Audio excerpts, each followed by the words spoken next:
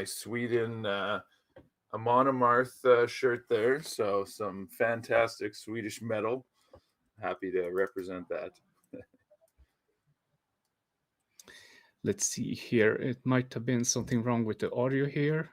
I hope that it's working. If anyone can hear us, please write in the chat so we can see that.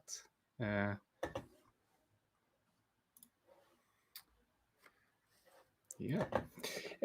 Since it's the... Go ahead, sorry. Yeah, since it's the first time you're on our channel, why don't you present yourself a bit and briefly about your history with the game? Sure, yeah. My name's Aaron, and I live on the west coast of Canada in British Columbia. I've been playing cards for a long time, and always a big Star Wars fan. So when Unlimited came out, I got into that and just loved the gameplay. So yeah, it's been fun to play. I have yet to win a PQ, so my tournament results are not quite where I want them to. I was fortunate enough to do well at the Galactic Open in the side event and get to a top 8 there. So that was good to get my seat for Worlds next year that way.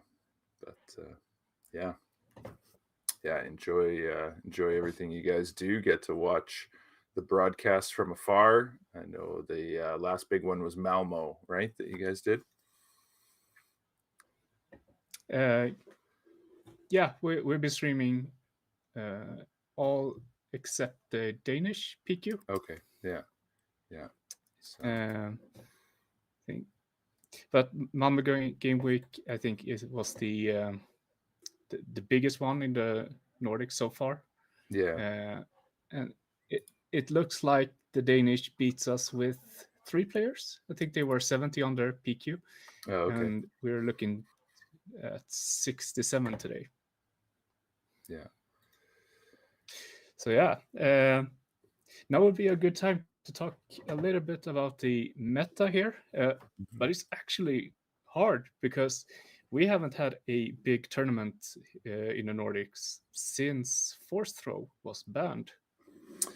Yeah, we'll see today if the trend holds true. I know it looks like most of the Nordic tournaments were all Hero Blue Force. I know Hantu Blue won Malmo, and then Oslo was Hantu Blue, and Helsinki was Yoda Blue. But that was all, like you said, with Force Throw in the meta. So we'll see how things shake up now.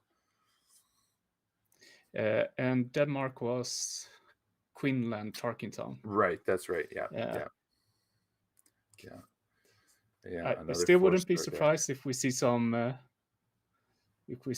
Hantu Blue here today. It's the deck that's still going strong.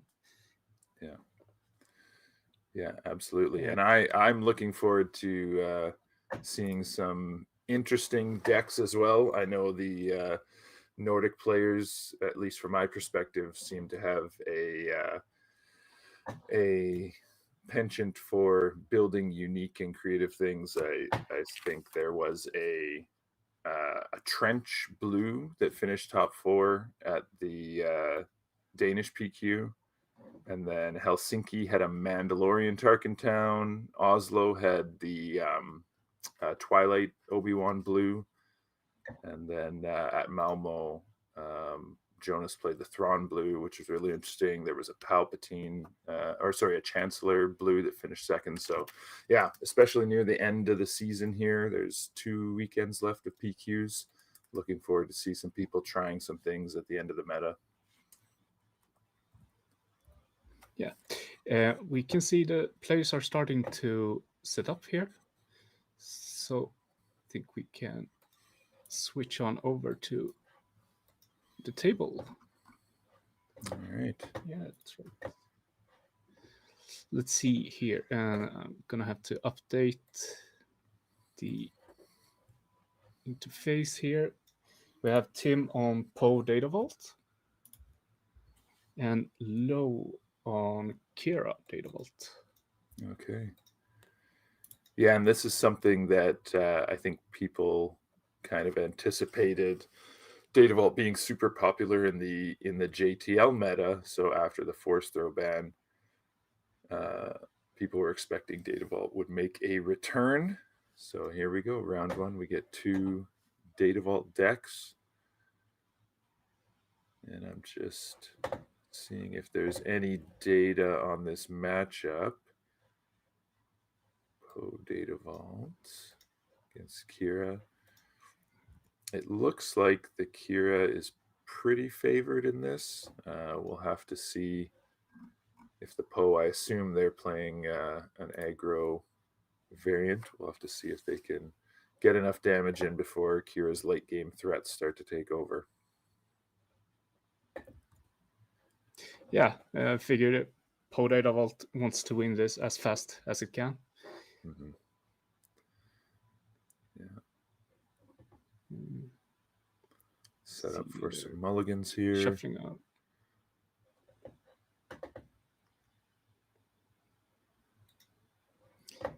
Yeah. Let's see here. We have a nice throne there in the image. Let's see if we can get rid of him as well. Yeah. Some of the new cards from the next set look exciting. So Swiss. Yeah, Death Trooper in Kira's hand. I'm not sure what their turn 1 play will be. Looks like they might have a Power of the Dark Side as well, so it could be just a pass into Power of the Dark Side. Oh, it looks like a Pershing.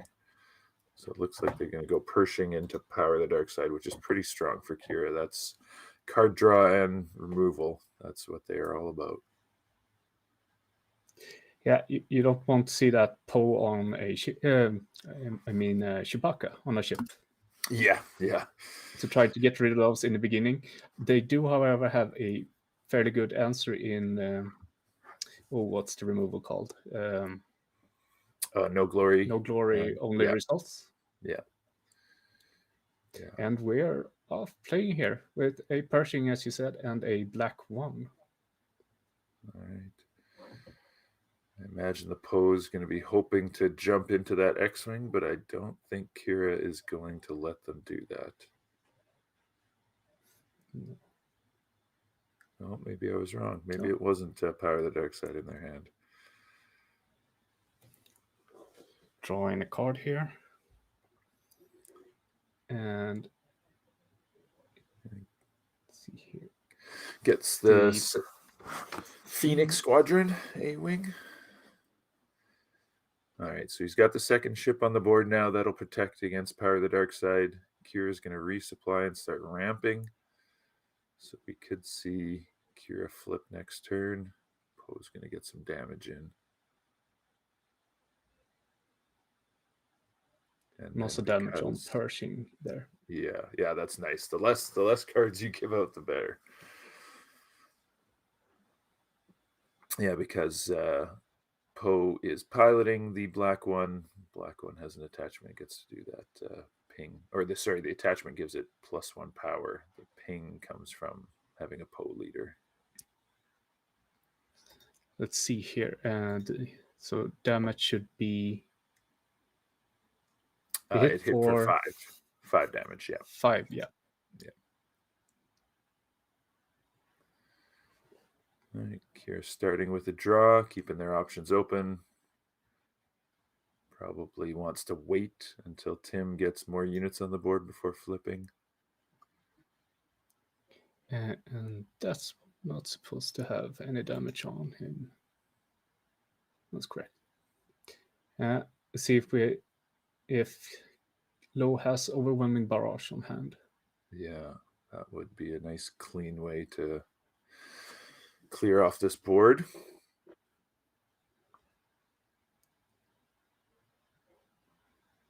And that Kira flip actually healing the Pershing is nice. They go to 13 damage on base. Kira's going to swing back for 4. Looks like they do have the OB in hand for the Kira player. I assume waiting until another unit gets put into play here. Okay, and Tim For a kind of point. sniffing out that overwhelming barrage. He's gonna play around it. Play a 4 cause I believe in. Get the 4 damage on the base. Okay, and we see some interesting cards here for Tim. The I want that ship is something that is not very common, I don't believe. So a way to get some of those bigger starships into play. It looks like he's going to send all of that to the discard. Oh, thinking about it.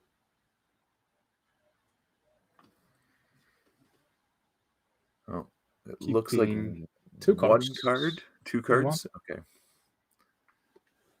One or two. Hard to see there. I imagine it's the K2, and I guess if he kept a second one, probably the Radis. Hoping to be able to go toe-to-toe with some of Kira's late game plays.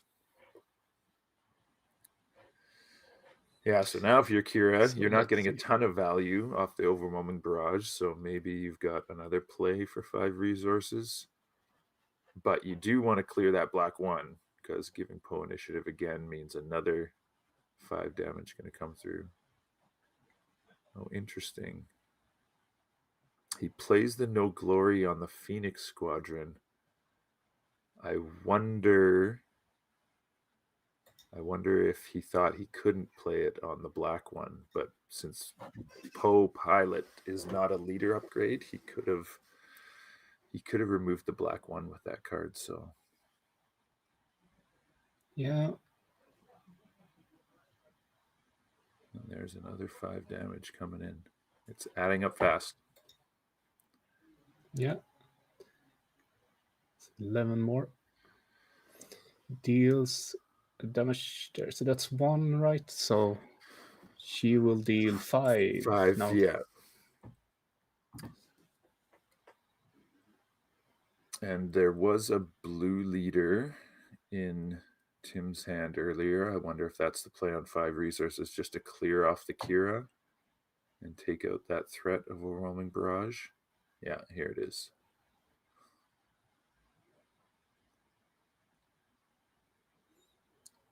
Or is he going to kill the Pershing?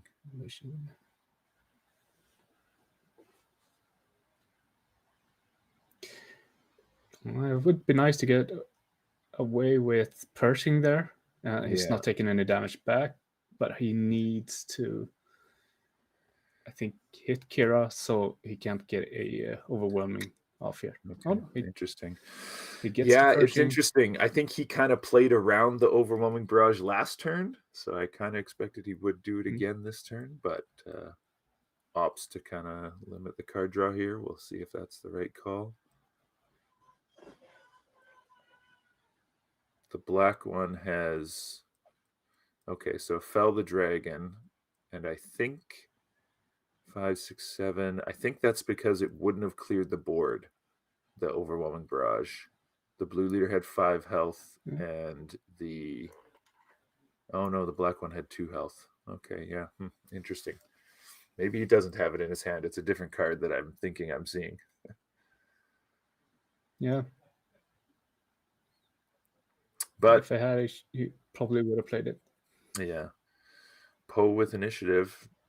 It's going to be another 5 damage coming in. And that black one has really been doing work.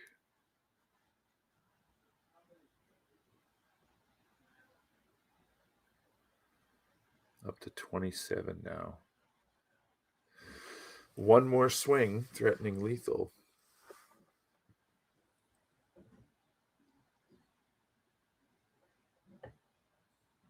So Kier's in a tough spot. 5. They've got a Tarantitech, an Avenger. Okay, a gunship coming in. That will take out the Poe, but Poe can just flip onto the ground here, so he's got to hold up his Kira swing, because I don't think you want to take that 4 damage from the Poe Dameron leader. No. So we see if he can stall some actions here. Yeah.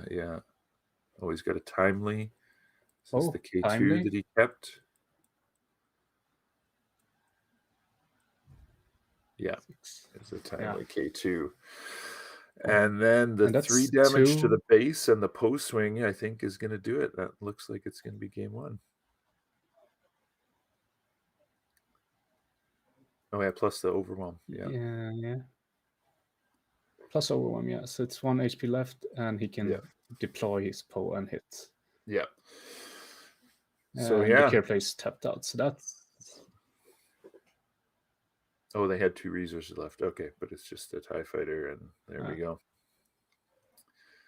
So, yeah, no answer to the early black one. And Poe just manages to get there.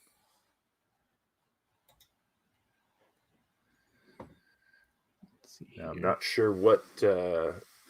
obviously, we can't see deck list yet. I'm sure that Kira has cards in the sideboard to deal with aggro, maybe even space aggro specifically. So we'll see what they might go after and look at adding into tilt this matchup a little more in their favor. Yeah, I can think more of what Kira might have sideboarded in against a Vader deck. Mm-hmm. But since Poe hero space decks usually go a bit more tall, beefing up their spaceships in another way. I saw the new 3/3 Sentinel spaceship from Legends of the Force. The name escapes me right now, but they do have 3 of those in their sideboard, so those will come in, and that will help for sure. Just kind of slow down the aggression. And if you're Poe, the game went well. I don't know that you want to sideboard in more late game stuff. I don't know that that's where you can win against Kira. So, yeah, maybe just a few things to try and get around some Sentinels. I'm not sure if they're playing any anything that would deal with that, but we'll see. So let's see here. Some black pores here. Is that better?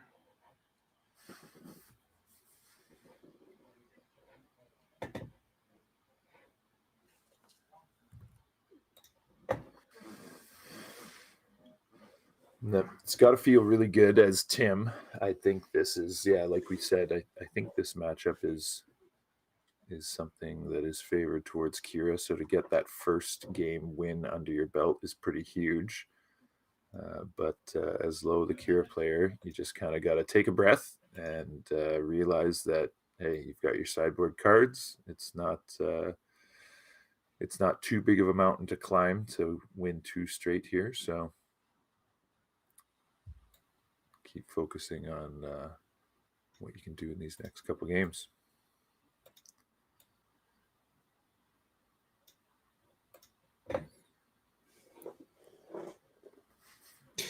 Let's see. I did an adjustment of the math here, so some black bars. Please tell me if it looks better now.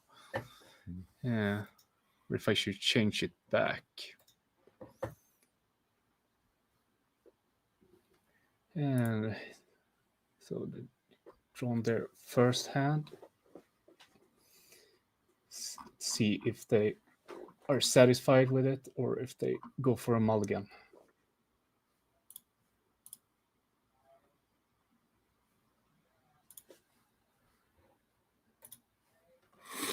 Looks like Kira's happy. I do see that sideboard card there right away going to show up, the 3/3 Space Sentinel. So that'll be their turn 2 play. I imagine they've got something for turn 1.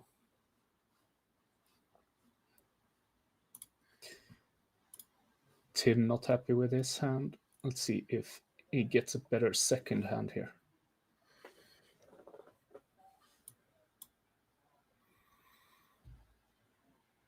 All right. Oh, and looks like we have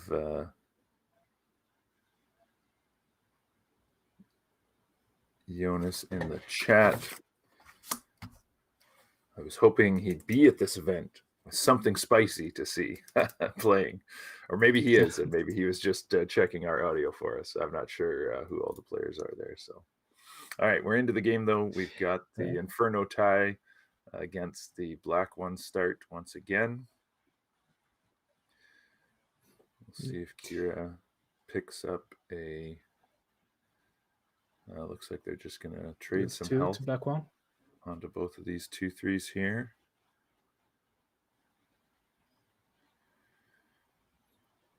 Let's see. And I guess, yeah, even... Okay, he's going to trade. Oh, he's going to do the ping, right, to clear off the black one and do the 2 to base. So that tells me he doesn't want to deploy Poe this turn. Maybe he's got a 3-cost ship to play. Okay. And even though he's holding the Sentinel, goes for the resupply. Yeah. All right, there's the Falcon. So that's a better ship for Poe to jump into, I guess. Although I guess they both get the +1 attack either way. But the Falcon a little more sturdy with more health. So low valuing the ramp of the resupply over getting that Sentinel on the board. And looks like they've got a gunship in their hand. So that could be their play this turn after flipping Kira to kill the Falcon. Oh, they're going to Traitorous on the Falcon. Okay, so that's probably another card that came in from the sideboard, I assume. Or maybe they're playing some main deck as Chewbacca tech. That's probably for Chewbacca to steal something that tries to put that on. So now it's a little awkward for Tim.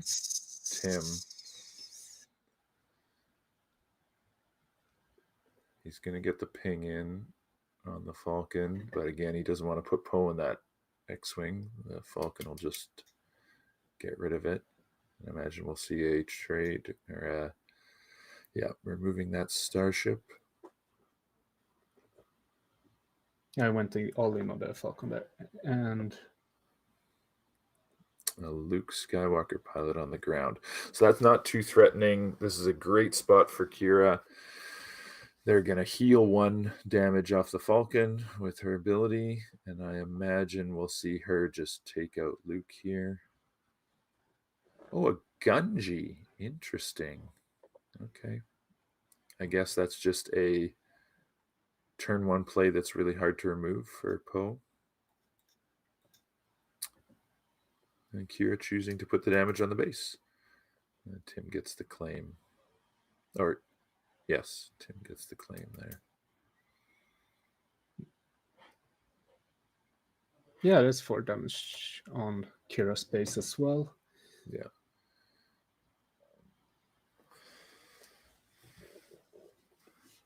So 4-4, there's not a huge threat on the board right now for Kira, so they're in a pretty comfortable position. The Poe flip is going to come this turn, but you've got 6 resources. You've got your leader. So a lot of options to deal with some of the threats. Looks like in Tim's hand, there's a A-Wing, a Heroic Sacrifice. So they resource the A-Wing. So a Heroic Sacrifice and a 4 cause. So probably looking to use the Heroic Sacrifice to trade one of these 2 ground units into that Kira. We'll see if they start with that or not. Yeah, there we go. Heroic sacrificing Luke to get rid of Kira. Yeah. Draw a card. Now the way is a little bit more clear for Poe on the ground.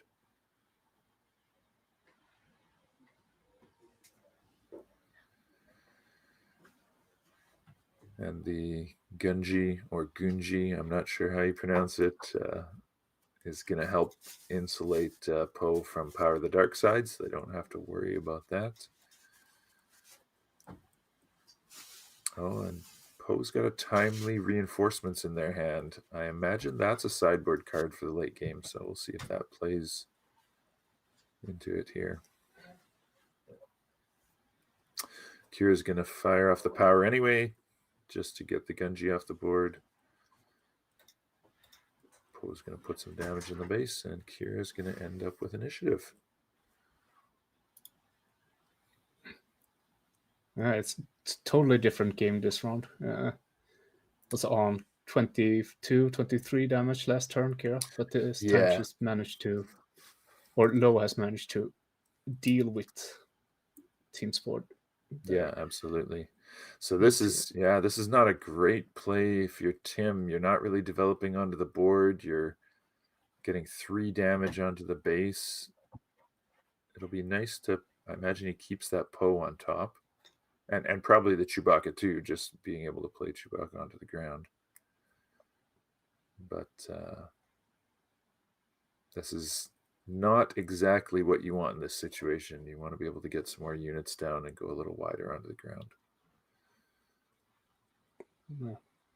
Adelphi is a great card, but I don't know if he should keep it if he doesn't think he can keep initiative.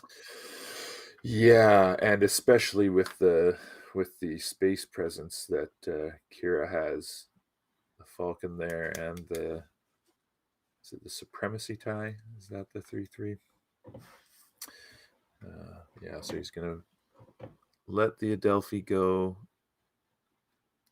Is that the only one? Was that 3 on top?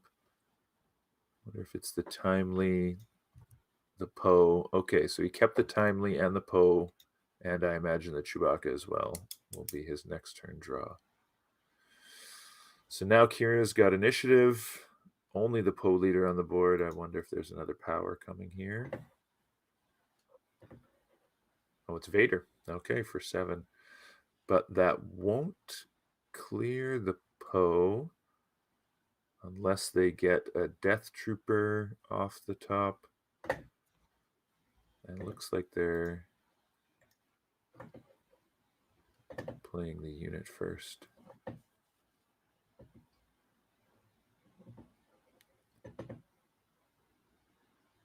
They didn't snap it down right away, so yeah, it looks like they didn't get the Death Trooper like they wanted. They'll settle for a Super Laser Tech.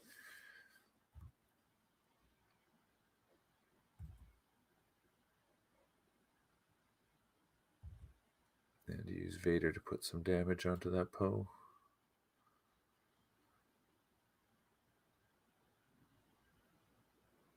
That's pretty good if you're Tim. The fact that he wasn't able to lose his leader there definitely helps.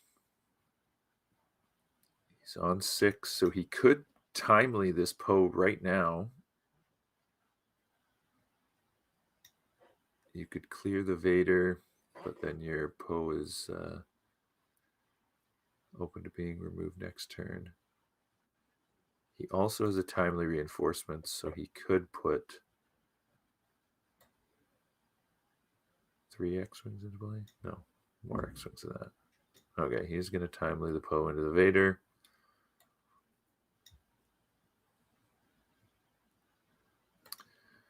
And I imagine... Oh, yes, huge. Yeah, discarding his last card. So he's got empty-handed right now, but he gets rid of the Traitorous. This Falcon will be able to trade in space, and now he's got board control, and it's looking pretty good.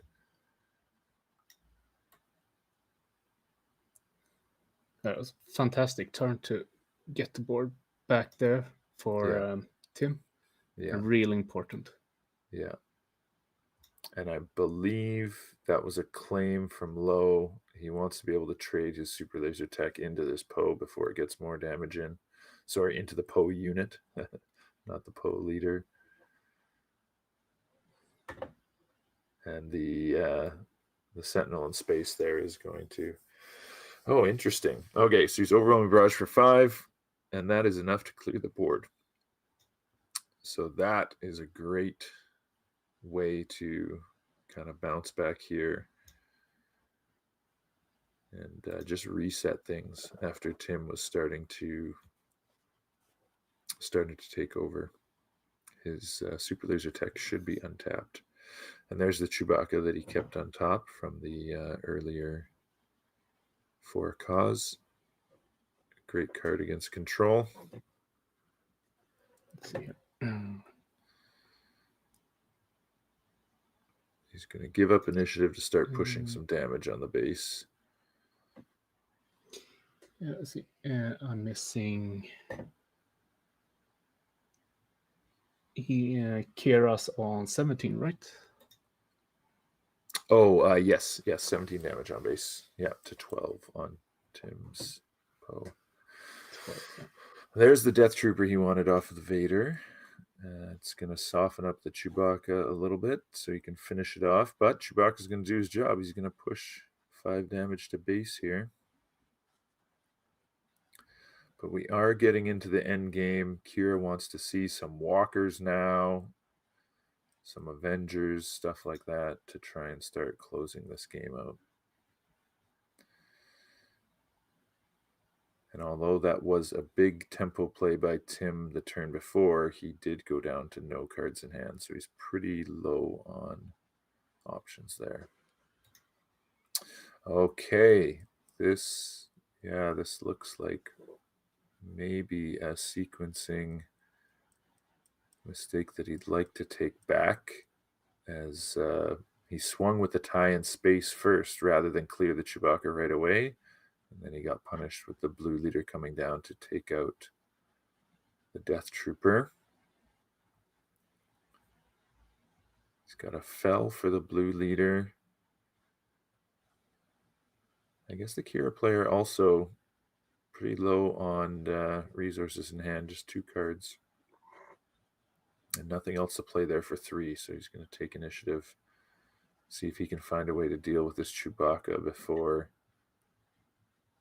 it does some more damage. But it would have to be something like a Vader or another Death Trooper.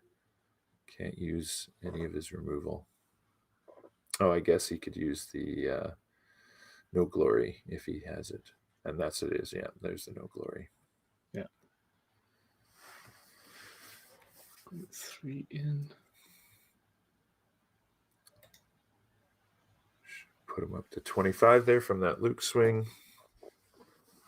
The tie's going to do 3 back.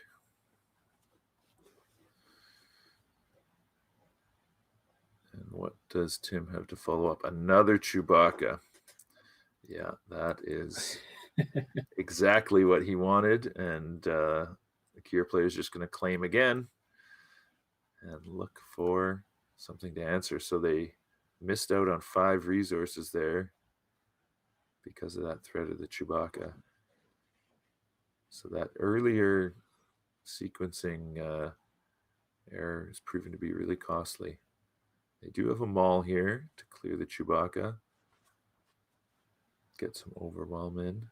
But okay, they're going to go with Super Laser Blast instead. And Tim pointing out, you might not want to do that. Chewie doesn't care. Chewie doesn't care. Okay, I wonder if this is low kind of saying, okay, my bad, I played it. Or if he wanted to do that instead of the Maul. But I wonder what the conversation was there at the table. It looked like Tim was kind of giving him the option to make a different play if he wanted to. But the Cassian here's going to close the game. And that's a Cassian for the win. Yeah, absolutely. Ooh. So Tim, off to a good start. You want to get that round 1 win whenever possible. Start your day feeling good. And tough one for low there, but hey, it's a long day. We got 7 rounds. Anything can happen, right? You can always work your way back up the standings. Yeah, I thought Tim did a great job getting back into the game here, round 2, and actually pulling it a win off, because it was looking really good for Kira there.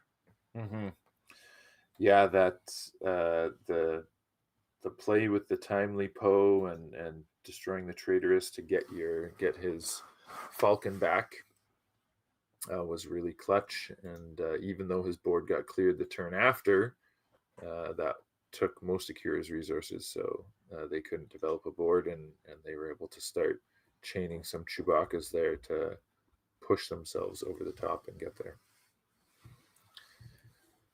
Yeah, so interesting. Yeah, it's got to feel good taking that one, especially in a matchup that I think is a little unfavored for the Poe deck.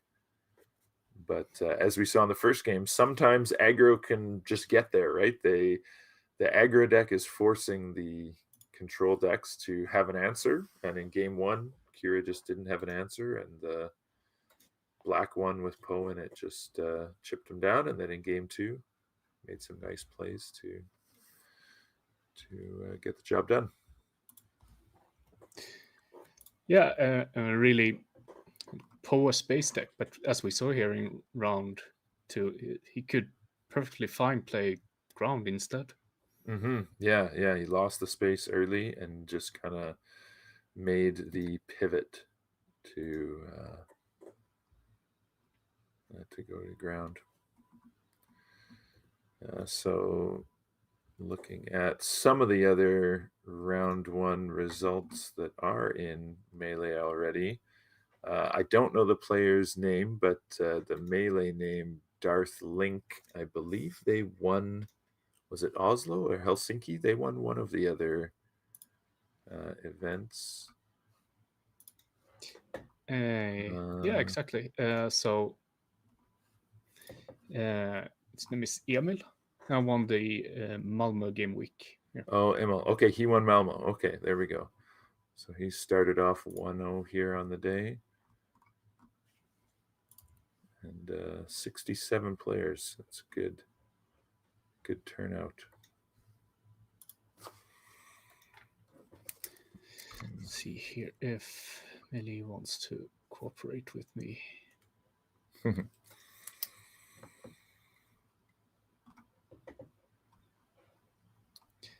So this one, yeah.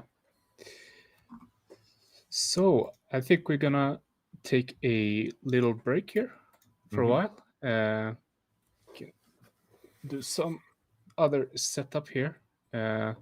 We'll be back around 11:30, and looking forward to round two, 11:40. Absolutely. So, yeah. See you then.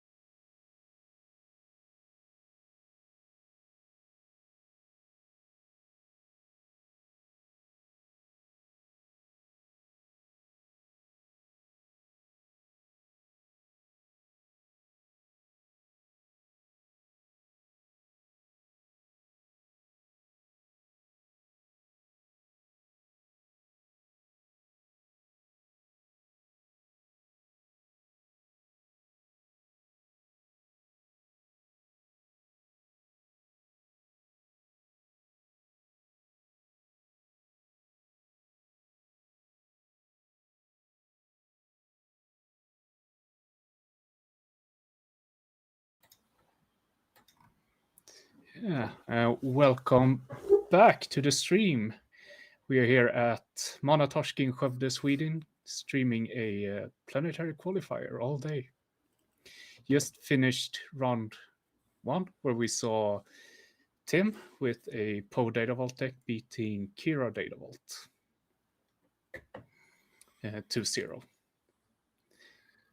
Gonna see here if we can get some standings, even though it's still just round 1. But yeah, nothing yet. I got some time to go down and look at where the players are. The mood is great down there. Yeah, absolutely. Yeah. I guess this is probably the last PQ that most of them will be at for the season. I don't think you said there's no more. This is the last one for the Nordics. Yeah, so last one here before set 6. And as we talked about before, this is the only PQ or big tournament in the North without force throw as a card. Okay, yeah. So fun for people to explore that meta. Yeah, we'll see what they cook up. Do you did you like the banning of force throw, or how do you feel? Yeah, I think from a business standpoint, it helps them get more variety in their meta, right? So they had Worlds, which was a big tournament with force throw, and then by banning it, they got their sectors as big tournaments without force throw, and of course the regional in Bilbao. So I think it just adds more variety. So I can see definitely why they did it from a business standpoint, shake up the meta, and make people more interested before the next set drops, because there's always that chance that things can get a little bit stale.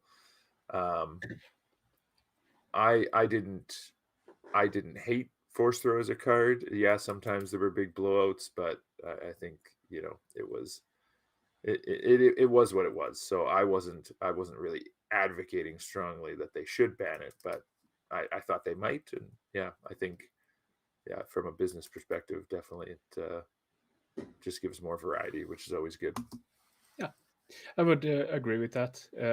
I think the meta wasn't going anywhere else. Like if they hadn't banned force throw, we would see the same for the rest of the month. So by banning it, they got something new for the rest of the set. And as one, I like change. Like I think if it becomes stale, it becomes kind of boring.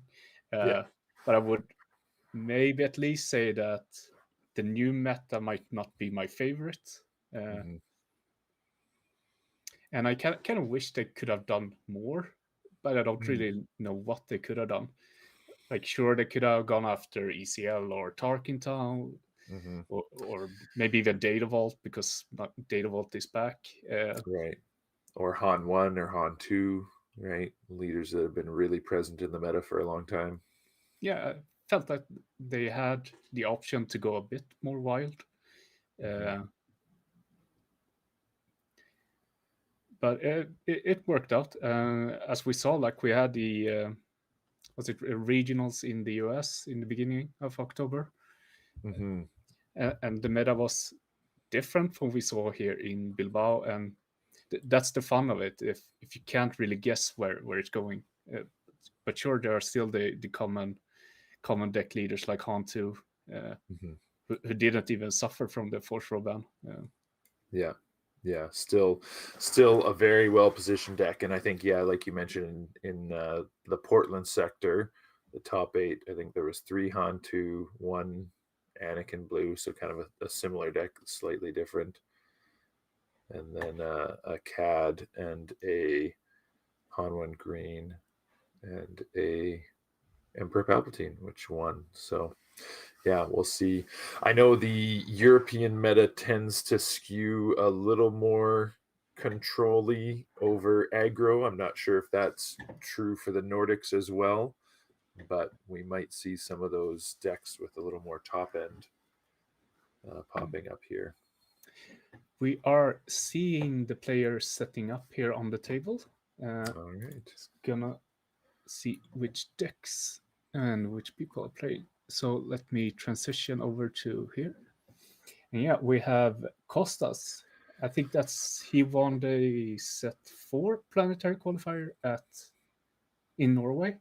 Okay. And we have Johan, which, if I remember correctly, no, he has that champion playmat.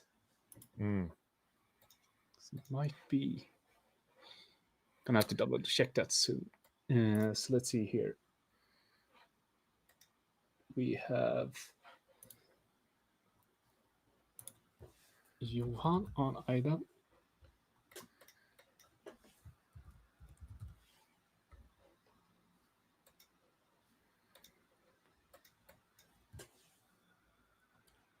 And Costas on Palpatine. So who do you think? Palpatine yellow versus Iden Data Vault. This deck this match is definitely one where we could be looking at it going to time. I feel like it depends on the construction of the Iden and how many units they have. It's or if it's like a really hard control variant. I think the Iden has the potential to go bigger than the Palpatine and go over the top, which could be something that the Palpatine struggles with. But cards like Change of Heart for Palpatine are probably going to be big if they can time it well on one of Johan's big units. So we'll see what happens here. Let's see. Can you see which base the Palpatine plays on? Looks like the Pike. Is that one, right? Base, yeah. Pike coming. Interesting on this on the SWU base data for later rounds. The Idens and the Palpatines yellow are at a 50-50. So yeah, very close match. Could go either way here. Looks like they're both taking a mulligan, so not happy with what they saw.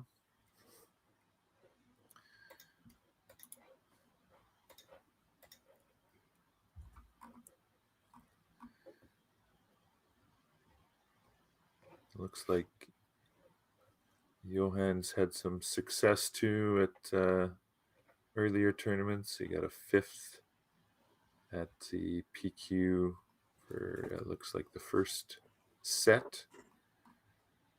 So two good players here. Yeah, we saw Costas playing top 8 or top 4 last PQ in Norway as well.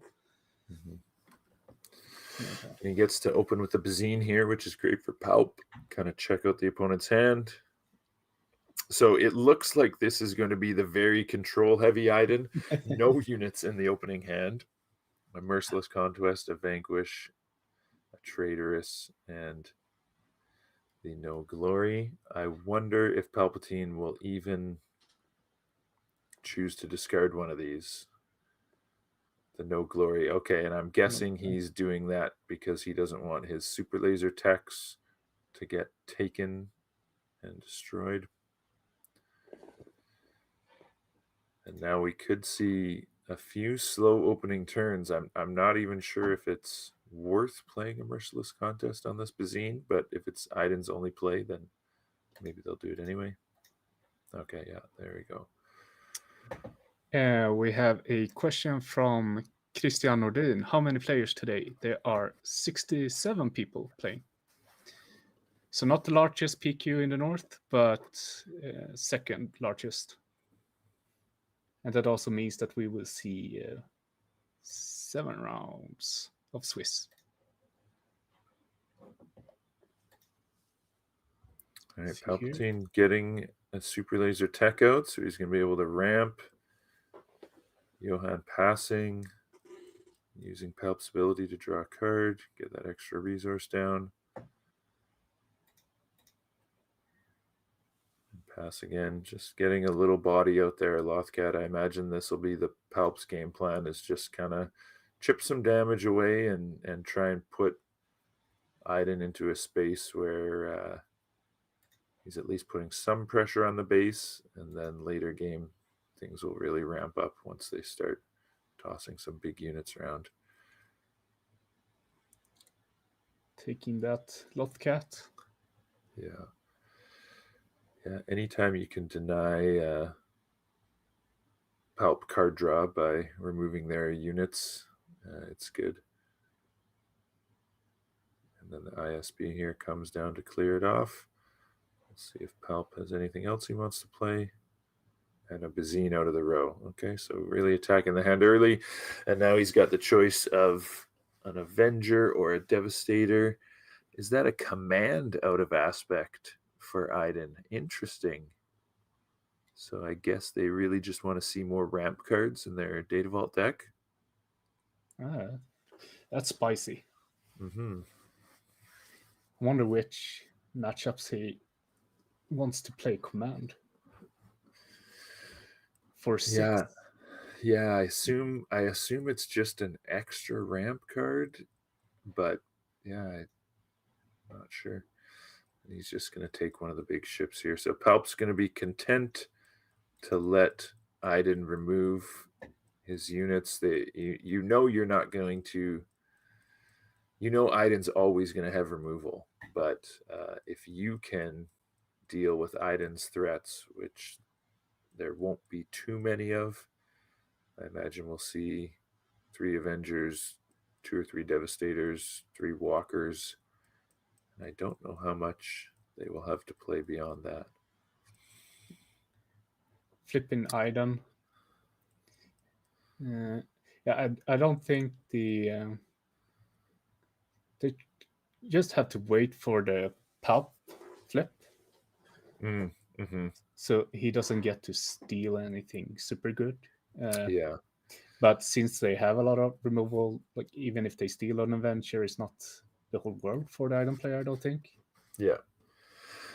And it looks like Costas whiffed on his Vader. That is, I think, very uncommon for Palpatine deck, which plays a good number of low-cost units.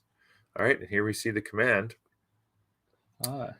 Oh, and it can return a card from the discard. Okay, so that's a use I hadn't thought of. So because Iden is very light on threats, that command is going to help them, recycle some of their big threats. So okay, interesting. So they ramped and picked up the card from discard, right? Yep.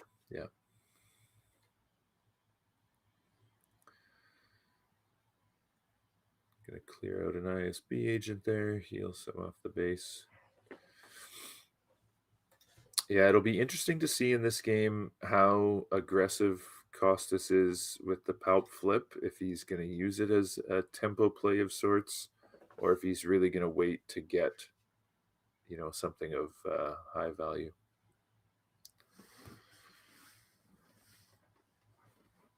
Vader's going to push some damage to base, putting Johan to 7. Yeah, I would think that the Palp player just wants to finish the game as fast as they can. Just so they don't end up in a long battle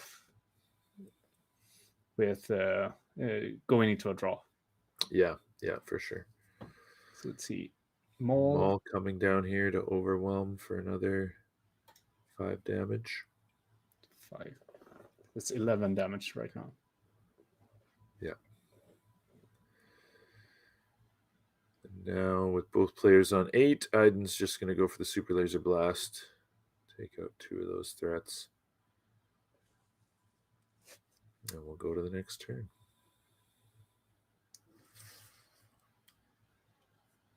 So now Palp has to play the game of, being careful not to just play a single big threat, since Iden has all that Power of the Dark Side and Merciless Contest removal. So here we see perfect. This is a Salacious Crumb. Get something out. But Iden's just going to try and remove everything. And the Crumb has returned. And the Crumb has died again. He is obnoxious. Yes, he is. So, which card is that? That's the Crushing Blow promo from the Legends of the Force promo packs. So it's 3 cost, remove a unit that costs 2 or less. Yeah. Cost 3 or less. So.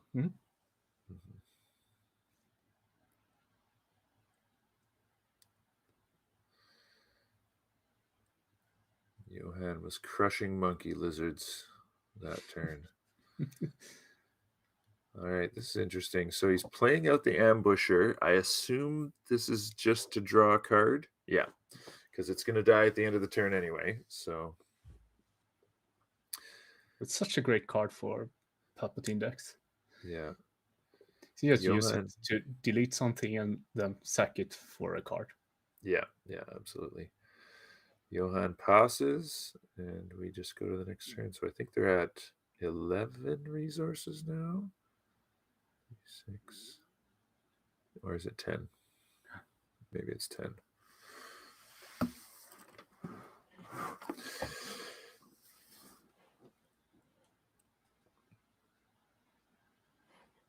Yeah, it looks like 10.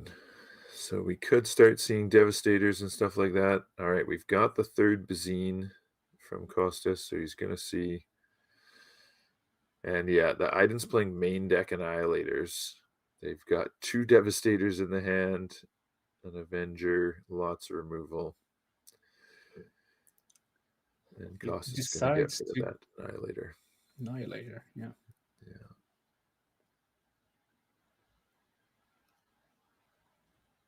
Yeah, you don't want that Annihilator played on one of your walkers or something like that if you're Palpatine. All right, so the Avenger's dead. Now Palp's going to try and play a small unit, sack it with his ability, and steal that Avenger. Yeah, here we go.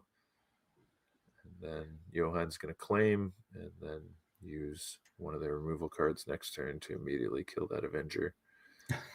But Palp will get a couple swings in here and put some pressure on his base.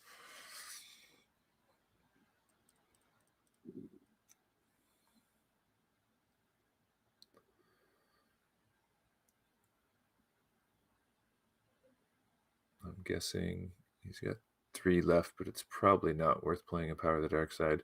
Oh, wow. Really aggressive play here from Costas. He's got the sneak attack into Walker to draw himself a couple more cards. He's going to be putting 10 more damage on the base here this turn, taking Johan up to 19. So just the Reinforcement Walker for tempo and some damage here. Like you said, really trying to finish the game as fast as he can.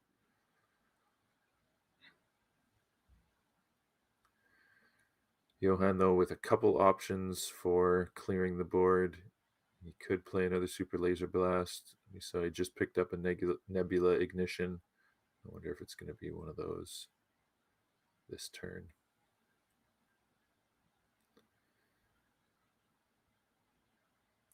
Yeah, there's the Ignition. Yeah. And he's still got enough resources left to play Power of the Dark Side if Palp plays something that isn't small. But I imagine Costas is going to lead with something on the smaller side here. Oh, looks like... Okay, he's going for a Vader again. But that'll put something else into play to protect him from the power, so... Unless he is unfortunate enough to twice in one game whiff on his Vader. Another whiff would be really annoying for Costas here. Yeah. All right, so he's got the P-38. P-38. And Johan is claiming here. Yeah. Not worth playing the Power of the Dark Side on that. Just going to take the initiative. And maybe we'll see yet another board wipe.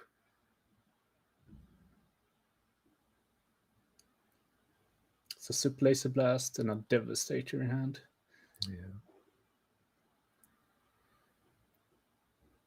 I think he's still got 2 Devastators. And I think that's a second Super Laser Blast in hand. So he's got 2 more board wipes. Oh, and we could see, Timely Devastator is going to push a ton of damage here with the Overwhelm.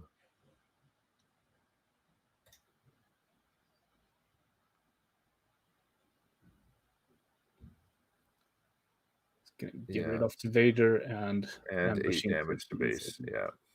That's 8.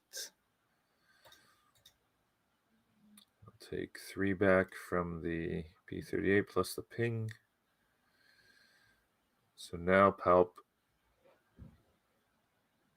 is in a bit of a tough spot. He could maybe change of heart and sack this, or maybe he has the legacy run. He's going to sneak attack. Something big. His own Devastator. Okay, there we go. So he's going to clear the way, and he's going to push 10 to base here with this Devastator. And that's going to put Johan in a really tough spot.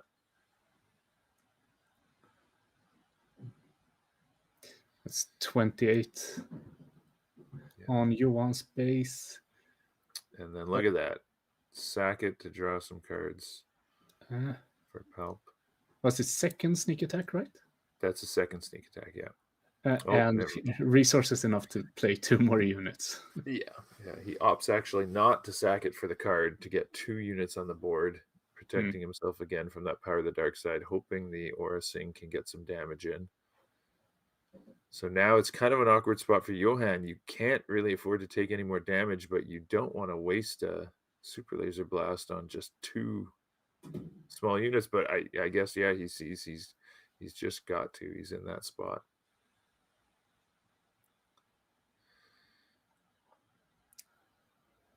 Another Aura Sing. Yeah. And power.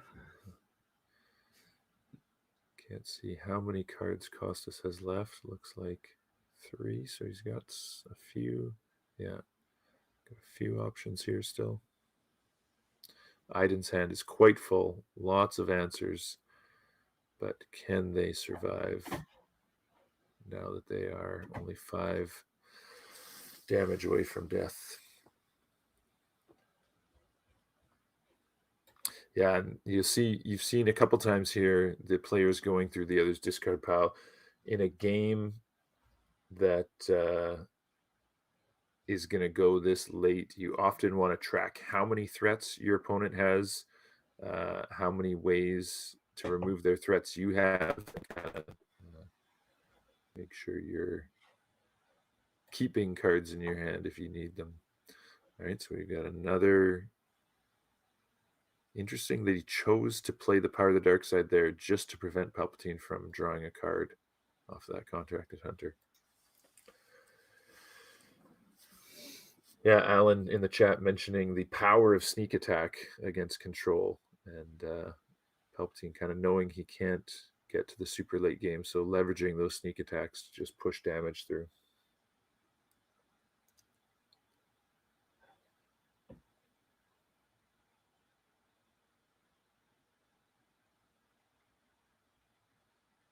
Costas on the button here. Let's see what he decides to play.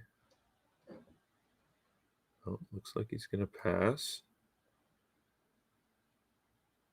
Aiden is vigilancing, and he vigilances the 3rd copy of sneak attack, as well as a bunch of units threats for Palpatine. So now he's feeling a little bit better. He's back down to 22 damage, and the 3rd sneak attack is gone. Here we see a Devastator from Costas, but there's lots of answers in Johan's hand, and that vigilance might be the thing he needed to turn the corner. as long as he doesn't play a unit onto the ground that can get mauled for a bunch of damage, I think Palpatine is going to have trouble closing this game now. Yeah, item player not really playing any unit for the Palp player that's worth to change of heart and steal. Yeah. Yeah. I think can just wait patiently and remove whatever threat Costas decides to play. Yeah. So, there's the Relentless. Okay, Relentless is big, and especially having that in the main board. So we see an Avenger coming down to answer it, though. Yeah. So that was kind of a make him have it play by Costas. There's only a couple answers in Johann's deck to a Relentless, but unfortunately for Costas, he had it. And Johann's feeling very comfortable now.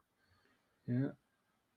Let's see if he can change of heart. Yeah, might be looking to change of heart here, and then I imagine it'll get immediately answered by Johann, though.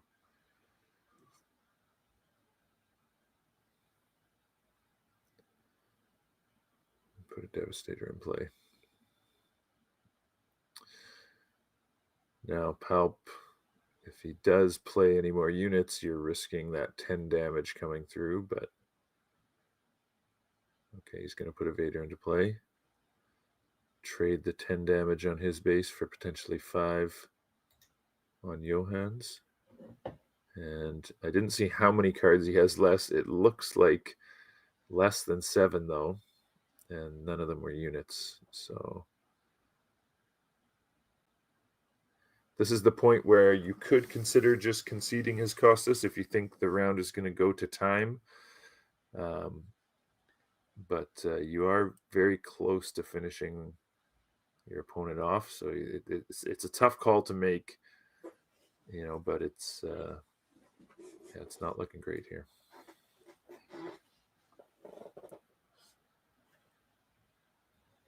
Ten to base.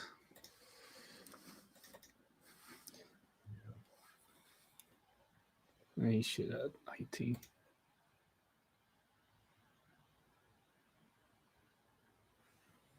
So from 28 on base for Johan till 19 and 18 on Costas base. Mm-hmm. It's looking very even right now. We have Super Laser Blast. Yeah. And Costas is down on his last 2 cards. Yeah, last 2 cards. So he's going to concede here. Yeah. Johann's going to take game 1. So yeah, it looked good early for Palp with the damage he was able to get off the sneak attacks. Unfortunately, that for Costas, that vigilance came through and milled the last sneak attack, which was big for Johann. And so then it was kind of smooth sailing from there. We'll see where they go for the sideboard. Johann has a Palp's return. They're going to bring in 2 Palp's returns. Looks like a second copy of Annihilator. I wonder if he needs to bring in the restock. A 4th card I didn't see there. On Costas' side, I imagine there's probably another Relentless. Maybe. Yeah, I imagine the legacy runs are coming out. I don't think they're going to do a lot in this matchup. Although just being a unit is maybe good enough. I think the main board is probably full with the anti-aggro stuff. Mm-hmm. Because he's looking, they're sideboarding in 5 cards. Yeah, looks Costas, like it. That's 5 cards on Johan's. Johan is sideboarding 5 cards as well. I think just 4 for Johann. But it looks like Costas is maybe even thinking about going more. He's got 7 over there now that he's. I imagine the contracted hunters probably are coming out as well. I wonder if he would consider just taking the pile of 10 cards and just putting it on his own deck. Yeah, to avoid the mill from the vigilance. Yeah.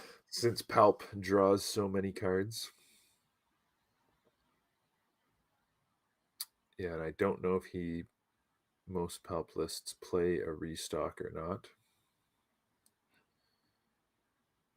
But he's probably got a couple Palp's returns in there to help him get back more of his Devastators or Relentlesses.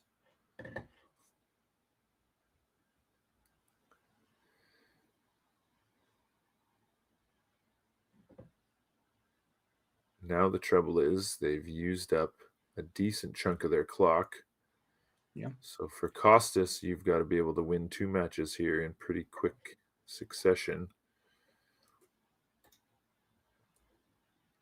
which can be tough.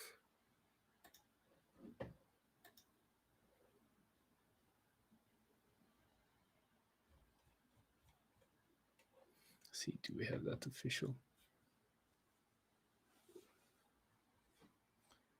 The timer can be a bit off because we started slightly off, since we started it after the game started, but it should be fairly correct. Yeah. A good enough approximation, though.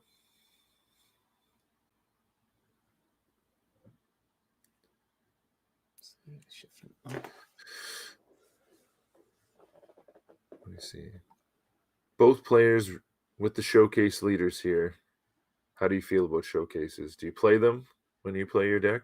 I'm a non-showcase person myself. I like the just the original cards. I would play them if I pulled them. There you go. Yeah. I pulled one, a very expensive Dr. Afra. Oh, there you go. Well, in Portland, there was a person playing Dr. Afra Yellow, and they were, I think it was round 5 when we were 4-1. They were sitting beside me, so it seemed like the deck it had some potential. So maybe that list is floating around out there. You can give Afra Yellow a try. Put your showcase to use. Yeah, I brought her on some weeklies just to play with her. Yeah. But then also I bought 2 showcases as well. Oh, okay. They are fairly cheap. Yeah. Some of them at least. And we're off with the Lothcat. Yeah. Looked like Costas kept his original hand. Johan mulliganed. The Lothcat opening here. We have Bernardo commenting here. I got my hands on a Von Reg showcase, so I think I need to put it on a table soon. Yeah. Mm-hmm. I think there was a person at least top 20 on a Von Reg at Bilbao, if I remember correctly, or top 30 at least. Okay.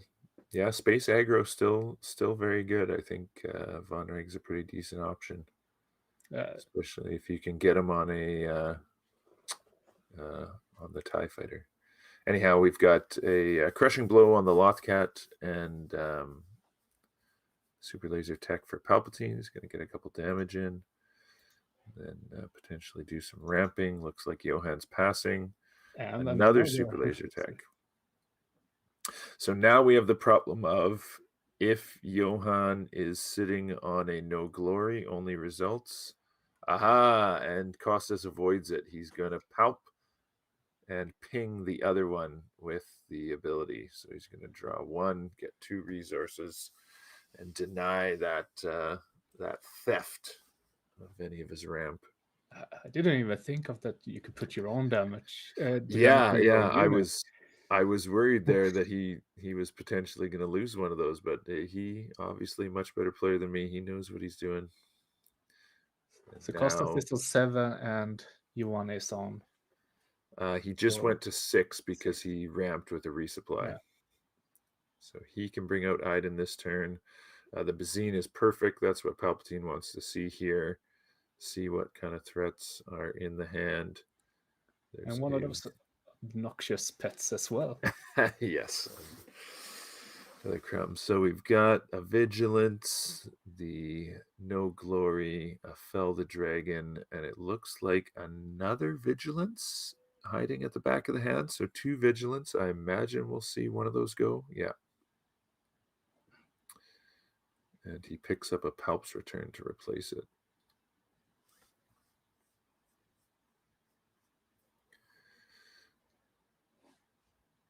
We have Steven here confirming about the Von Reg. And that player also got the showcase. Mm. And agree, it's always fun to see rogue decks and leaders perform. Mm-hmm. Yeah, we'll see as we go through the tables today who brought something spicy to the tournament. We have YOLO Dog 2000 commenting, Costa has been playing a version of this list since set 1. Okay. Yeah, I think Pulp Yellow has always been the version that's kind of the best against aggro. But in then some of the more high-end matchups, you sacrifice some percentages. So we see a Maul coming down here, getting rid of the Salacious Crumb.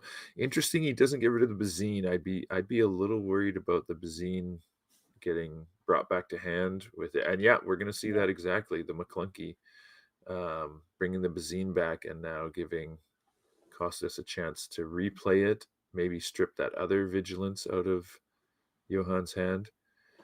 And he values the Bazine over the 5 damage from the Vader there. He knew he was going to lose the Vader, but wanted to...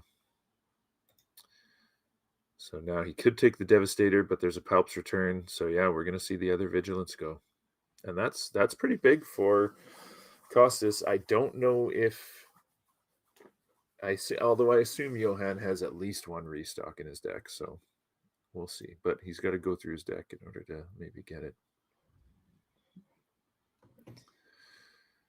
Costas still with a bunch of resources. Let's see what he wants to do here. He could flip the Palp here and take the Maul. And then probably we'll see there's no... Yeah, there we go. We saw there's no Super Laser Blast for Iden, so Palp might get a... Oh, look at this. A Maudie. That is some great tech. He's going to sack the Maudie to stand the Maul and push a ton of damage here.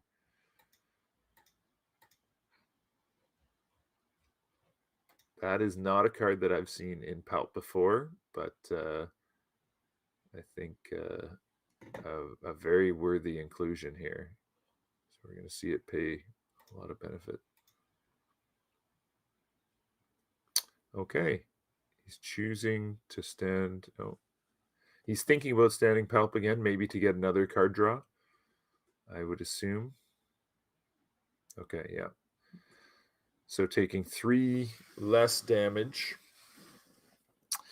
or putting 3 less damage on an opponent's base, but drawing an extra card just to keep his options open.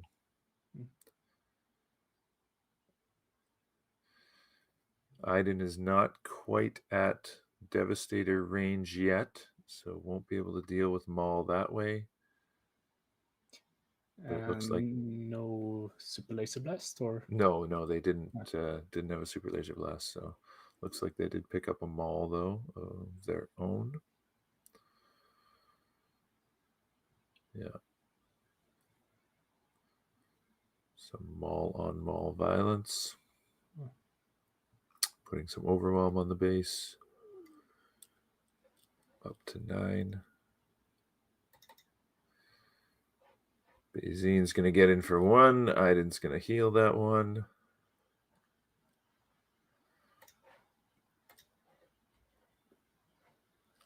And Palp's got a turn here to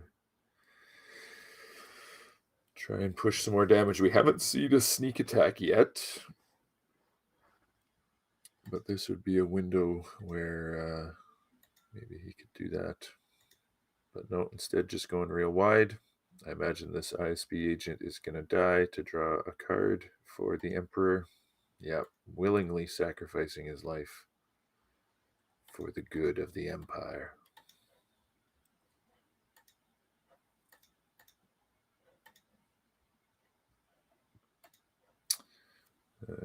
And Costas doesn't want to play any further into a Super Laser Blast, it looks like. And Johan has picked one up, so we'll see if that is what he's going to fire off right here. Yeah. Get the Bazine off the table and the Emperor off the table. is probably worth it right there. And let's see how Palpatine's going to rebuild this board. Maybe a Vader. Yep.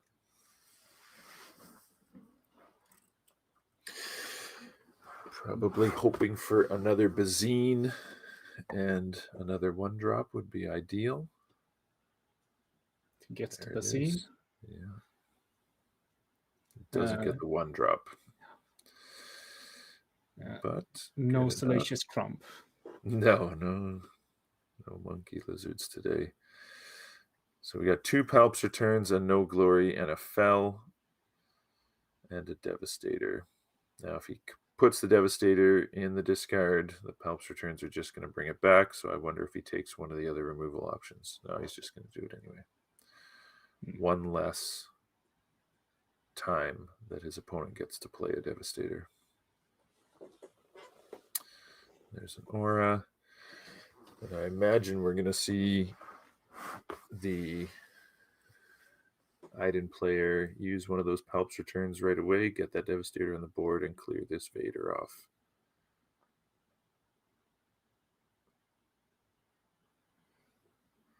Okay, he's choosing to start with the Fell. Aura Sing's going to do some damage. Iden will heal one of that.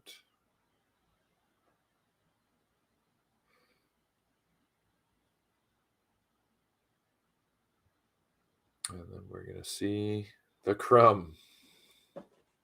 The one and only. Yeah. All right. Oh, he's going to Palps return for Maul. Okay, and get some Overwhelm here. All right, again. Not taking out the Bazine. Another McClunky. Could punish him a little bit for that. But he must feel like he's in an okay spot. Only 17 on his base, and he's already put 11 onto Palpatine's base.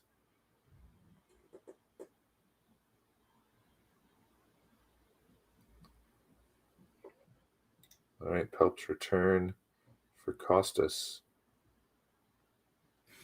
Bring back that Vader. Steven says, looks like I missed 1 damage from Palp. Don't know that. But I should also just mention that we don't have any direct communication with the judge. So if things go wrong, it's not that I can call a judge. Yeah, I missed that there. I know they healed one right away when the Aura attacked, but I didn't see if they put one back on when the Bazine came in. And it looks like Costas is going to just trade his Vader for the Maul.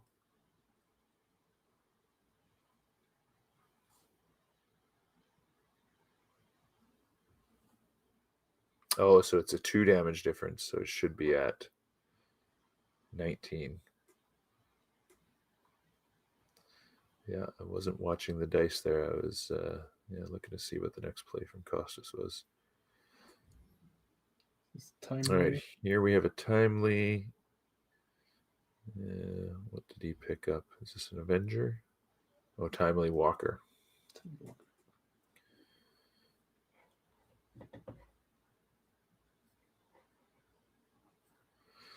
He's going to draw the card and not heal, so it must have been something good. And he's going to draw. The second one was an Avenger, so feeling like his base is at a decent health total. Bazine attacks, Iden heals right away. And then takes 3 to go to 20.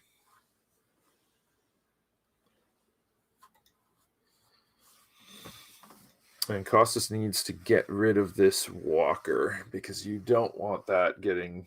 It's already got 2 triggers off. The more triggers it gets, the more trouble you're going to be in. So he's going to just change of heart and sack it here to draw a card. Yeah, I think you have to.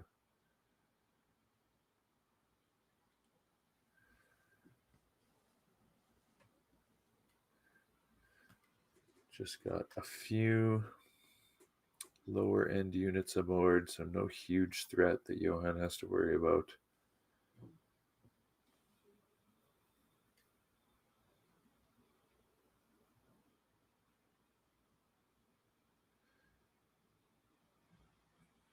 Now, the nice thing for Palp is that he has yet to play a sneak attack. So there could be some big sneak attack devastator plays that will get him into a good position.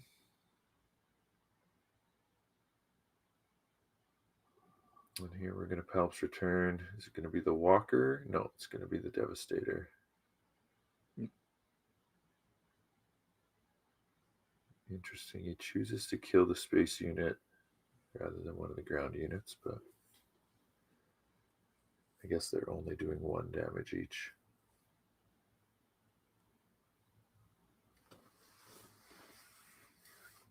So now Aiden is almost tapped out. He's got 3 left. Could be a power or a merciless, or maybe it's only 2 left. So Costas has some room here if he can make use of these resources. He's got to deal with that Devastator, but maybe he's got a Devastator of his own. All right, and same as we saw in the last game, he's going to sneak out that Devastator. He's going to put another 10 to base. He's got 1 more coming from the ISB agent.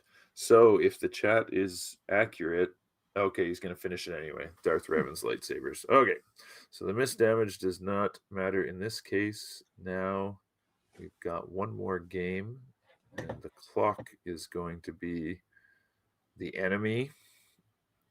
But we'll see. So yeah, the 1 of Revan's lightsaber. I imagine it's a 1 of. Coming in clutch there for Palpatine. I haven't seen that in any lists either. So yeah, a few innovations here for Costas with the lightsaber and with the Mahdi, both coming into play in this match.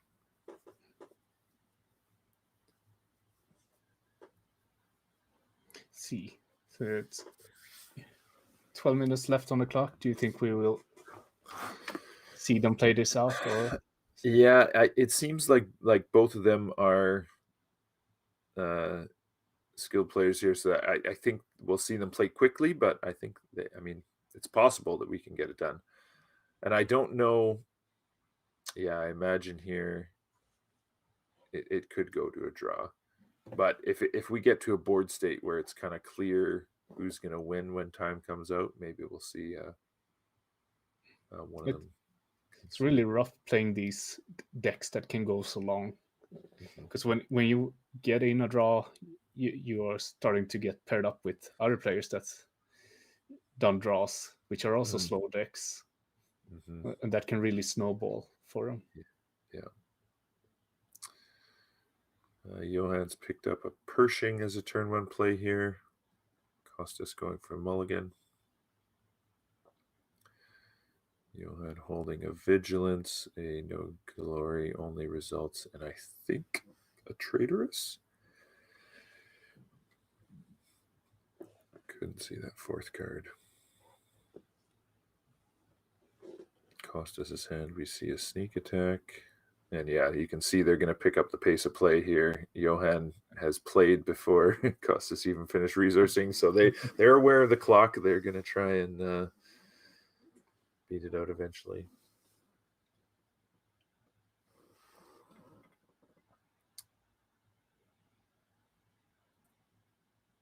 Johann going to draw and then resupply, and Costas not playing anything again. So this is not the start that Costas wants, and Johann is really loving this. He's got his ramp off. He's got card draw in play. Costas mulliganed into an awkward hand here. He hasn't played anything for the first 2 turns of the game. Not seeing his ramp, so this is quite favored for Johann right now. Yeah.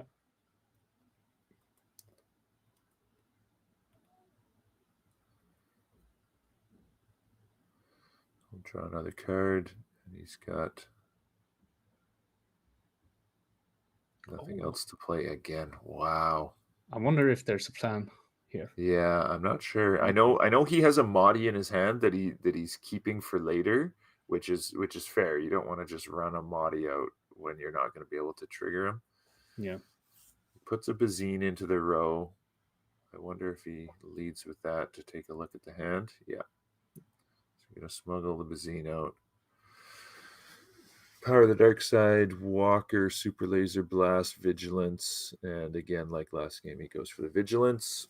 I think we'll probably see the command get played here, and Iden is going to ramp again. And his command, I mean, can you just pick up the Vigilance then, right? Or is it units? Yeah, I don't know the text on command well enough to tell you that. It might be a unit. We'll find out right now. Let's see if you can see it here on the prompt. Okay, it must be a unit because he's going for the experience counters on Iden. Yeah. And this is a problem for Palpatine. Iden's going to start putting a lot of pressure on his base. And he unfortunately had to sacrifice his Bazine just to draw and try and get something going for himself here. But Iden is pulling further ahead. So a little unfortunate after 2 good games. The fate of card games has gotten to Costas here, and he's drawn an awkward hand.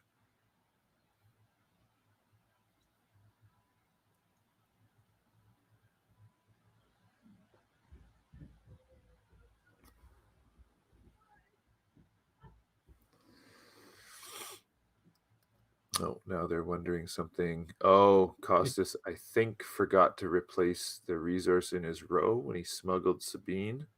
Yeah. Or Bazine, sorry. Probably because they're playing quickly, so now they're probably checking with a judge. Is that a mandatory action that I do that? How do we rewind this?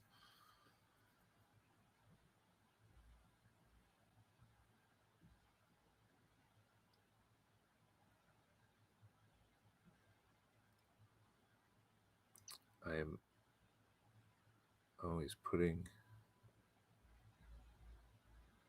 Yeah, he's already drawn a card, though, last turn off of sacrificing Bazine.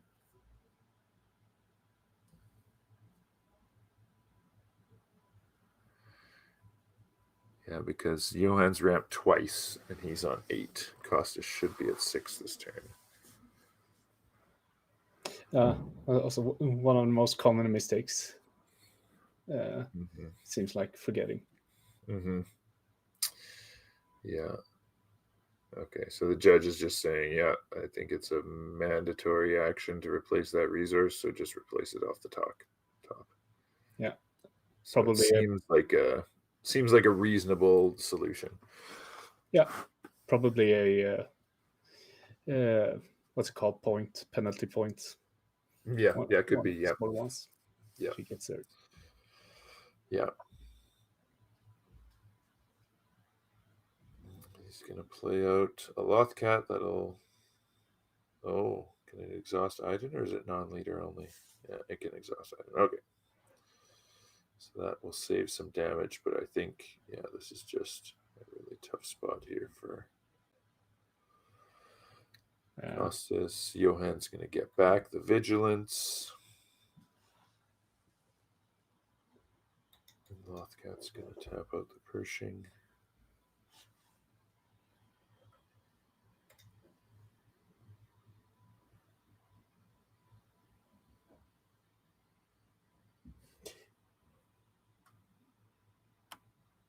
So that would be a 2-minute time extension for this game. Gotcha. Because of the judge call. Yeah. Oof. Yeah, this is rough if you're Costas having to sneak attack a super laser tech out and just remove a shield. It won't even. He's still at 7, so he can't even palp flip yet. Oh, okay, so he's got the resupply. He's probably going to flip into Palpatine and take the Bounty Hunter crew just for some tempo on the board because he's so far behind.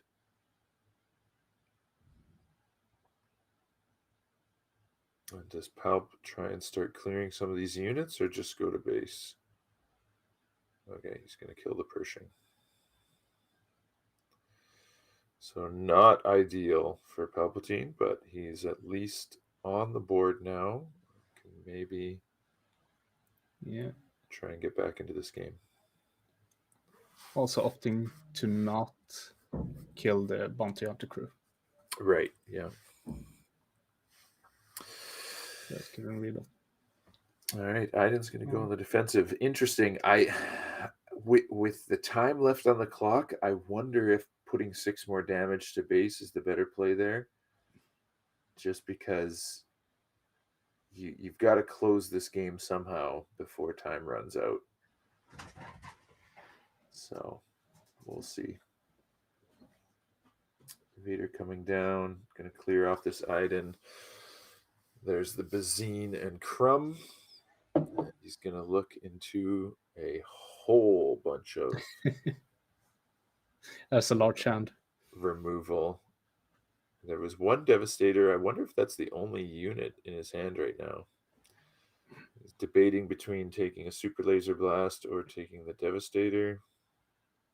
Looks like he's going to take the Super Laser Blast. Yeah, I feel like that's the right choice. So at least he can't get rid of his whole board. Yeah. If he wants to try to go for a win. Yeah. And that's pinging the ambush into Iden. Yeah. And it could be the Iden's on 9, so maybe they can't play the Devastator this turn. Alan in the chat saying, "Feel like the Iden's going to get lots of draws." Yeah, that's the danger with a deck like this. And we've got an Entrench on Palpatine.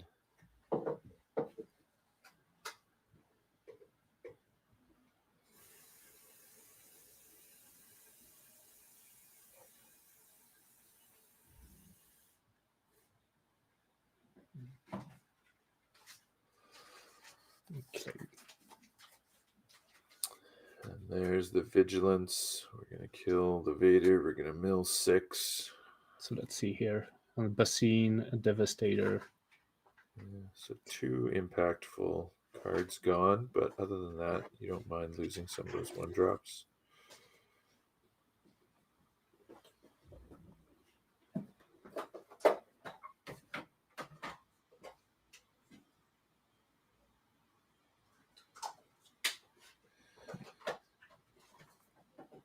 Now Palpatine with initiative.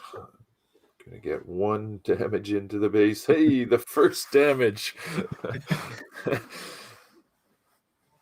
And then, okay, interesting. So the Nebula Ignition is not going to clear the Palpatine because it has an attachment. I don't know if that is worth it to kill the 2 1-drops. Crumb coming in, helping healing. Mm-hmm. And maybe we're going to see another Vader or a Maul here. Oh, he had enough for Relentless. Okay, that's big. So the one downside is that, or I guess the nice thing if you're Rohan, the downside for Costas is that he is sitting on a Devastator. So that Devastator can come in and clear that Relentless right away. I think that's what we're going to see here. Yep. And maybe Palp has set this up and he has a sneak attack Devastator ready to respond. That is a play we've seen in both the previous games. Just a walker. Okay. That is not ideal. You really need a way to get this Devastator off the table. It looks like it's going to be able to get in there for 10 damage. But Crumb doing some work. He's up to... Oh, and even the Crumb for the Crumb to heal some more.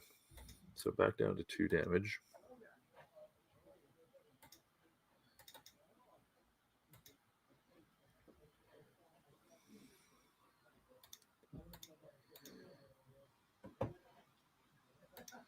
There's the 10 to base.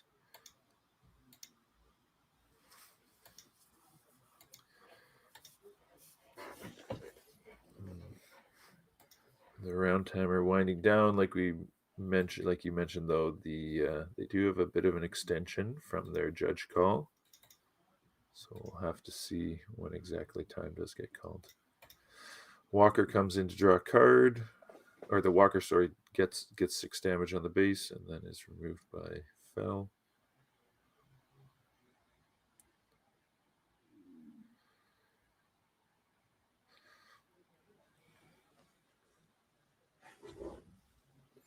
There's another Vader.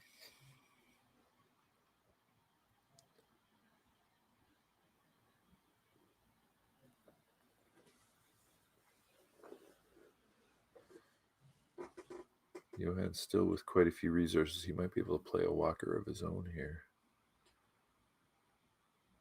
The Vader whiffing again. I wonder if a couple of these Costas is just choosing not to play something, but yeah, I'm not sure. If not, he's been a little bit unfortunate with these draws.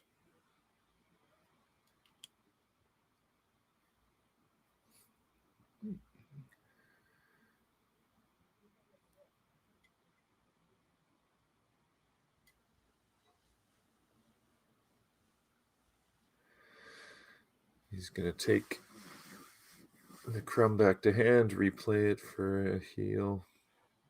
And does he have another unit to drop? Looks like an ISP agent.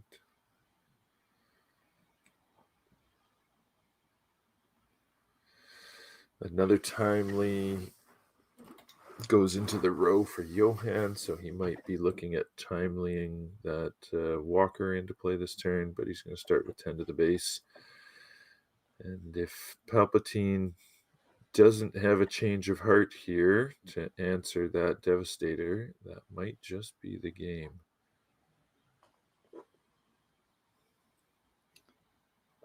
It fell on Vader. Dealing 1, healing 1. Yeah. Let's see here. I'm missing 10 damage here, right? -1. Yeah. There's an Avenger. Costas is going to play a crumb, I imagine, to go back down to 20, but I mean, he really needs some way to get rid of that Devastator. Okay, so he's got his own Devastator. He'll take that out, and that will block the damage from the Avenger, which is great.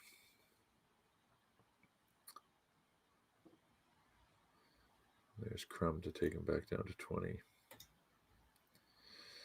Now the Avenger swing is a little bit awkward because you don't want to suicide into the Devastator, so I think we'll see Johan lead with some form of removal, maybe a no glory or something like that. No, he is just going to put 8 damage into the Devastator. Interesting. Well, this means the Devastator is going to get in for 10. And then we'll probably see a Vigilance to remove it, I imagine.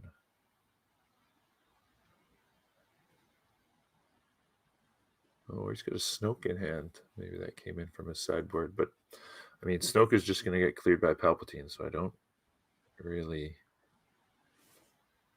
love that play.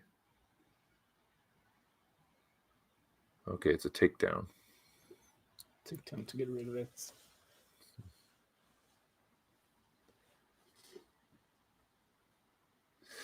Somehow, Palpatine has not returned, but crawled his way back into a decent position here after a really tough start.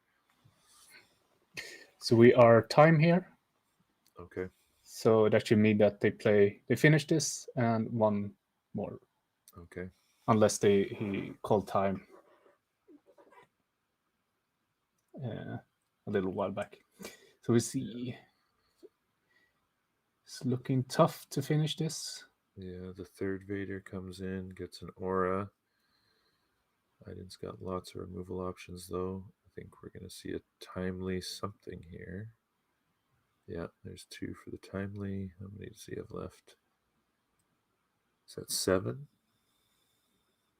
8 for the Walker? Yeah. So let's see. Pitch a Fell to heal. And I imagine this is going to kill the Aura Sing. Oh, he's going to put 6 on the Vader. Heal 3 more.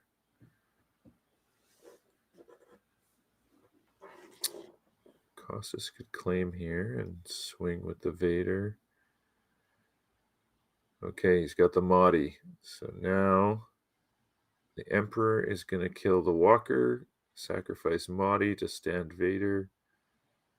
Get 5 damage in on the base.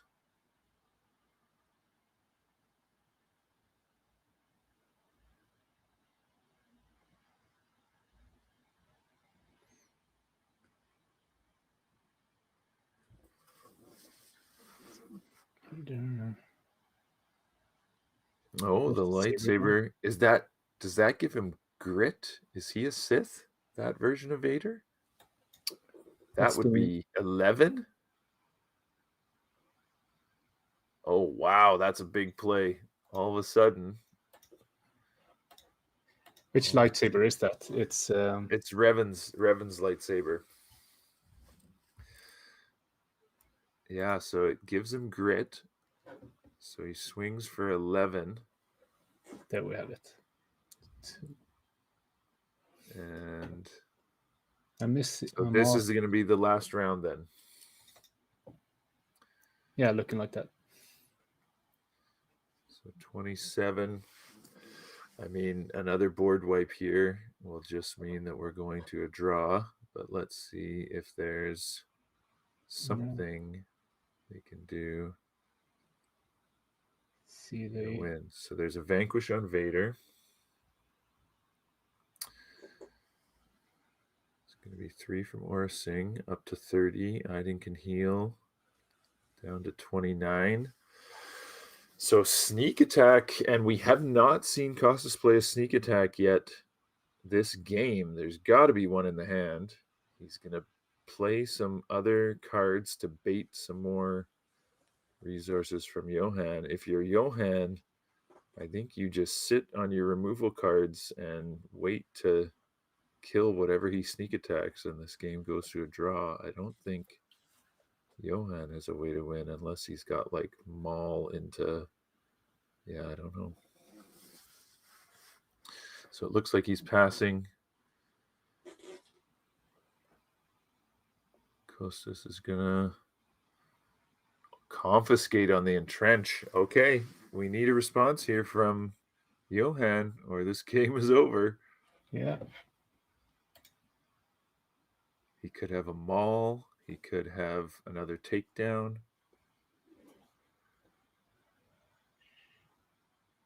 Okay, so it's going to be the Palp's return for the Devastator to clear off the Palpatine. Oof. And he is tapped out. So sneak attack, lots of things on the ground can get there for Costas. He doesn't have it. It's a draw. Wow. Okay. I thought that Johan absolutely had that game in the bag when Palpatine didn't play anything for the first couple turns.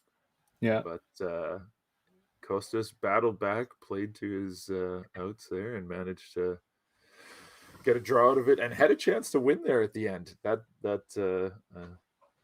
Yeah. So three good games there between these two. Yeah, really good players. We've seen really good plays from both. I think Costas knew what he was doing when not playing anything the first few rounds. Just getting to the late game, just skipping the early. Yeah. Mm-hmm. Yeah. So it must have been his plan.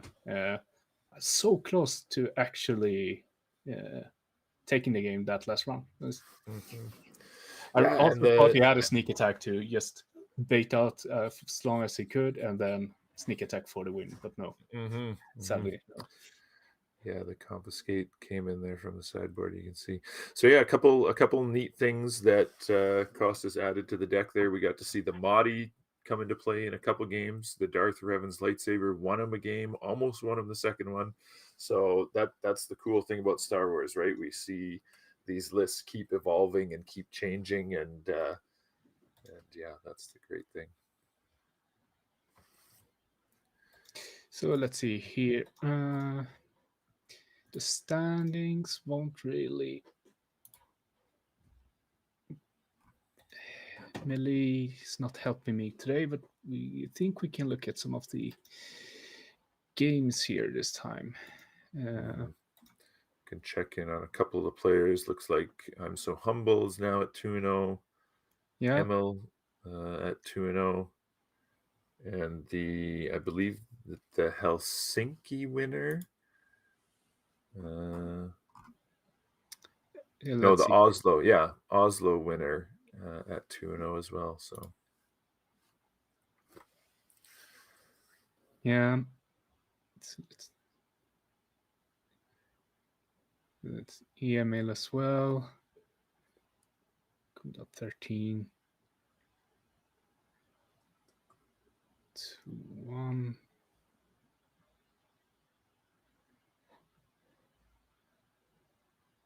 and I'm not sure if we have the information yet for how many of each leader we have, but so far we've seen a decent amount of control here with the Palpatine, the Iden, and the Kira on stream. So we'll see if the numbers continue that way or not as the day goes on. Yeah, I'm not. The site is not cooperating with me right now, but hopefully we can get some stats and such after lunch here, because we're going on a lunch break for I think it's 40 minutes, so 1:30, going into round 3. Now we can say goodbye to you, Aaron, and thank you for helping out here in the beginning. Yeah, I'll be stepping out. So yeah, thanks for having me. It was great to join you guys.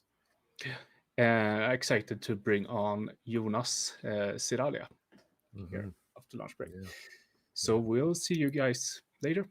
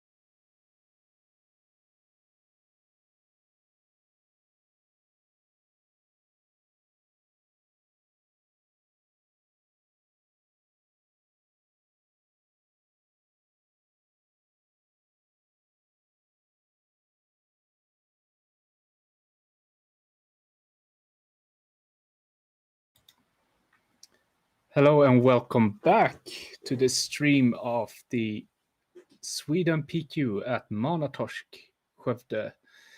Coming to you live here from the spot, and please help me welcome our new guest, Jonas. Hello, everyone. I'm Jonas. So you're fresh off the regional in Bilbao? I am 2 sec. I just have to. I'm hearing us. Oh, I'm hearing the stream, so it's not sure where I turned that off. You are hearing the stream. Are you listening to anything here? I don't think I have the stream open. I do have the stream open. There we go. Okay, there we go. So yeah, you're speaking. You did you were King of Swiss day one, right? And then yeah, I went 11-0 and then I didn't win again. Oh, never certainly. Good one. Yeah, but happy anyways. Yeah, for sure. The best part. I didn't have to go to Sweden this weekend. No offense. No offense. Yeah. It's I probably won't win another PQ until Worlds. Yeah. Are you going to Munich now? Yes, we have already booked our trips or booked our trip to Munich. So yeah, we're going. So you have to defend the title because you're still reigning sector. No. I think the sectors were won by other people. I don't remember. Ali G won one, and then the US ones. What? The one from US, from USA, right? Maybe I don't understand the question. No, but has it been a sectors in Europe since Lille, right? Oh, Lille was the regional. Oh yeah. Yeah. So Bilbao was the other regional. Ah. And then the sectors were Liverpool and Milan. Oh yeah, got it. Okay, I was a little confused. Yeah, even I was at Lille and still confusing if it was a region or a sector. Yeah, I remember we met in Brussels airport on the way home. Yeah, exactly. So yeah, we are waiting for pairings here. So maybe we can see if we have time to look at some stats now, because I think I've got everything working here. So because it was browser. So here we are looking at. Oh, that's the leader counts. That's a lot of Han. Are you surprised? Not really. It is funny though that in the Nordics people really don't like playing Han 1. Right? Where even is he? Yeah. Is he 2 players next to Sabine? 2 players, yeah. And I think a lot of players. Yeah, looks like they took inspiration from Bilbao last week. I mean, when it works, it's really fun to play. Otherwise, there's 4 Yoda, 4 Anakin, 4 Vader, 4 Thrawn. Do we see the bases as well, or do we have to guess? Not here, but we can take a look at that soon, because I see at least 1 player on the table here. We're gonna watch a Gar Saxon ECL versus another Palpatine. But you're setting me up for this. It's great times. I get destroyed by Gar Saxon ECL on the regular at locals. It's so much fun. Yeah. So what do you figure out this matchup? Which one do you think is favored? Oh, what was the other deck, sorry? Palpatine yellow. Oh. That's actually interesting, right? Palp has a lot of pings for the shields. But Gar Saxon is a bit more of an aggro deck. They don't play that many big units that are interesting to steal. Also, if we look up the stats, there probably hasn't been that many games of Palpatine into Gar. See here, and there are both players should be 2-1. I'll ask Steven. Definitely. Steven, post it in the chat. Who's favorite?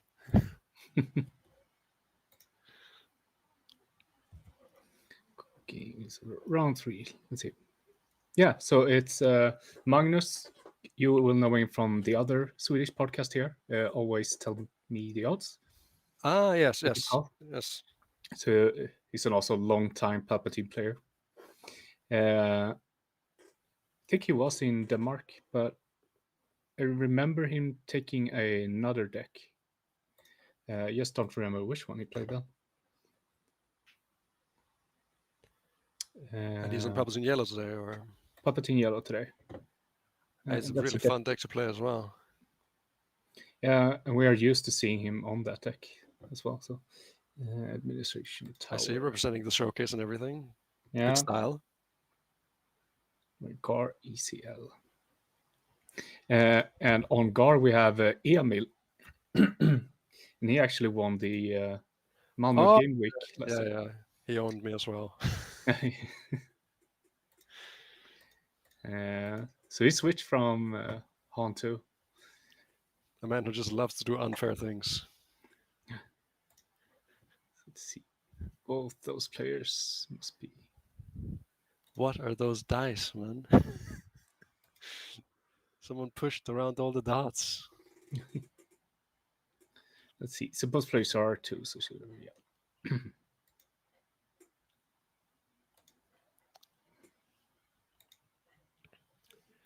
I think the interesting part is going to be when Gar is going to use his ECL. If he's going to use it early for tempo, or if he's going to save it really late and counter the flip with the Vader ambush.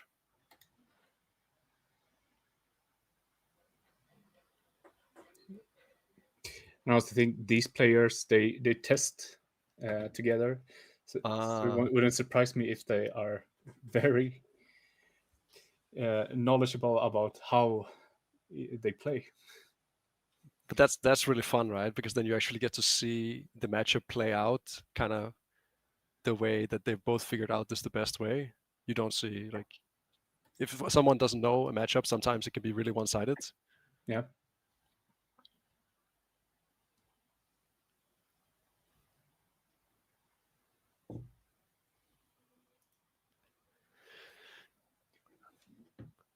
So let's see here. Magnus looking happy with his hand. And, it and looks we're like off. It's an Inferno squad. Devastator, sneak attack, maybe an ISB agent, a Bersin, and then a resupply. Yeah. ISB agent.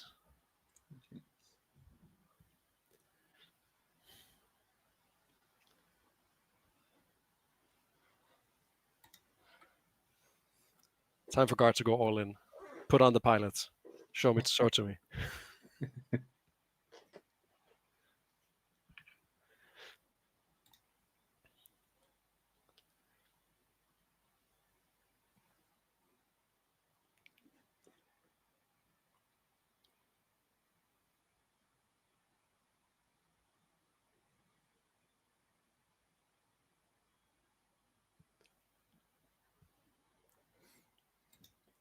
Yeah.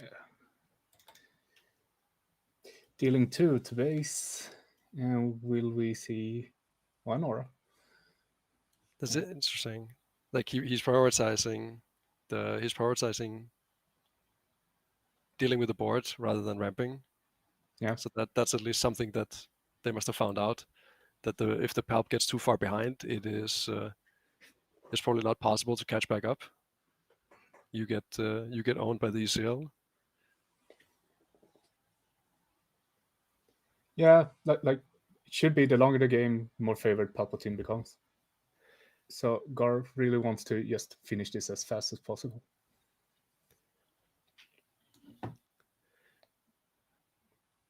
But it is a bit. I mean, I guess once the devastation. I mean, a lot of the Pal's power plays is stealing a unit, but if there's no real good units to steal and everything comes in with a shield, maybe the Devastators aren't as effective. Yeah. But possibly you can race more later. You see the ramp now instead. Go out to 6.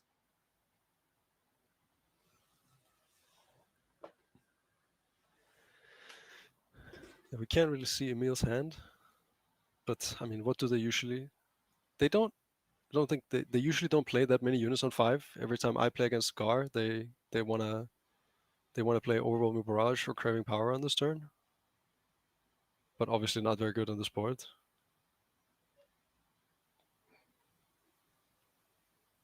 It's for giving a shield to ISP agent. Makes sense. Yeah, it gives it to security For the stage. base, yeah. That seems good. Pal probably doesn't really have anything that he can do to the Lone Pike on this turn. That doesn't take his whole turn.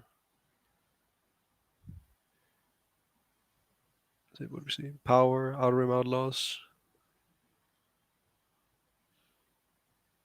Sacrificing, dealing 1 damage. Drawing a card.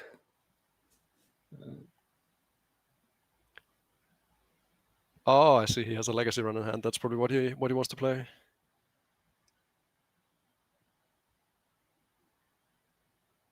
What did the Gar player use his resources for? Oh, he passed. I see. Yeah, Legacy's Run really seemed like that final piece of the puzzle for Palpatine lately. How did it go away? Oh, no glory. He no glory, I guess. Oh, yeah. Must have been no glory. Yeah, I must keep the discard pile out of view. See, I don't think I have. No. So now we're entering the grind stage. I saw a lot of Mauls and a lot of Vaders in the hand. Palpatine's hand is looking... I think he really wanted that Legacy Run to go off. Yeah.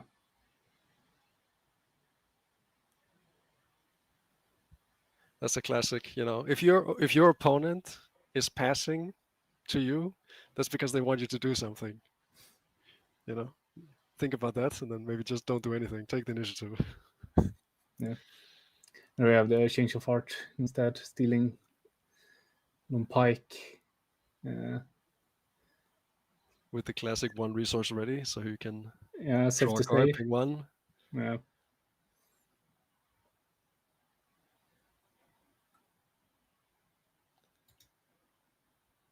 It's 2 to base. Killing the Sage off. Let's see if we see the car. Yeah. Okay. So do we have a way to protect the Gar? We're just smuggling Lone Pike, I see. Not afraid at all. I'm not sure. Do you know which 7-cost ambushers the Pals play? Do they primarily just play 3 Vaders and then that's it? Vaders, Mauls. That's probably the 7 costs they have. There's some different lists that I might be playing.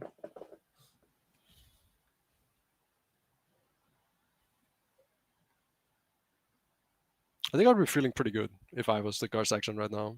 You know the... Okay, now I'm feeling really good.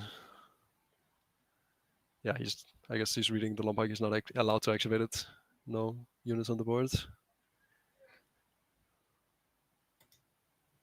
See, to 21. But I mean, what do you do as the Palp here? It's so hard to play something into this board. Like, you're playing into Craving Power. You have to get a damage. Okay, there we go. Good one. At least you get some compensation if he kills it. Is it 6 damage from he gets to dish out, or? Yes, he gets to, and he has 1 resource, so he gets to shoot once with the Palpatine first. So he can kill Gar and put 1 into the Lone Pike, steal it, or ping a shield off the next thing he plays. Get up here. And there we have it. So I'm assuming that's what we're gonna see. That he's gonna activate Palp, kill the Gar section, and then steal the Vader. Or the Lone Pike if he's scared of the shield generating ability.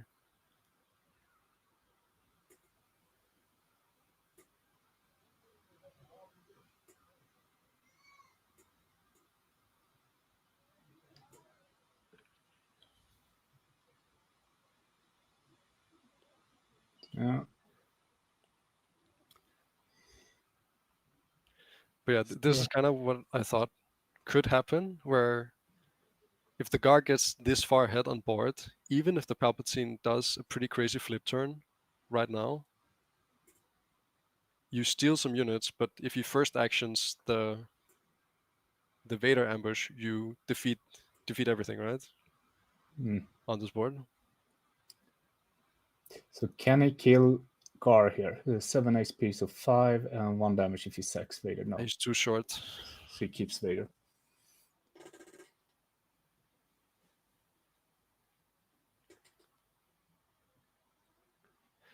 It's interesting. He swing into the Gar.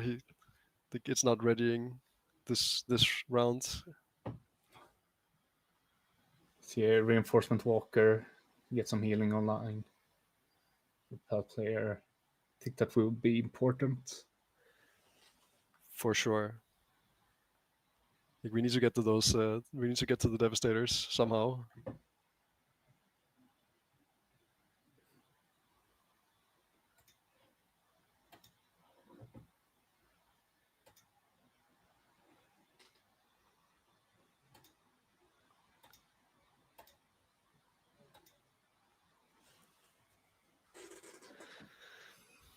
Let's see. All right, now we get to see what we can work with. Dogfight. All right, I like that. It's pretty good with if you have shielded units left over. Dogfight. Did he pick something? What did we see? Did we see what he picked? I don't think he discarded anything. Interesting. See, Dogfight's one of those cards that you know what it is, but you almost always forgot. I ever have it on. They printed a new one in Legends of the Force, Niemann Strike. Small. Okay, for the base.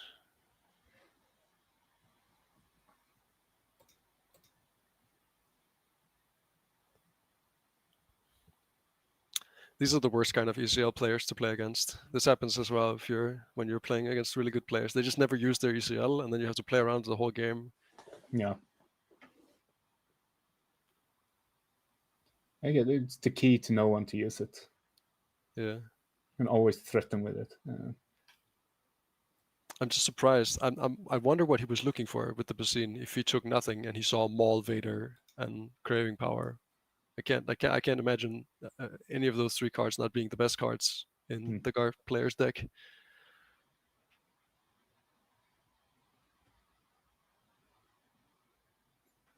Yeah, I have to keep a bit more attention on that next time, because we don't see the discard pile here on Emil's side of the table.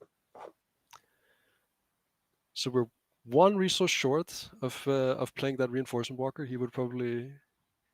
Well, I guess he can't do that anyway. He's dead. He has to clear.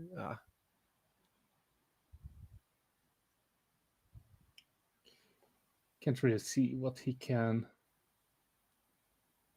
I think he's thinking about how to clear the board, because he can swing the Vader into the Maul, and then he can swing Palp into something. And if it looks like he has a contracted hunter in hand, but he still can't kill the Krennic because he can't ambush with the contract hunter and then ping afterwards because Gar has 4 power. So I think he's a little bit in trouble. Yeah. So maybe because Krennic is lethal, so he needs to clear the board. Yeah, I think he might be forced into something like swing the Vader into Gar and then swing Palpatine into the Krennic and take off the. Actually, that doesn't work. You have to swing Vader. No, you're cooked.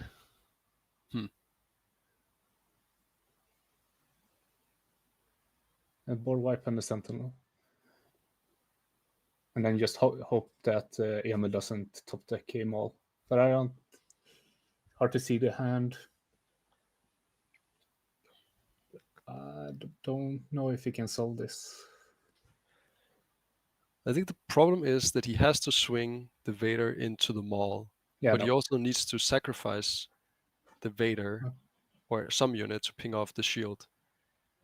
But if he has a contracted hunter in hand, he can't ambush because he would have to ambush it into Gar because Krennic has a shield. That's kind of where we're at. Yeah. That's one off from him. Classic ECL player. Why did I even play the base? Didn't need it anyway. Yeah, we also know that Emil is a super good player. Yeah. Like when I So played against it. Sorry. No, so I'm not surprised that he's making it hard for Magnus here. Yeah. There's some players when you play against them, you just get the vibe that they understand what's happening, like what's going on. You don't have to. It's very easy to communicate with them. They think out their turn and they just do it. Yeah. They already they know everything you're gonna do way before you do it. So let's see here if Magnus has a plan. So he swings Gar. So Okay. And There we go. Dogfight. Yeah. Good one. Overrun. Powerful. But yeah, it was the contracted hunter, and he was the shield was messing him up on the Krennic. Dogfight winning a game. Yeah. All right. So what do you think they have in sideboard here? What do we have in sideboard? That is a good question.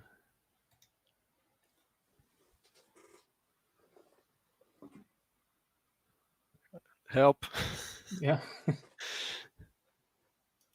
Let's find some.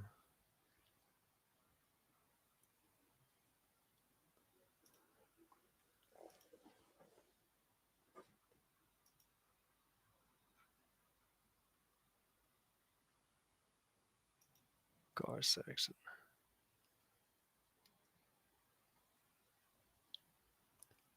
At least changing some cards. But What do we- what cards Oh. can Palpatine run to help him? Because I guess it's the middle game. Oh, he's even showing us. Yeah, it's no good to be dead, Palp's return, and the last card I didn't see.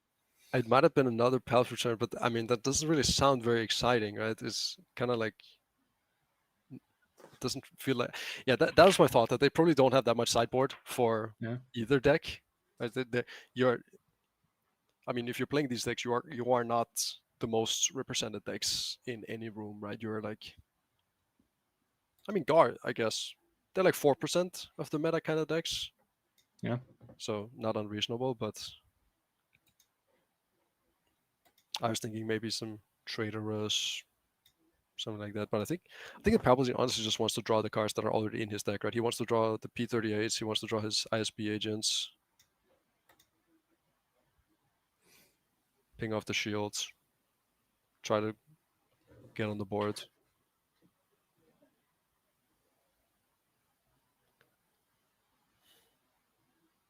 Yeah, we'll see here. And okay, so is that a timely? Yeah, it was a timely reinforcement, and then I think he sided in more no glories. Yeah. I mean, if he has no glories in the sideboard, that makes a lot of sense. Like the most powerful card is definitely Legacy Run. It really saved. It was very good for him that he got to spend his 5 resources on that turn to kill the Legacy Run.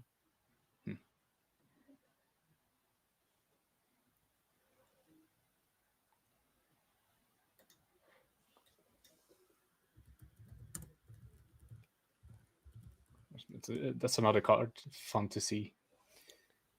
Which one? Timely reinforcements. Oh yeah. I was playing this a lot. Well, we had some store showdowns before Bilbao and some local tournaments, and I was playing this card. I think it's a very interesting card. Well, absolute banger in limited during set 4 as well. That makes sense. Yeah, you play pilot command, and then you just time on 5, and they're probably not gonna be able to get delete all your ships. So you're always gonna have one thing to put your pilot leader on, and then you swing. Yeah. So Them good. coming in and protecting the same turn. Yeah, exactly. Them coming in with Sentinel has so Yeah. much impact. I was playing Anakin Databolt against some Poe Databolts, and my entire game plan was I was just playing ground units and racing them, and then Yeah. on 6 resources I just play Timely, and then I play 3 Sentinels, and they have 3 units that each swing for like 9, and then they look at the units, they have no way to remove them, and then I kill them with Anakin. That's great.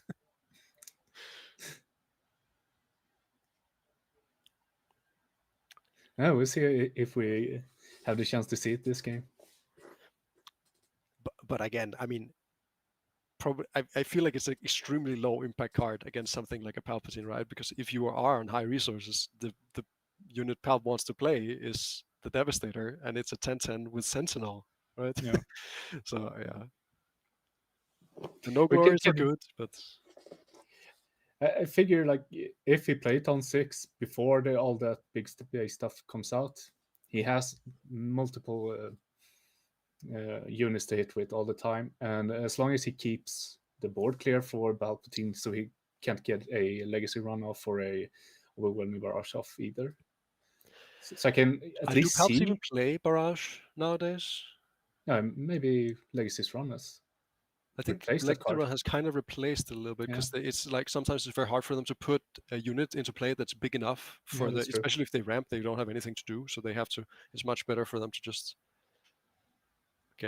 take his turn 1 play. Okay, we have 2 turn 1 plays. Unlucky.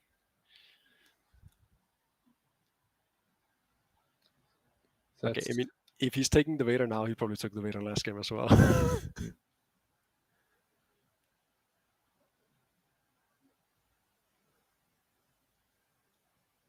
Inferno Squad. Lane dodging, fixing our draws. Seems reasonable. And he keeps them. Obviously, is this a second player with Darth Revan's lightsaber in their Palp deck? Yeah. Is the Palpatine leader a Sith? I guess it is. He should be. I mean, I'm all for it. Upgrading your leader is some of the most powerful things you can be doing in this game. Yeah, we saw it won a game. He put it on the Vader, right? And swung for $1 million. Or... Yeah. He swung for 11 and almost won the last game as well. That's crazy. Let's see, 2, 3. And if you have nothing to play, scene with the lightsabers. He's just dual wielding the lightsabers. I would maybe it's looking to race here instead. Yeah, but how do you race with 3 events and a legacy run in hand? I just with a Revan lightsaber, obviously. I feel like Magnus's draw maybe hasn't come together super well. Oh, that's what he wants to see. Sneak attack in legacy run.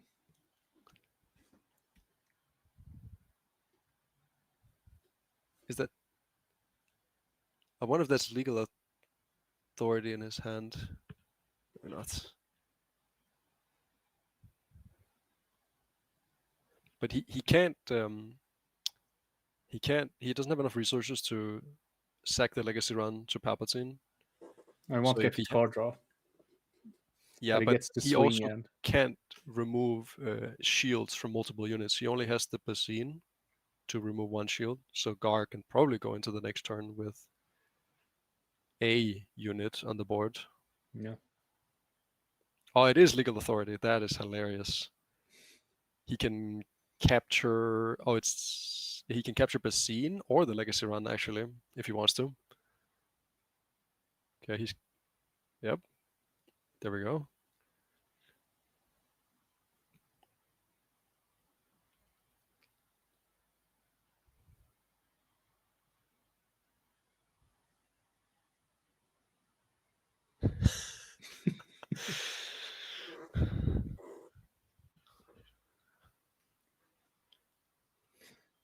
It just feels like they're playing 4D chess here because they know each other so well.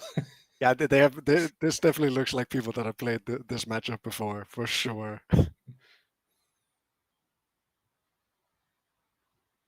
I mean, it is interesting, right? Because he could also have taken the Basin, and then the lightsaber dies, and then his Outer Rim Outlaw stays on the board because he can't ping off the shield. So it feels he goes space. This feels a little bit more dangerous to me. If you ever remove the Outer Rim Outlaws, you get your legacy run back. But maybe we're just racing. What do I know, you know?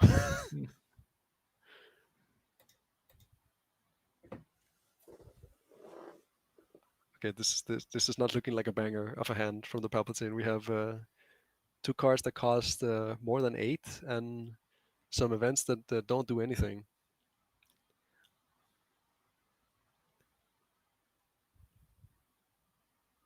And our Gar player is resourcing Anakin's, so I'm assuming his hand is good.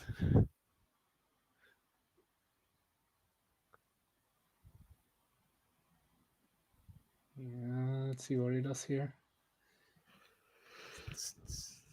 That's a no good to me, that right? Yeah, it's a no good to me dead, and then yeah, nothing fun to put it on. Change of heart. Oh, it's a change. Yeah, it's a change of heart. It's either that and reinforcement walker. Yeah. I mean, yeah, okay. The space race. This is such a sad hand. That's 2 more. So what's the best play in this situation? Okay, he's just going with a no good to me that. Yeah. I was gonna say bluff real hard. Pretend like you got something real good.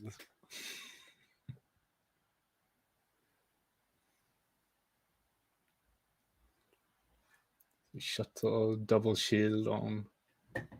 Okay, that legacy run is not coming back anytime soon.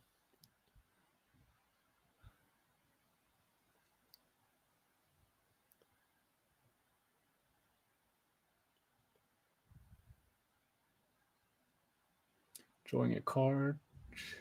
See if he gets anything good. Okay. Oh no! Oh yeah. Yeah, he did. He drew a P38, drew 2 more of it. I mean, I don't know what to say. This looks very hopeless. Yeah. How much power do we have on the board? 9 power. We're going into Gar's flip turn. 9 4, 13. Can get something else on.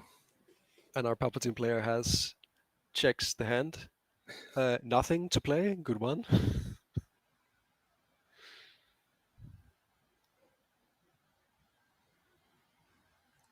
38, pinging 1.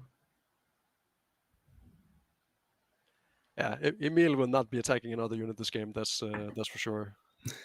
Well, unless when his maul ambushes over something, then he will attack a unit. But that's about it.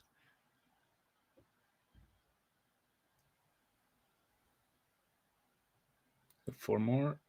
I'm assuming Palptus or Magnus just claimed here and then just lets him do whatever. Okay. Item pilot. What's that swinging for? 6. 23. Oh, I know all about the item pilots. Don't go space. Don't play shielded units and don't go space with the Gar versus Gar. It's not fun.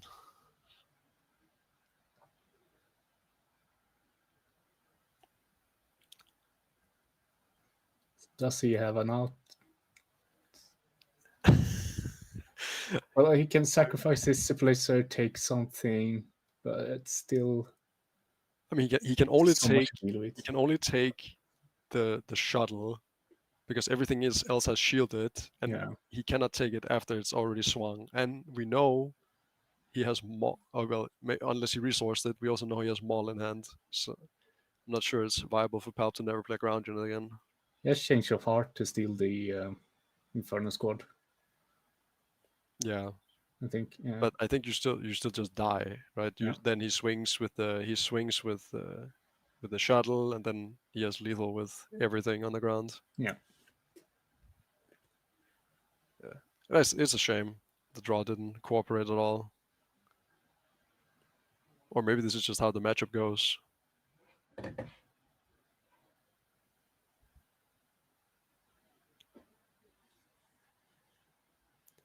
Damage space removal, not always the best against shields. No, like, I think Magnus would all like to see something to draw more cards or ramping harder. Yes, I don't know, something else. Or this might be unfavored. It could very well be, because I mean, at least these 2 games he smashed him twice without even using the base. Yeah. Not even being close to having to even use the base.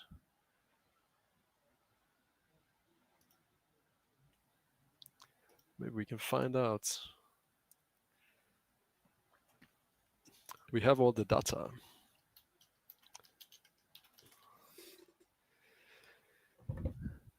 Gar Saxon into... On the interwebs, it says it's a 50-50. 50-50. Yeah, but it does not account for bases. Gar is usually always paired with ECL though in the set, and Yeah. Palpatine is usually yellow.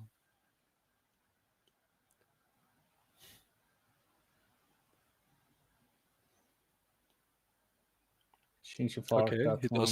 does the play that you suggested. I'm not. I mean, he also might just. Yeah, he's just mauling instantly 6 to base. GG. Rough.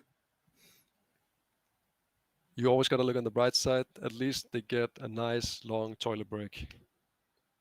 Yeah, it's a short round for a Palpatine player. Yeah. But I know that Magnus almost always bring control deck, so it's nice to have some breaks once in a while. Teach yourself to play fast. Yeah. That was fun. First game. So let's see here.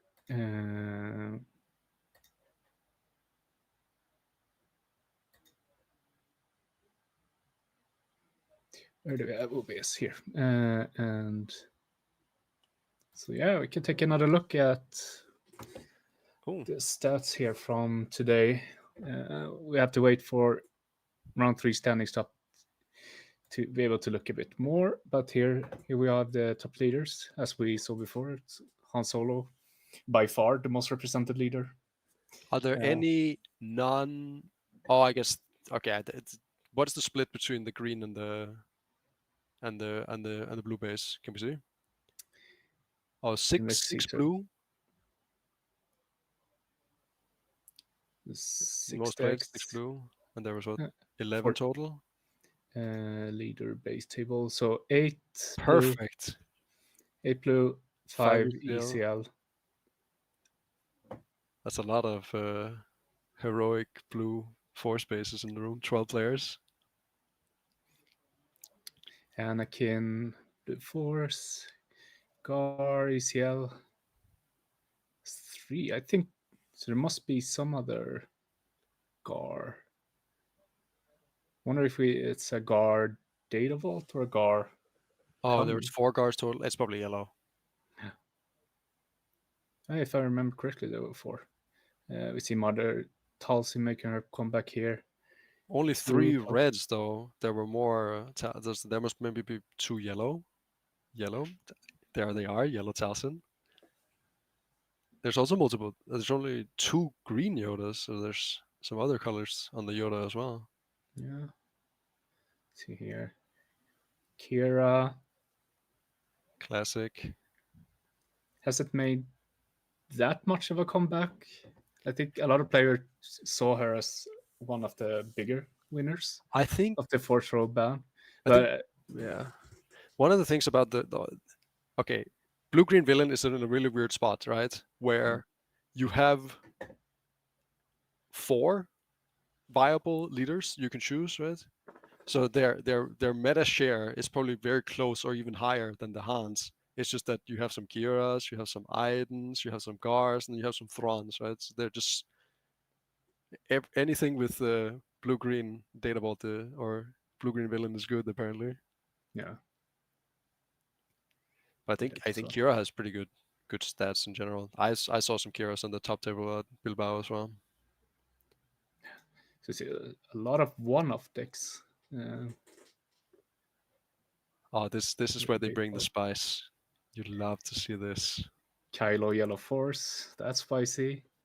Kasuda, has it been Security Complex most? I think Kasuda Blue, but is it with Security Complex most often, or that is what Adam played last weekend. I know it was the secret Enigma deck. The secret Enigma deck, yeah. One Radiator Vault. We have a Supreme Leader Snoke. You know, when you don't want to play Tarkin, just play Snoke, I guess. Yeah. You thought it was a limited tournament, just rocked up with this Snoke. I do wonder if I know who's playing this, because I know at least he was building it, Andreas. He played Poe at the Mama Game Week. Won, King of Swiss, and then Peter, I think, yeah. Okay. So it's just a guess. I didn't ask what he was playing, but I know he was purchasing a Supreme Leader Snoke showcase. He's a space deck enjoyer. I see. Yeah. I see. Let's see here. Barry Sophie, Blue Force. Spicy. Let's see over here. Only one Han Solo blue. It's one blue, one green, but not Force. No. Yeah. Beta Colossus. Okay. One Han Solo green. Sabine Petranaki. Is that +1? That's from +1 power. Okay. Yeah. Maul Blue Force.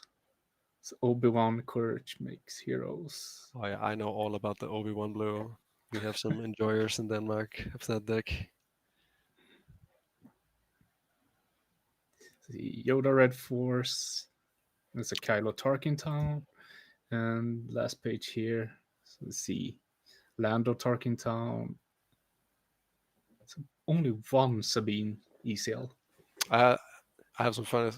Kevin has played Sabine for 5 sets, and last weekend he played Kira Data Vault. That's I guess opposite deck. Maybe Sabine is not it right now. Yeah, I do wonder if it was because if I remember correctly, he has won everything. Every time there is an event at Manatorsk, he comes in and wins. So it would be super fun if he wins again today. And also, I remember he said that Sabine was dead. Like, you can't play Sabine anymore. And this must have been before, during set 4 or something. I don't remember if it must have been like at maybe set 5 with 4-star legal. No, surely. It was the Katina Brawl 1, 2 or 3. And before he said that no, you can't play it.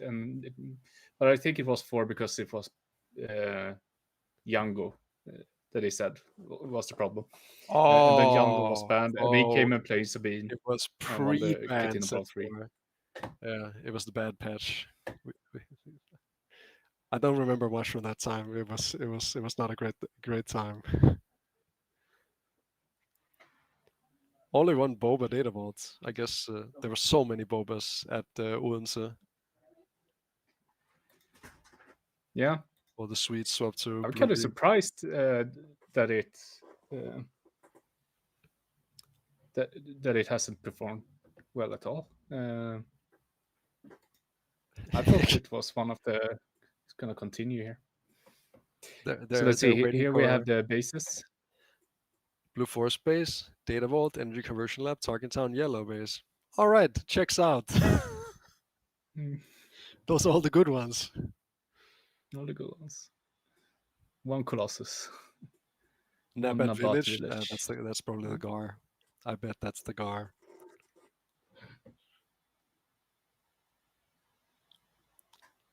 The guard, Kasuda.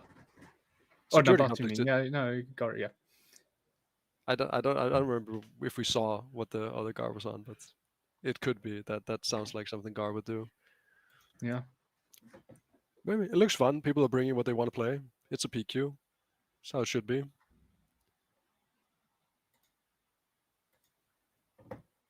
Yes, basically. And let's see if we have. That's the wrong one. Here we have. Round 2. And we can look at some of the games here, see if anyone has reported in. Or. So, yeah. Adam one. Here in the top. Nikiva one. Adam one. Do you know what Adam's playing today? I should know. No, I don't remember. All right. I think he's playing Hantu, but if I remember correctly. That's what wouldn't surprise me. That's great deck. So let's see here more. Nikiva. It's also 3-0. I would bet You won any that amount fist of money here. that he's playing blue-green villain. Yeah, sneak down and see what he plays. Can report back to you. Drop me one here, and we have Jakob Waleman beating Ponka, so that's Andy, Andreas. We gotta look out Yep, for big Mapes. There he is. Oh, he lost again. Unlucky. do you know if there's any Danish players here today? Yeah, big number. Table 17. Big Mapes is Big names, okay. is I think it's probably the only Danish player. Yeah. We were gonna go, but then I didn't want to go, because I qualified. Yeah. And I downhyped it a little bit.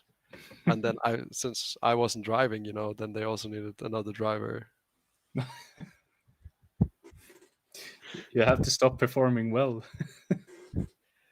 I don't know. I can only play well at majors. Yeah, it's a big mix of we won. There are some Norwegian players here, I think, as well. So. But I figured that more Danish players would want to come up and steal a PQ from us since we went down there. A lot of us went to Bilbao last weekend, right? Yeah. And a lot of us are also going to Munich. So if you have to travel twice in 3 weeks and then also have to go to a PQ, you get in trouble at home and it's very tiring. Yeah. As well. So let's see here. Caleb, do you wonder if he's on his Yoda deck again? Caleb, he was in Bilbao, right? I think I met him. Yeah. Yeah. I think he was there. He's been on Yoda Red Force, I know, recently. But I don't know if he continued playing it after the Force Throw ban. Or maybe he's just moved on and switched bases. I mean, I didn't think that the Yoda Green was as good as it apparently is. That sounded like a meme deck to me, but what do I know? It's pretty scary to play against. Yeah. I think it kind of depends on what you want to do in those colors, because you also have Ray Data Vault you can play. I still like cycling through your deck and manipulating what you are drawing. I think that's super good. The flip is also really powerful. Yeah. So yeah, kind of worked, but has it done good? I mean, you see it a lot in the top 8. Yeah, you've seen it in a lot of top 8, but has it won? There was a lot of Yodas at the top tables at Bilbao, multiples at least, and one in the top 8. So yeah, it was. I was just, I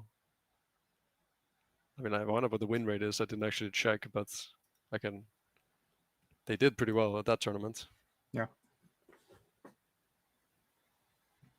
And also down here we have Fortep, Piotr, winning 2-0.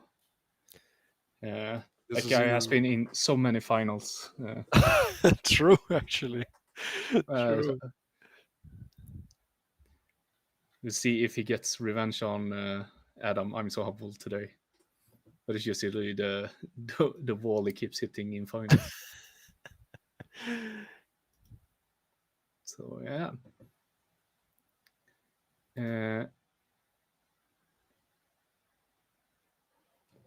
Gonna see here if should be around 7 minutes before the game ends here. So I think we're taking a short break, 5 minutes. Sounds good to me. And then we'll be back for round 4. So see you all in a bit.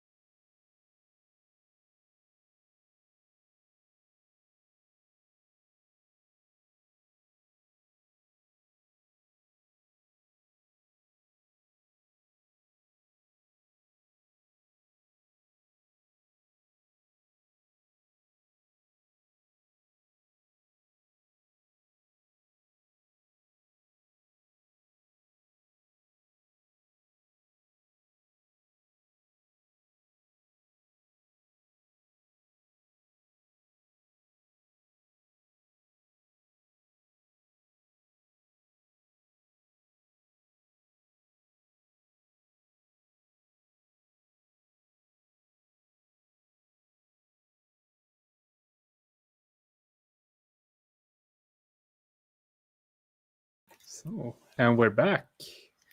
Streaming planetary qualifier here at Manatorsk, Skövde in Sweden.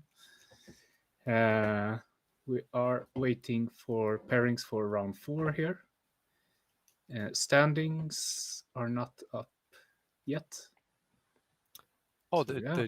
they just had a lot of matches report in. They're missing 4 games have not reported yet. We can take a look here on see if we can at least talk about some of the games here. Round 3 here. So we have the I think his name is Jonathan, puck 15, winning 2-1. So that's the Oslo PQ winner. Tim here 1-1. Lazy coming 2-0. Niklas Lindroth 1-1 against Karl-Oskar. I think Niklas is missing he's missing very few points for his qualification. I know he's been nickeling and diming his way to 100, getting top 16 last weekend. It's great for your points. How many points did you get for your top 8 in? You get a clean 100 for 5 to 8 in a regional. Same clean 100. Sector's also a clean 100 for 5 to 8. And the PQ? What winning the PQ or? You get 25 points top 8ing or? You get 15 for top 8ing, and then you get 25 for top 4, and then you get 35 for finalist, if I remember correctly. And here we had Delifer. I think that's Costas versus Reykov. Oh, so that's another draw there. He's drawn twice already. Yeah. That could be okay, but they both have to start winning now. Yeah. Let's see here. Johan drop near 2-1. Kurge 2-0. Philip versus Endrod 2-0. Yeah. Fun. It's just slick. There's 2 games here not reported from our own Jason. See. Oh, Jason is slow playing. What the hell? No, he won here. So he won. Okay, good one. Nice. So, can double check here if he got standings yet. No standings. Yeah, there's 1 game on the second page that hasn't been reported yet. Oh, okay. Yeah. Hyrax versus Steka 846. And do we have so Hyrax? Yeah, Jonathan was a really good player. Abbe following is the other guy from Always Tell Me the Odds podcast. Ah, yes. Let's see, and Jonas starting his submarine climb here, I think. Correctly. You don't want to start winning on table 31 out of 33. Then you're gonna get the heartbreak 5-2 bubble out 9th. So let's see here. No, nothing yet here. Okay, now the game is. I think all the games are in now. Yeah, should be any minute now. Yep.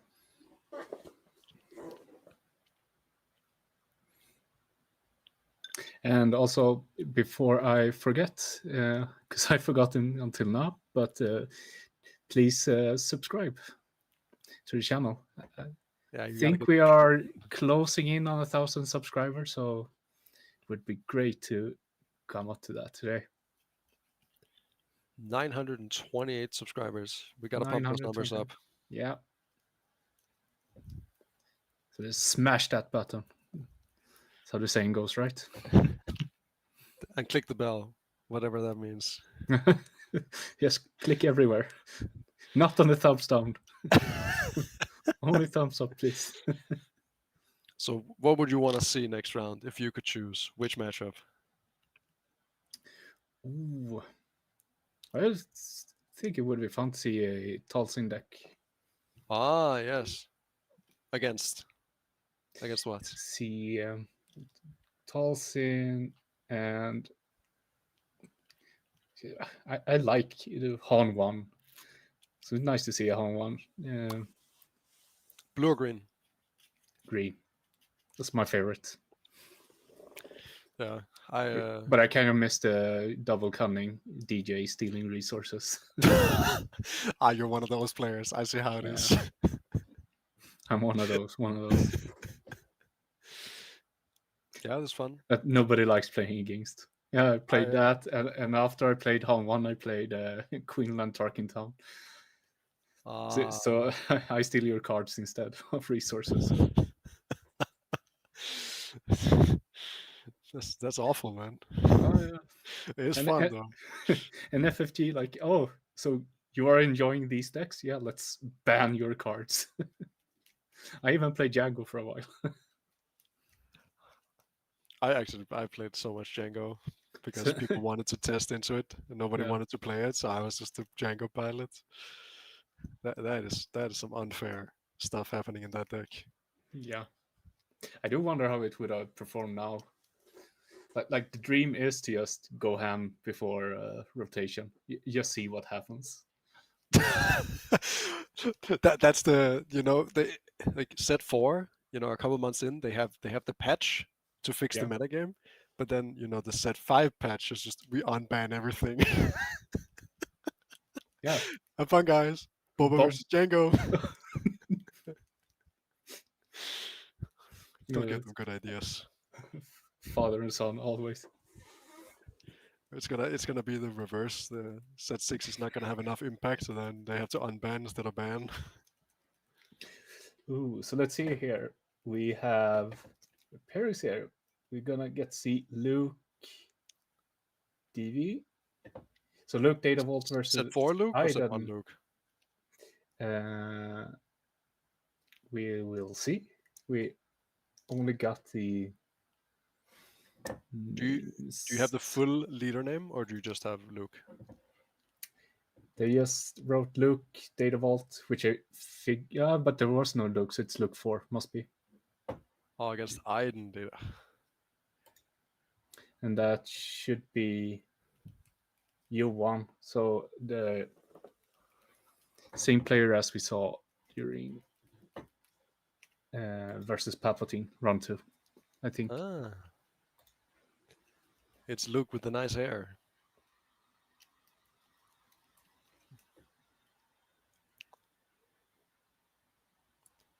That's funny. That's an extremely similar matchup, right? You just changed Poe for Luke. Yeah. Probably worse for the heroic player. Deploys a little later, has a more controlling leader ability. Yeah, I played some Luke Data Vault, but I have a hard time seeing this one being as fast as Poe to be able to pull it off, but we'll see. Yeah. I mean, sometimes you can just grind them out, right? If you have some good value turns, you trip up their removal a little bit. You can take a game. But yeah, I think I would prefer being in the Aiden seat on this one.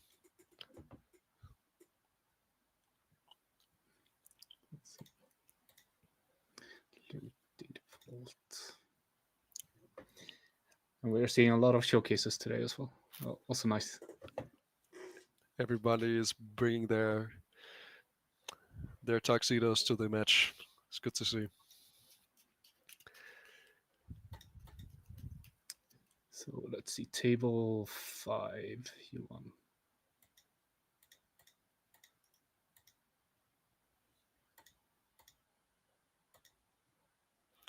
I think I saw a Dr. Pershing in the opening hand of the Aiden player. And I can only assume that playing a ground unit that draws cards is ideal against the guy that plays space units.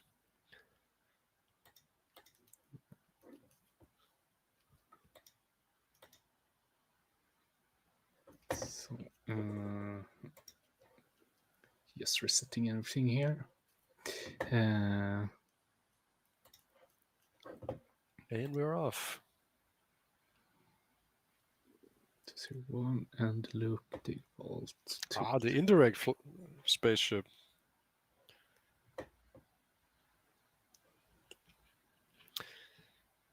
I actually think that one's pretty good in these type of matchups. It can be really awkward if the other guy's also playing spaceships, but in Luke especially, it's a pretty good card. But, you know, our item player has the initiative, has Pershing, and has Power of the Dark Side in hand, so good for him. Yeah. No, he won't get a ping. He gets to draw an extra card with Pershing when Luke can't ping this turn. Yeah, so that hand, perfect hand to see. Yeah. For Iron. Can't really do much about that. And classic Data Vault players always has the perfect card every time. It's that a Bounty Hunter Quarry, yeah. It is a Bounty Hunter's Quarry. Yes, that's the difference with Luke. Yeah, it makes a lot of sense. They can place lids on those cards. What I really like with Luke as well is you can run a hotshot maneuver really well. Is that the one where you trigger the on-attack abilities when you use play it, or? Yeah, you get to deal 2 damage per on-attack ability. So Luke on something with on-attack, and that's a board wipe. And then in comes the main deck confiscate. Yes, sir.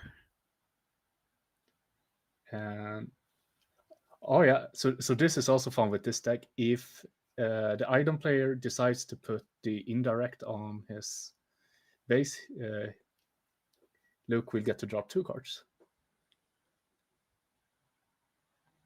Why? Fun interaction. Yeah, because the card's called Stay. Now I've got the name of the card, but it says that if it deals damage to a base, you get to draw a card, and since the on attack will counteract somehow, Stay on target is the name of the card. Oh. For this attack, you get. Well, oh, yeah, okay, I get it. He would have loved to have the initiative and play that with his. That's a fun one. Yeah. Did we ramp, or what did we do? Oh, we did play resupply as well. Pershing power, resupply, confiscate. All right, just like he drew it up.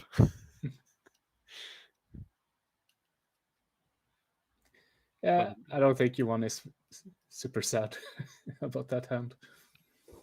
We'll see. Maybe he can. Maybe the Luke player can do something here. Deploy next turn. There's no. Yeah. Okay.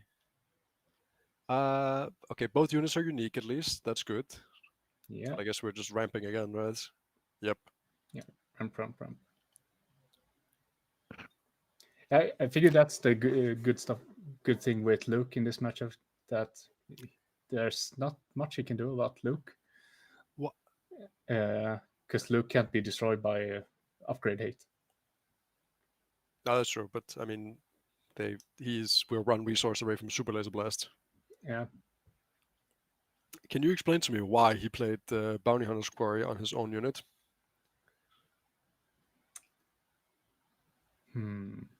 Is it to protect from low glory, or what are we doing here?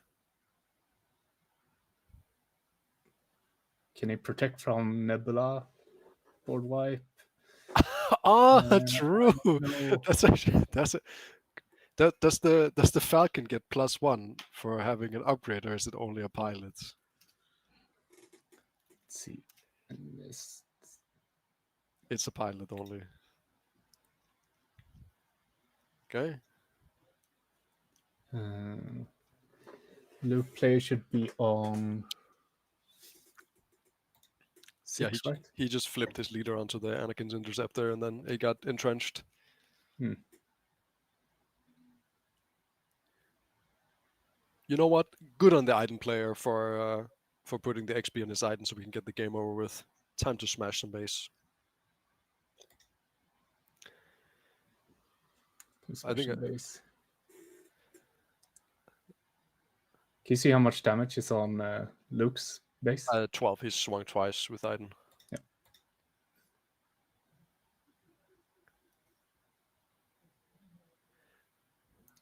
Chewbacca there. I think we have Devastator, Reinforcement Walker, Vigilance, Maul, some perilous positions in hand for our villain. It's looking really rough here. I think can just keep playing on curve here and win. Needs to figure something else out. On curve, ramped 2 times. Takes 1 on the base. What did he do with his? Oh, he just knocked over his own dice. I see. It's fun. Okay.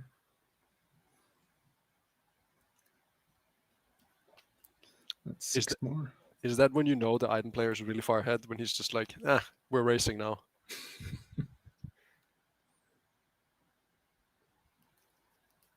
And then the Luke plays. Is he gonna ambush? I guess not. Otherwise, he would not be getting out the experience tokens.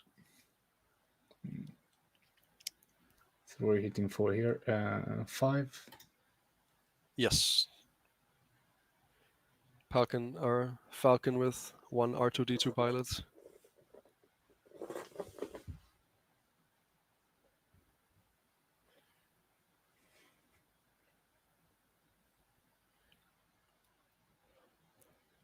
I guess it's kind of awkward. You can't really play the Devastator. Not that good value into the entrenched Luke. But I mean, just kill him on the ground, I guess.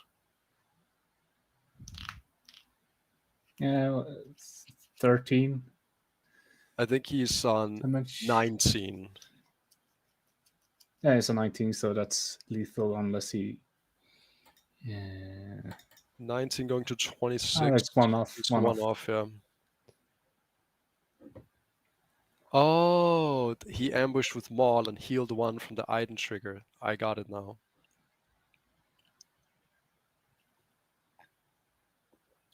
Okay, that looked extremely unfair. Yeah. We haven't really had the closest of games since I joined. Well, going fast here.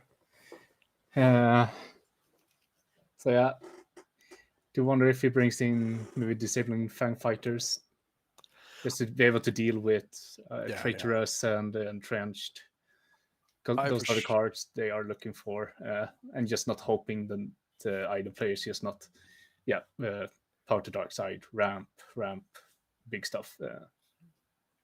At least our Luke will have the initiative, and these are the kind of matches where both players probably have some sideboard cards. Yeah. Control versus aggro, and then we see some eager escorts. Is he looking at? Escorts. Is he looking to take out a lot of events, maybe?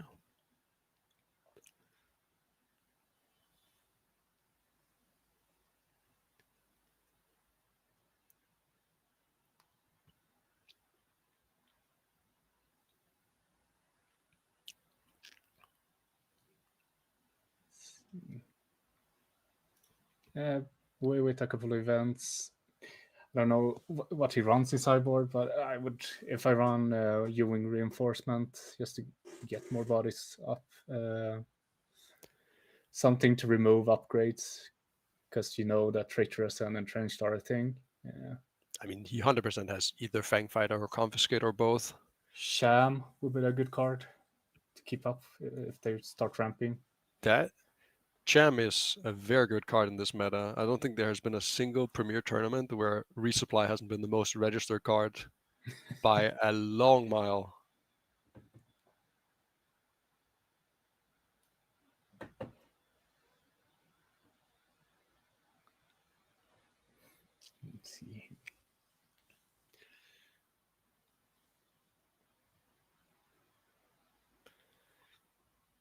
I wonder if Ewing is going to be like good enough. If Aiden has a start like last game, you lost by resource 5. Yeah, you just need to end it fast, and then just try to find that some way to sneak in that last damage. Try to go fast in the beginning, close to finishing off. But I think this is one of the worst matchup for Luke. Cards he can run. He can probably have a Koigen run, so he can untap a. Oh yeah, 6 power space. Yeah, transport. I think it's only transport. I think it's a vehicle. See if I can get it up here on screen. Stuff like that could help him. Otherwise, it's just pumps. It's a fighter or transport. Let's see here.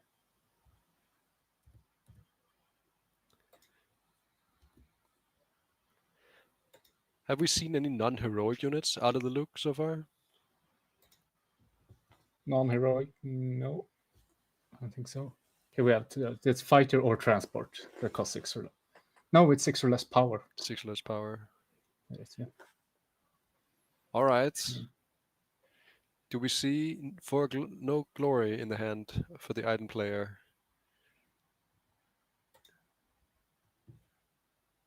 Negative. Yeah, no. Vanquish, traitors or no glory would be great here. I think he's planning on entrenching. Yeah. Yeah, there we go. So do we see it? Slam the Fang Fighter? Okay, unlucky. Anyway. Initiative going to. Oh, the Grey Wing. Okay. Grey Wing. It's just like Luke players, they ran out of fighters, so they just have to put in some really bad ones. It has an on attack, so you can hotshot maneuver it. Oh, true. And I guess the Aiden can't really do anything else than just, I'll take 2 to base, I guess.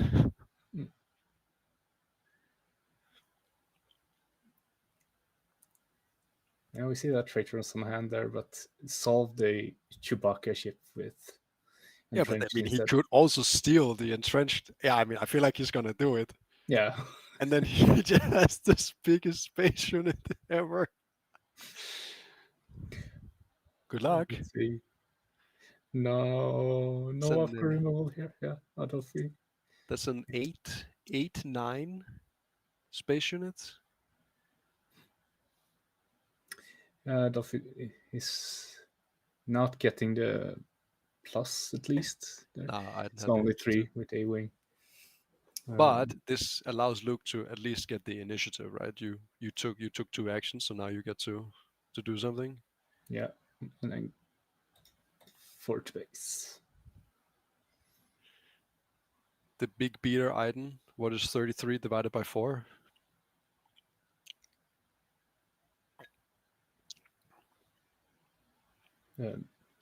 Right? 8.25. Okay, 9 rounds until the game ends.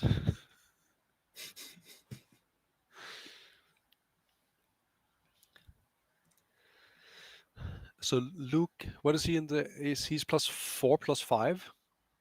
+4 +5, and a non-attack that deals 3 damage. So he can deploy on the Adelphi without getting one shot by the Anakin's interceptor until he puts 15 damage on the data vault. Actually, I'm not sure how Anakin's interceptor reads. Well, it's 15 damage. I don't know if it's on your base or on a base. Your base has 15, so it is your. So once Aiden's base reaches 15, he will be swinging for 10. Okay, and we see it. What do we swing for? We swing for 8.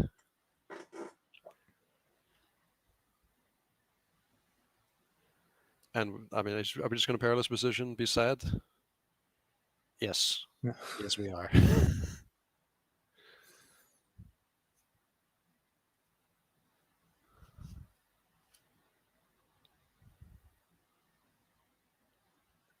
Tiny little fighter. Yeah. What do we do now? Okay, we have a crushing blow. Restore 1.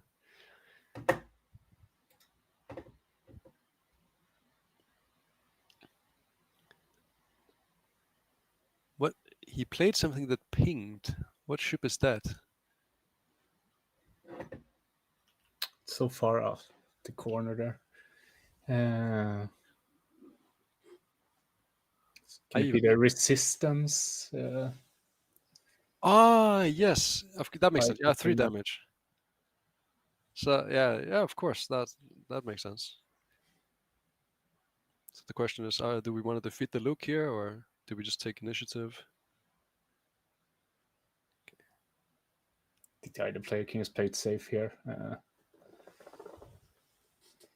Got that heal online, not that much base damage. Wow. It just takes it's safe here in case the Luke player gets something. That is an extremely passive play. Yeah. But I guess what Luke swings for 6. He didn't want to trade off the Anakin's interceptor for the Luke and be left with 2 space units against his Iden. And he's just gonna blast. Okay. Blast. Restore 5. Restore 3.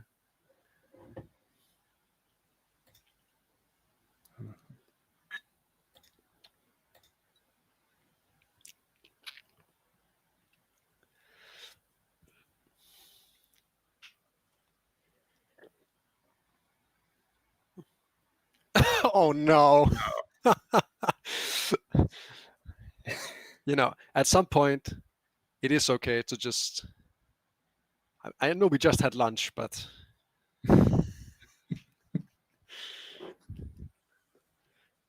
maybe you pack some snacks you can go enjoy instead of playing this game, because yeah, I don't know about this one. Oh, there's this upgrade removal. A little late. Kit Fisto, Aether Sprite, yep. And Yes. bye-bye. Kit Fisto's Aether Sprite is actually one of the only upgrade removals that target non-unique upgrades post-rotation. Out, and then the new one from set 6. Yeah. The 2 costs.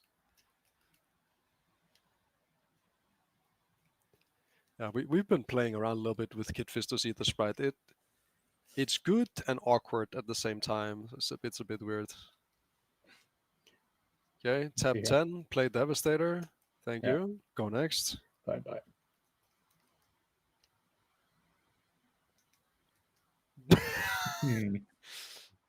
Only 8 rounds too late.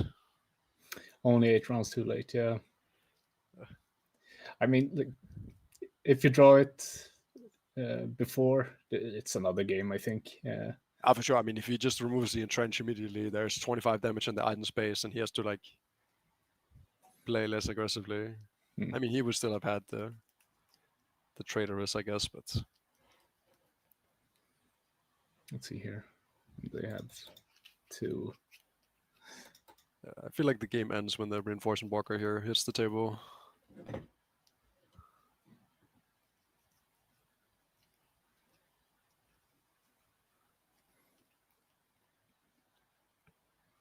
All right. Okay. All right. Choose sides. Now he gets a Devastator. It's not too bad.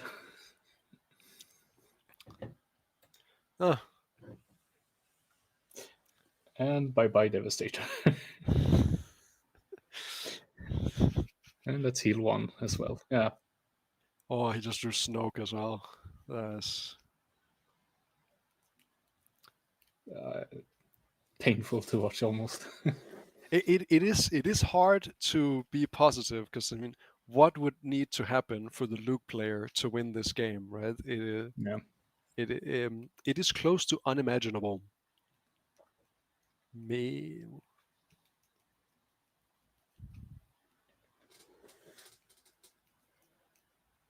The Iden player has drawn like 4 extra cards.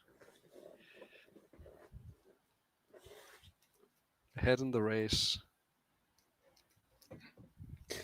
But this is my experience from playing Luke Data Vault as well, or Luke 4. Most of the time, that like control is so rough against it. Yeah, I mean your leader text is like irrelevant on both sides, right? And you flip super late, so makes sense. Yeah, sure. If they can't answer you, sure, you're doing a lot of damage, but they're running so many answers.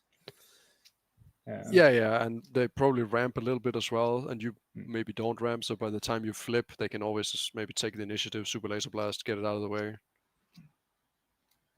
You would need to like deploy Luke and have a Chewie pilot on the same turn, so you at least have one unit left over, and then maybe you can tempo them out.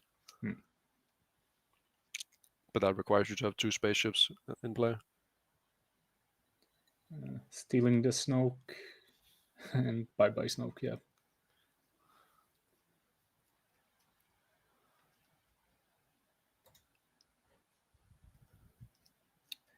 Yeah, agreed with JG here from the comments. Wow, this matchup is just brutal to follow.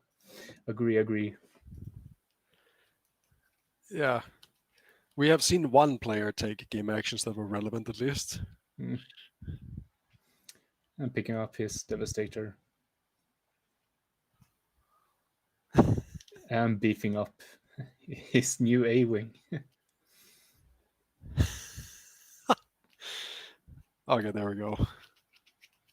Yeah. So Johan taking it down to 0. Pretty one-sided here. Not finding his answers. That disabling Fang Fighter coming in very, very late. Johan can just play it safe. That super laser blast. I don't think he really needed to do that.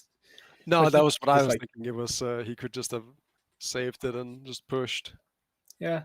Maybe I can also see like, yeah, okay, he is one off. He doesn't need to stress this. Like he knows that anyway. The later the game goes, the better his chances are. So yeah. But it is a problem that, you know, in some matchups, maybe not in this one, right? It's so one-sided, but some people play too passively and then they end up losing because they don't turn the corner quick enough, and then you get like burned out or stuff like that. At least he showed us his sideboard. Change of choose sides. Kid Fistos and the daring rates. So looking great for Johan. 3 on 1. 301. Prime position to make a nice little top cut run.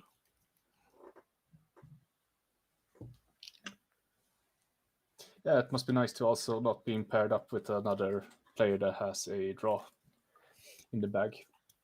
Yeah, we're probably running out of players that have draws, right? Because it like drawback bracket isn't as relevant when you're not playing a major tournament because there's not going to be enough people in the draw bracket, and then once you've played each other, you can't play each other again, and then you start getting. Is my camera frozen? Yeah. Oh, I saw that now. Let's see if we can fix this soon. But yeah, looking at the other matches here, there's not much reported. So I was thinking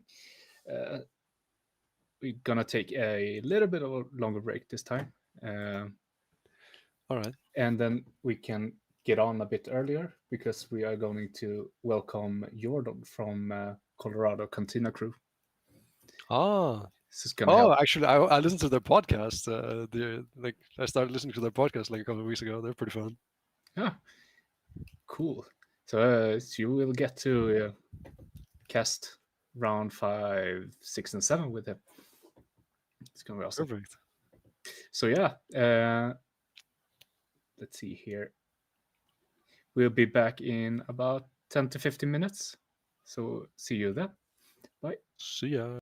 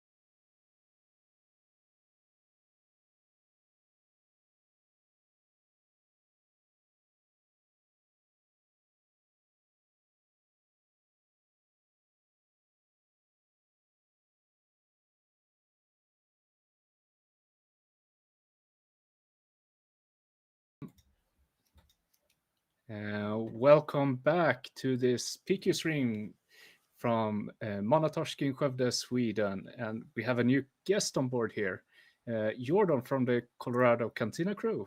Yeah, thanks for having me. Excited to cast my first European PQ. I'm glad I didn't have to pronounce the city there. The state I'm good with. Sweden I could handle, but the rest I'll lean on you. Excited to be here. Been watching the stream this morning. Some great games. Excited for some more.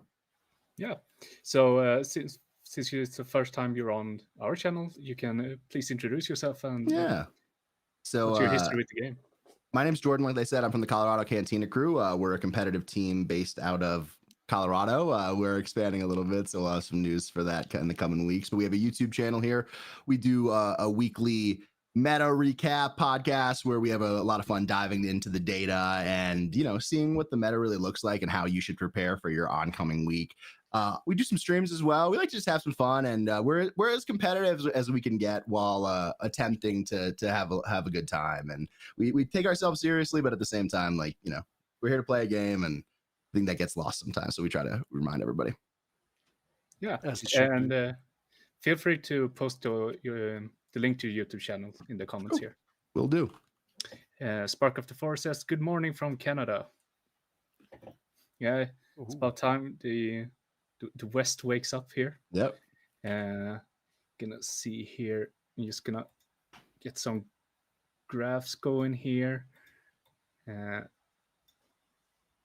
For that, think it should be time in about 2-3 minutes. Yeah.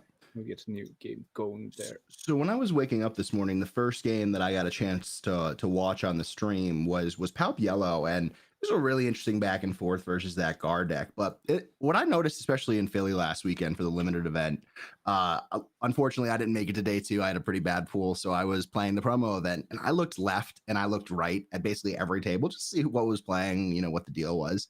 And the amount of Palpatine that I saw was frightening, right? And you know what's also interesting is that most of those players really had a bad day. And I wonder, after you get a win like Bobby Sapphire in Portland with this Palp deck, if a lot of people just picked it up without getting the reps in. Obviously, we see our last player was 2-0 Magnus when he was playing this, so he's off to a good start. But man, that's a tough deck to play, and it's a tough deck to pick up on 4 days' notice, I think. It's funny because I saw the exact same thing in Bilbao, right?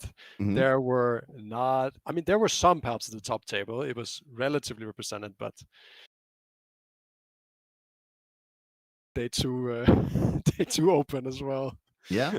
And it's a great deck. I love playing it. It's really fun. It has a lot of game into different things. I'm primarily an aggro player or a control player, like either ends of the spectrum. But I think what Palp brings is a lot of, on our channel, we call it hijinks, where you're just doing a bunch of weird stuff, right? Like you're capturing, you're pinging, you're stealing. I won 3. Yeah, exactly, right? And it's a string of actions that causes other actions and then sets you up for further actions. And I think when you're playing a deck like that, it's really challenging to play it well when you don't know all the eventualities, when you're not familiar with all those different lines. So interesting to see if this if how the games go in this PQ. Obviously, Magnus. I didn't catch the end of that game. Did Magnus end up winning, Jonas? He did not. He did not. Just steamroll. The second game was like a complete non-game. He drew nothing. He had like 4 events in hand. There's multiple turns where he played a no good to me that on 3 resources and 5 resources and passed. That feels awesome. So there was no game at all. Yeah, and that's another interesting deck, right? Like that Gar ECL is so. Oh, tell me almost about it's really hard to describe, right? Because like you see blue-green villain and you expect one thing, and all of your perspective kind of goes from that area. Then you die on 6 resources. Yeah, and then you sit down and you're getting aggroed out, right? And I still think it's probably one of the best Vader decks, if not the best Vader deck. And I'm just like breezing through some of the game right now as we're talking, and even a unit like Outer Rim Outlaws, that sucks. That sucks to deal with. Like it really is annoying. And I think that's as we move into like the mid phases of Star Wars Unlimited, right? We're going into our 6th set. We have a lot more of an arsenal to go through. The more annoying you can make your deck, the harder you can make your deck to play against, the more choices that you present that are unenviable. I think it goes a long way.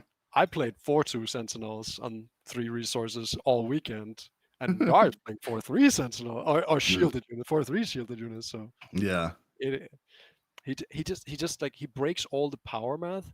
Like anything he plays craving power goes to 7, and if you ever get behind, they have like 1 or 2 units on the board, and you can never re-enter the board because every time you play anything, they just play their craving power or their OB. They get 2 more to base, and it's so hard.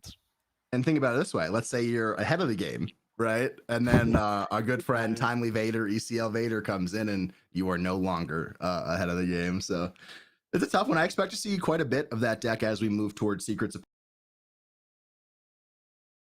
quite a bit, right? As you get to make a relatively vanilla flip more impactful, right? I think we're going to see that with a lot of leaders. I think we're either going to see leaders become hyper aggressive off flip. I think a good example would be like, Con 4 Tarkentown flipping and going like sudden ferocity or wrong ride. Sudden ferocity is a 3+ buff, and wrong ride is a exhaust of 2 of your opponent's resources. So on that, you're playing Han on the turn where you're spending like 8, 9, 10 resources. They're spending 3 resources. Just feels amazing. So let's see here. We have a couple of crashes here on the machine here. Please tell us if it has affected anything on the stream. People can still see us, if there's anything.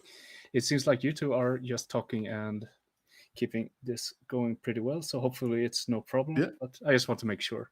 On my end, it looks pretty good. The stream is fine. It's just you black screened. So just trying to keep the viewers entertained. Yeah, doing our best. That's great. Do you guys know a general breakdown of like the leader percentages so far today? Have we seen any data or representation? Yeah, me and Gustav went over it after round 3. Awesome. It's like 11 Han, and then the second most is Towson with like 5 players, and then it's a 4 of a lot of different things like Thrawn, Gar, Yoda, all the stuff you expect. Nice. I have it here. It's half what I'm trying to Han green, and then the Towsons are like 3 different decks. Wow. Yeah.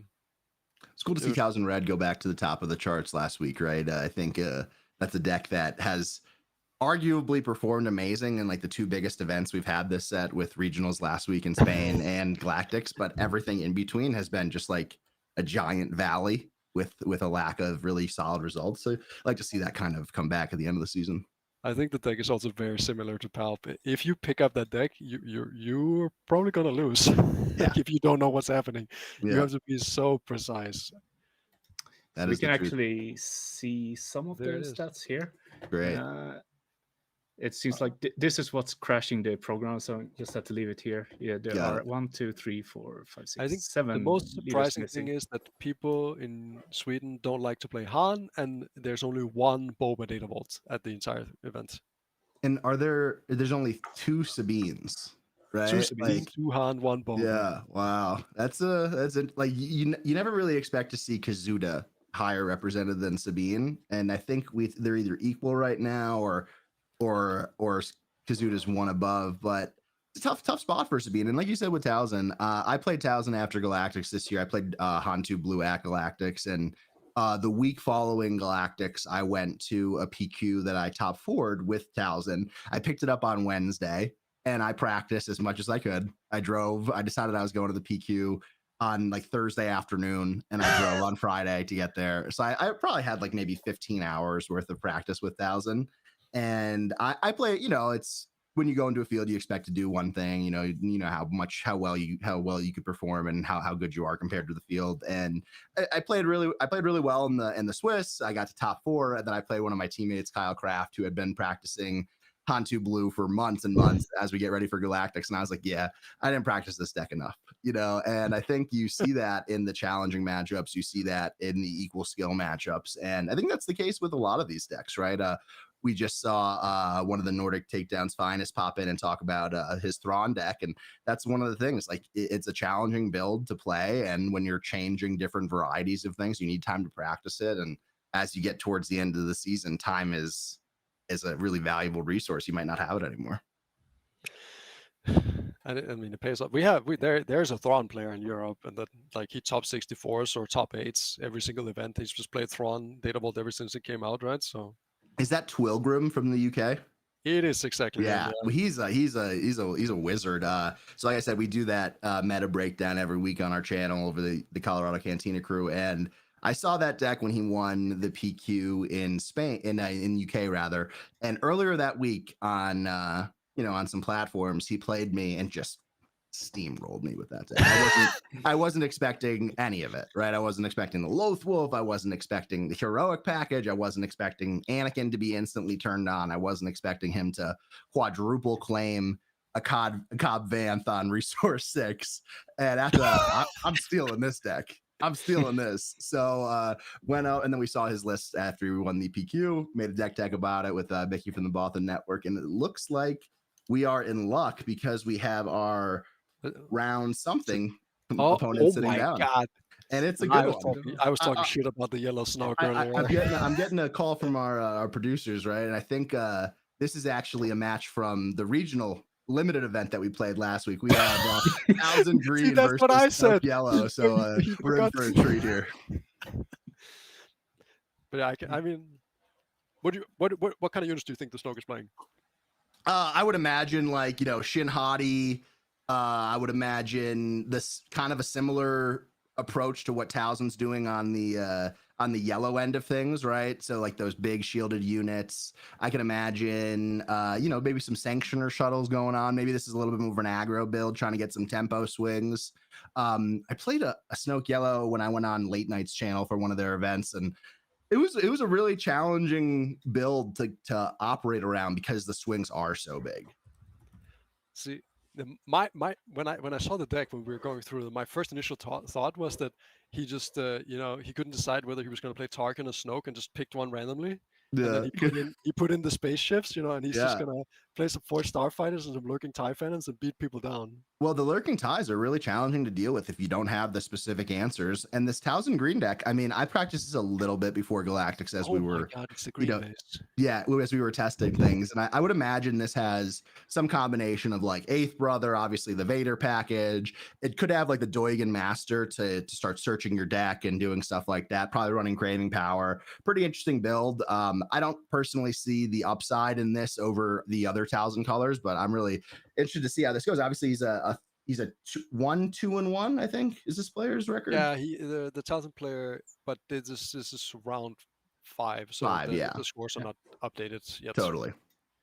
But yeah, I was actually we were really interested in the green builds of Towson, right? Because if you go Eighth Brother, Maul, Vader, right, you're guaranteed to have the Force later in the game, and you can like if you spend the Force with Eighth Brother and then get it back immediately with another ambush, or your Maul is just coming in for 9 and stuff like that. But then you look at the early units and they forgot to print them. Yeah, they did. Yeah, you're basically running the leftovers. But we get started here with Towson on the initiative, starting off with a Karis, and then we have Snoke following up with a ISB agent. I didn't see the event that he revealed, but he's also buffing and pinging. So I think a good start from both players here. We actually have advantage health and power ISB agent, which is not what you expect when it's played next to a Karis, but here we are. Maybe it's more of a okay. I see. It was a Whaley he revealed. Yeah, but and I see the TIE Phantom in the deck, so yeah, it makes sense. Putting an experience token on a 1-cost unit has been a strategy in the game since the dawn of time. Totally. And we have a situation here where, we have the Towson player having initiative. They're going to be able to get on the Force. And I think having initiative here is something that Snoke's not going to happen very often as he's going wider, as he's buffing these units. So we see them kind of just exchange 2 to base from both perspectives here. And it looks like we're racing just to start. It's an interesting dynamic, the whole thing, where if you plan to just not have the initiative, you can build your deck a little differently. Mm-hmm. And we're ramping in Towson. And that's another cool synergy with this green build, is that you could actually use Towson's ability if you're being, locked off from the space lane. We see the Snoke player follow up here with a lurking tie, and that's something that needs to be answered, right? That could really get out of hand as it gets buffed. It currently is able to be buffed, and I would imagine that we do see that buff come down this turn. Or we just slam the assassin on the board and take it out before it becomes a problem. Yep, that's what I would do. And if he has it in his hand, I think we'll be seeing that slammed right about now. And he looks like he does have it. So here we go. Yeah, there it is. Exactly. Like once the TIE Phantom gets out of control, the Townsend player will die very quickly. 1 down, 2 to go.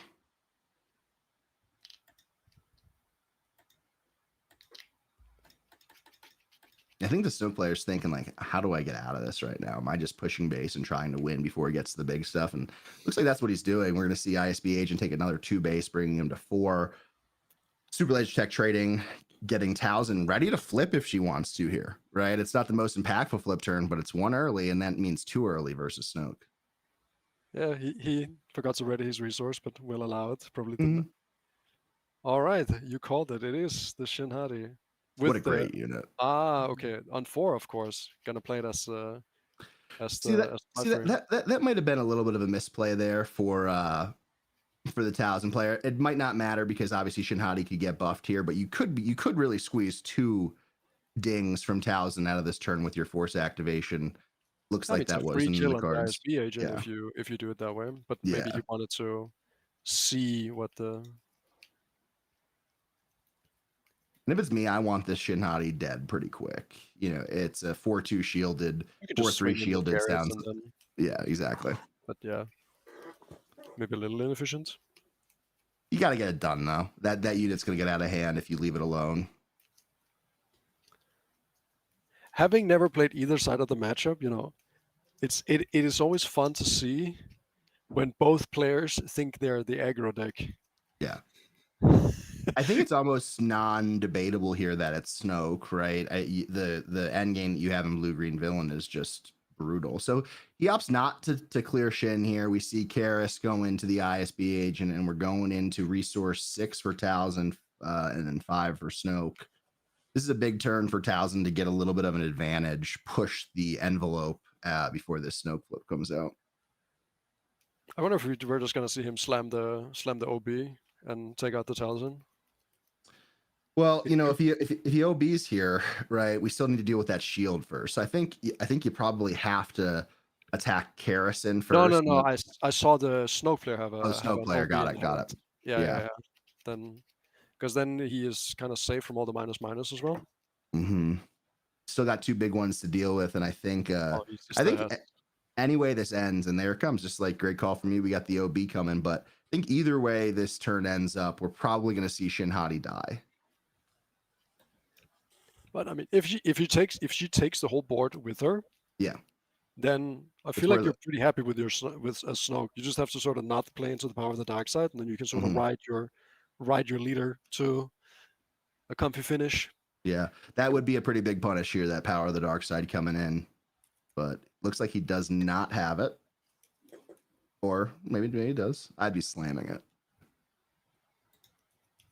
He gave the Shin Hati -3/-3, so at least he will not be able to take out the Townsend leader. Mm-hmm. But it's also, if you since Townsend is a resource ahead, and if they are probably playing mauls, right? It can be very scary to flip your Snoke next turn. So you kind of have to. You'll most likely be behind on board. So you kind of have to make sure that if you're gonna flip it, you're gonna get a buff in before anyone could do anything to stop you. Yeah.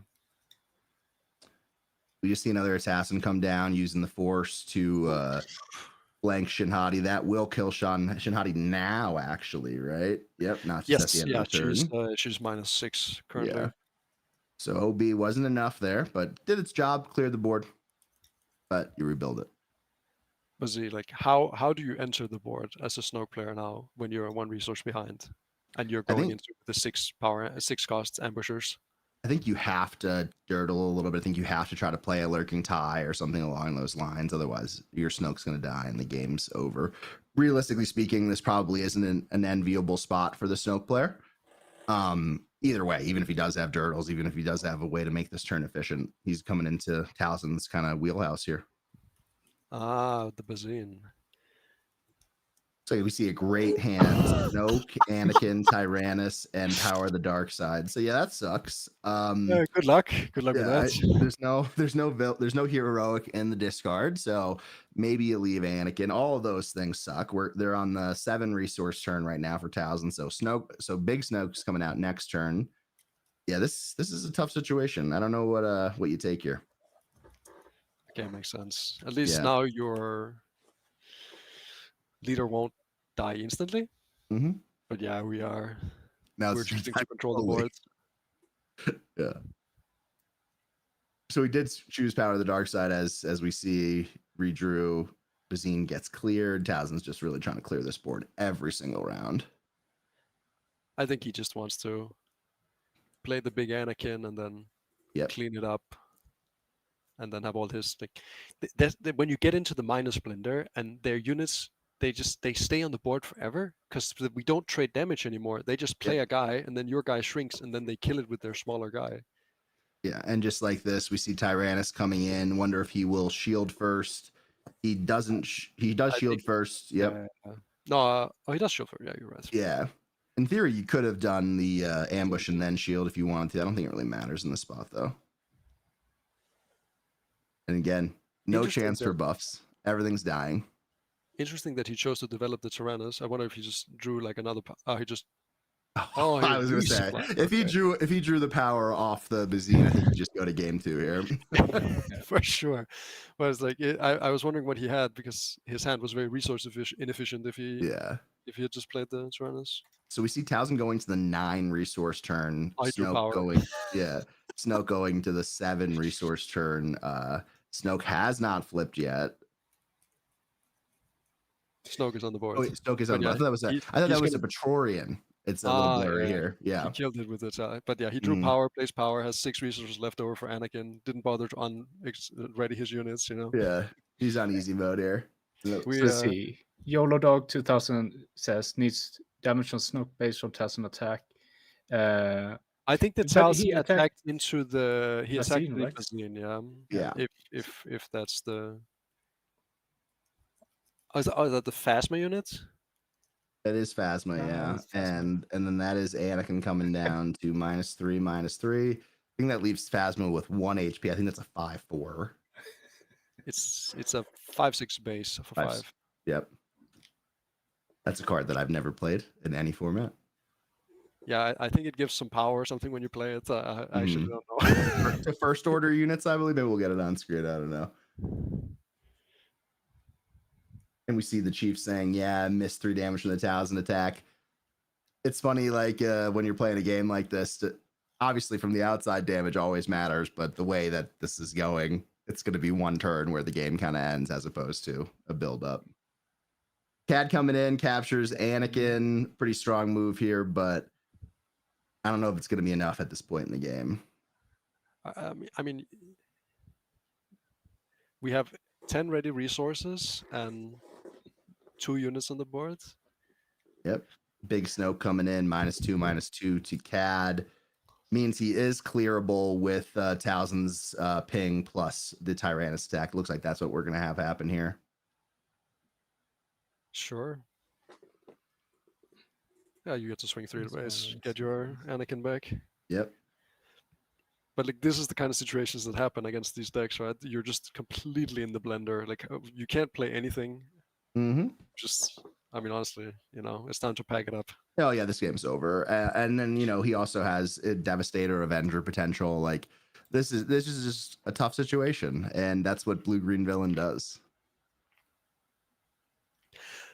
I wonder how different it is, right? Because I do expect the Towson deck to be a little less top heavy because you have to fit in all the forecast units, and you can't have ramp, OB, craving, and the early plays and still have all of the top end. Yeah, so it looks like he had 2 OBs, a Secretive Sage, and he just drew a Night Sister Warrior with that Bazine draw. We just start off with 6 to base. I think that brings Snoke up to 13 or 14. 18, it says. 18, yeah. It's a little blurry for me inside of video. I'm going to see if I can refresh that. There are 2 different ones. I think the right one is very blurry. Maybe try the one that we're actually streaming. That's the one I'm using as well. Got it. Yeah, I had the issues with this as well on a different time we were. Yeah, I'll get the hang of it. Yeah, you have the health on the top left and top right and bottom left as well. Yeah, I try to update as good as I can. We are very no units are allowed to live. Yeah. Yeah. And you know what else? Like we haven't. Oh, and then we're scooping. We probably tried to see what you could draw and take it over. So, what does Snoke need to do differently or to get off on the right foot? It's so hard to know. I think the primary thing you want to do against Talon is if you play in a way where you get juiced by either the Talon's assassin or the Darth Tyrannus on the 4 resource turn.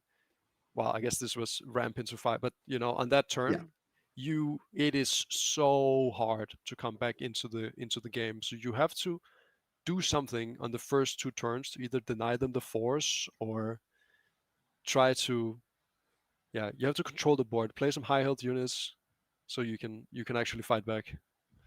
Yeah, and this game we saw them start with the ISB agent with the buff, and in theory, like that's not too bad, right? Like you're getting 2/4, you're getting a ping.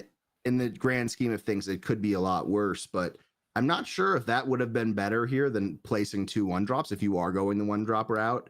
I think what you need to do in this situation is set up for your Lurking Tide and not die on its turn that it gets played, right? I think the real win con in this matchup for this Snoke deck after watching game 1 is having a Lurking Tide buffed out of those ping ranges, out of the Talon Assassin, out of the Karis, out of the double declines by Talon on the flip turn. I don't know how likely that is, but I feel like that's probably the only clear win con that this Snoke deck has in this matchup. Maybe you can make a really big unit. Like say you play the ISB agent, give it an XP, and then you play like a 2-drop on 3 resources and give another XP to your ISB agent. Yeah. Something like that. And you can like build up a really powerful unit that you can trade into their early plays. And then if your 1 unit dies, you can start going on the next one. Yeah. Could also be an angle you could take. I think part of the issue here is that the Snoke early units are really aggressive, right? The way that he's positioning them, he wants to be able to push, and then he wants to be able to play Shin Hati that becomes a shielded 5/3. And in this situation, a shielded 5/3 really doesn't do anything. Oh, that sucks against Talon. Yeah, because on that same turn, you're getting Talon assassined, right? So I think pretty unenviable position, and I think you see a lot of similarities in between how this deck plays to probably the Talon yellow build that's been floating around. We made a build on our channel a couple of weeks ago, but one of the challenges with Talon red is that it doesn't have amazing 3-drops. It has Grand Inquisitor, it has Jedi in hiding, but in yellow, it has Shin Hati, right? So then all of a sudden you have great 2-drops, great 3-drops, and great 4-drops. So, I'm a big fan of Shin, but we'll see if it's enough in this matchup. I mean, maybe the Talon player won't start with the best 2-drop this turn. I see. Oh, the Kinson Intimidator could actually be pretty good as well. Then you're making a giant body on turn 1. Some exhaust going too, right? Yeah. Like I've my theory is that the more HP you put on the board, the more Talon struggles, right? Because you have to minus is very all in, right? You have to capitalize on that turn. So if you ever break up one of their turns, then you can start running them over. And it looks like we're going Kintan. So a little bit different. I thought at first, oh no, we're going ISB again, but it's the Kintan getting buffed into Karis. Did he give the Talon the initiative? It looks like no. He took 2 actions and Talon took 1. I felt like the Karis hit the board before the Kinson Intimidator, but I guess he did. That's a good point. Seems like a strange choice. I guess that you're not getting it anyway, and you want to be able to react to what he's playing potentially. If ISB agent or something, right? If you have 2 different. I guess maybe if he was going Secretive Sage, you'd want to ISB to ping the shield. That's actually a very powerful play. Okay, so we're thinking about the ramp, I guess. What else do we have? Shin? That's what we're getting. And I think he's probably right. I mean, last game he saw the effect of what happens when Talon ramps and you don't. But now we're seeing the dual ramp coming back from Talon, resupplying going to 4, both going into our 5 resource turn. Talon gets to flip. Snoke actually has a decent board here, right? So we'll see how he could handle this Talon flip. He can actually kind of get value out of his super laser technician if he just swings it into the Karas. Yeah, I don't think the Talisman player will use the force here, because then it's going to be really hard to get it back. Usually, like these are the best. Okay, he has a plan. Yeah, I wonder if he has the assassin in his hand. I can't really tell. I know you get the force back, obviously, as you flip Towson. I think attacking first with that super laser attack was really smart, because otherwise it's just going to get pinged by Towson and then you're getting nothing out of it. So obviously you don't want to start your turn off like that in a lot of situations, but here we go. Towson deploys another non-minus flip turn. I like it. Yeah. I hate doing these kind of flips. I feel like there's so many things that could go wrong, but Terrible.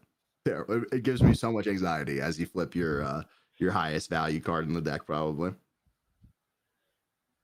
But I mean, maybe against the green yellow shell, you're not too scared. I mean, what can they do? No good to me dead. Do you really care?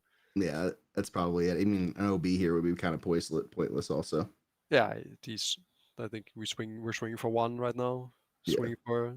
Well, swinging for 2 with the hint hands, that'd be 4. You're still 3 short. Yeah. So that goes down. We get the exhaust going. Oh no, a Towson attacked to kill it. And then an ISP again, yeah. Showing Palp's return. That might come in handy later once we get some bigger units in the discard, but I don't think Kintan is it. I feel like the game is out of control at this point. This could become rough. Like, okay, we have. Shinhadi's a relatively good answer here, because at least you're not alone with Snoke flipping, right? Because unfortunately, you are playing a blue deck that Power to the Dark Side exists. So here you could take 2 actions, 1 buffing, 1 attacking. You are worried about Towson's assassin coming in, so maybe you just take your attack first, just to make sure. And here it comes. They just always have it. Yep.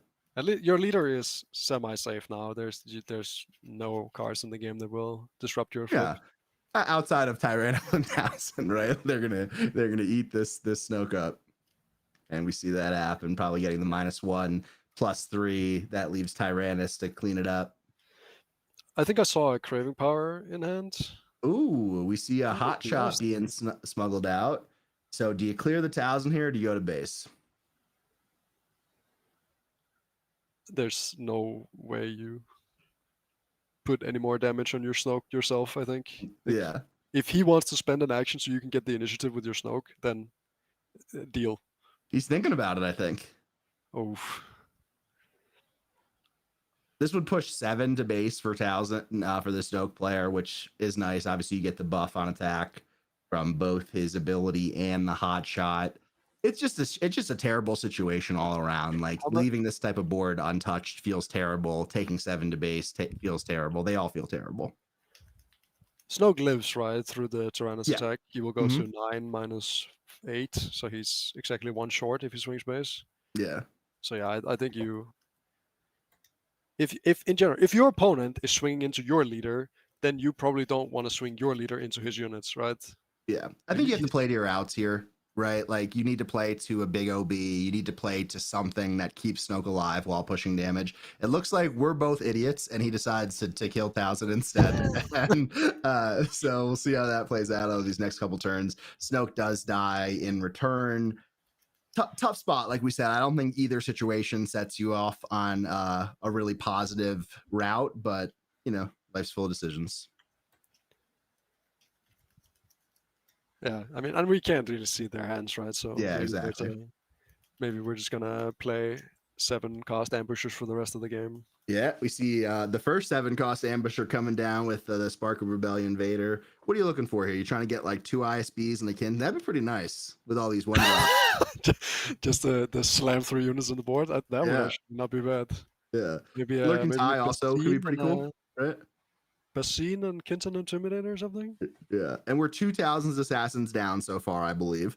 So I guess your Lurking Tie becomes a little bit more insulated. I mean, at this point, we can play Anakin, and we already saw Snoke in game 1. So unless we're getting HP in that thing, we are absolutely cooked. It's very dangerous. And here we go. He gets the Lurking Tie down. Unfortunately, you can't buff the Lurking Tide 2 invaders out there, but the traitorous. Oh my god, this sucks. I mean, you know what? If I can imagine a million scenarios that are way worse than this. Yes. Like we get initiative and we have a big unit on board. Deal. Yeah. Hey, to be fair, this is the first turn in the game where even units have been even on the board Yeah, for sure. since turn 1, obviously. I wish my Vader had a little bit more HP, but what can you do? Mm-hmm. But I see CAD and Maw. Ooh, you can capture your own lurking time, and then you get it And it back. comes back, yeah. Nice, actually, that it could get really dangerous for our 1000 player. Yeah, we see Towson go 4 to base. Snoke go 5. And then what's the follow up here? I mean, you can't really play a Lurking Tie because that just, sets up a really even trade. But we can capture, like you mentioned, Lurking Tie comes back over to CAD side. Okay, we were reading that is yeah. You can't capture Lurking Tie. Well, it's an you? enemy card ability. I guess it's not specific, right? Yeah, it's not using the card. It's not using the term owner, right? If it was owner, then you could take it back. Yeah, you can't capture Lurking Tie, right? Yeah. It's capture, damage, and defeat. All right, so you cannot do that. Mm-hmm. What are we seeing? No glory. Say a relentless And a chariot. Chariot, yeah. I think you got to take out, unless you have an answer to the relentless. I think you need to get rid of it. We haven't seen any big ships coming in. Looks like he takes out no glory. Seems dangerous, aren't we? We're just playing assassin here, killing the Vader. Looks we get like the fuck. Yeah. Oh, Snoke. we just play the Snoke we drew, of course. Yeah. My bad, guys. Yeah, how could you not have considered that he might top deck a Snoke, right? Yeah, and then we activate Towson and kill the Vader.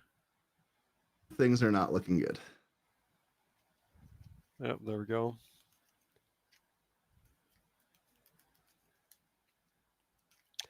So what do we need to do if we're the Snoke player? How do we get back into this? I think you probably concede next turn. You could capture Snoke with CAD, which isn't bad. You know that no glory is out of the picture, so you're not assuming there's instant removal to deal with it. So I think that's like your first step here. Just take the 6 off the board, give yourself a little bit more breathing room. So you spend your entire turn capturing. Towson plays relentless, swings 4 to your base, and then when you attack with CAD, he gives you 2 cards, gets his Snoke back, and takes 5 to base. I think you probably don't attack, right? Like you probably have to just keep it there and get that -2 off the board until you're in a little bit better position. Just keep that threat of CAD. And it looks like that's what we're going to see. Again, probably not an enviable spot to be in, but it is a spot, and it is no longer a spot because he drew a Rival's Fall, I believe. And I think that'll do it. 4 to base from Towson. That Traitors is actually pretty big. That's the 8th damage that was dealt with that stolen Lurking Tie, so that's always great. Yeah. Green villain deck with no targets for all their OBs and craving powers is what a time to be alive. It's a bad day at the office. Yeah. In theory, I think there's a lot of potential in this sort of build. Go wide, buff each one, make these crazy Lurking Ties that aren't attackable. But in this game, it's not playing out in practice. What do we want? No 7-cost ambusher can kill the Snoke. Are we just gonna capture again? I mean, does he have I think that's his discard. It's his discard pile, so he's probably looking to see like, oh, there you go. Palp's returning the this sucks. You take Snoke and you do the same thing over again and hope he doesn't have an immediate answer, in which he does not. Let's see. Oh, just turret. I'm not sure if I like the Towson's approach, honestly. I feel like you could just slam the Relentless and get a little bit aggressive here. I think it's time to end the game. You have such an advantage here. You want to play to that advantage. You don't want to let a deck that can snowball get a chance to snowball.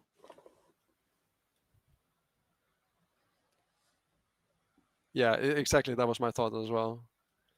Like at least we're readying with an 8 power unit, and that's I feel like that we're not going to get in a better situation than this. That if we're No. the snow player, like we spent 4 out of our 10 resources. I'm not really sure what we're doing with that. I think obviously Towson has been in control in both of these games so far.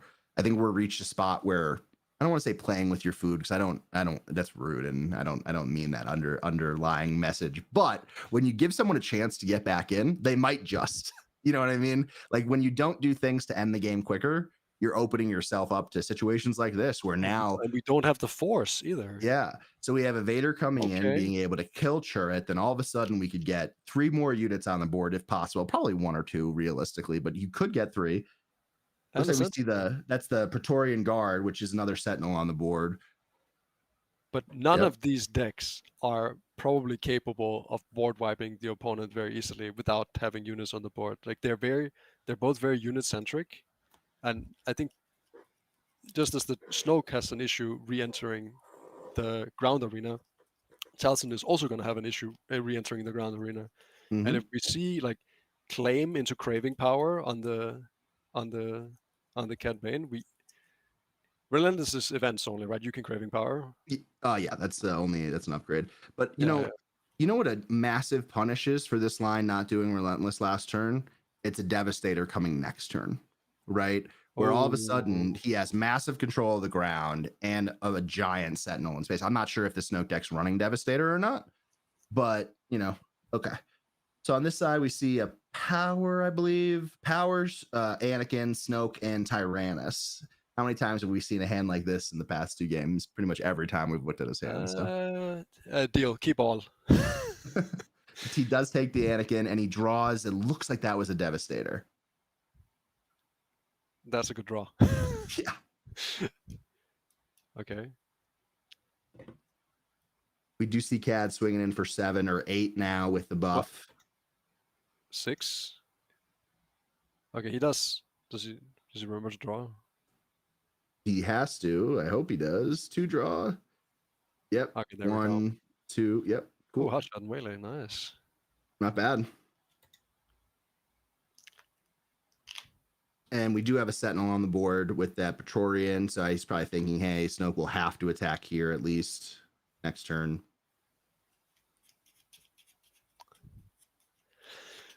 Well, hopefully we don't. Can we OB off the Relentless to do a nice little board wipe here, or? I think you might just take your 8 to base with Relentless, right? Because that puts him at 24, presenting lethal from the Lurking Tie. I like it. Yeah. But I mean, both players are very close to having lethal on the board. You're playing against the yellow deck. You know he has blasters. Totally. Ooh, Traitor is coming in, stealing that Sentinel. The Traitorous's have been really annoying for our Snoke player this game. Yeah. And they could have been a lot more annoying too if you're stealing a giant Lurking Tie, but maybe that's part of the reasoning for not going so heavy buff wise once he saw the first one. Oh, maybe it's part of the sideboard package for our Towson player as well. So what can we see here? We have. I mean, we kind of have to. Okay, yeah. I guess we might be thinking about the craving power. Yeah, and that would clear the Relentless. You put it on Cad. That's a giant unit to deal with. And then if we also have a barrage, then maybe we can cook something up. What would that be? Craving Craving power power. +3, right? +2/+2, and then he pings for his power. So he could kill Relentless or he could kill the Sentinel. If he has a buff, there could be an argument for clearing the Sentinel. Looks like he decides to go. Oh, you're thinking Relentless. we can maybe achieve lethal this turn if we kill the Potentially, Sentinel? right? Because if you leave the Relentless alone, you're dead in 2 actions. But yeah, we're dying. Like Snoke Lurking Time, Relentless is also dead. So I don't think we have the action economy for that. Yeah. And Lurking Tie kills in 2 swings now, so we. Much closer game in this end part of game 2 here than we saw in game 1.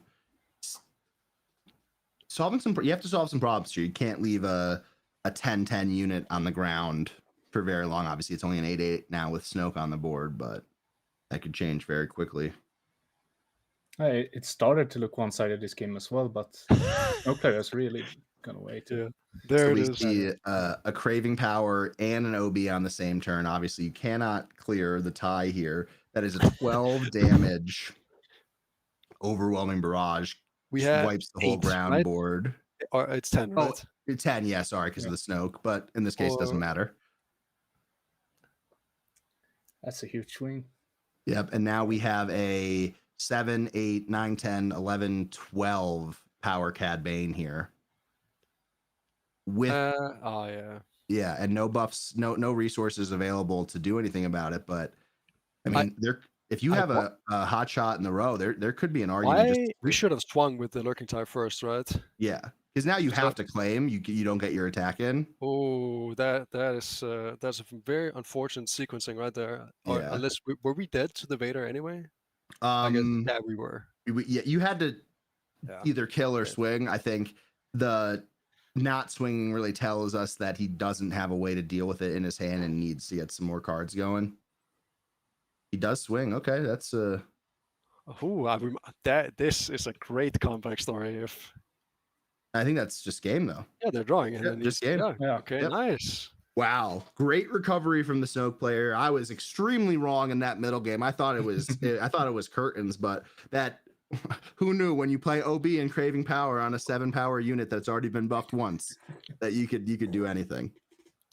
I mean, this is what happens in these kind of games where neither player both players have a hard time re-entering the board. Like when you take like a turn off on 7 resources and just take a tie instead of like playing out your big units like Anakin, then sometimes you die.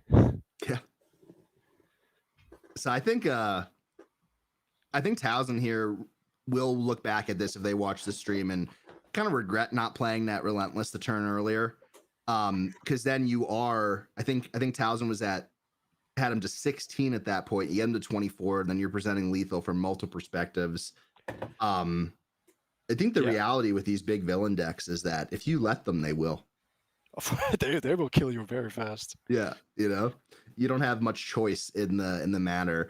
I mentioned it as we were in between rounds, but I've been practicing a lot for the Beatle Invitational, Beatle 2 coming up, and we've been looking at new decks and stuff like that. And there's this new 6 power unit that heals 2 damage based on every official that you have on the field. And versus like a deck like that's able to swing for 12 in one action, that doesn't matter. Like you could heal all you want, but you're never going to be able to catch up from those types of swings. So the stream just died, Gustav. Oh, there. Yeah. I am. Yep, it looks like we're dealing with a little bit of technical difficulties. We'll catch up here. You guys are on a little bit of a delay for us anyway, so we might even buffer by the time you guys catch up to live. But really looking forward to a great game 3 here. These kind of matchups are like some of the most fun to play, right? We are like, if you have multiple units on the board, every action, like the sequencing matters, and the stalling, so you play your card after they play their card. Mm-hmm. It becomes really interesting game of Star Wars. Another thing to think about, right, is that I think a lot of players who decide to play Snoke Yellow or Towson Green, one of those decision factors is, hey, I'm going to have some unexpected games. Like, people aren't going to know how to play against me. And in this, they sit down and they're like, oh, well, I don't know your deck and you don't know my deck. We have to do some guessing here. But that's one great part of this part of the season where you're getting people to mess around with some decks. Maybe these players like second PQ or something like that. And also, like, we were talking about it earlier, but even if you're not the biggest limited fan in terms of going out and competing, I've had a great time watching the streams, commentating on the streams for these crazy deck builds that you really don't know what's happening. Like, you don't know if they're going to be, main decking an out of aspect Will of the Force or something like that. There's just a lot of cool possibilities that keep you fresh. All right. A little bit of a more spicy start from a Towson player here. That you don't want to see the nicest warrior on turn 1. Yep. And we do see with this eye, so I think this Snow player really does want to start with a 1-drop plus buff. We haven't really seen too many 2-drops in this deck outside of Bazine. I mean, I guess it makes sense, right? If you're playing a 1-drop that's as big as a 2-drop, and then you get a little bonus effect. Yeah. And that little bonus effect could be pretty big. We haven't seen Secret of Sage come out yet, and I wonder if that's not in this build. For the Talon player, or Yeah. I think we saw it in hand on one of the basins. Got it. I mean, there's no way you're not playing three carries, Be crazy, yeah. 3 stages, 0%. He was thinking about swinging into the ISP. I like not doing it, making him work for it. Like, you want your fortunes on the board. See both players ramping here, and then Night Sister getting taken out by the ISB agent. I think that's a pretty even swing. We did see in game 2 how beneficial having ramp was for Snoke. We know it's beneficial for Talzin, but I think you can't be left behind here if one ramps and the other doesn't.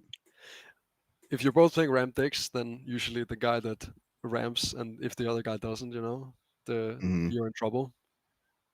Now the question here, does Snow try to double ramp to match his flip turn with Talzin? Because that's always one of the interesting conversations here about the comparison with these leaders. You see it oftentimes in limited debated. For sure. I love the flip turns. They're always super spicy. There's gonna be some sequencing here that. We do see the resupply. You're right. Ooh, so now we're on the flip turn for Snoke with 3 resources available, or 2 resources available rather. If he chooses to do it. Yeah. And we can take care of, but if we're too slow with flipping our Snoke, the Talzin can take out the ISB agent with the leader ability alone on the flip, and then if we flip naked into power, we probably lose the game on the spot. Well, Talzin doesn't have the force right now, so that's an advantage. I wonder if you just start off with a buff here to the ISB agent, get him out of that ping range. Looks like he's just going to take some damage. Yep, we see 2 to base from that ISB agent, taking Talzin to 2. I like it. He should only swing for 1, right? Yeah. Well, he's buffed by the yeah, he used leader ability on it. Oh, got it. First action. Yeah. So we did a little turtle. Yep. Now we have to.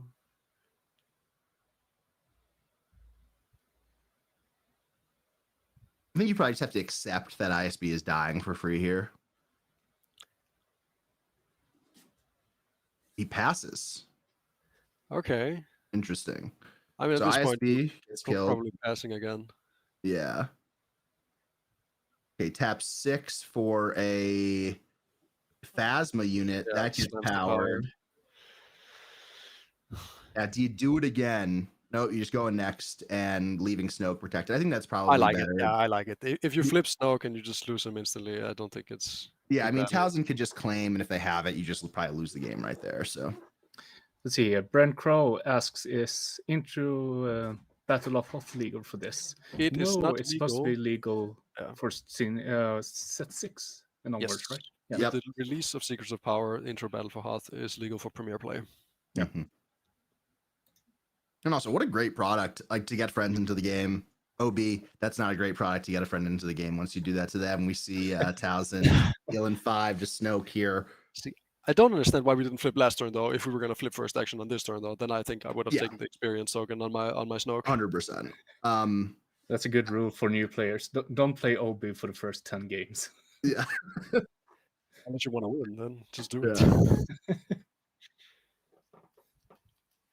See that hot shot coming in. Snoke's going to swing for 7 damage to base, experiencing himself in the process. Also makes it so if Talzin wants to trade into him, that she dies at the end of the turn. Nah, she won't take 6 back if he gives the minus. So Mm-hmm. This is actually, I feel like, it's a little awkward, the sequence for the Snoke player. He's not trying to make it super easy for himself. Resupplies again, going to 8 resources. Talzin claims, doesn't take an attack. I mean, we just have no fucking clue what's happening, I guess. Yeah, she must have power. Otherwise, you're crazy. It's not power. It's a Talzin's assassin to clear the Snoke. Yeah. Okay. Okay. I mean, at least we have resources. Show me more. I believe Snoke is now at 8 resources too. Yes, you're correct. Well, now it's going to be fun. This is going to be bangers every single turn for the rest of the game. Yep. And show me all. the first one, and you probably just swing right into Towson, take her out. Hell Yep. yeah. 3 back. No force for the Towson player. Very strong. So it's almost like you have to clear Maul with this Towson Assassin as opposed to some of your Towson-based shenanigans. I mean, this is the best kind of position you can hope for be in for this against the Towson player, like them having no force and you having bigger units on the board. Mm-hmm. And it does look like the Snoke deck probably has a little bit higher top end than I originally expected. We saw it come out at the end of last game. It's kind of funny. It's like kind of a funny mix between a Palpatine deck and a Tarkin deck. Yep, that's a great call. We Yeah, do see Towson clear that, get the force. Okay. Do you dare play first? He's tapping 1, so it's probably going to be like an ISB or Kintan or something.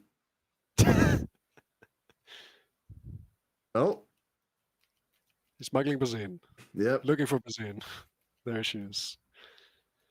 And we have Relentless, Maul, Anakin, Mystic Reflection, and Tyrannus. I love it, waving around the Mystic Reflection. You want this one? Sounds good. I think we're forced to take either the Maul or the Relentless, right? Yeah, Relentless is pretty challenging to deal with, I feel like. We haven't seen the big Devastator in Snoke's hand or on the board yet, which is probably his cleanest answer to that. Looks like he does decide to take them all. And he gets rewarded with a Tyrannus killing Bazine. Did we draw off the Bazine?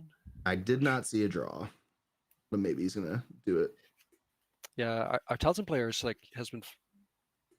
Okay, oh, I see. He just wanted to activate. Get Anakin online. And I think Mystic Reflection's a great card to do that in Villainous Blue. Cheap, effective. I think that's actually one of the reasons why I think heroic is better than villainy. Like the heroic events are just Mystic Reflection is not on the same power level out of aspect as Power of the Dark Side. That's all I'll say.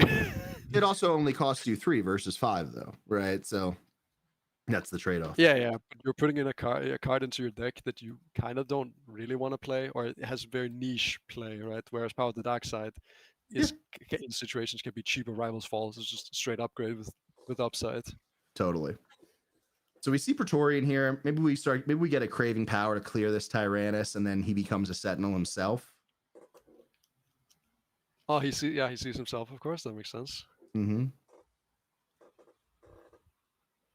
I'm looking at the Snoke player's hand, and I feel like he has less big bombs than the Towson player revealed earlier. Yeah. We don't see any Vader. We don't see any Cat. Oh, he's just deciding his resource here. I was confused because he was untapped. There we go. See Snoke spending 6 for or just 5 for a Craving, like we said. Clearing that Tyrannus, making the Prioritan a 4-4. Or excuse me, a 4-8, I believe. 4-7, maybe. It's a 4-7, yeah. Yeah.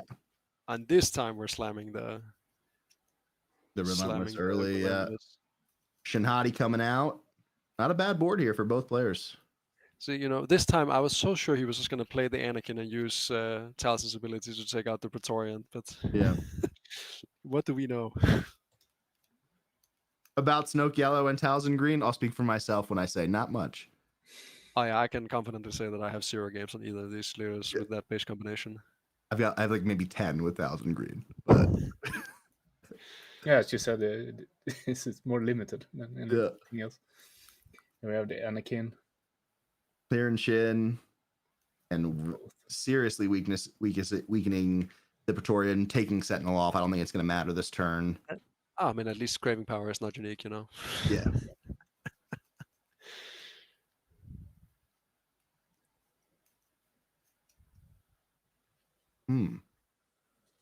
Ooh, I hope he knows that doesn't do anything. What this? Yeah. He's looking at Surprise Strike. Okay. He still will have a bunch of resources, so maybe he has a way to deal with this Relentless.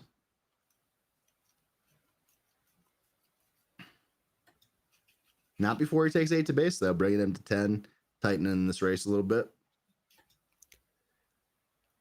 here it is. Palp's return coming in. What are we getting? We only have Maul, I think. Yep. Okay, so we're just straight up racing.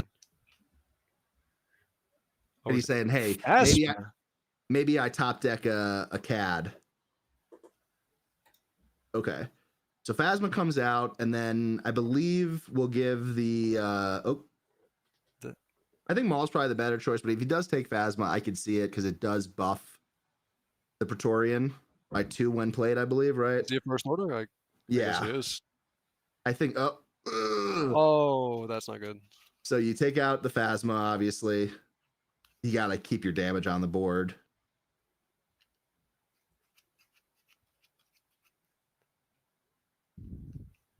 Come on, Oliver.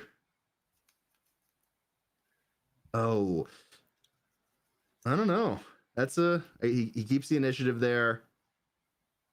Really outclassed on board with Anakin and Relentless. It's really awkward. Our credit power doesn't kill the Relentless either. That feels pretty bad, yeah. Oh, we drew CAD. Okay, nice. Which is good, right? That deals with the Relentless. I mean, I could also see an argument for just taking Anakin so it survives longer, but you do have to get that Relentless off the board. Very scary into 9 resources from our blue villain green opponent. Churret coming down. Gunking up the works a little bit. Zine. All right, this is a weekend. Oh, I like there's this. nothing. I like There's this. Yeah. nothing. Oh, Take thank Anakin God. out. Yeah. This could be good. Draw. I don't think he drew there. These But guys are not drawing anything, you know. this is so exciting, you know. Yeah. One guy has 2 good cards, and the other guy draws 2 good cards, and there's just nothing left. Yeah, and like you mentioned, like I think 5 minutes ago at this point, this is going to be bomb after bomb after bomb with Bazine and stuff like Churret intermixed.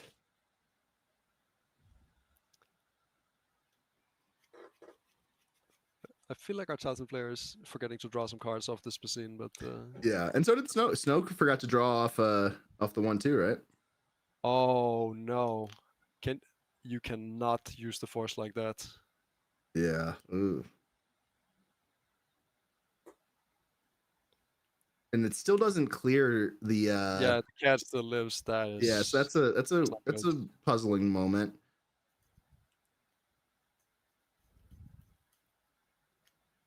I think when you could trade Phasma into Churret, that feels amazing. When you could trade and swing in and stay alive, that feels even better. You know, those are the situations where Churret is actually just not a very good card. Like when he's just a 4-cost 3/5. and we see a lot of card advantage on this Snoke end, right? Like it looks like he's got 6 cards in his hand to Talzin's 3. Again, I think we might have missed some draws with Bazine. Helps out. Yeah. But yeah, it is what it is. Stuff like this will happen at the PQ level, right? These It's guys a long are... day, you know. I had some new friends join us in Philly who haven't played the game before, and that was a really long day. That was like a 13-hour day, and they're like, "Are they all this long?" Oh yeah, you They have 8 all or this 9 tiring? rounds. Or... Yeah, 9 rounds plus the build period. So Oh yeah, it was such a long day, the limited. yeah. But we've also been playing we have less than 2 minutes left in the round. Oh wow. Yeah, so They gotta get moving. They have been and such complicated board states, right? Both players having like 3 units in play all the time, just battling back and forth. And you know what? They're really not playing slow. No, I feel like the pace of play has been very reasonable. They've had a couple of times where they think, and which should be that is allowed. You should definitely be able to take a couple of moments, but other than that, it's been good. I tell my teammates all the time, you're allowed to think. You should start doing it. They don't think it's funny. A problem for mankind in general. So we see this OB coming down, not thinking there, taking out the CAD most likely, Phasma. Can you do Bazine as well? 2, 3, 4. 2, 4, 3. Yeah, you're gonna be 1 short to clear the whole board, I think. Yeah, you need 5, and then you have 2 left. You Big swing here. You can swing Bazine into Anakin and defeat it on the. Seen a big tap coming here from Snoke. What is it? A Maul coming in. gonna kill this Anakin at the end of the turn. He's gonna put the damage on Bazine. So what's Anakin that? still stays alive though. Oh. Anakin still stays alive, doesn't he? Because of the OB. No. He had 6 damage on him, so he does 4. Got it. He does 4 to base with them all. Yep. Oh, and now we kinda have to either play Power of the Dark Side or claim, and we have a Cad Bane unit in hand. And okay.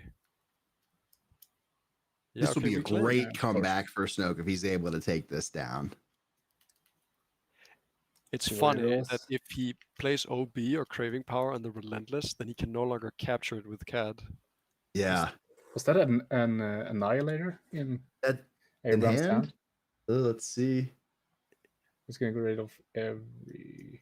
We've already been through 2 malls at least. Yep. We're exhausting 9 resources. Avenger. Okay. Which one is it? Yep. Oh, it's Avenger coming regular. down. Okay. Taking out Agreed. Maul. And we did just hit time on our clock. I'm not sure if that's official, but got a I feel couple like more actions here either we way. capture the Avenger, right? And then we play another guy, and then we win the game ish. The Maybe? timer is 1 or 2 minutes off. Yeah. Okay. PST. So you have the choice here. He takes the Relentless, potentially. Oh, we're thinking. He does he have 3 resources open? There's not going to be 2 any way he resources could. open. Yeah, so he can't deal with Or one. the So I think you do probably take the Avenger here, and then you make him claim, and make That- him have an answer to Cad. Talzin has to claim no Yeah. matter what here. Yeah, Like, there's no world where he doesn't have to claim.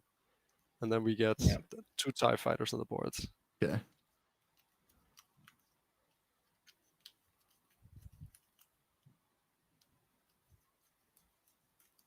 He drew some blue card off the top there.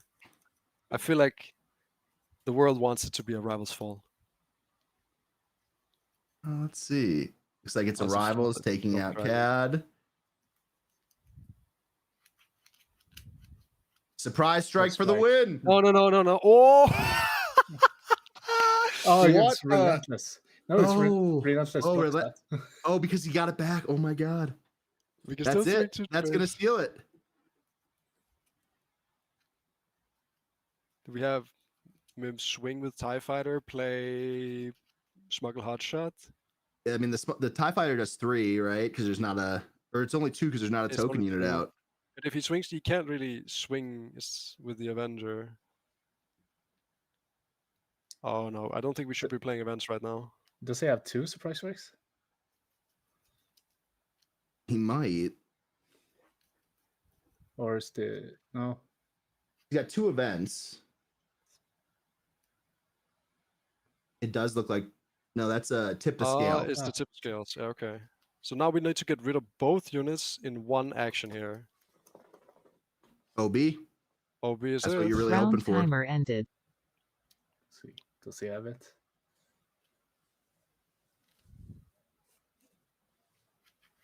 I don't know.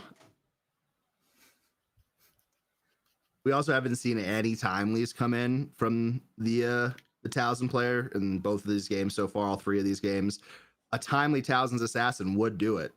And there goes the He fist doesn't have bump. it. Oh, that's a Oliver sick- takes it. What a great set of non-meta decks here. I think that Towson really started off super hot. We see Snow kind of learn the matchup a little bit as we go and eventually take over. Great play by both of these players here. Some Miss Bazine draws, but a fun match overall. Let's see That's here. just beautiful Star Wars right there. Mm-hmm. And it's great because you don't know what's happening, right? Like you're not used to seeing these decks. You don't know if they're running timely. You don't know if they're running super laser blast. Like there's a lot of Yeah. questions, and I don't this think point- he has had room. I don't think he has timeless in that because Yeah. we didn't see the big Vader unit either. which is an interesting choice, right? Especially as we're talking about these archetypes for blue-green villain, whether it's Gar, whether it's Talzin, like they all have their own different flavor, which I think is really interesting. We mentioned Thrawn earlier too. They have that has a really different flavor as well. But we always talk about it on our channel at the Colorado Cantina crew. It's like this point in the set, like don't be afraid to have some fun. Don't be afraid to put some decks together and go out and compete and see what happens because we're a couple weeks left. That's all we got, and I think that's what we see both of these players do. And Wow. Hopefully we get to see a little bit more of these guys on the stream later on. They're both You're 4-1 now? yeah, Something so like there's some chances, yeah. Great, great job at the guys on the floor for choosing that matchup. Thank you. Yeah. Oh, you know that they were saying, Great oh man, this is spicy, right? Like it's good stuff. And then we just get a banger. Mm-hmm. Is this Wow, so we standings? have 4 undefeated player, or 5 undefeated players, 1 with a draw. Yeah. Yeah, that's that the was saw that last draw on round. stream. So can you just this can help us see what the standings will be, because the standings isn't up for round 5 yet. But here's how it looked on during round 4, and So we can see here Nikiva one. 2-0, so he's 5-0. Tim should also be 5-0 then, right? Yep. Yes, we don't see Nikiva. You scroll down a little bit on the feed. Yeah. There we go. There we go. Yeah. So are these mostly a local event? Do you know most of these players, guys? A lot of them, yeah. Yeah, that's great. Even though I'm not that local, but they, we all when you've gone to like 2 PQs in the Nordics, you will recognize everybody. like half the players on this list. Yeah. So Nikiva, or Nikola, as his real name is, he's a Stockholm player and has been traveling for PQs and sectors and regionals. You're doing fairly okay. We have the second game here, Tim versus Dotlink. So Dotlink is Emil. That's the guy who won the Malmö Game Week. Should also be undefeated here. We have Johan, which I think is a Stockholm local player. Niklas here. Niklas 1-0. Niklas won the PQ during Denmark. Yeah, it must have been set 3 with I think it was set 3. Yeah. So how far is it a challenging trip to get to Stockholm from this location? 4-hour drive ish. Not bad. It's not bad. It's a 5-hour drive from Copenhagen, so it's it's a kind of a awkward position, I think. I think they are doing a lot of like railway work, so it's not the easiest. But the store has made this a weekend of SWU. So they were drafting set 1 yesterday, and tomorrow they're doing a set 3 sealed, I think. So that's great. Really working hard to make this weekend great for everyone. Well, it really takes like a store like that, a group of judges like that, a group of content creators like the people at the Nordic Takedown to make this sort of thing happen, right? And in Denver, when we travel around, like sometimes we'll go to Utah, which is about an 8-hour drive, New Mexico, like a 6-hour drive. Yeah, in the Mountain West, you're kind of spread out a little bit. I'm originally from the East Coast of the states in Pennsylvania, where you could go to Philly in 2 hours, New York in 2 hours, Boston in 4, right? It doesn't exist that way in the West Coast of the United States. So, I hear 4 hours. I say, sign me up. I hear 4 hours and pray to God that I've already made the 100 points. Yeah, you always try to look at who's at the events. And that's another thing about these smaller local scenes is that if you have a bunch of really good players, you're going to see a lot of the same customers at every PQ, and that could be exciting socially, but also discouraging competitively. So it's good to see a good mix of players that we know, we don't know, and also like I said, taking decks like that to a PQ when you're trying to get points takes some courage. There's a lot of day 2 major players on currently on screen right now in the in the top 10 bracket. Yeah. So this is the standings for round 5. They're up. So yeah, Nicola and Tim being the only undefeated, or the only. Looks like Yeah, Johan lost to Niklas in the draw bracket. That was Iden Mirror. Kostas has 2 draws here, I see. Oh, that's. I mean, he can still make it if he wins out playing purples and yellow, but I don't think you. Yeah. So we have Adam here. I'm so humble with 4-1. Third so far, Emil, the guy who won Malmö Game Week. Johan, Magnus, which no, that's not the Magnus with Palpatine, I think. Niklas here, Eric with 4-1. So yes, how it's looking right now. Is I'm so See humble it- from this area? I thought he was from the UK. He's Swedish. Oh, he's Swedish. Nice. So yeah, looks like we won't be able to take a break here because they are already setting up here, I think, or It we makes know which sense. games at least. So We went to time. That's the beauty of going to time. I think what we could say without any sort of prognostication is that we're going to have a more meta matchup than we had last round, is my guess. I mean, if they manage to find a less meta matchup, that Yeah. would be crazy. We got to So I send them think some we are. treats. Looks like we're sticking with Oliver, so we will get to see how this Snoke deck performs against Niklas. Oh no, not Nicholas. Who's Niklaus? Tell me more. He's just been an Iden Data Vault enjoyer, and he top Can we get 16. can we get a mulligan here? Can we get a different table? He top 16 at Bilbao last weekend, so he knows what he's doing on that deck as well. Yeah, that's a miserable deck to play against, isn't it? I'm honestly, I think it's fine being in the game. It's just as a spectator, and if the game turns out in a very specific way, like if you have to be very into like the matchup, right, to kind of get joy out of it. Otherwise, it just looks like both players are doing nothing for. Yeah. But to be honest, like I mentioned, I play control. I like control. I think control mirrors are more fun than control versus mid range, control versus aggro. You're just like you either end up playing really fast or really slow. There's almost like no in between. Yeah. But even last weekend when I'm playing Hantu Blue, right? I have a game plan into these type of decks. Oh, yeah. And it's not because the decks are so powerful and they're set up to win these matchups. Like but yeah, the it's very small intricacies that make the difference in those type of matchups. You really need a deck that can grind. Right, Yeah, a deck exactly. that could refill its hand, a deck that has sticky units. There's a lot of different things here. So obviously, we just saw Snoke play last game. I think one of the keys to this matchup is going to be sticking a tie, right? Because pretty much all of your other units are going to deal with some issues. Obviously, Relentless is a mainstay in this blue-green villain heavy control archetype. I think we did see ways in which the Snoke player Oliver can deal with that Relentless.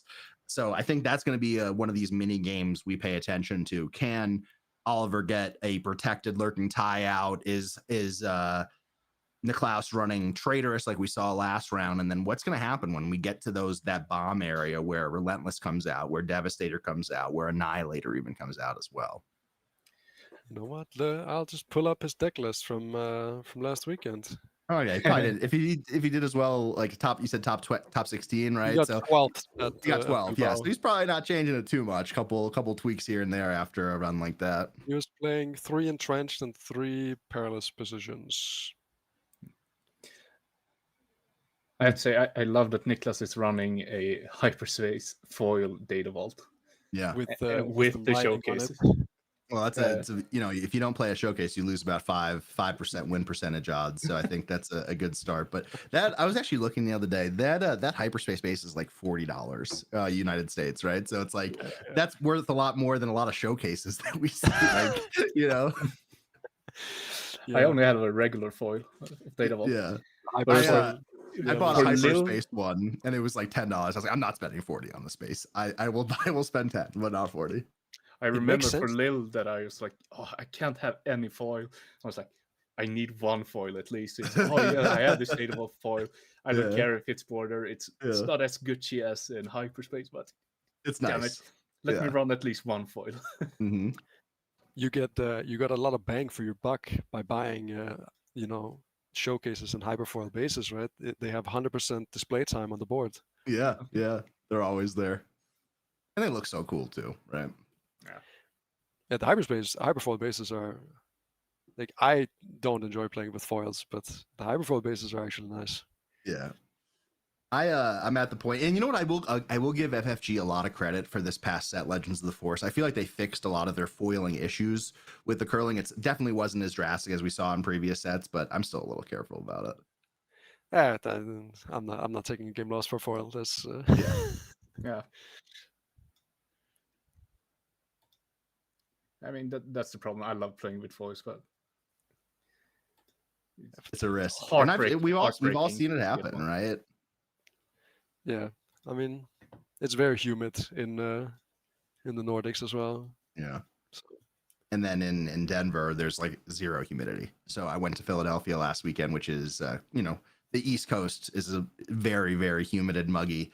And I was ready to get. I'm from Pennsylvania original, like I mentioned, and I was ready to get back on a flight. I was sweating nonstop. I couldn't breathe. It was disgusting. Philadelphia is disgusting, generally speaking. As someone who's from Pennsylvania, I could say that, but it's pretty gross. I visited Pennsylvania and Philadelphia after Galactics. Yeah, so you agree. I'm from like a little bit outside of Philly, like 2 hours away in Scranton, Pennsylvania, which is nicer looking. Not as fun, but nicer looking. I'll decline to comment. Yeah, hey, I'm fine being the rude American. It's all good. All right, so we see the same 1-drop start, and we see Iden try to confirm what this card does. Okay. Oh, we do the double 1-drop, protecting ourselves from the power. I like it, Yeah, and we have me the too. tie in hand. Yeah, So the buff here doesn't matter. Nah. Like, you have to push damage somehow, and okay, we're still playing the crushing blow. Wow, crushing blow. That's annoying. It is actually a bit. Sometimes it's better than power, right? Because a lot of the counterplay is that they play 6 of these power of the dark side effects. So a lot of people started playing 2 units on turn 1, and then if you kill the best one, the crushing blow, usually you don't have that much pressure anymore. Yep. But yeah, let's see if we can ride this TIE fandom to victory. So he doesn't need an immediate answer here, but he needs an answer, right? Obviously, a perilous position would be beautiful here. There are some other minus effects that he could be playing. I don't have the list pulled up, but if he doesn't have an answer here in the next 2 turns, this can get out of hand. And he has an answer. Yeah, I don't think our yellow-green player has many upgrade removal. We did see Waylay, which would be very unfortunate, but it might be a thing that you have to do. Interesting, as he's buffing. We're dirtling, so we can resupply, I think. Yeah. If you know they're going to pass anyway, you might as well get the actions out so you get potentially initiative. Yeah, who knows? Maybe that upgrade will fall off somehow. Or they can play a space unit.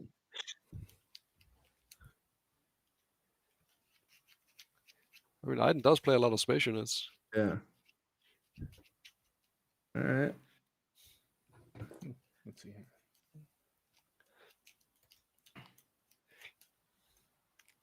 Okay, Jordan, how do we push some damage with this Snoke deck? Well, you start off by taking one, probably, right? I think one of the things in life versus control is that when you have it and you're not going to get punished, you should probably just take it. Even if it seems insignificant, it does start to add up. So now we only have 32 more damage to deal, which is great. But I think it really does rely on getting this sort of phantom out. We do see this resupply come into effect with Snoke coming out. We have 3 units, powers turned off, merciless contest turns off if he's running it, and we see the hot shot come in and does do a nice like 7 to base. Like that feels really good. I mean, what does Nicholas even have? Like, he's just been passing. I mean, he can't pass again. Then we will see claim. But what are we doing here? Maybe this is like a child sin or something coming out. Okay, he is sitting with some power of the dark side style removal in his hand. Okay, so he does a no glory to take out the tie. Really does want to have that either Avenger power effect turned on. Feels bad to spend seven resources dealing with that tie, but it is such a huge priority in the Snoke deck. I feel like if we're ever going to see the Snoke player win, then this kind of resource inefficiency is where we want to be. Yeah. Well, clearly we saw Niklaus really pass, right? Like clearly that's not ideal sequencing, even in this sort of deck that does pass more often. I would imagine as good of an Iden player as he is, he sat down and said, I need to have an entrenched in my opening hand. I need to have a perilous position in my opening hand. And I think that might have locked him into a certain degree of play lines here. Yeah. I can't imagine his averaging Rivals Fall, or A vigilance to take out the Shin and remove most of that Snoke damage. I would imagine we just see Snoke take it again and do 8 this time. Again, it seems if Snoke wins this game, this is how I imagine it going. And now I need to see. I want to see Vader. That's the unit I want to see hit the board. Yeah, I'm not sure if it's in his hand. I do see a craving power as well as a surprise strike, so you can push quite a bit of damage this turn. Yeah, there aren't that many cards that deal with the juiced up Snoke. Like the blue-green villain decks, they struggle a bit when your leader gets more than 7 HP. Then then they either need 9 or 10 resources or draw their like 1 or 2 rivals falls. We do see that surprise strike coming in. I think that's going to swing for 11 to base. Okay, now we're flipping Iden flipping with that shield. Yeah, and I think he had now, an ISB agent. Yep. And then show him what? Show is him that another nothing? surprise strike? I'm not sure. That ISB gets cleared. We see a claim coming in here, and all of a sudden we're going to see Snoke do, in the past turns, almost 20 damage in 2 actions. That's crazy. Yeah. He's doing some nice dice changing for the stream. Thank you, Nicholas. Yeah. Appreciate it. Yeah, I mean, not a great spot for the item player here. That resource inefficiency that you mentioned really coming back and rearing its ugly head. Snoke swings in for 9 that time, I believe. Yes, 9. Or maybe it was only 8. Okay, I'm not sure.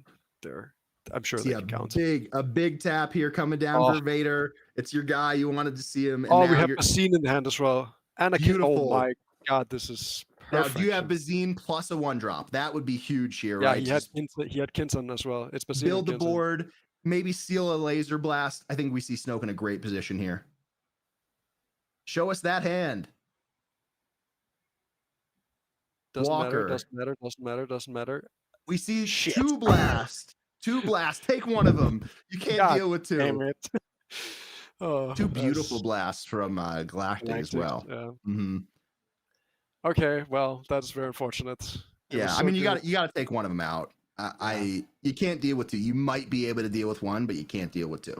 At least you get to he can't really play anything on this turn. You kill the Iden before she heals anymore, and then you just okay. Well, we need to draw a unit in our next hand. And then, you think about the next phase of this game, really. That's what the Snoke player is doing, I think.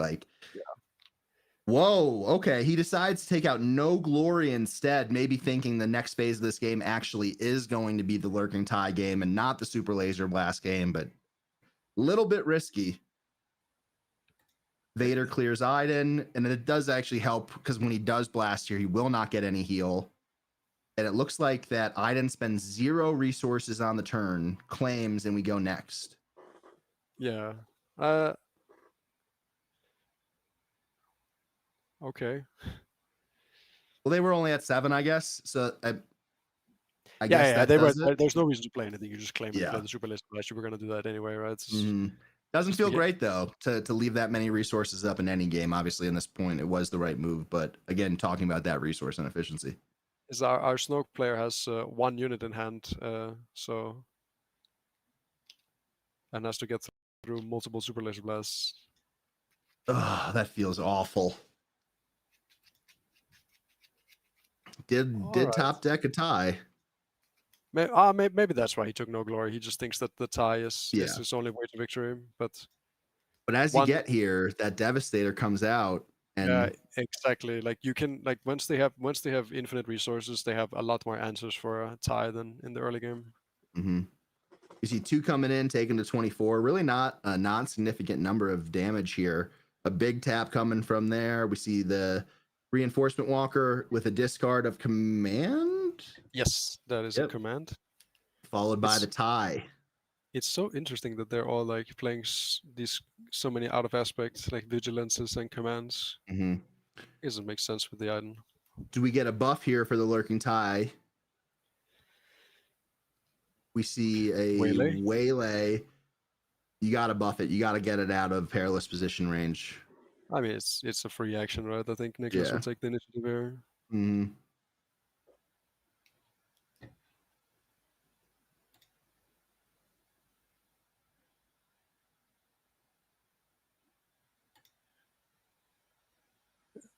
Oh.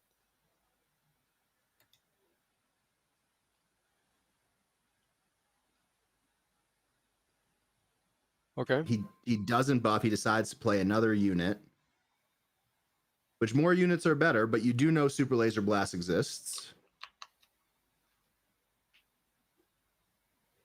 I feel like that's like the perfect scenario. If you play Super Laser here and then you randomly draw Vader. Okay, but that's the Snoke. That's bad. That is really bad. So I think that's why you always have to get the tie out of that 3 range, whether it's Snoke, whether it's perilous position. You need to get him up there. Once they have all the resources, it's so hard. Yeah. So now he's going to ping for 2 and attack for 2. That feels absolutely terrible. Maybe he will. I mean, he can play a Super Laser Technician and get a ramp. Well, you know what? He's buffing, and he does have an OB in his hand, which, now you just claim and you OB and you kill Snoke, I think, right? Yeah. I honestly, I really like when control players play entrenched on my units, because they're turning off a lot of their cards, and then you have a big unit to contest in that arena. Yeah, I feel bad putting it on like a unit like this, but I see a lot of function with, like, an Avenger, obviously turning that off and stuff like that if you're playing that sort of mirror match. But you got to deal with Snoke here, whether it's with this OB like we see. He also drew a Maul, but now we have a really big unit in space that's going to do absolutely nothing for a couple turns. Yeah, Nicholas knows what it's about. He just wants to play some ground units and then start smashing base. Yeah, we see the Super Laser Tech thrown down in a very angry fashion. I would be angry playing this game as well. Yeah, if you can't win these type of games where you get into a really good position in the mid game, it's probably just a really bad matchup. Well, this game really, really twisted on that Bazine with the double Super Laser Blast. I think a lot of your optimism really sinks in that moment. Yeah, for sure. You say to yourself, I've been doing so well. I'm pushing damage. I swing with Snoke. I have this. I have that. Boom, dead. And then not only being able to follow up with 1 unit. I mean, I hate going to time. That's one thing that in life I will try everything I can to avoid that, right? Including, being rude. But I think there's always a moment here, and it's a really big skill to understand where you're at. And I think in the next couple turns, if you can't get some momentum going, it might be time to pack it in. Nicholas is not going to go to time. He's going to kill him. I think. Don't think. But yeah, it's always nice seeing the item control players when they actually play fast. Yeah. That's part of, I played a lot of Bosk back in set 2, and that's part of the reason I was drawn to him, because it felt like you could actually attack a little bit more. Oh, that's the only game I've ever drawn in a tournament. It was a Bosk blue versus Cad blue. Mm-hmm. I've drawn 2 games in the tournament. Once was in my second week ever playing, and I still hold it against this opponent. But I was playing Iden blue, and he was playing Leia. And we went to time because I think that he was slow playing. I was too young in the game to know for sure, but I still think so. All right, so get a nice little board here. Obviously, he hasn't played a single blast yet, so one's coming at some point, potentially. Probably not now with this advantage. To clear the leader and everything. Mm-hmm. But I don't think we're not interested in blasting here. We are interested in racing, I think. Yeah, especially with the Walker out, right? Yeah, exactly. Another entrench. That's the 3rd entrench of the game. That's the most passive play I've ever seen. Yep. So yeah, it's like you could take 5 to base. I don't care. That's what that was. Yeah. You see, we're done trading. It's time to kill. Very polished play here from Niklaus.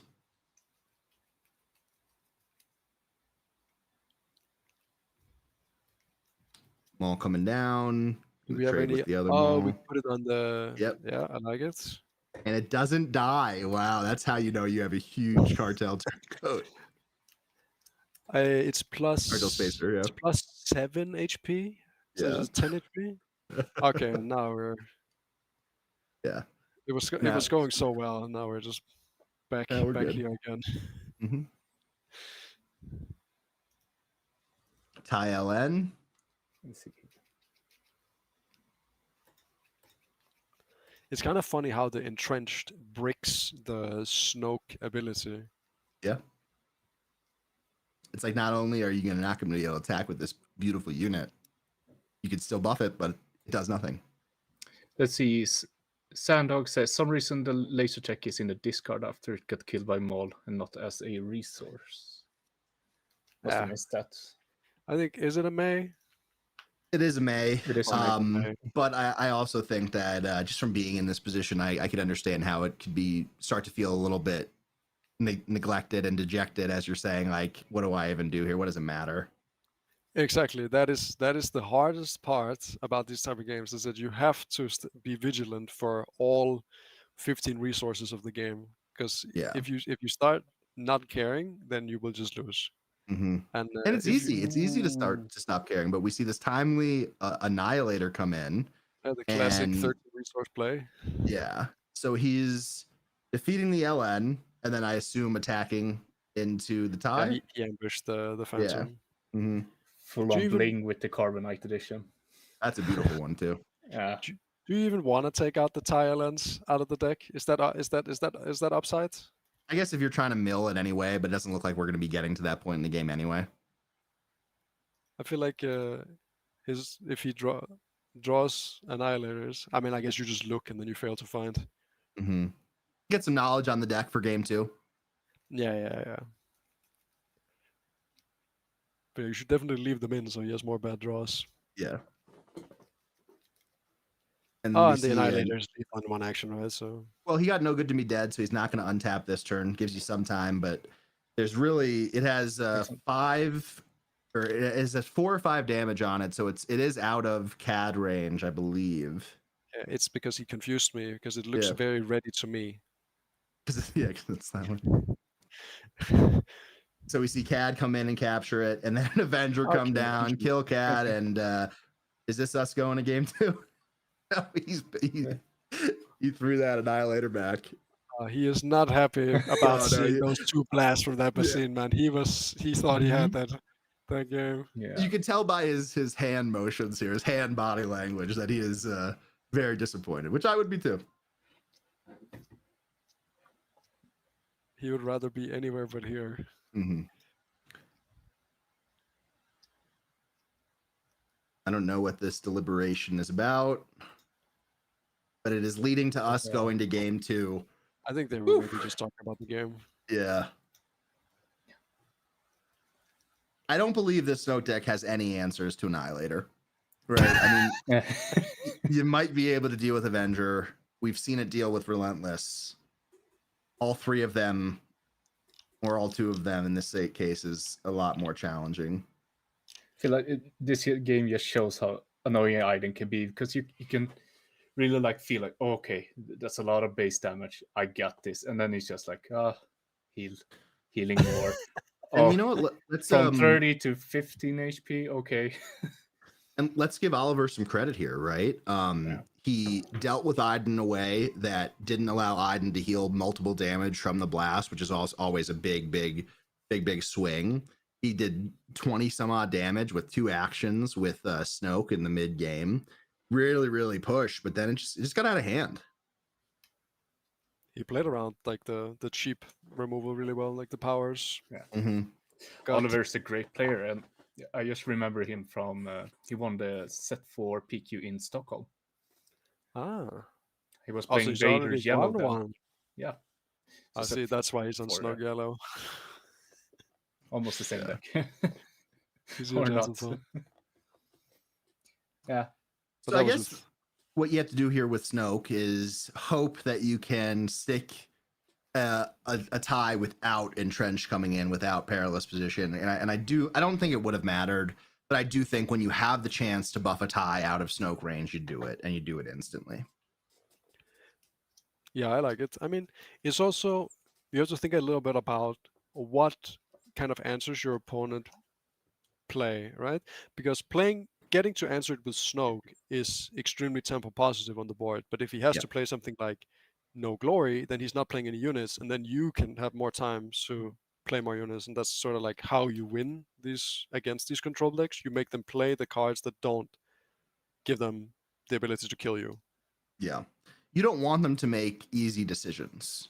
You don't want them to say, oh, I have power, I'm going to play power. You want them to have to think about their sequencing and their resourcing in a way that makes it challenging for them to do it, right? And I think what you mentioned earlier on in that game is that there were multiple turns where Iden was very resource inefficient in that early to mid game. And I think that's why we saw the foothold get really taken advantage of by Snoke. We saw damage after damage, but it really wasn't enough. You didn't see that advantage extended. Potentially on that Bazine, if there was one blast, we could have seen that advantage extended. So at least there is a pathway that exists. How firm is it? That's what we have to find out here in game 2 and beyond. We had one blast in hand. I think we would be looking at game 2 5 minutes ago, and the Snoke would be up one. Yeah, it's very possible. And I think that Niklas probably recognizes that as well, right? Like you recognize the position that early game inefficiency put him into. Probably see him to try to change that or soften that up a little bit here in the early to mid game. I mean, you could easily think, oh, I have 2 super laser blasts. Do I need that? I'll just resource one, right? But no, you keep both at that situation. Yes, you do. So. You need them. So, And then ramp also came in pretty clutch here for Snoke. I think I'm not sure if you want to do that or if you just want to focus in on getting as many units out on the board as possible. I guess if you do ramp, that gives you 1 extra turn before Super Laser Blast comes out. And maybe that's all you need. I think ramp can be powerful. I mean, if you have it in your deck, then you probably want to play it. Yeah, it's the debate internally whether you could spend 3 on resupply or play a unit. I think when you have the attack, it becomes a lot easier of a decision. You maybe resupply later. Yeah. Not on turn 2, but maybe turn 3 or 4 to like flip 1 turn early, but still have some early pressure. Yeah. So you don't take the foot off the gas, but then you get to semi-surprise flip on that turn where they don't really want to play like power. So you or something like that.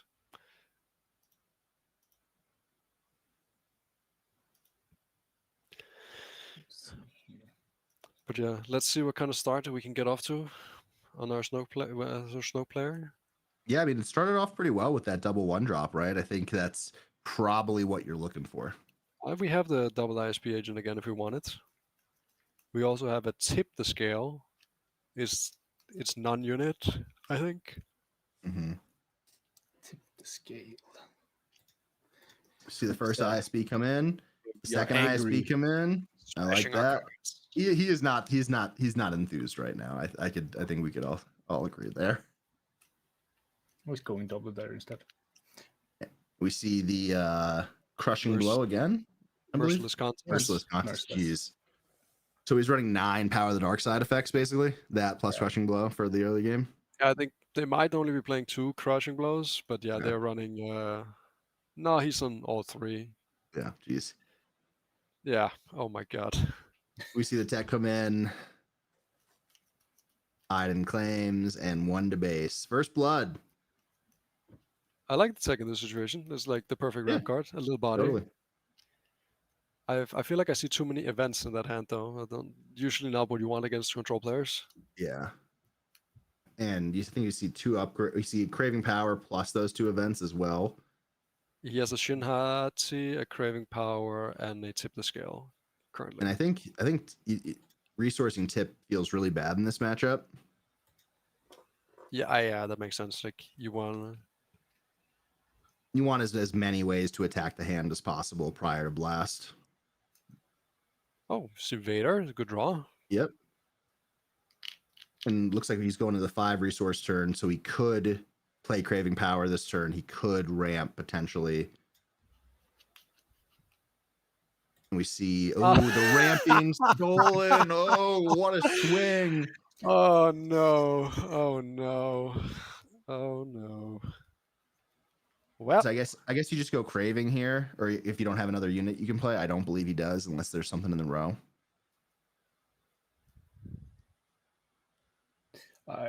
Getting your super laser tech stolen is Devastating. yeah, it's so devastating. Okay, so our item player also doesn't have any units. Yeah. Unlucky. Or is that a Snoke? Is that a Snoke in the middle? That is Yeah. You're right. Oh, that's So we good. see no glory getting taken. That lurking tie protection. See Iden come out and flip. I wonder if we're gonna do anything with Iden, if we're just gonna swing base. Doesn't seem too great to just take off the shield.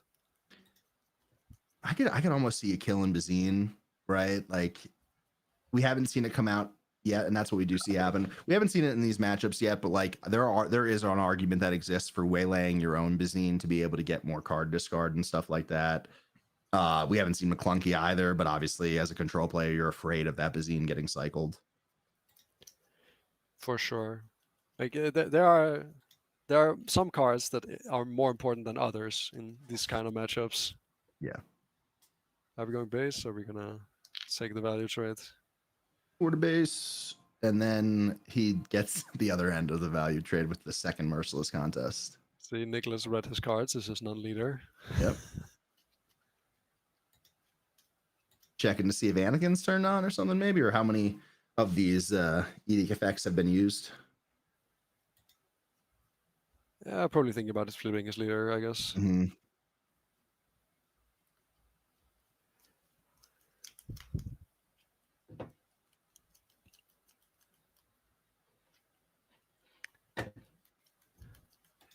These are the kind of games where it's so hard to commentate because you have to think about a way for the Snoke player. Okay, well, the game's over.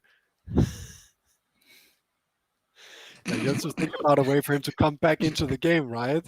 And then he does that, and what? Unlucky. Yeah. Mm. But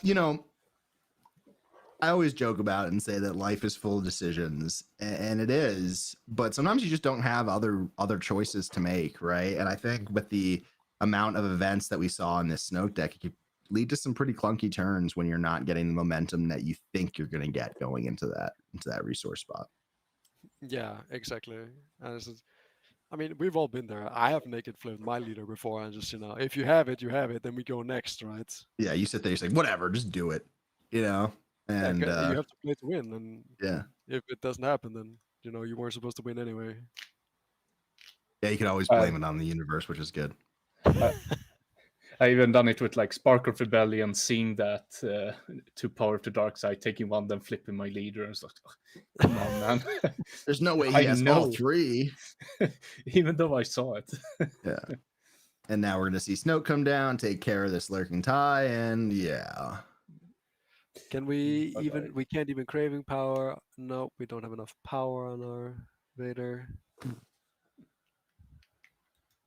What are we going to do? Cap? I think you really got to start getting aggressive here and really got to start trying to stick things. I mean, it feels terrible, but maybe you, if you don't draw another tie, maybe you Palp's return to get it. Oh. Let's see here. Looks like a Vigilance coming in. Is he going to mill him, heal him? He's only at 8. Here comes the third power. Yep. Oh, yeah. Healing. A healing one. Well, we had a really great matchup last round. Yeah. If you want to watch that, really entertaining stream. I'm 25% on the good games. we've had some like we had like an Iden versus a Luke pilot data vault that looked a bit similar to this. Yeah, it is just. I mean, at least the first game here was pretty good. The first game here was great. Yeah. But yeah, the Luke Data Vault deck, the match against Luke Data Vault, that was heartbreaking to watch. My team is actually a really big fan of that deck. One of my teammates, Paul Sir Toast a lot, was the highest placing Luke Data Vault at Galactics, and he loves the matchup into control, in which I say, "You're crazy, man!" Like Snow comes down and wrecks half your board. Yeah, I've been playing that as well. I used to play what's it called? The Tarkentown version back in set 4 Oh which we yeah. look for. What do we get? But I don't think Vader? it holds up anymore.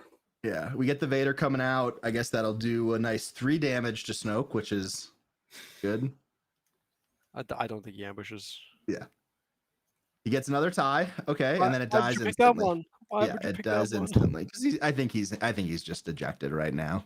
Right, you're a little bit but- on tilt, as they say, right? I mean, but in the spot, right? You've seen his hand. It's perilous position and I think it's like a Oh powerful. well, no, dice. it's worse than that. It dies instantly because Snoke is on the board. Oh yeah, but I mean, like you actually have a chance to win. Like Yeah. the Iden could draw some useless cards because they have like a lot of non-cards in the deck, right? Maybe some removal that doesn't hit your unit, or confiscate, or something, right? Yeah. And then you if you have like 2 big bombs, then you can actually win the game. But And I think that really goes to your point, man, about how easy it is to just feel that sense of defeat coming in and let that impacting your turns. Every resource here is important. Every turn is important, even though it can be tough to remind yourself that. yeah, and you see he has just been playing banger cards Yeah. the entire time, and our Iden player is playing Crushing Blow on Basin, right? These He's are running not out of stuff. Yeah, he had 2 cards in hand and they don't do anything. So like, there's literally a chance that we can come back Mm-hmm. if we focus up here. Yeah, I think that's the key there. That last word you just said, you got to focus up and center and get ready for the next phase of this game. Like we just spent all 3 cards in our hand to deal with our Cad Bane just to get our Snoke back. Why do we have? Oh, of course, yes, entrenched in the deck. So yeah, imagine if there wasn't maybe 1 or 2 more units on the board in this situation instead of the tie. You see the tie, and you're like, oh man, I need it. Now he's down a second tie. I think there's 1 remaining in the deck. Yeah, exactly. He could still have it in the deck. Yep.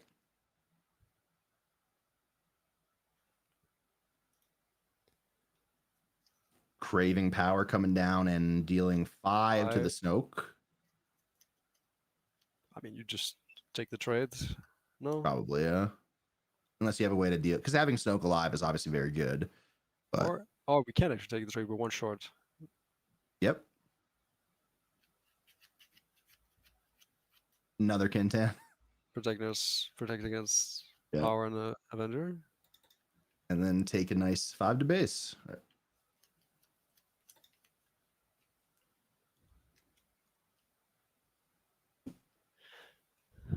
Snoke really is so backbreaking here, knowing that the ties are so important. I think that's a card that a lot of these blue-green villain decks weren't being played earlier in the set, and now coming. Yeah, You know, I mean, you see him having like the 1-drops in hand that he just can't play. I love we finally found. Oh, there we found some action. A Vanquish pulling out all the stops. I mean, if you want to play 40 events, you know you gotta dig. Yeah. Are we gonna Surprised we don't barrage? see a craving on the Kintan Hell yeah! to take out Snoke, and now we have a power, beautiful, awesome, great, grand. Just play your guy, buff him up. Yeah. TLN. Oh no, Is that Pershing? Yeah. that's Pershing. That's not good. Yeah. His card disadvantage has really been the one factor in this game that gives you a little bit of upside, a little bit of optimism, right? Exactly. Which is why I feel like if we had like 1 or 2 more units on the board, then maybe we could have had. Mm-hmm.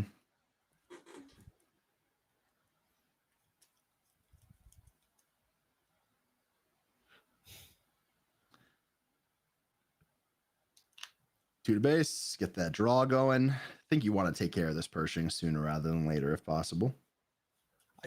You probably have to. I'm not sure he can. Like if he had a Maul or a Vader or something, right? He would have played it. Yeah. Perilous down. Like that Pershing will just draw 1 card for the rest of the game. And he's doing it, I think. He's like, I don't care if this is bad. You're not drawing cards, which is, I think, is smart.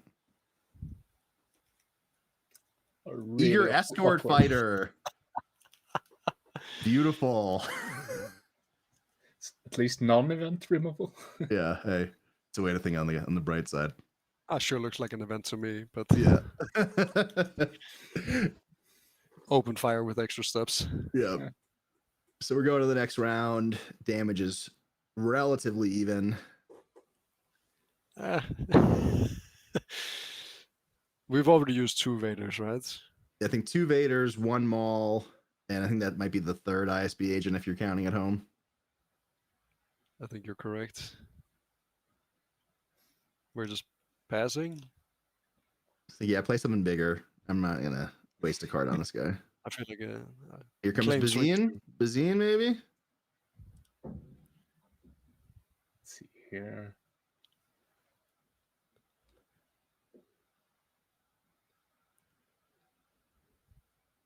I see a blaster. That would be pretty bad. All right, here it is. And now we will remove it. Yeah, sure. And that was a crushing blow. That was a rival's fall. Oh, okay. Well, yeah, Nicholas's hand is starting to look pretty good. I think we're we're 1 top deck away from this game being extremely over. So here's a good situation. If there's not an immediate answer, there's hope. But how about that one? Yeah, that's it. That sounds good. We have a Waylay. Okay. Yeah, great way to spend 12 resources. I think it costs 11 resources for Annihilator. Yeah, but it's perfect because we can go to 13 resources and then ambush it in. Oh, nice. Yeah, because there's a timely in that row somewhere. There's at least one. There is at least one for sure. Yeah. He's been saving. He threw that down. He's been waiting that for the past 45 minutes. He's so done with this game, man. Yeah. Vigilance coming in. Milling. 6. Yeah. Sure, why not? We get a Maul. I missed the first one. 2 Mauls. Oliver being absolute champ about this game. Just keep going. Yeah.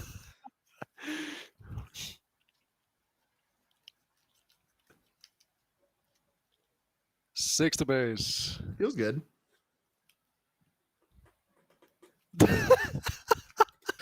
You know what? I mention it because I would be doing the same thing. I'm like, God damn it. This is great content. I think anybody who's watching this has been there before, right? And we're all with you, Oliver. No, nobody. I mean, and at the back of your mind, you're sitting here thinking, "This is game 2." Yeah, I'm gonna draw this out of spite. Just getting to competitive integrity, but Okay, infinite resources. Yep. Nope. He's like, not this time with the tie. He's not gonna resource it. He's not gonna resource the tech. Resource the tech. Come on, man. That's, I don't know. If he doesn't resource the second tech in a row, I think we are very mentally checked out. Yeah. Which is the thing, man. We talk about it a lot sometimes, but one of the big skills that you need to have in this game is knowing how to come back. Not necessarily on the board, but mentally. Right. Come back from a bad situation, come back from a tough break, a bad beat, whatever you want to call it. But it's body and mind. You got to take care of your body. You got to take care of your mind in these long tournaments. Oh, what are we doing here? Judge? Yeah. Oh, he was. It's his deck. He's gonna win by middle. Oh no. Yeah. I think these players know each other as well, so it Yeah. wouldn't surprise me if they are having a lot of fun. Yeah. To be honest, it would surprise me if they were having a lot of fun. I think that one is likely having a lot of fun. But which one, I'm not sure. Yeah, let's see here. Yeah, Lars Hansson comments Oliver is tilted. Yeah. And Hyperspace Cube has joined. Never have been there before, Jordan. Yeah, he's been there a lot. We've all, Carlos, that's Hyperspace Cube, great content creator and player from the Baltic Network, but he plays Vader, so he probably feels that in a lot of ways, and CAD, so we're all with Yali. I probably will never meet either of these guys, so I could feel free to speak freely, but in some form or fashion, we're probably all rooting for the Snoke Yellow here. Sorry, Niklas. And also Caleb says hello, Jordan. Yeah, that's one of my teammates. Appreciate coming up early, watching the stream. Yeah, at least the game has been more entertaining than I thought it would be. Like, Yeah, there's I think stuff that happening. we're having a great time. You know, the three of us having some jokes. It's all good. Makes it enjoyable for me at least. I wish we had a history on Niklas' base, so we can just see how much damage he has taken. Yeah. See a Devastator coming in, and yeah. We've been through 2 waylays already, so you have the we're third. running out. Phasma, yeah. That's not it. Not the one. It doesn't even buff the. It doesn't even buff the tie. Yeah. Oh, we're lane dodging. I get it. Yeah. Well, he's about to take mill damage next turn. This right or no? Looks like that we had a couple more left. It's blending into the mat.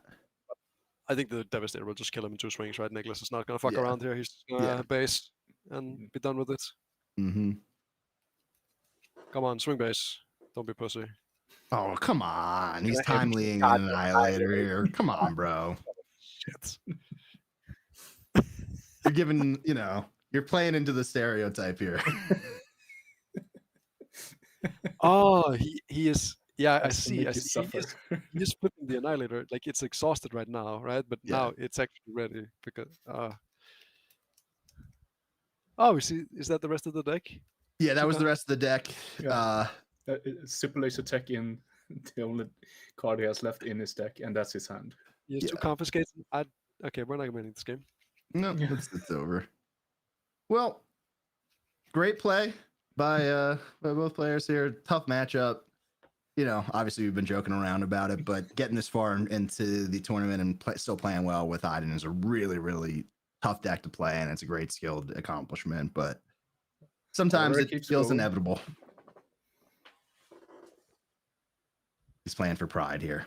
Okay, I'm gonna make you kill me. 10 to base. In the hand. No, you're gonna swing with the Devastator. No need to. Just you can execute your actions. Mm-hmm. Looks like he takes 3 here from the ping, and then that will close it up for us. Swing 7 with Maul, and then he's gonna die.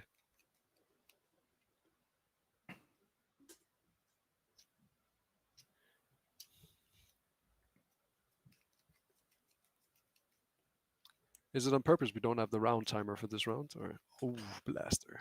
Yeah. Well, it's funny that we went to time the last round, and we probably won't go to time here, which is not what you expect when you see it. There you go. The handshake gets extended.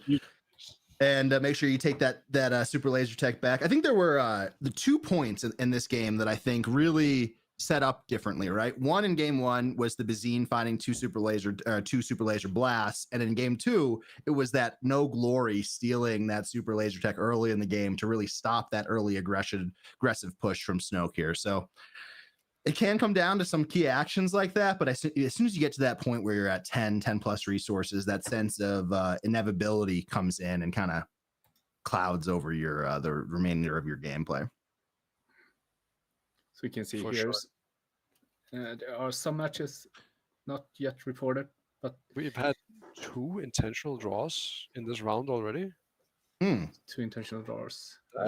There's 2 rounds left in the tournament, right? Yeah, we're playing 1 more round after this. This was round 6. 1 more round, yep. It's always pretty I don't want to say ballsy, but pretty ballsy to do it 2 rounds in. The last round, you could obviously, mathematically predict a little bit more accurately, but a lot of variables into taking it 2 rounds early.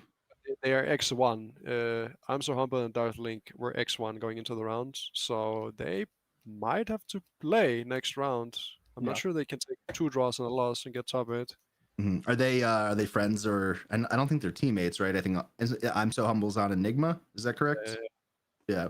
They're not teammates. They might know each other. I know that Adam usually goes down to Magnus, and Emil is in the same group that plays with Magnus when they do some competitions in Denmark. In Malmö, or? Yeah, so Magnus is local player in Malmö, or he lives a bit off. But I know that he plays a lot with Emil. So maybe they felt like, okay, we draw this turn. Yeah, and there's a lot of situations where you could be in a really true 50-50 matchup that you just don't want to play. Yeah. Yeah. So I think we're gonna take a short break so I can just run down and see how the timer is actually going. But just for like, 5 minutes. I need a bathroom break. We had Yeah. 2 rounds. Yeah, 2 rounds in a row. Stick with us, and we'll be back for some more tiltillating gameplay. Yeah, and don't forget Yeah. to like and subscribe. And see you soon.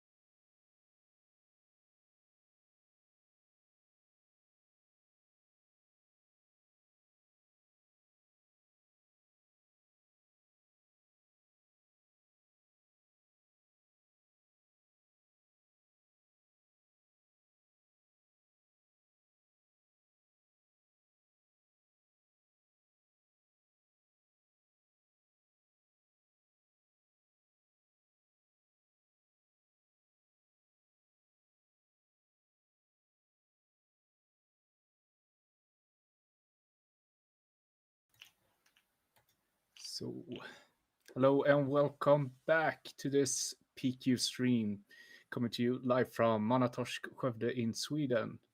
And we are soon finished with the Swiss rounds. I was thinking we're gonna take a look at the standings here so we can see which players can and can't make it. Let me transition over to here, and there you can see it. So we have Tim Eriksson Agge as the king of Swiss right now, so 501. And then we have Nicola on 501, Johan 510, Niklas 510, Caleb 510. We have Kostas, which we've seen on stream there, so 502, Emil 411, and Adam, I'm so humble, 411. So which of these players are taking a draw? They ID'd last round. I was supposed to say, how do you draw with Han to ECL? But now I remember. Yeah, So he we're gonna forgot have to a check pretty where he interesting was. cut. I talked to Adam right now, so he Oh, forgot great. to check because he was supposed. He didn't know he was third. I don't know if he would have taken that ID if he knew. Yeah. On And you know like, that happens. Yeah. But yeah, I think all of the X1s can ID, but one of them is in a forced pair down, and Caleb or the PAL player has 55% tiebreaker, so he will probably have to play one of the pair downs. I think that this player in 6 is going to have to play, right? He already has 2 draws. I don't think that 403 will make it. No, if 15 points will need the good tiebreakers, and his doesn't look amazing. But anyone that 16 points is good to go. So we'll have 4 players potentially IDing, and then we'll see who gets paired down. And then, the Emil and Adam that drew last round are playing this round for some reason. I don't know. That should be impossible, shouldn't it? They won't play each other, but they will have to play okay, the game, right? Yeah. But it's just I'm confused. Yeah. I'm so humble and I am so confused in the same tournament. So we'll see how it goes. I think it's always interesting when you get to this point in the tournament when there's already been either intentional draws or just natural draws. It makes the cut very confusing to do on the ground. In the last PQ that I competed in, a teammate and I intentional drawed, and it ended up working out poorly for him, which is one of those things where you take the risk and it happens. KTOD recently put out a video, maybe about a month ago, talking about like the data and the math behind the intentional draws. I think it's not required viewing, but something that like you should check out and should understand before you go into these later rounds. And I know myself, I've looked at standings in the past and say, oh, I'm safe, I'm good, I'm a lock for top 8, and sometimes you're not. Yeah, I mean, sometimes people do it like, you meet your friend and you just, Sure. Okay, if we ID, we're both live. If one of us loses, none of us are live, or the guy losing, and then you just, okay, we're better than everyone else, and maybe we can both make it. But yeah. Well, that's where a lot of game theory comes in, right? Where you have to try to understand the economics of making decisions. And sometimes you have all the information and sometimes you don't. And in the situations when you don't, you need to guess. You need to try to make the most informed choices that you can. But a challenging endeavor for sure. Caleb was the down pair into the Palpatine play, or the constant. Yeah, I think it's the Palpatine player. Yeah. Niklas and Nicola, they already drew, so that's table 2 drawing, and I'm assuming table 1 will also draw, and then we're gonna have kind of a lot of live tables compared to a normal SWU tournament. And this is. So we're gonna see Caleb versus Kostas here.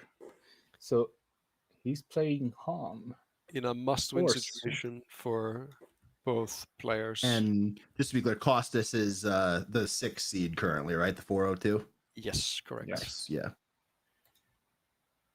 Well, this is a really tight matchup. I mentioned the first time I went to the end of time earlier in the stream, and we were talking about Iden and Leia. The second time was at Galactics playing this exact matchup, Hantu Blue into Palp Yellow. I think it's winnable for both sides. I think that Han can grind, but Yellow Palp, if it's in the hands of a really skilled pilot, which I think it might be today, it's an uphill climb for Han here. Yeah, I didn't play it last weekend, so I'm not entirely sure. But Ooh, okay. seems So winnable. looks like we have a card falling off. No cards were drawn yet, so I think we're just going to reshuffle. I think that's a fair way of approaching it. So we can start the timer as well. Going So here. the really interesting thing here about this matchup is that Crate is really offline until you force Palp to flip. So it's almost like a mini game in between the game where you're trying to say, how could I put enough pressure? How could I force Palp to take an Anakin, a Mace, a Poe, and not Big Daddy Crate Dragon? Yeah, I've actually thought about this a lot, right? Because Palp plays, they usually play the McClunky package, so you want to have a sticky unit on the board. So sometimes Ogdo is like, okay, I can push a lot of damage, but what if they have one drop McClunky? Then you get cooked a little bit, right? And then, but if you had Ogdo into Aura Sing, then you win the game. Yeah. So we see a great start here with Ogdo coming out. That's going to be able to take out Aura. It's just a stage. Oh, that's stage. Oh, it blocked it. Too big of a token. Yeah. But it's just, okay, I like Stage it. All with in, heirloom. lightsaber, Okay. let's go. Yep. They don't play that many. Like, they only maybe have like 2 waylays in the entire deck, right? Mm-hmm. And typically you don't want to use it on a 2-drop, so you're making him make the choice. Yeah. My theory with the matchup was that I wanted to go wide in the early game, and then I wanted to save my big units, like force them to flip by going wide because they can't deal with the wide board, and then equip the lightsaber to my leader, and then once they have flipped, you can start like just dropping Lukes and Anakins and Krace. Yeah. I will say in this matchup, Palp can struggle to deal with some leaders, right? Especially if they're sticky leaders, shielded leaders. In my testing with this, like even the turret leader from Spark of Rebellion is a little bit of a challenge, right? Because it just keeps not dying. And I think being able to actually have an impactful Han flip where you're putting pressure on with the Han leader is probably pretty smart. Exactly. That's why I took out Hotshot Blasters and put in the lightsabers, because the Palp color combination cannot deal with a lightsaber leader without expending insane amounts of resources, both like cards in hand and resources, literally. Yeah. So we see Palp resupply here and just take a quick 5 damage or 4 damage to base from the Sage with that heirloom lightsaber. No card draw for Palp yet, which is not great as you're trying to stock up your hand for the late game. And now we do see that trade coming in to pop the shield, but no, haven't taken it off yet. Legacy Run follows up. Really great addition to this Palp Yellow deck this set. Also really powerful here because we can, when we use Palp's ability, we ping off the shield and then we kill the Sage underneath. Well, the shield should already be gone. I think that's just a miscounting here, right? No. It's a Jedi lightsaber, so it gives Aura. Oh, I thought it was the heirloom lightsaber. That's my mistake. Yeah, it's the set 1 lightsaber. Yeah. Really brutal lightsaber. Like having your unit swing for Absolutely 7 is completely insane. What? There's no way he put the damage on the Kiadi. Okay. Yeah, that would have been pretty bad. That would have been not great. I'm just gonna refresh my feed here for a sec. I'm coming in and out. I think it's the latency across the pond. 1 sec. It's a little grainy for me as well. Yeah, it might be the internet there. It's been a bit wonky. So I think I need to update you again into the OBS here. My stream view is just really coming in and out. So I'm back now and I can see it clear. Apologies there. Okay. I think we're gonna see no good Sumitat here on the leader. Let's see. And you are right. But what are we going to spend our 5 resources on? Hopefully something that's not damaged. That's an Ogdo coming in. Okay, something that's damaged. But I do think though, like if you're having Palp take an Ogdo, that's not so bad. No, it's probably fine. At least we're going wide. If we, Yeah. so that's good. We really need to. Oh, I see he has an IT. Okay. Another no good. See the Reddit admin, the itinerant warrior coming in. Kind of scared. I would take an itinerant warrior with my Palpatine flip. A 4/2 shielded. Deal. Yeah. Well, I don't think he damaged it here to play it though, right? He did. Oh, he he damaged did. Yeah. both. Yeah, he only had 5 resources. He had to pay for both with the Han ability. That dice is blending into their head there. Now Vader comes in and has an interesting set of choices here, right? I think it comes down to, is Palp going to be flipping here anytime soon, or is he just trying to take out the biggest threat currently? You're thinking Kiadi versus Ogdo, or? Yeah, I think the question is are you ambushing into the active unit who you could save some damage from, or are you trying to set up, a little bit better of a board play? And we see a Bazine come out, which isn't bad. An ISB to follow up would be huge. And it is a Crumb. Okay, defeating his Crumb. We're playing a restore one. Yep. Okay. And that defeats the he's defeating the played Crumb to keep the active Crumb. Smart. Maybe this suggests that he does want to steal the itinerant warrior. Mm-hmm. Because he would want it with the shields. Yeah. And we see 1 crate getting taken from that Bazine. 1 down, 2 to go. It's maybe, but they might probably only have 2. Yeah, maybe.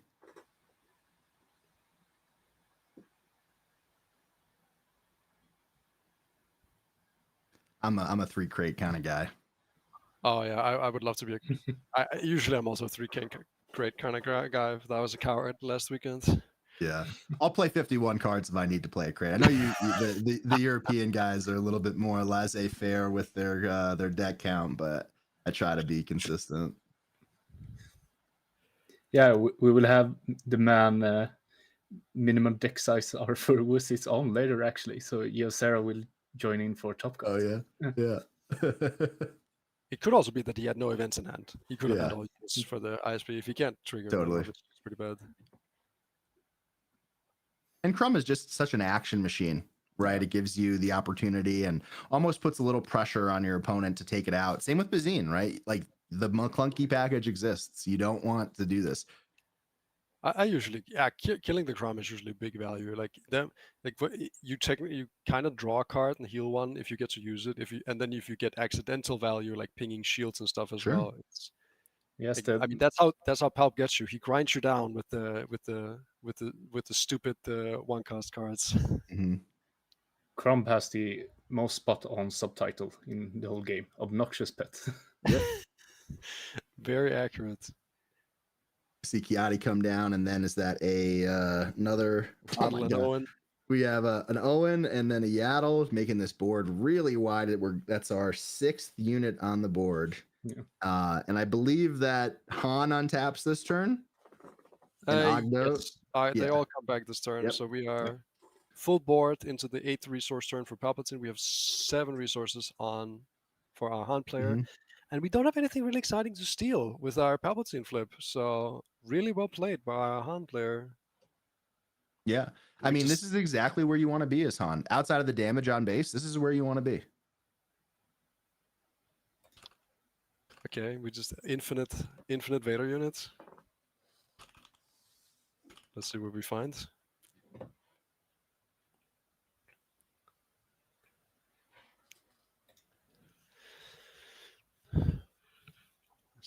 Okay. It's gonna be really hard for the Han player to play a big unit without, now that Palp also has both as units and resources available. He also has a way to set up any ping he needs with that P38. And where did we ping with the P38? We looks like Kiadi. Or maybe it was Han to finish him off. Or Yadi's 1 damage is from the. Oh, he has 1 damage currently too. I think. Yeah, I guess we just didn't ping with the Yeah. legal game action. Hmm.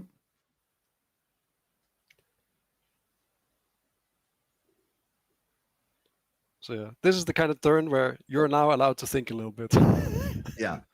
I mean, it's a super complicated board state. A lot of math happening. We see Kiadi trade with Vader there, which is fine, I think. I mean, you definitely You gotta just do it. Yeah. I know your instinct says I gotta push. And this forces the Palp flip, stealing Ogdo Bogdo. A lot better than Craig. So Craig kind of is online now.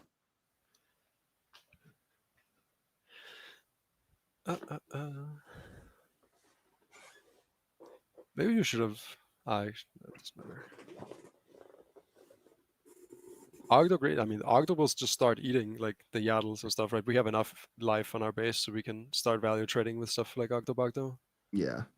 The only unit it can't kill right now is Owen, really, because then it loses its attack. But that's all null and void because Luke comes down and clears the Ogdo.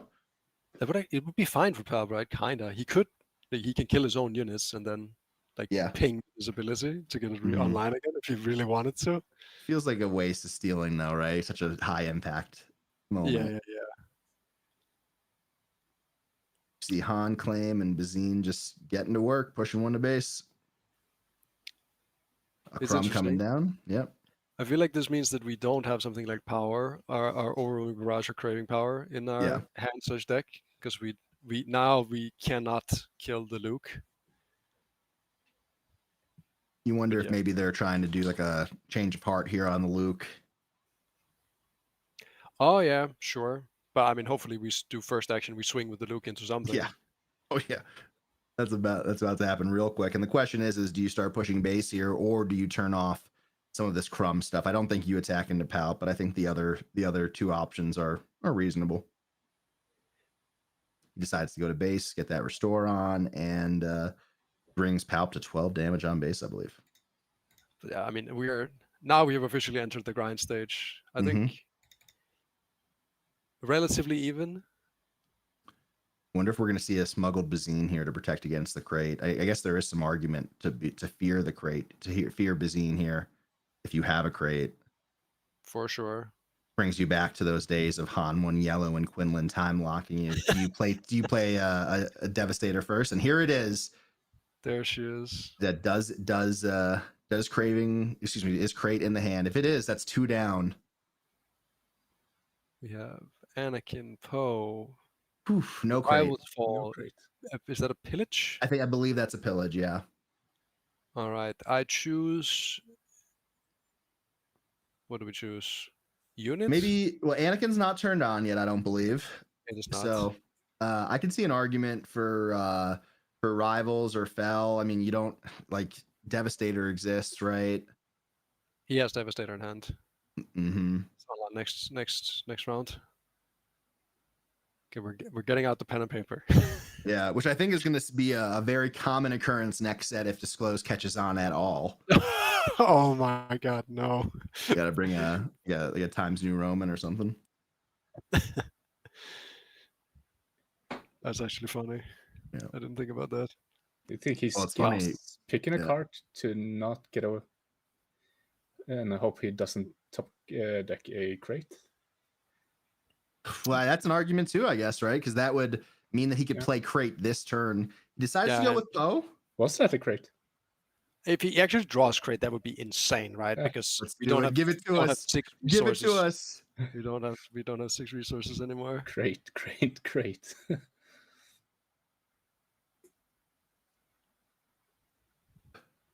It wasn't great. He would have slammed that for sure. I can't really see his hand.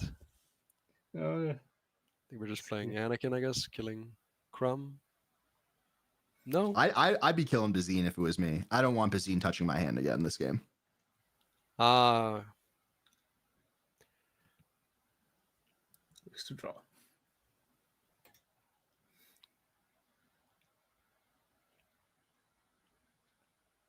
Gets another Anakin.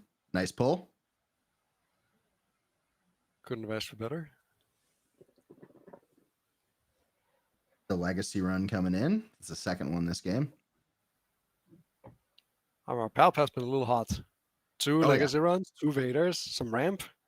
So Seems that's what you good. need. Multiple Bazines as well. Yeah.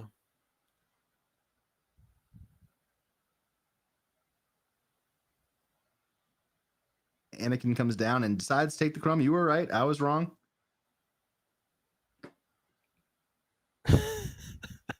In the 50-50.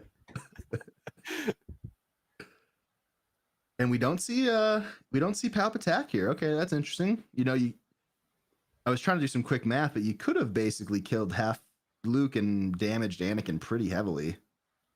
I'm assuming he just wants to play his Devastator. Yeah. Or Change of Heart, of course. Change of Heart for Luke.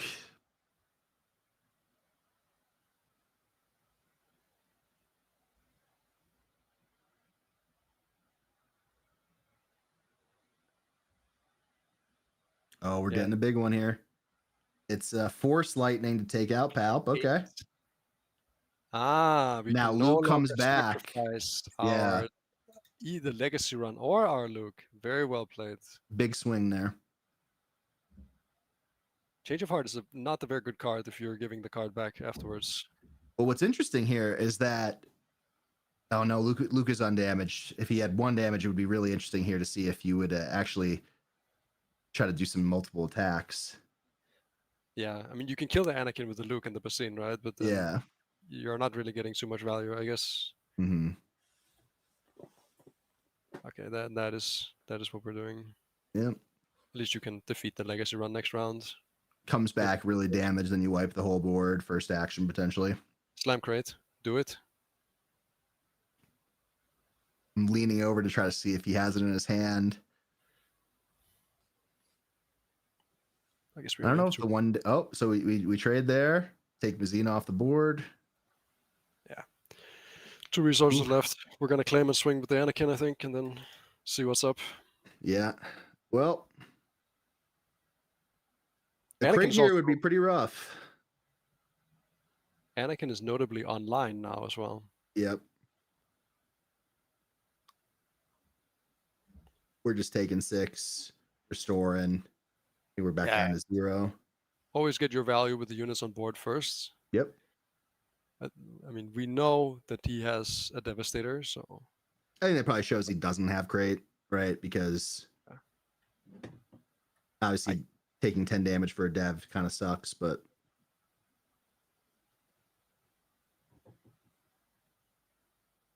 okay. Reinforcement Walker coming out. Does he decide to heal? He takes it.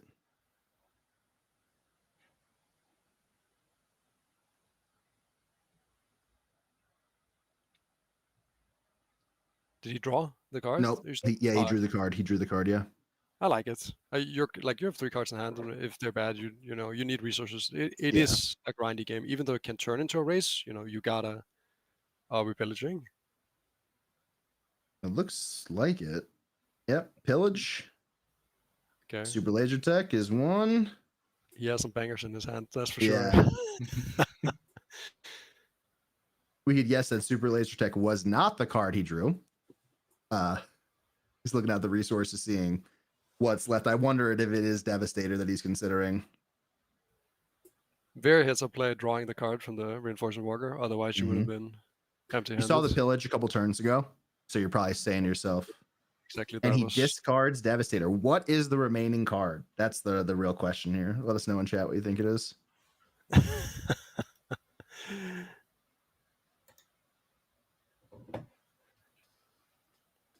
Really heads up play to have pillage there. Okay. Rival's Fall takes out that Reinforcement Walker, and we go next. Kind of winning on the Anakin side. Yeah. Or the Hans side. As always with Palp, it could be a lot worse. The 8 could be a lot worse. Words to live by. It's like it's like degrees of how bad it is, right? Like you accept it a little bit and you just try to do your best. I mean, the 3rd Vader, that's a good start. Oh yeah. And So I will clear Luke as well, and we get the third Bazine. Bazine? Does he have it? Will he go 0 for 3 on looking for crates? 0 for 2 actually, because he got the one earlier in the I game. wonder if he has an event here. If he's going to show an event to the ISB He and not does. even have to ambush. No event. No event. Okay, he's triggering Bazine first. Power, No crate. Anakin, Still no Rivals, and Jedi Lightsaber, I believe. Yeah, it's still a lightsaber. This hand does not look very good. I don't Like, think I'm taking anything from this. I don't want him to draw into a crate. I think you can take the Anakin. Yeah. Like that, because one Anakin's active, and now you leave him with nothing. If Han spends his entire turn playing nothing, I think you are very far ahead. Yeah. Like even if he plays a crate and you have on board to clear the crate in the following turns. With the legacy run plus Vader too. Yeah. You don't think you're okay. We drew shirts. Better than nothing. I believe he's on the Force. He hasn't really used it. Nah, he's drawn twice with Kiadi, but he's attacked a lot with. Okay, Owen for free. Yeah. Cycle. Are you just suiting up your shirt? Shirt lightsaber, go? Yeah, I guess I don't know how many other options you really have. I wonder if he has enough resources to play Churret and also some removal, kind of clear up the board a little bit. I think his removals were like Force Lightnings and 2 Power of the Dark Sides, which is doesn't either feel not great. online or bad. Yeah, he's thinking about the legacy run. Yep, and it's coming in, and that's gonna wipe everybody. He actually decides not to kill Owen, just putting overkill damage on. Sure, it's smart move to stop the draw. I think that's smart. Just make him waste the actions. He does not care about Restore 2 right now at all. Then he can't like draw an Itinerant Warrior or something on this turn and then put it in. See a Cassian from the row. Clear the base. Yep. Or... And Crumb makes that 2 effectively. Okay, kill Crumb.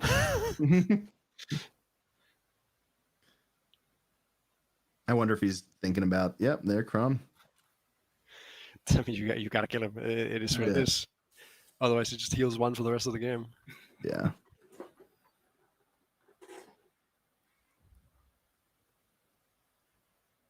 I wonder if we just haven't drawn any units in the last like so many turns, or we have intentionally kept all these events because we thought we were gonna be far ahead.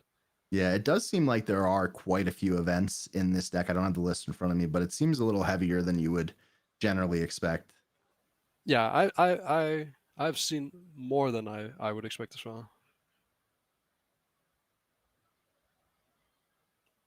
Which, I mean, we did see a ton of this matchup 2 weeks ago in Portland throughout the tournament and then in the top 8. And I think you have to be ready for it as a Han player. You probably look at it and say, how am I going to deal with these giant units that come out? Like maybe I have to play a little bit of a different game if I'm expecting a lot of Palp and I still want to play Han. I mean, yeah, play the cheap ones and not a lot of Force Lightnings that don't really work. Yeah. We do see that Bazine get taken out, turning off that dreaded McClunky. Yeah, and then I guess we swung Owen into something. We're looking for something to support our 6 events in hand. So that's going to be a Luke. That's a good one. That's a good piece of support. But yeah. Ramp up from Super Laser Tech deals 1. And we're going to get a Marin coming out. Lots of cards. Yeah. Would have loved to see that Marin earlier in the game prior to playing the first Anakin, right? Yeah. Obviously very powerful to discard your cards, getting some value.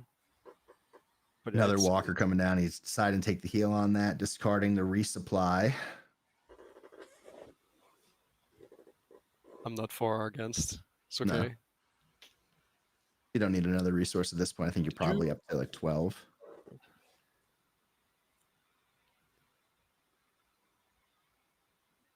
Can we even kill it with our Force Lightning if we had it? How much do we need? We need. I think we need 8 resources. Yeah, I think we're at 7 if I could count correctly. Yeah, that's no good. We see a Han activation to play Poe. Yeah, I was going to say, surely we're just taking the initiative. And we have And then a fell on the reinforcement walker. I think that's the second fell of the game. Feels bad to not use either of those on Devastator, and you have to do it. You can't just let it keep drawing and keep healing. At least we've seen stuff like Rivals fall as well, so Yeah. maybe he has access to stuff. But yeah, I mean, this is kind of how I expected the game to play out. Once if the Han doesn't win early, it's just like they're just like trading all these super broken cards back and forth. Mhm. One guy's drawing with like leader ability, and the other guy's drawing with Kiadi. Yep. See Change Your Heart coming in, stealing that Poe. We have Anakin. No, we took the Anakin with the Basine. Yeah, so we don't have anything.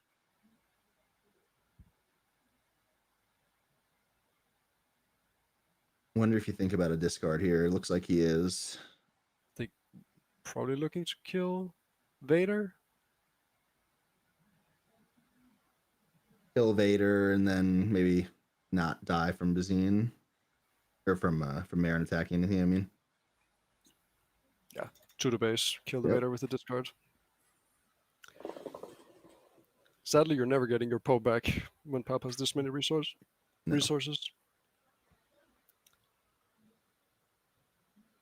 And Palp looks to just start pushing here.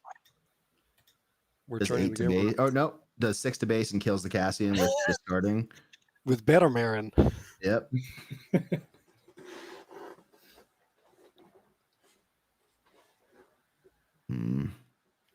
I saw he had some Lukes in hand, so I'm not sure if it's time for that or maybe. If not now, when? Maybe a little Crate Dragon would be a good on this board. Maybe another Cassian? Sure looks like Cassian. Mm-hmm. Yeah. Do love me some Cassian. Bye Poe. What is that? That's so unfair. I take your unit, swing with it, and then I ping you for 1 and draw a card. While killing another one of your units by just discarding a card I have no purpose for this late in the game. So that's awesome. On the bright side, we do see a solid board on the, well, never mind. It's a less solid board now with Contracted Hunter coming down and taking out Cassian. That's going to die at the end of this turn, but I don't think that that Palp cares here. Yeah, I think it's kind of like, I think the Han should care a little bit, like not getting a redraw from the Contracted Hunter. I feel like it's kind of upsides. Yeah, no, it's positive, but, you know, obviously you couldn't leave Poe alive. No. So, yeah. But all the power of the dark sides are now active. Like it's like a little bit risky to just play out the Devastator first action when you've already seen that. So it's crazy how back and forth it is. If you watch this back on a replay and you know what's in each player's hand, you could probably learn a lot. Oh yeah. This is a very high skill matchup from both sides, I think. I think that Palp really punishes inexperience. Han probably is a little easier to get into, but has a really high skill gap as you get deeper and deeper into that deck. It might be a little bit easier to play on first glance, but then as you get more and more reps, you realize how flexible it is. Paying 1 less for all your units and having to play them on any turn will do that. Seems good. Seems close to the banhammer. Yeah. See Marin just continue to push here. She does have that lightsaber, so it's a 4 damage swing. 5. 5. But yeah, we also can't attack the aura thing even if we wanted to. Mm-hmm. Hidden is an ability that's very easy to forget. Okay. What a great play. And Marin has a lot of HP with that lightsaber. Oh yeah, she survives with 1. Yep. That's great. Oh, our Luke is not on, I think, right? That which unit died this round? I don't believe anything on the Han side, right? Okay, then I No. don't think that Maul should be dead, but yeah, because Well, no, I think Maul took 5 from Marin. no, he killed he put the damage on the Orsa. Yeah, I know, you're right. So, You're right. yeah, And it shouldn't be online. You're correct. I do believe we had a little bit of an oopsie here. Mm-hmm. Judge, Yeah. this definitely matters a lot. Yeah. And then why are they? How did Marin end up dying here? Sneak attack legacy run. Oh, got it. But yeah, having Maul on the board here would Be very valuable. would make this not look completely doomed.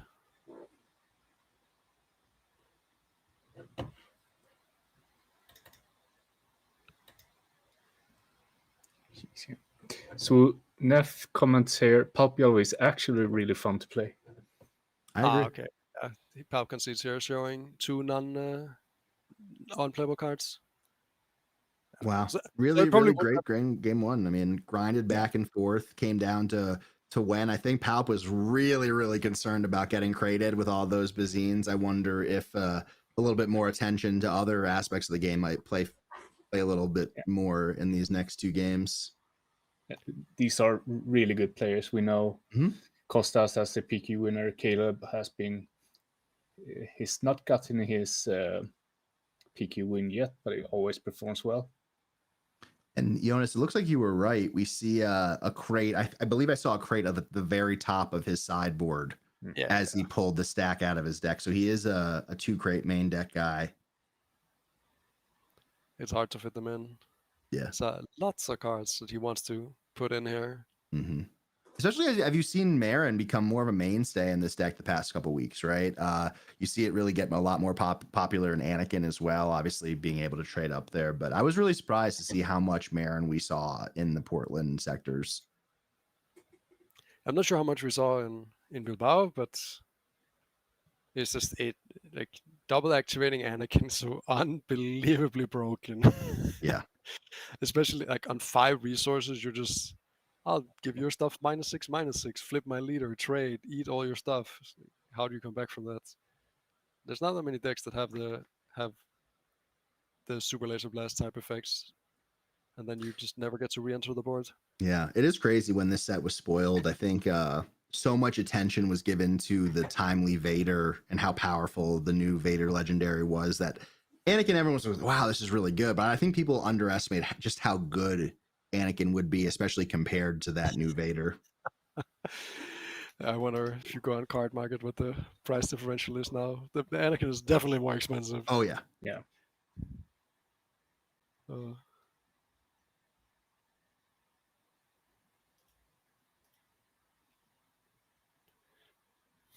Yeah, it's one of those decks that I thought, like the Vader decks that could ambush him in on 6. Those were decks I thought were the winning ones after the Force Throw ban. Yeah. But yeah, Anakin is so good, so good. And that's interesting. We see a Revan's lightsaber in this Palp deck. I just saw him on the playback of the YouTube stream coming through. I think that's a really interesting addition. I saw this deck that I've been thinking about for a while, a couple weeks ago at actually the Portland PQ that was streamed by Unlimited Power, I believe. They were running a Force Palp deck that had Revan's lightsaber, Eighth Brother, and a lot more Force units. And it didn't have the best results that day. I thought the idea was very intriguing because all of a sudden you see Palp swinging for 12 damage with Grit and the lightsaber. I mean, wow. I feel like it is the biggest downside of the Palp leader, right? Is that he swings for 4 on deploys on 8, so he never catches up in damage to any other leader, right? But if you throw a lightsaber on him, that gives him grit. All of a sudden, you can actually end the game immediately, right? Which, as we can see in that game, like if he was able to end the game, you know, he doesn't get he wouldn't have drawn into all his bad cards and then lose because, yeah. Totally. You know. So we see the start with a Crumb from Palp and a Marin activated via Han. And you wonder here, does Marin trade in or swing into Crumb with this ability? Doesn't give him the chance to, but I think you want that Crumb dead. For sure. I mean, I'm not sure you're discarding a card unless you have a villainous card in your hand. Mm-hmm. I also don't really like. One of the reasons why I personally chose to not play Marin is on this as a 2/3, she's not very good. Yeah. When you could pair her with Kiati, that's when it becomes a lot more interesting, right? Where you're not necessarily taking the huge card disadvantage. Sure, that's true. Yeah. There's a lot of matchups though where you kind of need more power on the board. Yeah. Like the power. In some matchups, you just have to kill people. I've coined it the 5-9-20. You know, you play Ogdo, then you play Itinerant Warrior, then you play Poe, and then you kill them on 5 resources without deploying your leader. Yep. Must be nice. Okay, so we see the laser tech trading into the Marin. Great setup from the Crumb. No Good to Me Dead. First one of the game, tapping that Itinerant Warrior Yaddle, and then a Grogu. I hate it. Okay. I'm not the biggest fan of these, like, No Good to Me Dead. At least he has, like, the ramp on the turn to support it, but... Yeah. I think I like it a little bit more when the units are extremely threatening, you know? Yeah, I feel like it's very early to, like, give yourself the card disadvantage. Like, Yeah. you saw last game, we went to 13 resources, so now you really have to capitalize on your very, very early flip turn. Which might be a little stifled if we have active Grogu on the board. You know, if we just leave that up the whole time, then... And we can't, like, put big damage into units. Oh, we see the Force Lightning. Big Force Lightning here. Invalidating that super laser tech. Crumb coming down. And we see Grogu start to do his thing. Taking 2 from the Warrior, putting it on Crumb, and then I think Yaddle might clean that Crumb up next action. McClunky. Yep. No chance again. Oh, that's actually really good now. We can replay our Crumb, then sacrifice it to Palpatine, take out the Grogu. Mm-hmm. We're still pretty far behind on boards. Here comes the first Bazine. It's like he takes an Anakin and he had to fell the dragon, I believe. Yeah, it's a little blur for me, so I didn't see. Mm-hmm. I think he drew a crate there. Ooh. Not this one. Oh, is that was an Avenger? That was an Avenger. 100%. For Han? Yeah, 100%. Oh, baby. I love it. Caleb with the spice. Yeah. I think Jonas from our podcast used to play Avengers in his Hunter deck. Might be the first Mamba game week. He had it in sideboard or something. No, shouldn't the I don't know where ready this? No, turn? he should be exhausted. Yeah. Was that the exhaust? Yeah, I believe that wasn't an action, and Palp had initiative there, I think. Yeah, but isn't that weird? He no good to me dead. Then we first action the Force Lightning on the laser tech, right? Whatever. I think on this turn we saw the Bazine come in, Han take out Bazine, Palp claim, and then the Han player realizing that Itinerant Warrior shouldn't be exhausted, or shouldn't be readied rather, but I could be wrong. Whatever, they'll figure it out eventually. Yeah, long day. Yeah, exactly. Yeah. More Cassian coming out of the row and taking Crumb. Yeah, get it out of there. And yeah, the Palp player prioritized getting the Grogu off the board with the Palpatine's ability, so we wouldn't have this scenario where he can never steal anything with the pings. Makes sense. And what we see from this Palp deck is it's huge units and it's annoying units, right? There's really nothing in between, and we see Crumb, Bazine, Lothcat really doing work. I think our Han player has been doing a really good job of like recognizing that if you take out all these small units and just sort of like build a board, a stable, healthy board, and you get far ahead, then this is not really what we would call a power play. No. See that first change of heart coming down for the Itinerant Warrior. Cassian just takes us 3 to base. Warrior takes out Yaddle. I like that. And then Han continues to apply some pressure here. Han's still yet to spend a single resource, which is big. Yeah, he has to pass one more time. And Oh, here Jam is comes. fine as well, but Yep. I guess you have to vibe check your Palpatine opponent, right? Do you Yeah. think he's just gonna steal the gem here, or? You have to try to present the option at least. You have to bait at least a little bit. I believe they're still at the same resources though, right? Because of that invalidated tech from earlier. So Yeah, still good to have though. And Nice then team up. our player just ramped to Yeah. 8.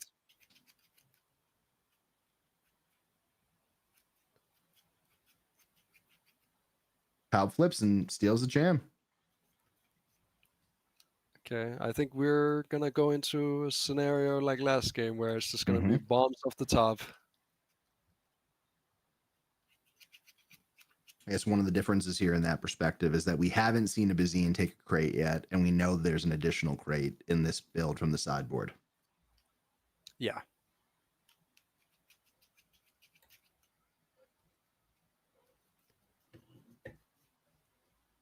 Maybe you take out Han leader here. Yep. I think it's okay. It's not. I don't think it's the hugest upside, right? He still has him active next turn.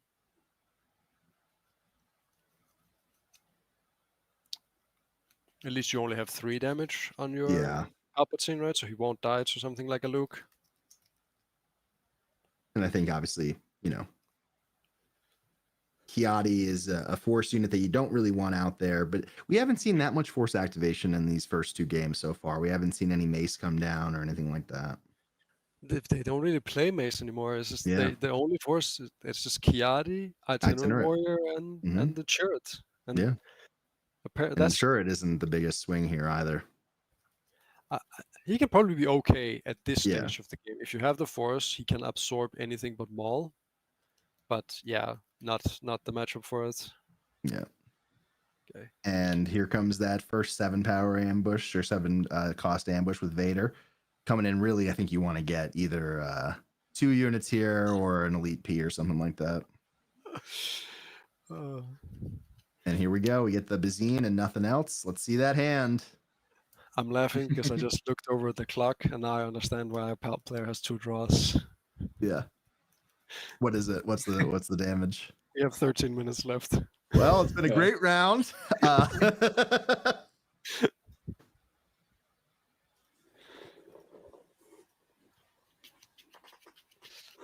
Oh, are we again with the all event hand? Okay. Yep. Well, did he pop the crate here? He must have, right? If he saw crate, he probably takes it. Like, yeah. Otherwise, it would be on the board now. Yeah, the discard pile was like off center for it was out of shot, so it wasn't positive. Okay. Got a fell on that Vader. You have to be happy to see that if you're. Oh yes. Oh, and here it comes, the Revan's lightsaber. Yes. We have 3 damage on the Palp, so that turns Palp into a 9 power, I believe. It's 7 plus 3. Is it 3 power? I wasn't sure if it was 3 or 2. You're right, it's a 9 power. Yeah, I should know after getting beat by it last week in the limited event. I mean, this is what our Palpatine player needs if he wants to win Game 3. Yeah. Just beat him up. Bread Crow says, "Whoa, they actually drew off the Bazine." Classic. Yeah, this I like this Revan's tech. I know it's a little bit, you know, maybe overly spicy and not necessarily like to the nature of what the deck is. But as you said, Jonas, this deck goes to time, man. Like you gotta apply some force. I mean, I like seeing it in action. I understand. I can understand it. Like I can visualize why it's there and what it can do. Yeah. So already there's a good first step, I feel like. And here comes the Devastator. Great second step. Really putting the kibosh on the ground board right now. And we see what that followed off with. The second fell finally gets to use it there. And then Palpatine takes a 10 damage swing. Wow. Time to sacrifice the Bazine and ping your own Palpatine. Yeah. And like, what are you gonna do? Not attack into Palpatine after he flips? Of course you're gonna get some damage on it. Great synergy. He's showing. Let me change Does he have any cards left in his hand? Because he just discarded Can't tell. Reinforcement Walker and Change of Heart. Change of heart. Yeah. Looks like he Looks just has two. He's deciding if he wants to resource here. We don't see a resource, and we see the second Alright. Devastator coming down. Wrap it up. Well, hey, there's a point here. If you're Han and you're saying we have 10 minutes left, basically, we were at 13 a few minutes ago. That is actually true. Caleb is in a win-in, but he is also in a draw-in because Yeah. he's 5-1. He got pared down, so Alp needs to win here. Yeah, Caleb actually only needs to draw. Don't play for a draw, guys. That's unethical. Yeah, but just kidding. At least don't slow play. You can play for Yeah, a draw. yeah. No, and I Not think there's been regret. a very reasonable pace of play here for both these games so far. But feel free to take actions until your base is dead. I'll Yeah. allow it.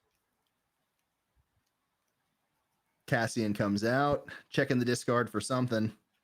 Yeah, probably active Anakin. But yeah, don't ask. Just swing. Yeah. Take initiative. Swing. I You don't. get some Sabine brain here. Just I hit base, I push damage. Our Palpatine player might not know that he will not flip his leader next game, next game, because the game will be over. Yep. What are we at? 18. Yeah. 1 Strengthened Devastator. And you know what? We see Han claim here.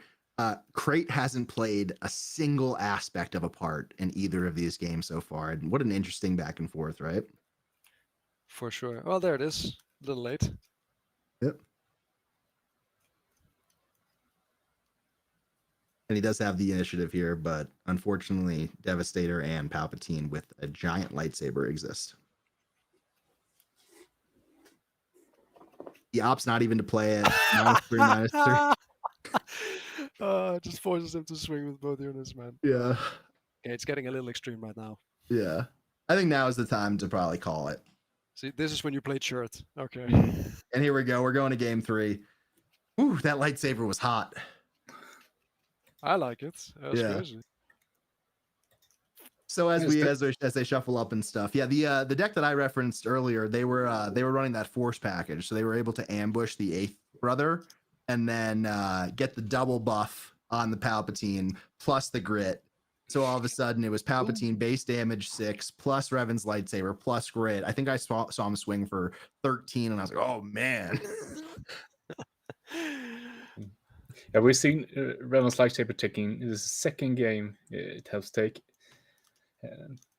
I think it was the first time we saw it with a pairing with Motti. Yeah. Oh, okay. Yeah, that makes sense. So I mentioned how it beat me up in limited last week, but I was playing Obi Blue, and my first round opponent was playing Snoke Blue. Game 1, he went Vane with Revan's lightsaber, and then had a second Revan's lightsaber to put on Snoke. Game 2 started exactly with the Vane Revan's lightsaber again, and it's gonna be a long day, Jordan. That's what I knew in that moment. Yeah, a lot of limited games were lost with the combination of 2-drop plus upgrades. If you don't have the immediate answer of Crushing Blow, you're likely gonna lose. Yeah, but I mean, that's one color, and you also have to have it. Yep. In So your deck even. So the reality is that you're likely You gonna lose. I mean, it is. Yeah. The final of Bilbao, right? Where they streamed that limited game. The winner of the final game of limited did not deploy his leader. Yeah. It deployed on 5. And you know what? That happened with Bobby Sapphire too in Philadelphia. What a great run, obviously, for him back-to-back sectors is incredible. But he didn't deploy Snoke in his first 2 games in the top 8. What? Yeah, I mean, Crazy. It makes sense. They just die, right? It's so crazy. All right, so we're going into game 3 here. We have about 8 minutes is my estimation. I hope he saves the lightsaber for his leader and just bashes base. But maybe he's just going straight on this Gashin. Okay, that's not a good start. No turn 1 play. I don't think Palpatine Yellow is a deck where you want to play nothing on the first turn. Absolutely. It really limits your options too, right? Because then you don't want to ramp on turn 2. He follows up with a Lolthcat here, which doesn't feel great. Yeah, I think we're just okay. Well, not the worst. Yep, we see Yaddle, I believe, with the lightsaber. Is that Yaddle? It's a cash in. Yeah. Yeah, I feel like our Han player hasn't really had the units to go wide, and then our Pal player has just been dirtling a lot at the start. Mhm. It's really awkward for both players. Totally. No good This to is me a good dead. unit. Yeah, another early no good to me dead for the 3rd game in a row. I must admit I hate it, but Me too. But then especially again, like you know good to me dead a Cassian with a saber, and then Poe comes out. yeah, and then you float 2 resources and do Mhm. nothing. Oh, and then you kill the Poe here. That's nice. And another Poe comes out. So that's great. This is awesome. This time in foil. Yep. And that gets followed up with Amadi. He's going aggro this game. I think he's going to lose.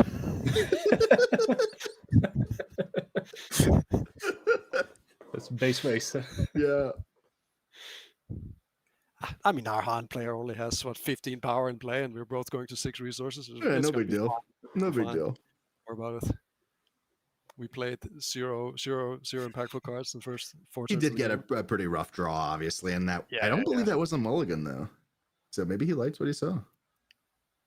Change of heart takes the Poe out. I guess sure. you could. Is that true? I feel like that's what you should probably play. Yeah. I guess what you could do here with Poe is you could take out the lightsaber, take out Han.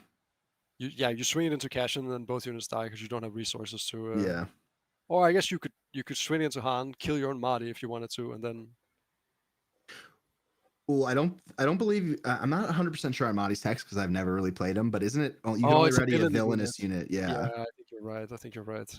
So I think you probably discard to take out the lightsaber and then take out Han.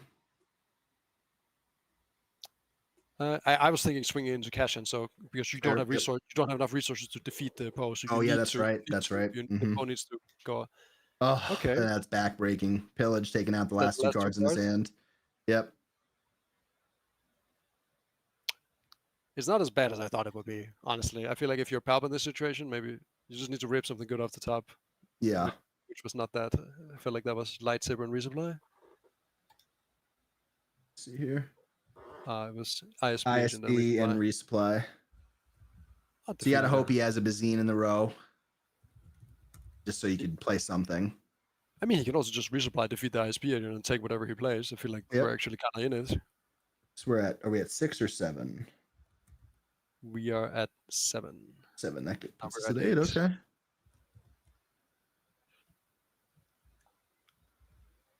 These games are so weird.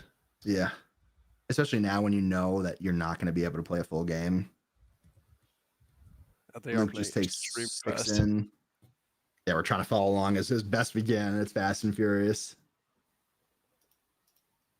Big tap here from Palp for our first Vader of the game. I mean, that's the kind of draws we need. We need to rip Vader into Devastator, into Vader, into Vader. Mm-hmm. See Elite P coming in, pinging that. Luke, not going to be enough to take out with Vader, unfortunately. And not to ambush? Yeah, it looks like not. Okay, aggressive. I like it. And we see Ogdo coming in.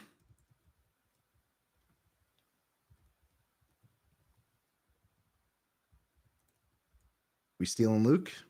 We're stealing Luke.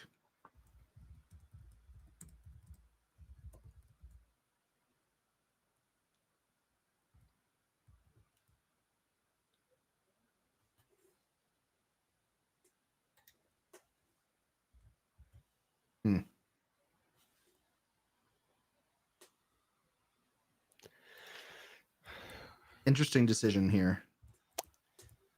I hope this is what can they be talking about here? Here we go. We take Luke. Two rivals fall. I think I see a crate in hand, which is a little awkward. At least we have.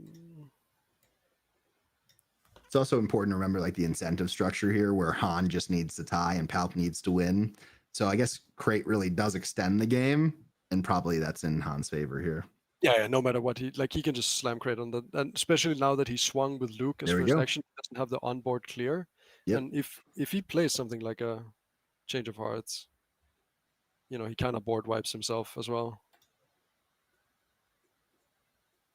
So he's throwing Luke to draw.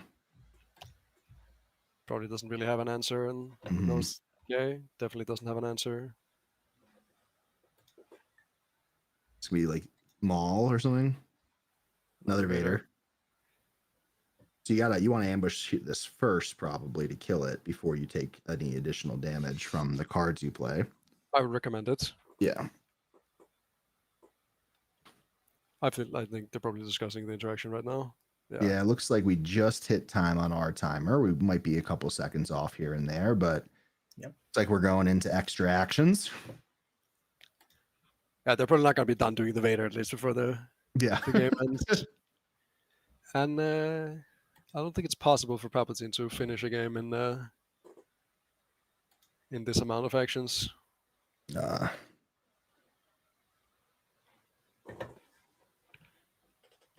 Unfortunate, but I guess this is what happens when you play a deck like Yellow Palpatine. Yeah. You are. I was calling a PQ a couple weeks ago, and I was playing a lot of Palp Yellow at the time, and they were playing against a Ray Data Vault, and it was just so miserable to watch. It just went so long. It was so grindy, and I was like, I don't want to play this deck anymore. Yeah. Or maybe he chose to not. Okay, I think we're still discussing how the Vader ambush is going to happen. We see some extra hands. That's a judge's hand, I believe. Yeah. Hello, Matthias. I think it's all few. It doesn't matter. It's really for nothing. It's good to get it right, but obviously not a great position here to end your day here at the PQ. Beautiful hyperspace crate dragon, at least. Yep.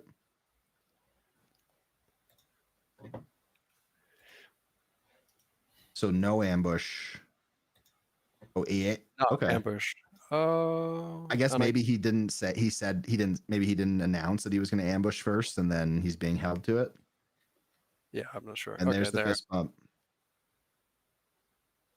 I Masterfully played here by Caleb. I think he forced this Palp player in some really, really tough situations, game after game. He put the pressure on early. He went wide. He had sticky units, and he forced this Palp to flip early. And I think that really, if I had to look back at this set, that's really what I decide is like, hey, this is what won and lost the game. We saw Palp really focused on Bazine, stopping crate. That was effective, but it wasn't enough. It didn't apply enough pressure. And when you let Han 2 Blue grind, it can. He will grind you down. Mm-hmm. That's why this deck is so scary. So let's see here before I let you go. We have some of the games reported here. All of the top here. So we can see if we can make an educated guess on who makes top cut or not. Mm-hmm. So What happened? Johan or Darth Link and I'm So Humble, the two guys that drew last round, both lost this round. Oh no. No. Okay, I mean, obviously that's rude of me to laugh. I feel like it's a comical that probably was a little rude, but who are having fun here? Yeah. But man, that's the risk of drawing, and it happened. Like I mentioned, it happened to one of my teammates. With me, I was on the plus end of that. It didn't feel great though. It knows that you make it because your teammate doesn't. And I know in this next round we have two of I'm So Humble's teammates coming up, and maybe they'll have an opinion to talk about as we go. Yeah. Maybe they'll teach you some math for the next tournament. Yep. So we can see here if both those players that Emil and Adam met, if they made top cut. Philip had a great on first tiebreaker, I think. So he might, with that win. I could have gotten in. I'm not sure. We have to wait to see. Well, I until think that the part of it is if standings. did I'm so humble get paired down here? Because if so, that would mean that his opponent's basically out, right? No. No? They were a couple of people with 13 and 14 points. Got it. A lot of So ties. I think it is just like table 3, 4, like there's 4 at the top, and then we have 4 spots under, right? Mhm. So it's the winner of table 2, 3, 4, and 5. Yeah. No, 3 to 6. Sorry. So Philip, GFBE, Johan, and then Caleb joining the draw, the IDs. Yeah. It's always interesting when you see those natural draws, like we mentioned. It really does change the math as you get to the end of the tournament, especially when intentional draws combine with that. Yeah, and then Philip is the only X2 that makes it into the top card with Wow. on tiebreakers. Yeah, we actually had so we can transition over here, and then we can also see some deck lists here. Yes. Let's see if I don't know if I can show it yet, so let's just do it right. So Johan taking King of Swiss here, 610. Then we have Nicola, Tim, Niklas, Johan, Caleb, Oliver, and Philip taking the last spot to top. So it all comes down to that, right? Yeah. Love to see that. You always want to see impactful matches at the end of a day like this. It's always a shame when you get no a fully clean top 8 that could just be completely drew. Yeah. Oh yeah, in Bilbao we had 6 people drawing in the last round. It's like, okay, that's crazy. Mm-hmm. So let's see how many. So Costa's just missing out. I mean, 1, 2, 3, 4, 5. Yeah, so 5 2s. Feels bad. Yeah, It is what it is. That is, yeah. Just win more games. Yeah. And it's almost like, we always complain about that. We complain about the double loss. There's just not a better solution that exists yet. So we play with the rules that are in front of us. Exactly. And also with that, I'm gonna say thank you to both of you. Don't forget to check out the Colorado Cantina crew. Yep. Easy for me to say, right? But we really had a great time hanging out with you guys. Some really, really interesting games, whether it's going back to the Snoke versus Towson. We got to see a lot of interesting gameplay, and I had a great time spending my morning with you. Hope you all had a good time as well watching us. Yeah, and Jonas, you have to start doing content so we can shout out your channel in the future. Oh, don't worry, it might be in the pipeline. I'm being forced. Well, speaking of the pipeline, in between rounds, you guys didn't see this at home, but Jonas had a beautiful apple tart of some kind. I think maybe we do a baking stream in the future. I would be interested. So I really hope that was as good as it looked. It was. Yeah. So I'm gonna go down and check how it's going for the other guys and when we can expect Top Cut to begin. And when I'm back, I'm joined by the Galactic Champion South Beton and his teammate Yehosera from Enigma. That's gonna be a good one. So, yeah, make sure to ask him about those draws. I wanna get some opinions on the record. Right, need some spicy takes, guys. Yeah. You should use the chat function here. Yep. Get it going. So we see, but yeah, see you in a bit.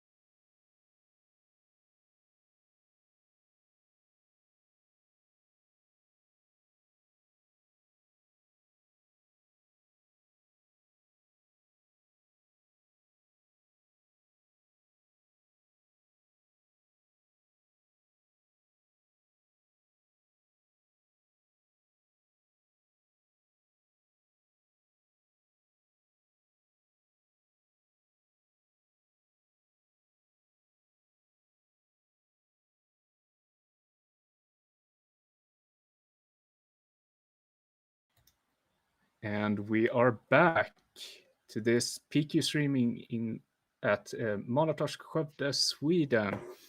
And I have some exciting guests with me here now. The Galactic Champion himself, Beton. How are you Hello. doing? Yeah, I'm fine. Excited for the games. Yeah. And we also have Yehosera with us, your Enigma teammate. Hello. Hello. So yeah, both of you were playing in Bilbao last week, Yeah. you think? So do you think the meta changed a lot during that event? Not really. Not really. There, like, I think from after the fourth row ban, of course, meta changed a little bit, but basically in Bilbao, every leader that people expected there was there. Yeah. The amount was a little bit surprising to me because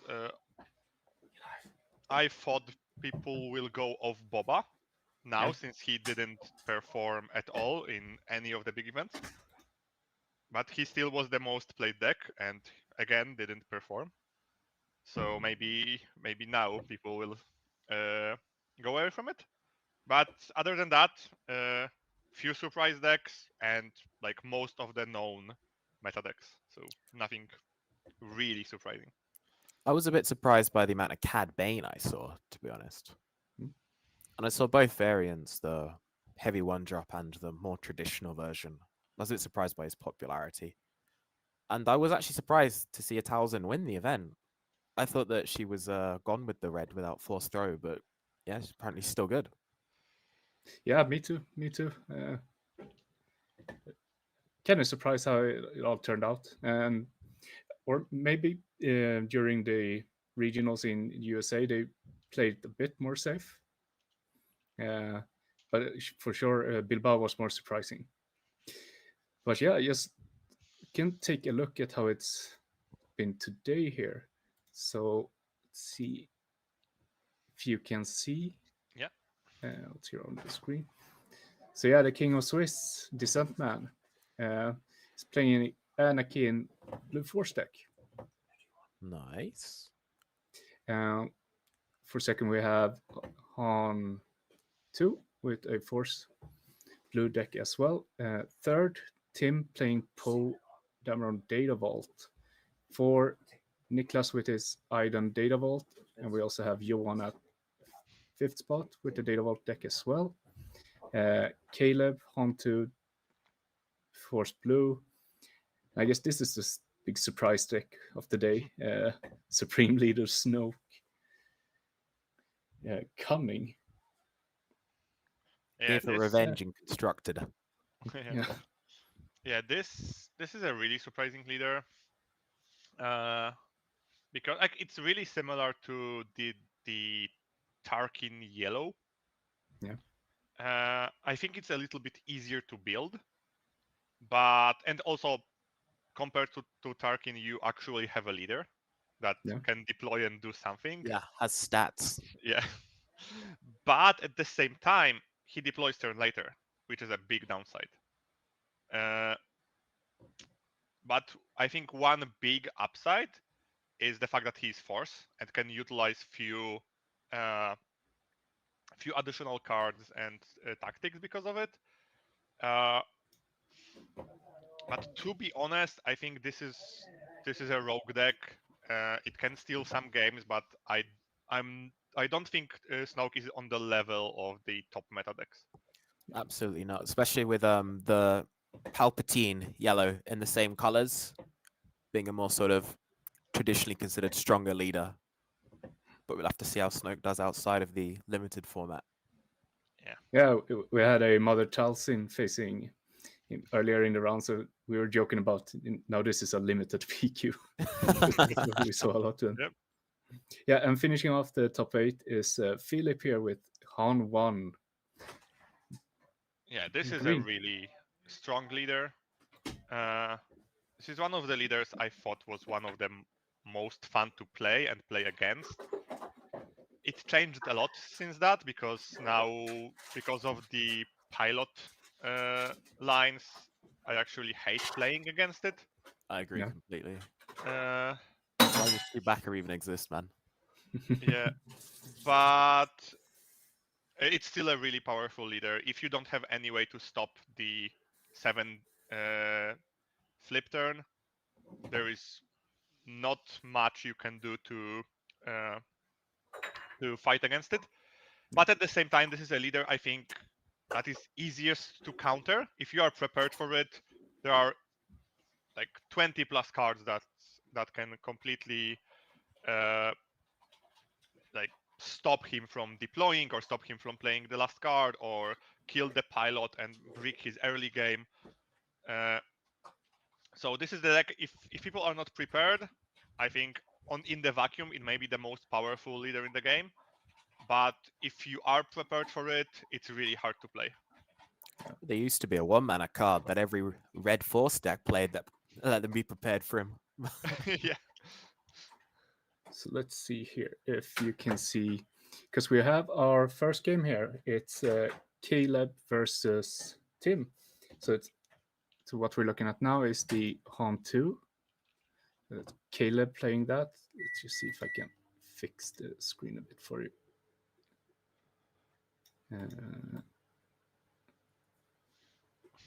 So here's the deck. You can see it? Yeah, I can see most of it. I cannot see the top. Oh, now I can see that. There we go. Yeah. I got it. Yeah. So I think there are 2 really big surprises for me in the deck. Yeah. Pillage is the first one. Pillage main is Main board. Yeah, it's surprising. It's not something that is bad, but to be honest, I would probably play Chum main over it, because it counters basically the same deck and also is used in other matchups. It's got But five deck. that I think someone wanted to put Power of the Dark Side and just put the wrong card in it. Because I was thinking about the second card as well. because Power from Pain, I think the card is called. It basically gives grit. It is not very powerful card. But it's got power in the name. Yeah. Yeah, got To be power honest, in the name. I made that joke because the only time I put this card in my deck was because I wanted to put power and ended up with this.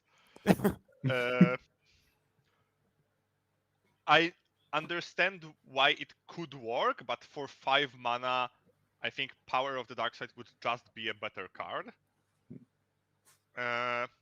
But it definitely can surprise someone if you like go, oh, I will deal 6 damage to look, and then I will just attack you full 12.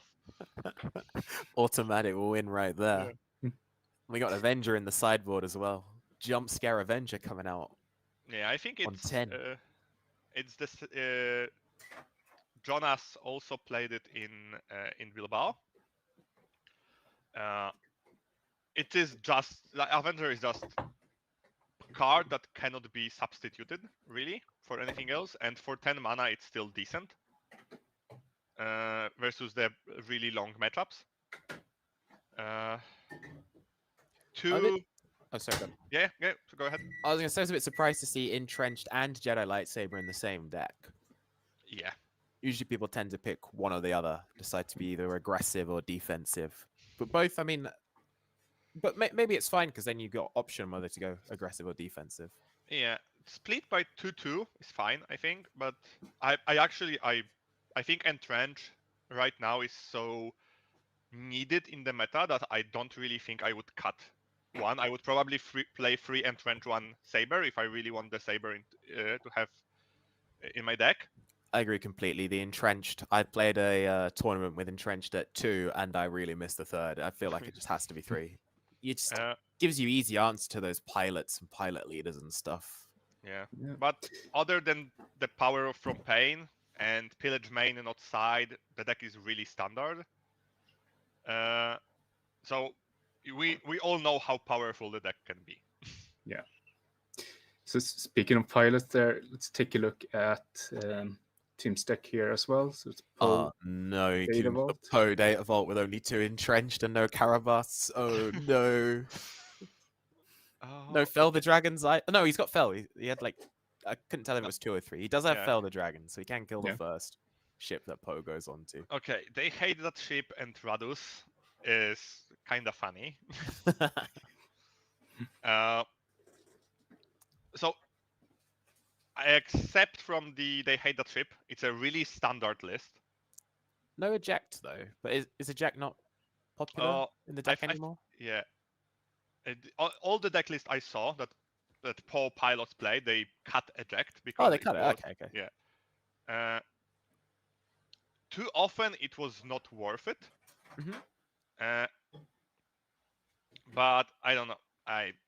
Pilots are not really my style of play. Yeah. Prefer to kill the pilots. Same Yeah. here.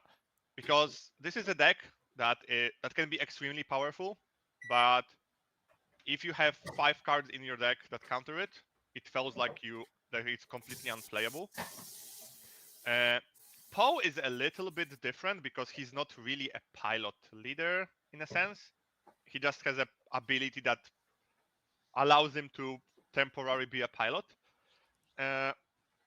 So this play more like Sabine Data Vault than anything else. Things that are kind of surprising for me because I'm not sure what lightsaber it is, but it looks like a Yoda lightsaber. Yoda's lightsaber. 'Cause he's got fur It's cord. Yoda. Yeah. I don't know if there's another green heroism lightsaber. Yeah. Oh yeah, it's on. I think it's on the heroism because I thought like he was already playing Gungi, so General's Blade could be an option. No, he's got. I mean, basically, the deck is sort of similar to the Luke Data Vaults, but he's got a surprise amount of burn because he's got Fura Cores and Timelies with Wreckers. Yeah. So you can sometimes win the space arena, but be so low that they just have to live long enough to hit the Timely Wrecker or 2 Fura Cores or something to Yeah. close the game. So you're not out of the woods when you would normally be out of the woods against a space deck against this particular list. There's also the Porgs in the sideboard. They go Beton. I know you love. Yeah. I know you love Porgs turn 1 to defend against Power of the Dark Side. They are amazing versus every blue-green villain. And also the timely reinforcements. So yeah, I know as Ray, I used to hate seeing that card because you want to take the game late, and then all of a sudden they've got like 5 dudes in space with 2/2. Yeah, I think this is a really good answer for Palpatine. Yes. Especially that you then can like deploy Poe on one, attack, deploy Poe on another one, and the next turn. Yeah, you can shuffle him across. Yeah. Yeah. So the decks look really solid Against Palpatine, because when you put Poe onto a ship, it's not a leader, so Palp can take it. Does Poe just fall off? Go back to yes. the leader zone. Yeah. No. He doesn't. Oh wait, they can take the. I thought the Poe can't exist anywhere outside of your. Because he is not a leader, and you still control him. Oh, so he's on their side. Yeah, it's on their side, but you can pay 1 mana. They want to move him. Put him back, and he's the only pilot leader that works like this, because any other you just either cannot steal, or if you would steal it, they would instantly die because you cannot control opponent leader unit. So so Palp can actually bribe Poe to come to the dark side for a little bit. Yeah, I think this is the only situation when you actually can be damaged by your own leader. So let's see here. We can see the players are ready to begin here. So transitioning over to the playmat here. Yeah, okay. So, to be honest, I think this is really, really hard matchup for Poe. I was going to say I think it's hard for the hand, but he has got the initiative. Okay. And we can also tell that there has been a decklist error here for Caleb. So it's a game loss first here. Okay, so is it the power of the dark sides? I think they are. That's the question. The $1 million question. I think it is. I think because it's the only card that could be. I think he just wanted to put power and put the other card. Yeah, just searched power, 3-cost villainy, and clicked it. Okay, so Grogu start is okay, but it tends to be really slow. Yeah, it's Too entrenched as well. He has it. Yeah. Damn. Yeah. I'd love to know his hand to know if I could have done something different to the Chewie there. Yeah, you really don't want to pilot versus the open mana. The best that Poe could do is if he had another 2-drop, he could have deployed Poe, play a 2-drop, and then Chewie next turn. Yep. It's only 1 mana, 1 damage difference. Oh, heroic sacrifice. Yeah, the Caleb has Power of the Dark Side in hand, so so power from Pain was the card that was an issue. It was, yeah. So heroic sacrifice is going to be needed here, right, to clear out this Poe. Or a Delphi Patrol Wing. Yes. I think he'd also. Adelphi would. I saw Adelphi in the deck list. Adelphi would go crazy. That's heroic sac. Okay, a little misordering because you should have drawn the card first. Ooh. That would have changed what he attacked for sure. Yeah. Not that it might, but to be honest, sometimes it does matter. Yes. The fact that you can look at the card and then decide makes the card just that tiny bit better. Exactly. Like if you were playing a blue deck, for example, you might draw a Fell the Dragon or something, so you know you don't have to kill the big unit because you can fell it, things like that. Yeah. Or for example, when I played it in hand 2 ECL, you put it, you look, oh, I have another one from the top, so I attack with a different unit, then K2, and then just next attack I'd do the same with K2. Okay, so normal deploy of Poe, moving damage. Or to base. Yeah. Even though the start looks like it looks really great for Han. It's fragile, right? Yeah. One disabling Fang Fighter and it's a horror show. Yeah. And even without it, he didn't push any damage. Yes. His board is not really better. No, okay, without, now it is say, better. without the Ogdo, I was going to say he's not pushing that much damage. Then the Ogdo came down. I was like, oh, hang on. Okay. So, but still, I think Poe is 1 wrecker from having the board back. Is it timely intervention? Poe Dameron could blow this wide open as well. It doesn't really kill. Well, you can clear the leader to prevent Luke Skywalker being played this turn and take the entrenched off of your ship. That's true. Then no Luke can come down and you're pushing. Oh yeah, okay. The fact that you can 12 space damage. Take the entrench is big. I'm actually not the biggest fan of clearing Poe because it doesn't really clear the damage. Since from next turn he can still be deployed. Oh, okay, this is well he cleared in the BB-8. Whoa! Yeah. But this time it was good because he could have been untapped. Okay, so you know he doesn't have Luke Skywalker because of the itinerant attack instead of Ogdo Bogdo, because I'd have been putting the Luke in to try. Yeah, but a little bit of health back from Internet Warrior. What now? Moving the damage. I mean, yeah, it will be able to be killed with the next Grogu action. Oh, this game is going so fast, man. They're just hitting each other's base. Yeah. And they don't need to hurry. They are already 1 game in. No, you don't. You get the thrill of hitting the opponent's base. I want to do it as quickly as I can. What would be the best card to? Okay, that's a really good. That's a really good card to. Oh, claim. Cap. Oh, right. Sorry, that's got an entrench on it. The entrench was so far back. Yeah. I didn't see it. But at the same time, now K2 just killed Chirrut. Does he not have force? No. Oh. He used it to heal. Oh, okay. Yeah. Of course, and didn't attack with Grogu. But at the same time, if you attack with K2 first, then your ship dies. What overwhelm. Yeah. The BB-8 piloted ship will die. Oh, Yeah, because yes, you yes, can yes. you can It's move the +1, damage +2. from K2 to the ship to kill it. So I'm not actually sure what's correct. I think you because- do the most damage possible and hit with the So ship first. yeah, your ship is hitting for 4 then. Needs to untap the Poe Dameron. Might be needing that. I think unless he has another heroic sacrifice, because then to kill the ship, Han would need to heal his own Ogdo. No, he can kill the ship by moving the damage from the other ship across. Oh, okay. It has damage on it. Yeah. Yes. Oh, yeah. Ooh, Okay. ooh, yeah, there we go.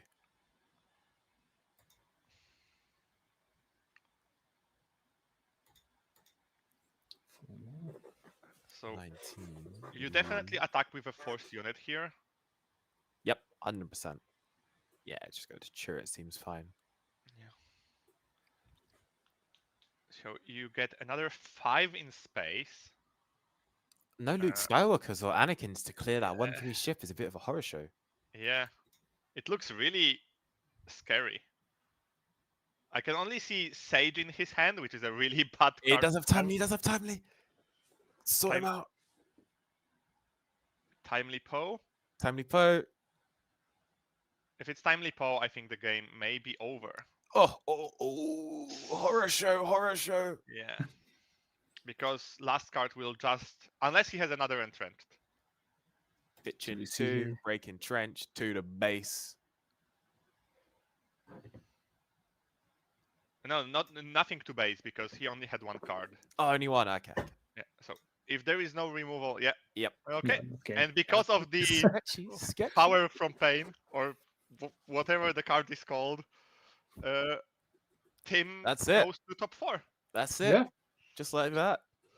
That's so rough. Yep, I've played that matchup a bunch of times as the ground-based deck. Yeah. Yeah, hate to see it. Rough getting that game lost, not checking. Yeah, you always double check your deck lists because I've made that mistake countless of times. And then I clicked preview on Melee and was like, hell, I don't have that card in my deck. Yeah. Whose deck list is this? Whoa, what?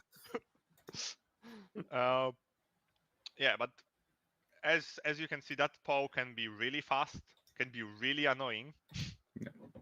But I think the biggest issue for the Han player was that he didn't find any restore, like Owen or Yes, no or persistent restore, just one time with itinerant's not enough, yeah.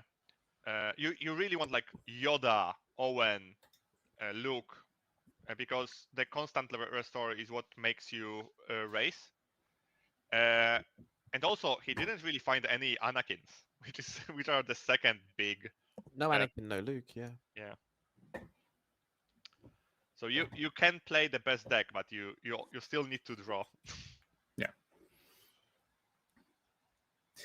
So, yeah, that's what was a really short game here. So I figure we could take some time to look at the other players. Yeah, I would love decks? to see the other deck lists, especially the Snoke one. So let's see, which one did I have open? Okay. So here's the Okay. Han one. Han one. Just start. Right. Oh, 3 Chewbacca is the first card. Let's go. That's the game plan. It's a really surprising list. Really? Is it the Enfys that's surprising you? I mean, it looks pretty normal to me. Oh, only 1 Han. Like 2 and on like the 7 drops are a little bit surprising for me. You don't really want to play the 7 drops on your leader flip turn though most of the time with this deck. You can play U-Wing because it puts like 2 units in play, but you're better off making like 2 more ships than 1 big 7 drop because the reactive decks, it's easier for them to react to 1 7 drop than 2 ships. Yeah, that's like true. on your flip turn, for example, you want to start with like Kira, name the interaction card they have, and play a 3 drop ship. Yeah. The second like that. big part for me, what I'm surprised is only 2 Kira. Yes, I would like to see her at 3. Of course, Bamboozle and Confiscate mains are standard. 2 waylays are also pretty standard. The Fennec Shan's a bit weird, actually. Fennec Shand is... that's why I said 7 drops are kinda, because only 2 Kelleran. I didn't process the Fennec as a 7 drop. I just saw the Hannah 1, the Keller in it 2, and went, and the Enfys. Yep. The only 7 3-drop ships, because blue leader is not really a turn 1 play. Yes, you'd rather play the 3/2 that they have 2 instead on turn 1. But like, okay, he has every single card that every single Han has in the deck, except from Fennec, but she is basically Han-esque card. He has a card that I actually play in every single list of my Han 1, so Cunning. I always play 1 Cunning main. Because I It's think in the board in this one. Yeah, because I think it gives you just that little bit of reach that this deck sometimes need. The other thing that I noticed, there's no Plo Koon across the main or the board. Very strong in the mirror. Yeah, actually there is not really any 5-drops except from Blue Leader and Han. Yeah, because you want to skip it, but 4 you don't really want to ramp to 5. But the Plo Koon is so strong in what he does. It clears like all leaders, almost all leaders. Like, so this deck looks to me a little bit all-in-one, because you don't really have 4-drops because you cut the Kira. You only have 2 4-drops that can actually play as a 4-drop. And then you also cut 5-drops. So you Sorry, what's the second 4-drop you can play as a 4-drop? Tech. Oh, okay. You can. You can. 4 mana 2/5 that says draw a card is alright. Yeah. But at the same time, it is much more consistent in just getting space. Which means it's going to lose more to the cards that you mentioned earlier. Yeah. Like if you prepare for the deck, that's where it's going to have trouble. Yeah. But yeah, he is playing your special so 51. Ooh, 51. I'd love to see it. So that Fennec is probably the 51th. I'm not sure she'd make the 51st in my deck, but just put that 1 Cunning main. Exactly. Why stop at 1 Cunning? Put 2. Let's go to 52. Come on, be adventurous. Yeah, on that we will probably never agree. There's no R2D2, the 2/4 that checks top 3.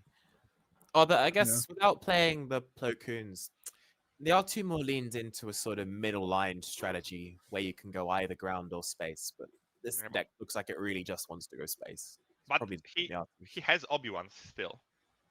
Yeah, it's like really good hit with the U-Wing reinforcement. Really good on your leader deploy turn to give you a sentinel to defend your leader from ambushing from like Poe Dameron and such. Yeah, it's standard. It's a useful card, but yeah. Yeah. Okay, can we see the next one? Yeah. So top 7 here. So here's the Snook deck. Here we go. This is what we've been waiting for. Yeah, that's the stuff. That's the actually spice. the longer I look at, the more standard it looks. It's basically standard. Oh, you've got a standard in mind for the Snook already. I've built the deck, and you have the 2 1-drops that you want, so 1/4 and 1/3, and tie. So he's split between space and ground quite equally. Yeah, he's got 2 different 1-drops in both arena. Okay, one card I have no understanding why is it in the deck is Captain Phasma. Because it looks cool. Yeah, but this is not really why you should put cards in the deck. You play it on 5, then you flip Snoke next turn. You can buff the Snoke by +2/+2. Is Snoke first order? Yes. Yeah. Okay. And the Praetorian Guard as well. Okay. Yeah. Okay. Okay. Live around. It's gonna live.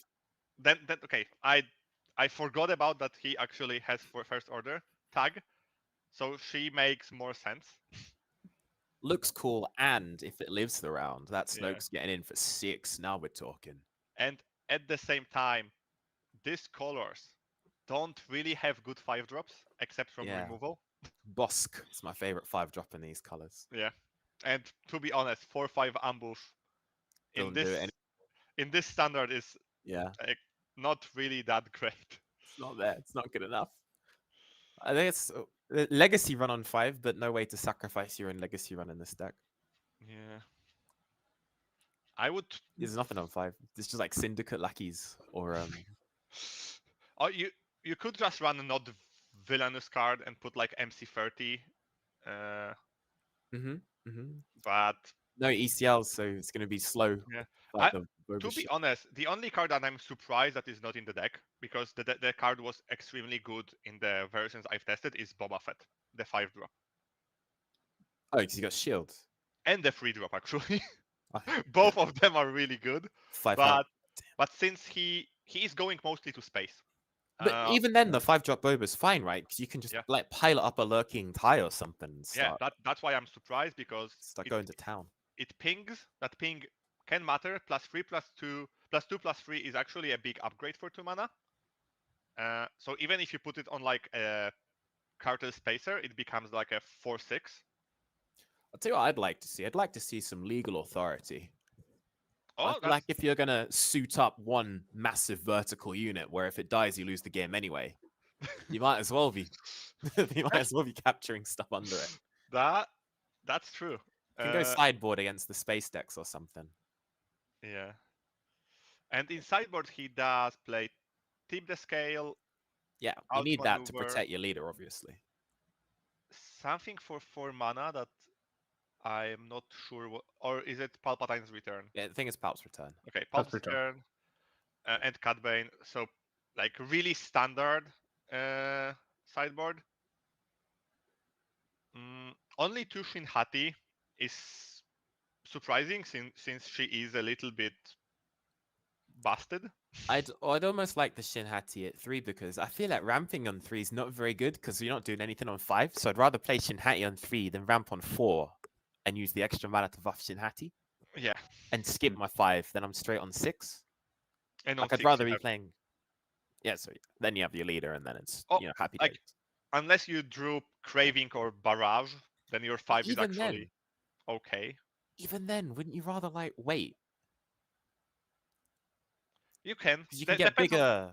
Depends on the board state. Yeah, of depends course. on board. Depends on board. Yeah, but this deck will struggle a lot versus decks that can get board control. That's why it goes in both arenas. Yeah, one thing that I don't see this deck beating is Ogdo Bogdo turn 1. You're just not a believer. that may be true, but I also do not see it beating an Ogdo Bogdo turn 1. Because you can either try racing at space, and racing a 5 damage turn 1 is a little bit hard. It is real rough. It is real rough. Or you can play ground unit and just not play anything for like 3 turns. The ISB agent can kill the Ogdo if it has event, because it will go up to 2 and it's dealt 1 damage to it. Yes. It can trade with Ogdo. Trade. Sorry. Got a bit ahead of myself there. unless, and this is the problematic part, because he has initiative, and now he can play Chirrut. Yeah. I'm sorry, my Snoke textbook doesn't have an answer to that. Oh, then you can Cartel Spacer. Oh no! Then you buff the ISB again, and then it's got 3 attack and Chirrut has no force. Then the Ogdo either kills the ISB, or the ISB kills Chirrut. Hang on, we're cooking up here. Cooking something. Yeah, that's true. If you buff the ISB again, or play Cartel Spacer, tap the Ogdo, and then buff the ISB. Whoa, hang on. Is this curve unstoppable? Yeah, I think yeah, it may be the best deck in the game. I know what I'm playing next Enigma testing, man. Oh no! Watch out for this deck during Munich here in 2 weeks. And I wanted to play my sneaky third sister yellow. Oh, that deck sounds cool. As long as no open fire. To be funny, deploying First Sister, attacking base, and then sneak attack Savage is Ooh, is really funny. that's like all their health, man. Just dead. Like, he's hidden. You have the Force. It's a horror show. It's a horror Yeah. show. Yeah, but actually, like because of the limited part, and we kinda got to see how really powerful Third Sister can be. I've actually built few decks with her, Mm. and I think she needs a little bit more support, but she is not that far off from being playable than I thought. I think she really needs a hidden card that she can play on the turn she's deployed that lets her be pulled out of open fire range. I think it's disgraceful for your 5 deploy leader to die for 3 mana.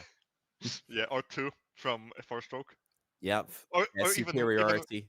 or even 1 with 4-stroke. Yeah, exactly. I think it's just disgraceful. It's like, come on, man. It's She meant to will, be the focal point of my entire game plan. It Oh. just dies. she will have, if in the new set, you will have Jar Jar. Mhm. What? The 2 mana plot card, you can just play it, give her +2. Oh, yes, yes, yes. There we go. There we go. There we go. Preparing for next set, are we? Yeah. To be honest, in the last few days, I've been playing mostly the new set, and it's super Mm. fun. The game will be different, except Mm. from Boba. He will just be a little bit better and still bad. I think, yeah, I mean, next set looks, it's weird. The Yeah, the cards in plot- the next set are split between 2 camps for me. Half of the cards are like really cool, well thought out cards where I'm like, wow, this could be really fun to play with. The other half I look at and I'm like, I didn't even try with this one.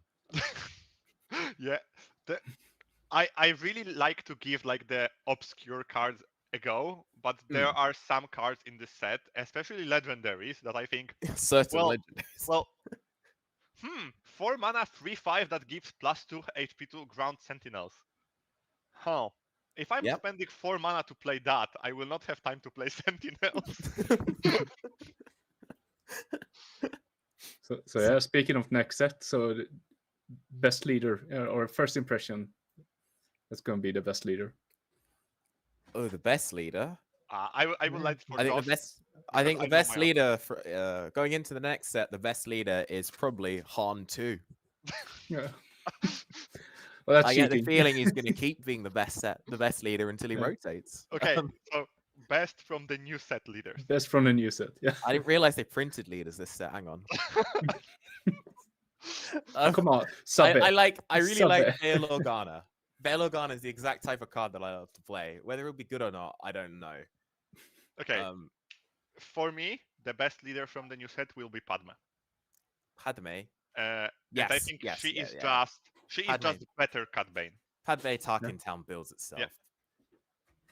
She got tons of support in this set. Mhm. She gets support from all sets. Yep.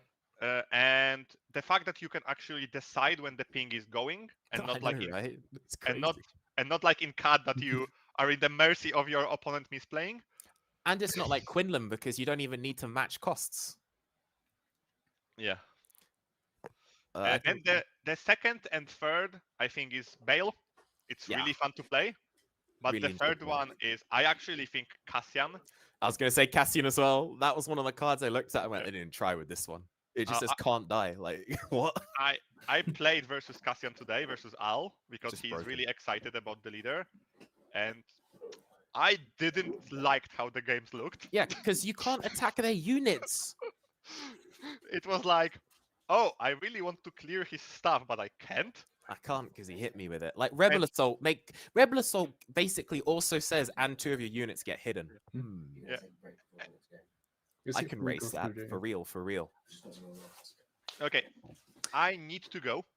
Yeah. So thanks everybody, and I hope the semi-final and final are super exciting. So I will be watching, but thanks for inviting me, and have a great casting. Yeah. Thanks for coming on. Hope to do this another time with you, and good luck in the future. I guess you're playing Munich, Yeah, of course. so good luck there. Good luck with the Snoke in Munich. Yeah, Ah, good of luck with the course. No, no. smoky Munich. Yeah. Okay. Bye bye. Bye. See ya. Yeah. So yeah, we're gonna have Jordan get back in here in a bit, but I think we'll take a short break and see how the other games are going, and then we'll be back with Jordan and you as well, Yehosera, and we can look at the rest of the decks. Sounds good? Sounds good to me. Yeah, and then we'll see you in a while.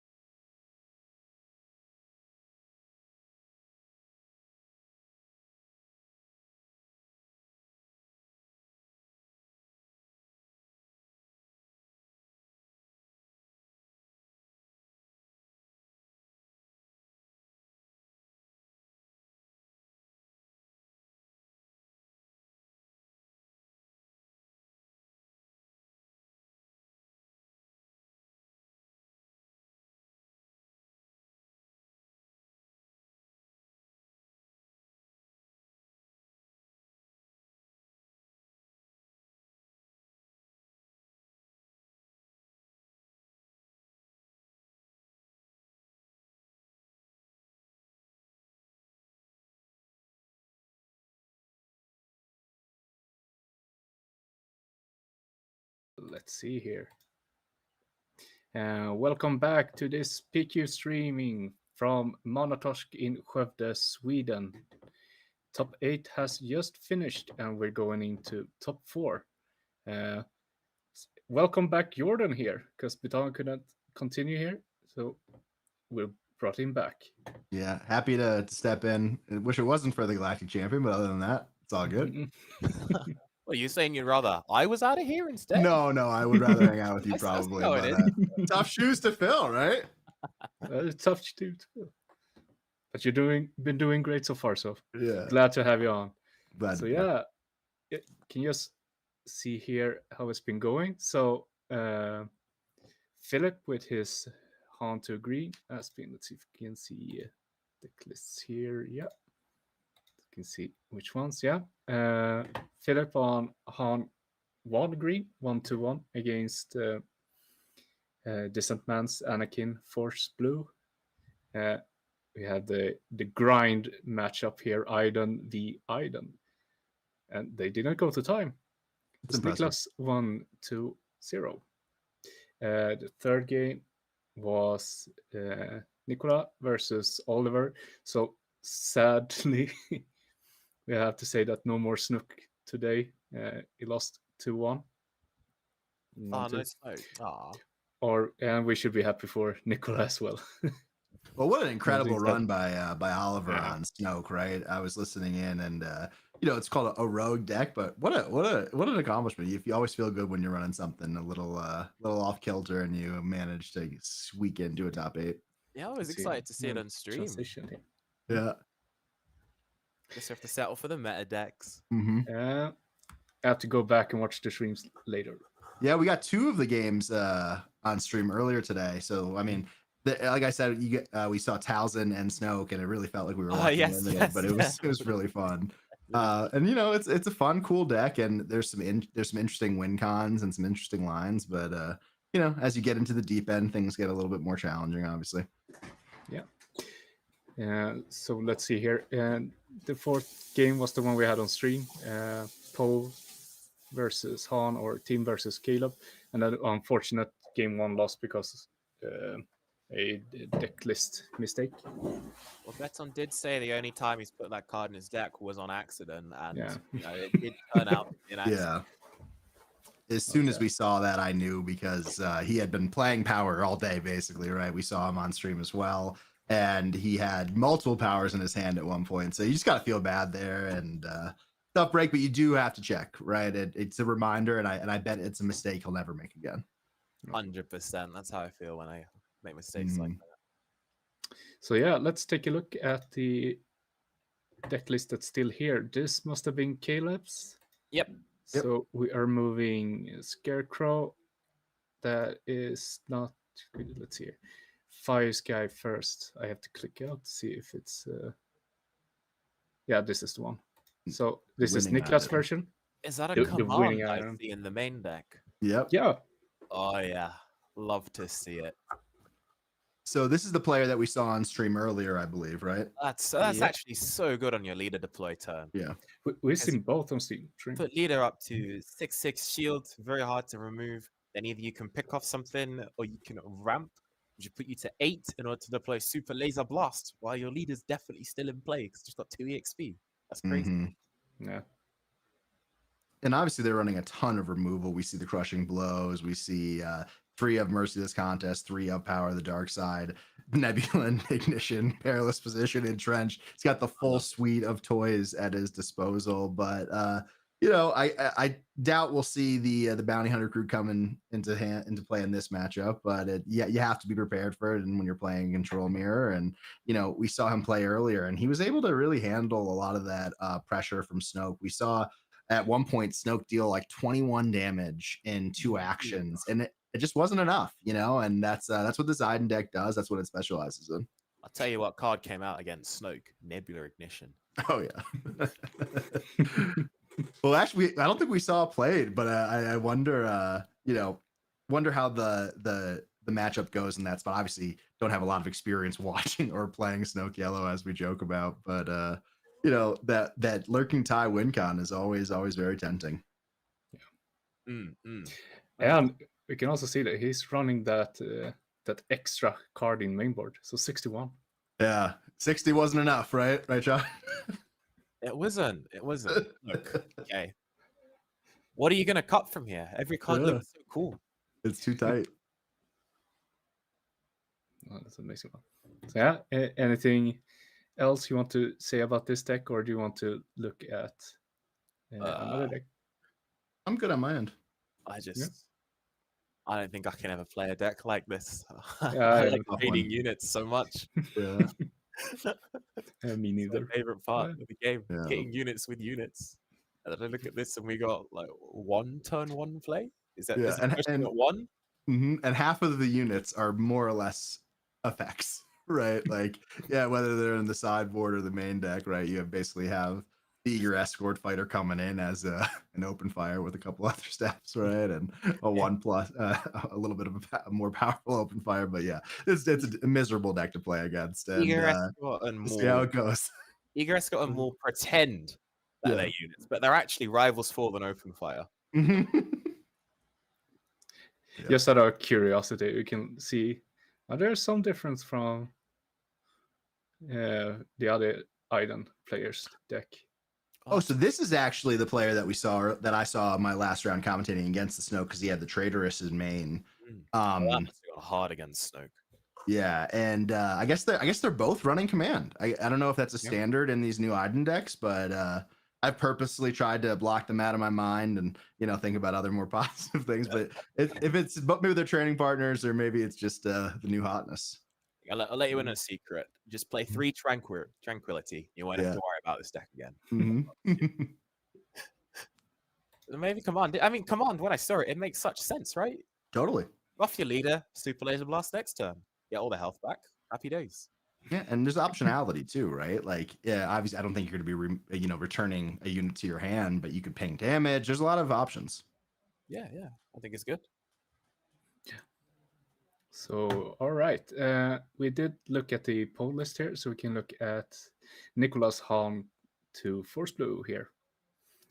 What is that card in the bottom left? That's the Blue Squadron A-Wing, or Blue Squadron Assault Where you Wing. have a- Yeah. 5/5 raid 1. Oh, yeah, answer to. Okay. It's answer to Yeah. both. Mm-hmm. But what's interesting is this deck is pretty well equipped to fight against Boba without added tech. I wonder if it's just really trying to lock it down. But obviously, Boba really struggles with these big bodies that Grogu presents, the healing, the Yaddle group, swarm healing, all that stuff. If you don't have the Grogu down, it can get a bit sketchy on the leader Mhm. deploy because you don't have Force Throw to one-tap the leader. So That's you want true. to have something in the arena to kill whatever it looks like the leader's going to go on. So Mhm. asset exhausted. So maybe that's what it's for. Mm-hmm. Is that He must change- really like it too. It looks like he's running 2 of them, one in the side, one in the main. So Yeah, I mean it kills it's a Ruthless Raider. It's one of the real problem cards for Blue Heroism has been Ruthless Raider with its silly 4/6 stat line, so it doesn't die to fell or takedown. Yeah. But during this event, there's only one Boba Data Vault, I think. The So world is healing. I do wonder if it's been We've been, removed from mainboard every Yeah. single game today. basically every podcast that we've recorded this out of the Colorado Cantina Crew YouTube channel, we've literally been saying this is the week. This is the week that Boba falls off. This is the week that people aren't going to play him. And week after week, we're just surprised. So I do wonder if we're heading there, but maybe Boba has some more legs next set with some of these plot cards, right? This is the week we stop playing Boba. My planetary bombardment just arrived in the mail today, man. Mm-hmm. Got some beautiful ones from the sector qualifiers as well. Just awesome versions. Oh, nice. You should be promoting Boba then. Get the PDs drive back. those prices up, Exactly. Is there a villainy card in this main deck? I can't see one. It looks to be no. Oh, I don't think I see an Anakin either. I don't think. Yeah, wow. Anakinless. Okay, there we go. Hmm. I was wondering where he had, because I see Mace instead. I see the mace and the ship and the hot shot, and I'm wondering where the space has come. It's because there's no Anakin. Yeah. And I guess that does leave a little bit more room for those Blue Squadron attack wings if you think that you're going to be fighting in that area a little bit. Also, not everybody has all the Anakins, right? So it could be just a really good player deciding to play what he wants to play. Yeah. I mean, a bit of a judgment call, right? Because without Sure. Force Throw, you're less likely to be forced to discard the villainy cards. Mhm. Maybe the game's under a lot of pressure and hasn't really found the time to cast Power of the Dark Side. So I Yeah. can totally see it going. And we also don't see the Force Lightnings here. We don't see the Marins at all, right? So a lot of those things contribute to being able to turn on that Anakin easier. And I guess there's an argument to say, hey, I get to play, more Ezras. I get to play more Entrenched. I get to actually play Open Fire and Entrenched, right? So a lot of options. I always feel like Merrin's like an Anakin card, Mhm. Without the discard, the 2 attack feels a bit lackluster. But with Totally. Anakin, at least it's punching for 4 minimum. So you're a Mhm. bit always happy with it. We have seen over the past couple of weeks, though, going back to the Portland sectors. I'm not sure about the regionals in Spain. You'll have to let me know. But we have seen Marin really grow in popularity, both in Han and Anakin. It's been really interesting to see, actually. So I like it a lot in Anakin, but in Yeah. Han, I've always felt it's a bit lackluster, which maybe they feel the same way. Yeah. It's just the payoff when you draw the villainy card and you get to play the Anakin -6/-6. Ooh, the Just dopamine beautiful. on that is good. Mhm. You love to see that. Well, let's see. We can also take a short look at the Anakin deck. That this must have been the King of Swiss, if I Got it. remember correctly, but he Is that- lost against Han. Is that 3 mainboard disabling Fang Fighters and 3 mainboard Jedi Starfighter? I can't see quite. No, It's one one. main, and it looks like one side for the Fang Fighters. Okay, I was gonna say this person really hates Boba, Yeah. but Who no doesn't? Who Entrenched, so they doesn't? do need to have some cards to respect. Yeah. The base arena, if not playing Entrenched. So it makes sense. And like you said, Marin front and center, right? Yep. Really fits well in this build. And same thing with the Jedi Starfighter, right? Like in a normal blue-red heroism deck, it's really okay. I guess you can make an argument for it in Kit to turn on, his ability. But here it really shines, being able to trade with just about anything your opponent can play in that portion of the game. I was gonna say you have to make an argument for Kit before you can make an argument for the Jedi Starfighter. Hey, I'll always be sticking up for Kit, Yeah, that's exactly right. Because I tried it in Han 2 Blue, the Jedi Starfighter as a sideboard card. Yeah. It was really bad, but in Anakin it's great because it even kills Millennium Falcons and lives. Exactly, yeah.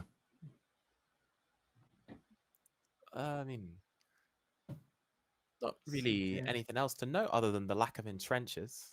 Yeah, and then you get Cham main, I guess you could be Cham really main. expecting a lot of ramp decks with the growing popularity of Han 1 as well as Palp and stuff. His charm's very good in Anakin because he kills the Skywalkers. Yep. He smacks them for 7, sorts them right out. Also, Mana Turn 5 is a very weak point in Anakin's curve because unlike Han, you can't cheat out anything early. So you have to play like natural 5 costs, of which there's not really any that you want to play in the deck other than smuggling Cassian Andor. So what having Cham in the main lets you do is not resource up to 5, then play it out with 4 mana Yeah. as a 5 mana draw card, which is fine in Anakin. So it helps pad your weak spot a little bit more. Yeah, really solid list though, right? A lot of removal, a lot of varied removal, different types of ships. Very solid. Yeah. Even got the crates in the main. Well, I love to see it. That's 2 in main, 1 inside. It's usually what we see. So, do we know what matchup we're getting here? No, latest word I got from Judge here is that it's courtesy deck checks for top 4 right now. So we are waiting there, so we can see if we can get some of these shown. Guess, what are you interested in? So, I think you've seen this one, Jordan. It's a little zoomed in for me. I'm just seeing the base aspects on my end. Yes, I'm just thinking as well. I'm gonna fix it right here. So now, the top leaders: Han, Mother Talzin, and Anakin. Now we should have a Poe, right? We should have a. Oh, I think in popularity, you mean? Oh, okay. Popularity, yeah. Got it. Yeah. Popularity. Very I think interesting. Mother Talzin, Anakin Anakin. growing. Yeah, I mean, I honestly thought Towson was dead with Force Throw gone, but then absolutely surprised me in Bilbao, and I mean, it just looks like it's doing fine. Yeah. Yeah. And it's No, you really should not see that that. different of a deck, right? It's a little bit adjusted. It's still the best Force Lightning deck, obviously. Yes, that's But a real big one. The Force. yeah. And I think it really comes down to a lot of just how good Talzin is, Yep. right? Like, I think that she's a leader that we will see stick around until she is forced to be removed from the game in the next set of removal, right? She honestly reminds me a lot of the way that Quinlan kind of just always stuck around, was always there and in some Even when form or he- fashion. Even when he wasn't one of the top decks, he was still there doing the numbers. Yep. And the Disintegrate card that they put in to replace Force Throw, I mean, it's a perfect replacement. Very sharp, yeah. Lets you capitalize on the leader ability even later on into the game. And we were joking about it a little earlier on in the day, but I think it's so awesome when you see a deck like that arguably win the two biggest events of the set, but kind of go dormant in between. The first one, obviously, with your teammate at Galactics, and then this past one in Spain, right? You really see a little bit of that quiet period. And it's always funny. You can't count a deck like that out. Like, there's always going to be work to be done and more lines to be learned. Yeah, it just shows that it just shows that even while Force Throw was around, the deck hadn't been refined as well as it could have been. There was more to go, which is always good to see. Yep. Unlike Speaking these blue heroism red decks, they seem to have finally run out. Found their groove, yeah. They had such a tough existence, right? With all these amazing cards that they got. The past I know, right? Woe is me. This is kind of fun, or maybe it's to be expected right now, but Spark of Rebellion has the least amount of leaders today. Wow. So Shadows with 23 represented. Jump to Light Speed 15, Legends of the Force 12, Twilight of the Republic 9. I mean, it's expected to see a little slide over time, obviously, as different aspects of the game get designed, but I don't think I ever would have made a prediction to see Twilight leaders outperforming. Maybe I haven't paid attention to it and it's already happened, but people are just so generally negative on Twilight that you don't expect it. Twilight had some of the best leaders we've seen. Yeah. Some of the worst cards we've seen. Yeah. That that stain kind of like goes over and bleeds through. Because we got the Django now banned. Mm-hmm. Quinlan always solid until Force Throw went, but maybe he's gonna do a Talzin and come back. Anakin, absolute monster leaders in that set.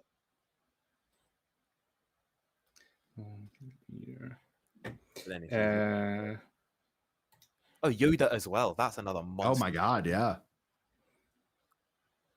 He's a leader that I fear will never get his time in the sun. You know, obviously he did have a decent run in portions of this Legends of the Force set, but I do wonder if by the time he is in a position to be good, he's going to be about to be rotated. I think he's not going to have a chance. I think this was it. Because Yoda sort of sat at the pinnacle of red-blue hero, where there were like three good red-blue hero decks. It was the Anakin, the Han, and the Yoda. The Han beat the aggros. The Anakin was sort of middle of the ground, but beat the Han. Then the Yoda beat the other two ones, but lost the aggros. And as the meta went on and the Han sort of ballooned in popularity, that was when the Anakin and the Yoda had the chance to really shine because they could beat the hands that were beating all the aggros. But then the Force Throw went and the Yoda really lost its momentum, sadly. Yeah. I was hopeful maybe with the release of Secrets of Power, we would see some very nice plot combination that would make his flip even more impactful, but I don't think we got it. Like some kind of one that let you stack the deck. Because the annoying thing about Yoda's flip is you have to wait for something to die, detect, and then deploy. So like claiming and flipping, you can't really do. If there was a plot card that let you I don't know, just like draw two, put one back on top, something like that. Sure. That's the type of thing that Yoda would really need. Especially because that would set up your You're My Only Hopes and stuff. But alas, just as a general Yoda fan, I really like his mechanic too. It's a very interesting aspect of the game, and hopefully we'll see a similar design moving forward. I mean, his deploy is like the strongest in the game, other than Palpatine. Yeah, arguably, right?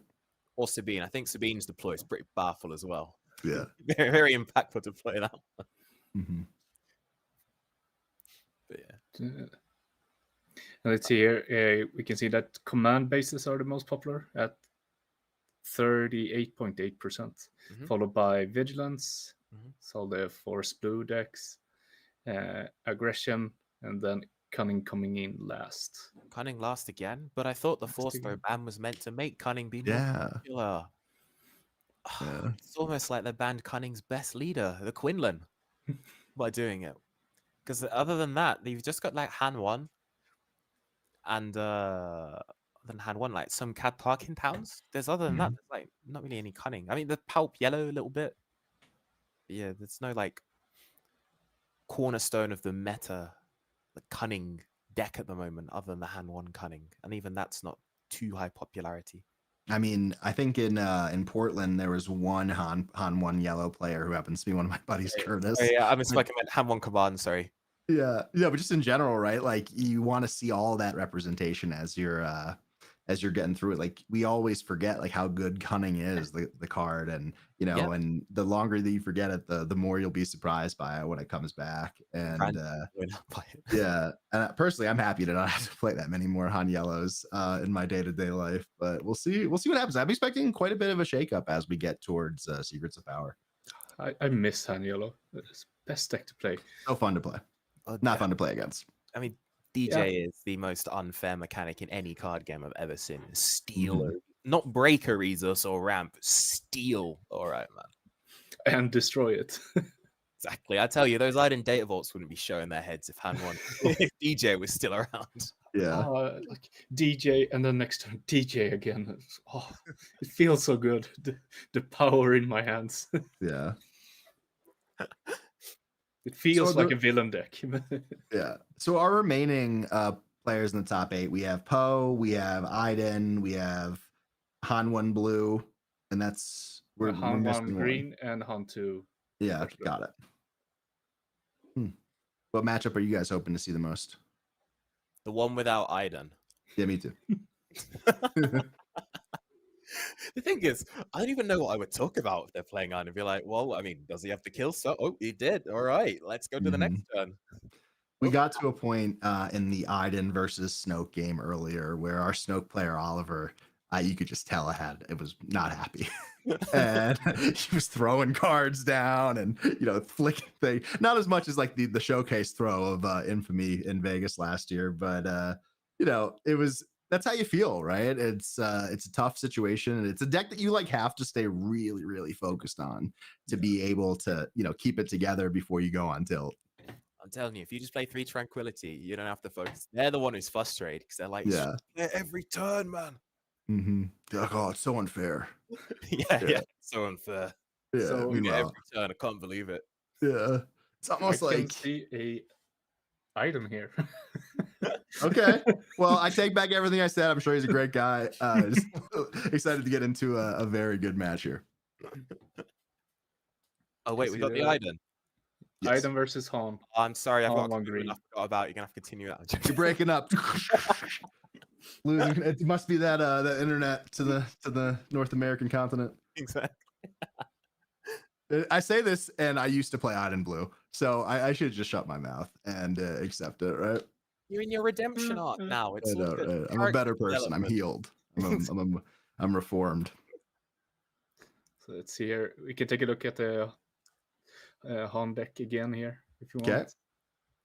Oh, it's Han 1 command versus. So we're alive here. We got the home ones on the side, right? We got Kellerin. We have a lot of ways to recur and all that good stuff, right? Yes, but we got no sparks, no jams, and only 2 Kira. So we're a bit super laser blast week. Maybe you can apply the pressure before. Mm-hmm. What is that card behind Waylay in the image? Is that Spark in the side? No, it's the one that you don't like, the double yellow event. Best card in the game. No, below that. There's one right below that. A Spark. Whoa. Okay, so we do have Spark. Okay. So that's and we have Bamboozle for the entrenches. Okay, so maybe game 2, and we have Confiscate main and Bamboozle main. You don't want to use Bamboozle on entrench.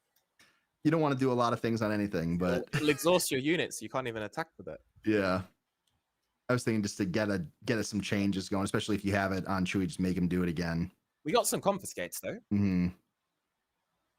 All right. Got some percent. I like it. Love to see it. I think this will actually be a more interesting game to watch than if it was a Han 2 blue, for instance. Yes. Right, so that's exciting. And we have Tech, the master of late game, right? So I like this because the Han 1 green actually has some windows to do some stuff. Yeah, and I like stuff. I love stuff. I know you guys were chatting about this in between last round, but the Fennec's an interesting inclusion for me. Obviously, Han 1, the big Han from Spark of Rebellion has dropped in popularity a little bit, but it's usually for Keller and it's usually for Enfys. Not as much Fennec. So the Han 1, it's because you're not Quinlan, so you can't kill any of the Skywalkers. You can't kill Keller. He really shines against blue-green villainy because it kills both Vaders will either lose their shield or be damaged. So it kills those. It kills more. So it kills all of their sort of big units on the ground. That's where it shines. But in that matchup, what you're doing with the Han 1 green, you're not really fighting those units on the ground. So it's kind of why it fallen off a bit. Yeah. And similarly, as we saw Iden go up against Snoke, there are some really dangerous units in space. Obviously, it's a little bit more involved for Han 1 green with, having to put a Chewie onto something, but that's an issue. And it's an issue that needs to be solved. Exactly. Yeah, very true. Very true. So I'm assuming that if the Iden player reaches Devastator mana, and Devastator comes down, we can pack them up. Probably. It's waylay or bust. And even especially then, in game 1, you have right? to lethal. You have to lethal the turn you play waylay, otherwise it just comes back again. Yeah. And then game 2, it might be a little bit easier. I don't want to say easier, but a little bit more manageable in that situation because you do have the home ones, you do have the sparks, you do have some things that can help you navigate those pain points a little bit. Does the Iden have anything to side in against the Chewie? Oh, sorry, not the Chewie, against the Han 1 card. I mean, Let's see here. Chewie is synonymous with the deck. Yeah. We got it's the Eager Escorts. Obviously, that'll be big coming in to deal with the Falcons. What's the blue card below I think it's below Felder Dragon? The one above Falcon's Return. Yeah. What's Nebula Ignition. Nebula Ignition. Okay. So most of his space units will be upgraded, and I believe Nebula Ignition is non-upgraded, right? It's not upgraded, but I believe the Nebulas come in anyway because after your initial Super Laser Blast, their plan is to reload with Home 1 Keller and Ewing. Yep. Those type cards. And the Nebula should kill everything except for L337 off of those reloads. Yep. And then you also have him pretty stocked in main with Perilous and Entrenched to kind of slow those Chewies down. So really coming in, in good spots here. I don't really think the Chewie can be piloted.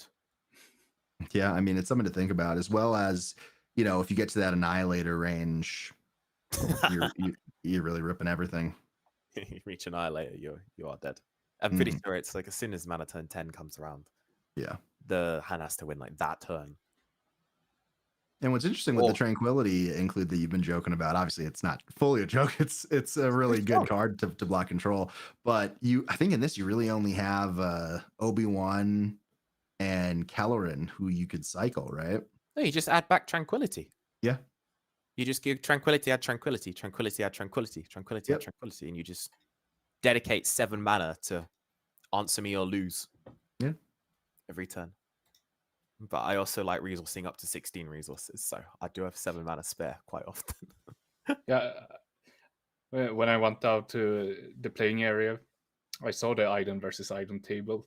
It was just like a ton of resources on both sides. But it's how you win, right? You have to reach something like 18 resources. You can triple vigilance or something stupid like that. There's a shuffle it off, tap, bonk, right on the table. Oh, when that new card comes out, actually, the villainy card, it's like 1 mana, and you can pay as much mana as you want, and then you get EXP for the amount of mana you paid in next set. Yeah, it's the blue one, right? Yeah. That's going to make these Iden mirrors a lot more bearable because it's going to reach the end game and it's going to be like, well, I can't claim because I'm going to take like 20 base damage. Yeah. Can't they play the new the alternate win con out of aspect? Oh yeah, true. Just get it done with. It doesn't have a lose condition tied to it, right? It's just you win, not. It's not like Final Showdown where you can lose. I'm not sure. I got to be honest. I haven't looked at it that much because I feel like it's a little ridiculous. I'm checking now. Yeah. Let's see if we can find it. Yes, there's no lose condition, so you can just cast it. Yeah. and go, did I win?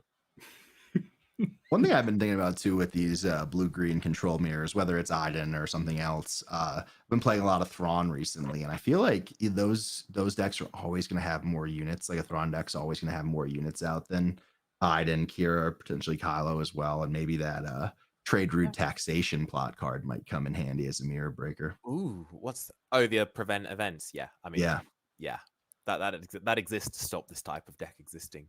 Yeah. But I'm saying as the other control player too, yeah, right? To beat him. Yeah. Man, as a blue heroism player, I'm terrified by taxation on my trade routes. I can tell you that. I can tell you I'm a that tax-free kind of guy. Exactly. Sounds cool. The other one that I think is hilarious on the new set, similar type of purpose, is the wrong ride, the one where you plot Beautiful pay 3 new exhaust 2. I was looking at that, and I was thinking, when those pilot decks do it, and they make me lose 2 mana, I can't Rivals Fool the leader. Yeah. I think the best is Han 4, and you get to spend 3 times as many resources as they do on a turn. Oh yeah, just beautiful. He's a plot leader from the wrong set. Mm-hmm. So let's see here. Here we go. Oh, we're starting. Oh yeah. Their first hands. I think we have Iden with the initiative, and they're not going to play somebody on turn 1, so it doesn't really matter. But let's get into it. Play their one-off Pershing. Mm. Was it 3 Pershings and hoping to pull that on 60 cards or 61 cards? Yeah, I don't think they care at all, right? Like they just want to claim and go next. Yeah. So I guess here one of the first big touch points that they have to handle is like not being able to let them go Falcon Chewie that quickly. So I would imagine he's probably looking for some sort of power or merciless based effect here to start the game off. Power, merciless, entrench, yeah. There's so many. But I think he does have to worry that about instead of going Falcon first, they have the 3/2 ship they can just play for 2. Yeah. Yeah. Which can be a horror show. Yeah, I think the right play for Han into control is not going for the 3 unless maybe if they have resupply. But when I'm playing Han 1 green, I try to find a 2-drop and play resupply next turn. Keeping cards on the hand instead.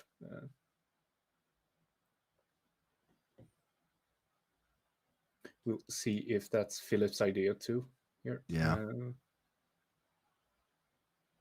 I think part of what he wants to avoid also is not having ramp when Iden does, right? Because then that changes the tone of the game a lot as you get to that middle to the late game. You know, Yehosera's mentioned, hey, once you get to 10, you're in trouble. But when they're at 10 and you're at 9, that hurts even worse. I spy resupply in the hand, 1 player's hand. Mm-hmm. It.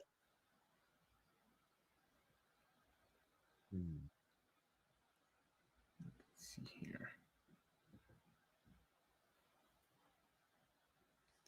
Yeah, we're off. There we go. They got that into resupply. Yeah, there you go. Iden taking the initiative, and we're going to the 3 resource turn.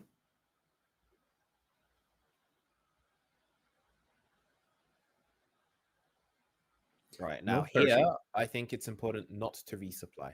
Yeah, you get the crushing blow, save that power for later, but we get the resupply. So what makes you think that you shouldn't be doing that? You think just you want to get something on the board? Because they spend 3 mana this turn, you spend 3 mana. Then they're going to spend 4 mana answering the card that you played for 3. Yeah. If you can keep doing like that until you're every turn, stack it up until you're on 5 mana, then on the 5 you resupply, so you don't have to discard a card to flip your hand, and then you can play hand plus a 3 cost unit. Yeah, and leverage that 2-card board because they'll have no mana to answer that 2-card board with. Because the play pattern would be like here. Basically, the play pattern is that Iden's going to start the turn by spending all their mana to kill the unit.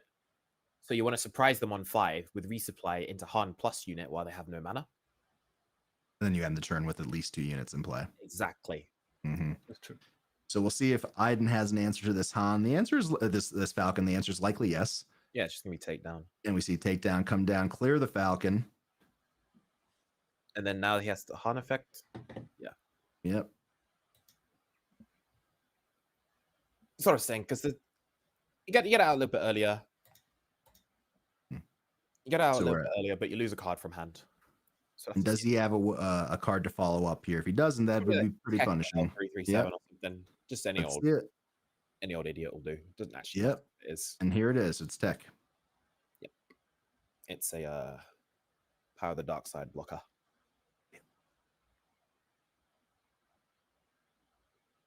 Even though tech is very strong against control in the early turns, your hand size isn't a problem, so the tech's not as good. Yeah, I mean, to be honest, he probably would have rather smuggled out an L3 there to be able to save the tech for later. But like you mentioned, you do need to get another unit out there to block those optional edict effects. Exactly.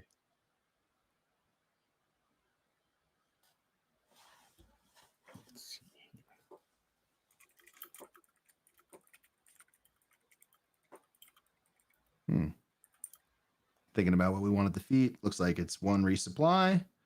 And was that a Falcon defeated, or is that the Falcon from earlier? That's the Falcon from earlier, I think. We should have defeated 2 cards, right? Yeah, I think there's one underneath the resupply. Got it. Yeah, it's kind of tight. It is, yeah. See the entrench on the Han. Go push you 2. Yeah. Don't be greedy. Take it. I'm pushing my 2. Oh, pushing 4. Whoa. Here we go. Oh, I thought it was going to be a hot shot blaster. I was hoping to. Let's see here. The top decks are Home on Command, Iden, Data Vault, Poe Data Vault, and Home 2 Force Blue. The Anakin lost to this Han player we are seeing right now.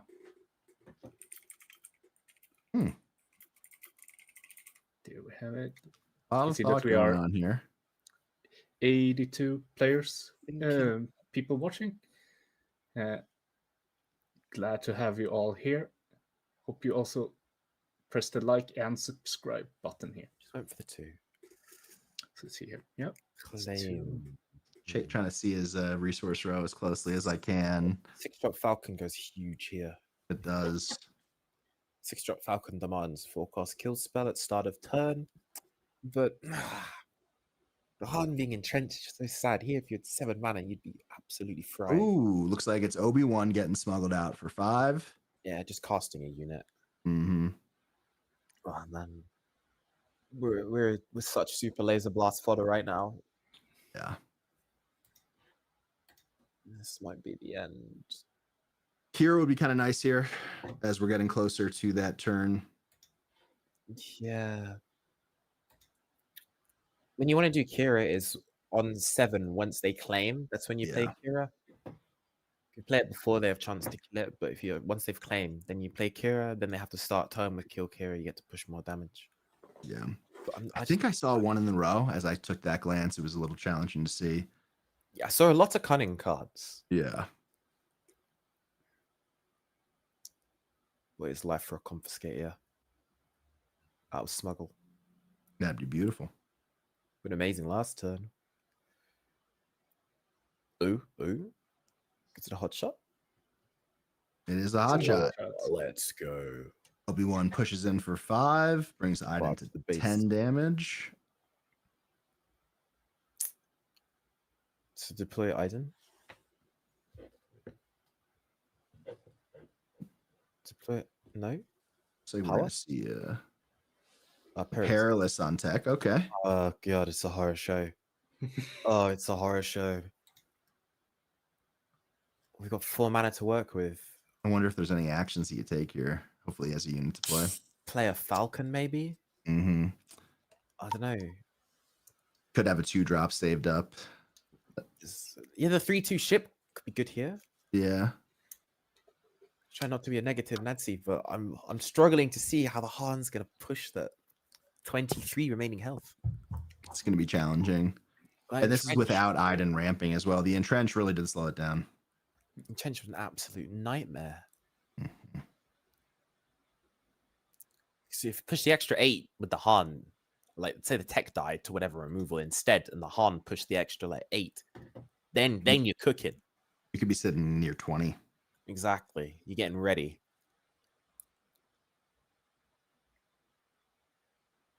It's gonna have to be L3, no? Because it looks like it's putting it in the ground arena, so I think it's L3. Yeah. I think there's another 2-drop that he's running, just looking at the list. Just the 3/2 ship. Yeah, that would be on the ground. Oh, okay. Is he going to bumble interesting. himself? No, I mean, Ace probably just didn't want to not use resources, maybe. it's to save the tech from dying to the Iden and force him to Yeah. play the Perilous, but Feels bad.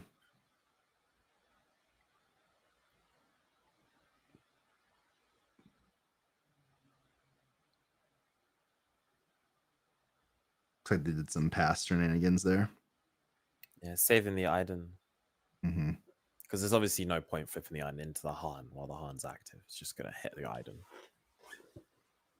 And has initiative, so I assume can answer the Obi-Wan.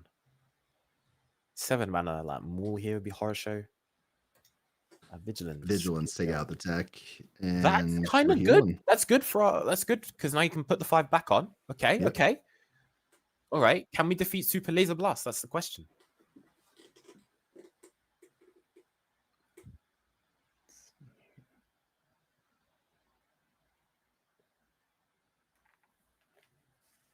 Oh, maybe if there was a cure in the smuggle pile. Falcon's good here. Falcon's fine. And he still would have Yep. Now push enough for cure five. if he has it in his hand. Ah, he's gonna slam Chewie here. So Falcon. Chewy. Oh no, Chewie. looks like Oop. not. Yeah, Oop. fuck. Oh, just taking his 5. Okay. That's Yep. patient. Go for it. If there's a Chewie here, it could turn into a little bit of a nightmare for Iden. Looks like Iden's. Yeah, claim Super Laser Blast is the idea. It looks a little tentative though. I wasn't sure if he passed. It's because he wants to put the Iden out, but Yeah. while the hand is active, it's just you And know. I don't remember. I don't think he's running confiscate main. The item Okay. player. Don't think the Iden was. Yeah. I can A double check hard that for you. list. There is no confiscate. No. So there's no reason to just present one. Yeah, one main board confiscate. so- Okay. So One. be thinking about Yeah. that. and none in sideboard. Outside, okay. Yeah. Okay. So he's safe for this game. That's the claim. We have to play another unit, yeah. L3. The issue there is you have to play another unit because you need to return the Falcon to your hand, but you need to present some pressure Mm-hmm. without having to preserve Falcon. Because you can't leave Falcon in play, because obviously if you leave Falcon in play, this is just Super Laser Blast, and we can pack them up. And realistically, Iden hasn't had any card draw this game. It is a Data Vault deck. It is possible he's not holding it. Usually on 8 you it is. expect it to happen, but It is you- possible, it is. yeah. We have to prepare for horror shows here. Yeah. Hope for the best, expect the worst. Exactly. So Falcon to hand. Excellent. There you go. Excellent. Now the Super Yeah. Laser Blast is kind of mid. Might still come out, though. Yep, just going to come out with And it. there it is. Yep. So what do you think the best way to answer here is? Do you think it's the Chewy Keller and Beck. Falcon combo, Keller and Beck? Keller and Beck. Yep. Keller and Beck into like the 8. Maybe not the ATT hauler, but we can go Keller and into Kira here. That'd So be we have- beautiful. He's- It's Wait, we have 5, 6, 9 7, mana, 8, right? 9 resource. Yeah, so we could spend up to 12. We get Kelleran plus Hmm. 76s, like Big Falcon, I don't know. Okay, so we get a Falcon. Push, push, push, push, push. Here comes the Okay. Han pilot swinging in for 5, bringing Iden to, I think, 16. This is slightly sketchier than I would have liked. Mm-hmm.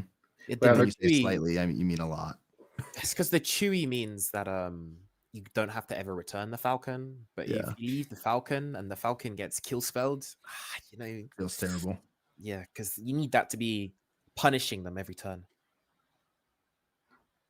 Still We sitting have, on 4 open resources. Oliver Eriksson Agge commenting here that Snook deck seems crazy good. Was that him? That seems like Is that him? our Secret agent here in the chat. Yeah. Another Was that the Snook player? Yeah, that's a Snook player. Pretty sure. Great run, Oliver. It was fun to watch your games. Yeah. I'm a big And- fan of sponsored comments. Magdalena just had to come in here and burn him. I Okay, didn't so play we see right? the L3 come out. So really not the best follow-up you could have hoped for. It's just the best you can do. The issue Yep. here is because it's not chewy. You can't leave it in play, but you have to leave it in play because you're only threatening 2 damage. I feel like he's gonna keep it there, which sucks. Yeah, But it's not a horror show. Are there any others? I think there's only one. Let me double check that for you. there's only one person crazy enough to bring Snoke. I we know kept that. it.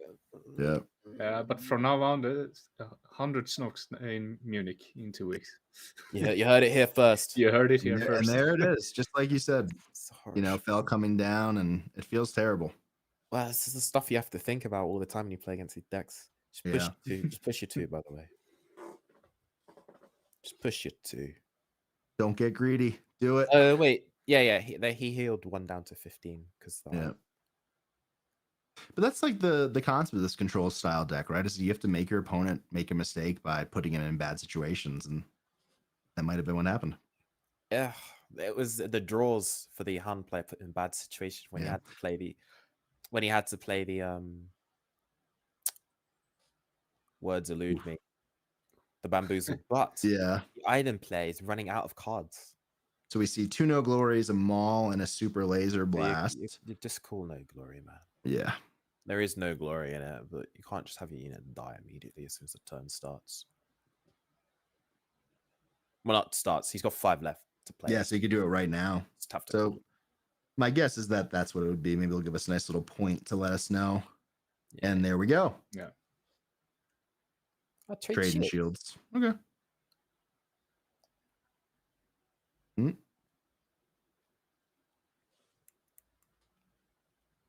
Just push you to.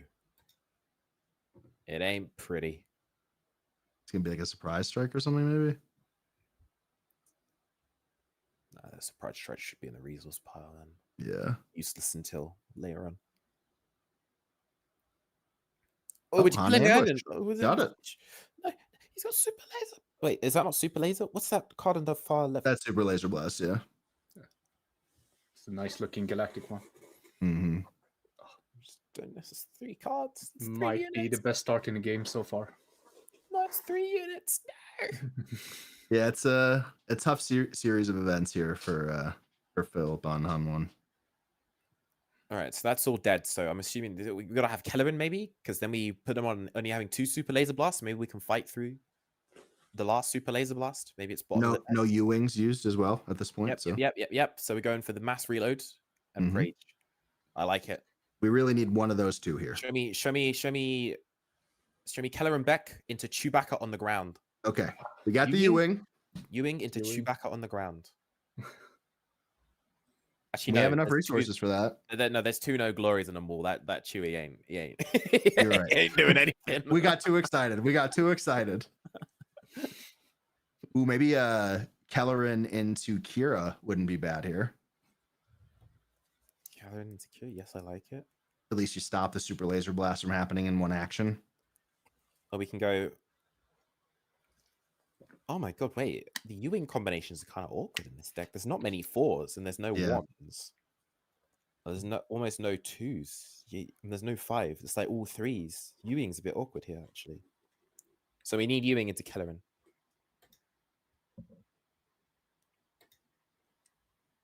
Ewing into Kellerin into like something. Play. Units.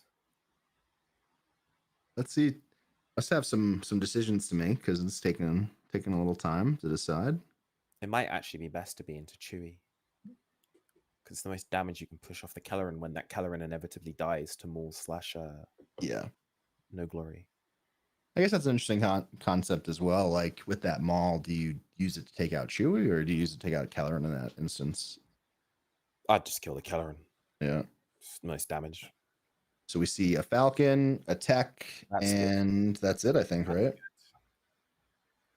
How much mana we got left? 4. So Yeah. you can't smuggle anything that crazy. Just a 2-drop if he has it. He said he used 2 of the things. So. Oh, does he actually have something to smuggle? Nice. Yep. There we go. That's the turn. That's the turn. That's the good stuff. Yep. Put that Falcon back in your hand. Yep. Iden's sitting at 17 damage. You still have power protection. You can keep your tech alive. A lot of options if you keep that Falcon in your hand. Issue is if it's drawn Devastator, just open Devastator, kill tech. We're we're going next. There's no way to sugarcoat that one. I'm sorry. Yep.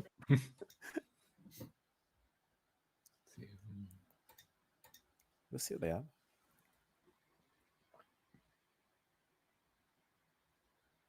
I'm in suspense. So, okay, it's not Devastator. No glory. Okay. Excellent. Just take your 3. 3 base with the Falcone. Yep. Like you. We're in it. They're getting data vaulted. That is 22. And then. Merciless. Yep. See you later, Falcone. Yep. Push 3 more. They've been data vaulted. Them to play all the random removal spells. 25. 25. Power. Okay. We're alive here. Play all the random removal spells. Now we just need another Kelleran. Give it to us. Oh, it's just another tech. Uh-huh. Well, I'm molding if it's another tech. I swear. If I'm the the Kira blend, it's another tech. I'm like, what? Come on. Come on, tech. Come on, tech. You can Kelleran into tech as well. Do you have enough for? Do you have 11? No.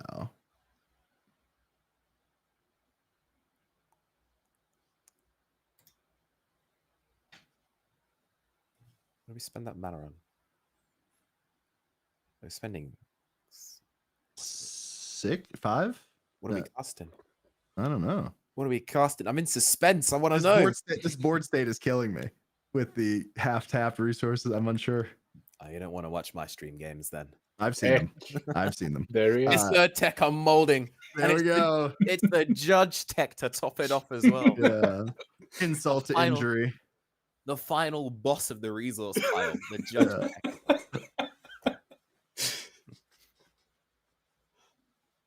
Ooh, is it into what? Into Chewbacca? Oh, yes. Oh, beautiful.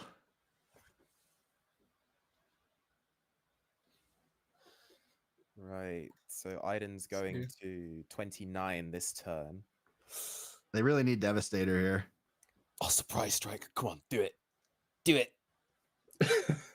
Put him to 32. Do it.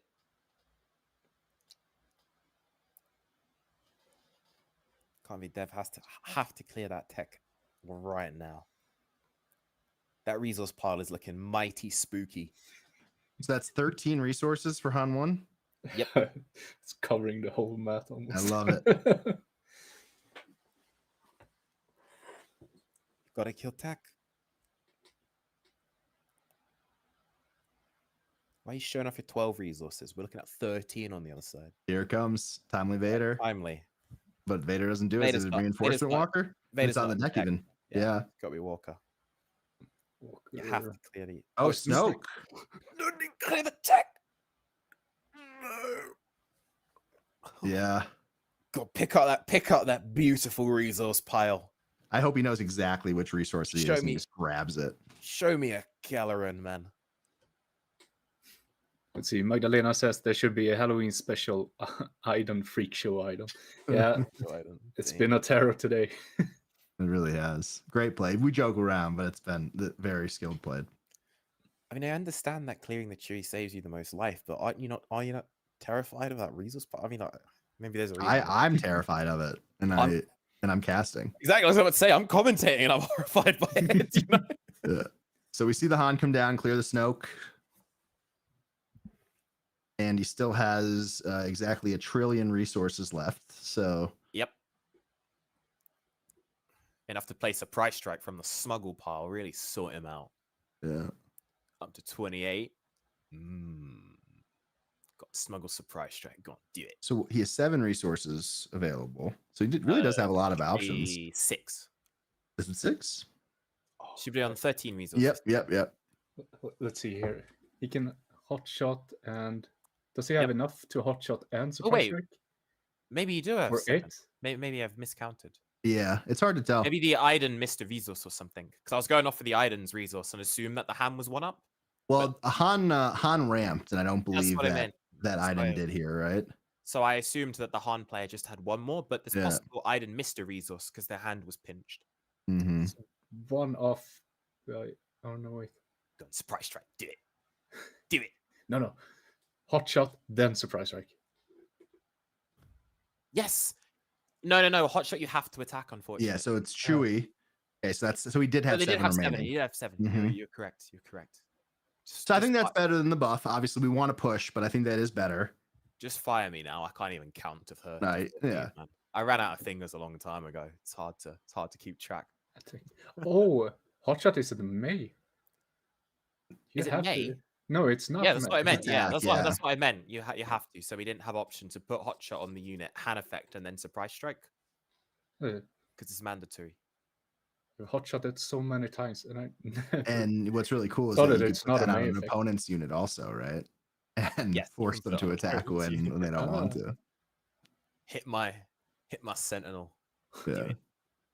Attack into Chirrut in way. All right. So we know there's 1 more no glory, at least from earlier.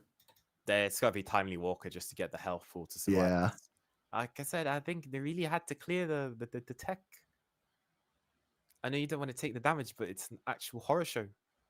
There's a no glory to clear the Chewy, and that sets up game here for a surprise strike from Roe. That's 9. Yeah. Yep.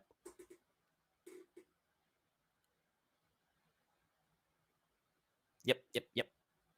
And we saw the surprise strike in there when he was generously fanning his hand to the camera. His It was also resource a card to hot the camera. shot as well. Yeah. Yeah. And there we go. Oh, shot instead. Yeah. Damn, pulled it back. Yeah, Han takes game 1 after a pretty rough start to it, and wow, back and forth, really saw the power of tech and that giant resource row. Well, what we really saw was the downside of Data Vault. They got Data Vaulted in the mid game. Yep. If they had Capital Ship on those turns, where they were playing like the No Glories and the Power and the Mercers, because there was a turn where I think they played like all of those or something. Yeah, Like, and you know, we but saw no attempt at card draw. We saw no Pershing, right? And those are really the standards in these kind of builds to try to normalize the effect that Data Vault has on you, right? So I wonder if we see a higher emphasis on card draw and getting a little bit of that card advantage in game 2.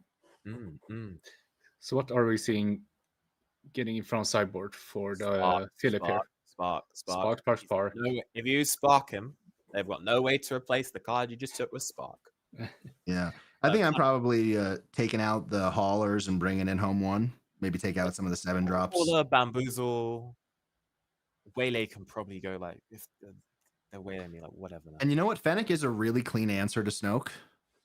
Yeah. Yes, Fennec can't. And so I think you're probably keeping Fennec in. Enfys can come out. There's nothing to bounce. Yeah. If Enfys could bounce your own units, then it could be cool. But no. Home 1, confiscate, cunning, spark. Home and cunning. Yeah. Yeah. Probably just for the discard, right? And +4, best of both worlds. Yeah. Pump. Make them tap out resources, steal, and do the stuff. Now, this is the deck that people really came to see, the Snoke Yellow that flashed on the screen briefly. Right? Teasing the viewers, are ya? Yeah. We tease it here. I will wait. Let's see. They are still working with the sideboarding. So Here we have the item list. definitely the eager escort comes in. Yeah. And then I would probably say Palp's Return as well, right? Being able to play those units you need from your discard pile. Maybe. I mean, it's not really a grind, man. Well, I mean, you have a couple free takeouts, right? Like you're probably taking out Bounty Hunter crew, right? That's Bounty probably the Hunter first one to go. Bounty Hunter Crew, Bazina gone. Restock probably is gone. Yeah, V-Stock, the Yeah. Crushing Blows. Maybe it's good because it kills L337. I mean, maybe. But I mean, there really only are 2 cards in his deck where Crushing Blow affects, so I can see taking out Crushing Blow as well. It's the L337 holding a blaster. That can be a bit of a nightmare, but I think you can take it out if you got more stuff to put in. It's that and the N1, right? So it feels bad to have 3 cards devoted to those 2, I feel. Yep. I agree with that.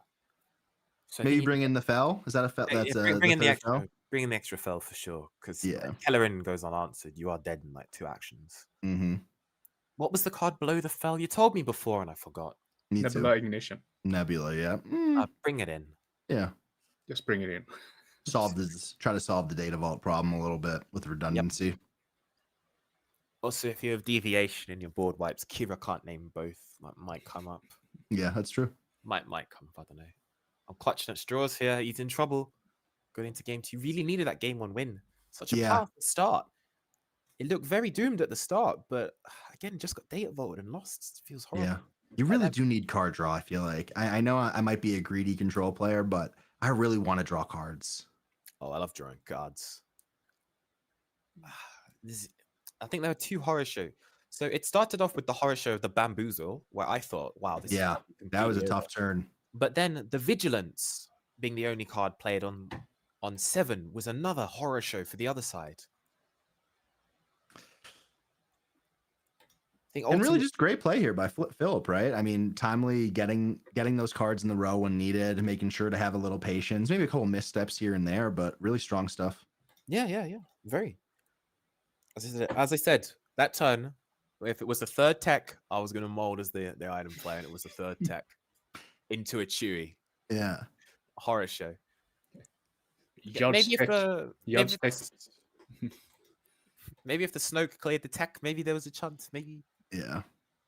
I feel like Maybe there's not. certain cards in the game that you just can't let survive, and that's one of them.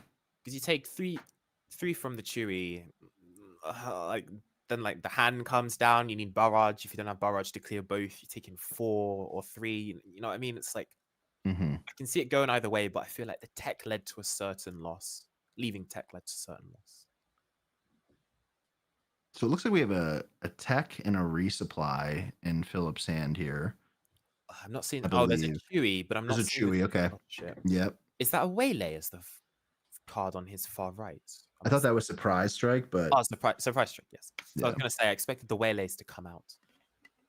Just a bit blurry on my screen. yeah, Thankfully, Chewy has that unique border because it's the. you could always tell. one, Yeah. so I could tell that one.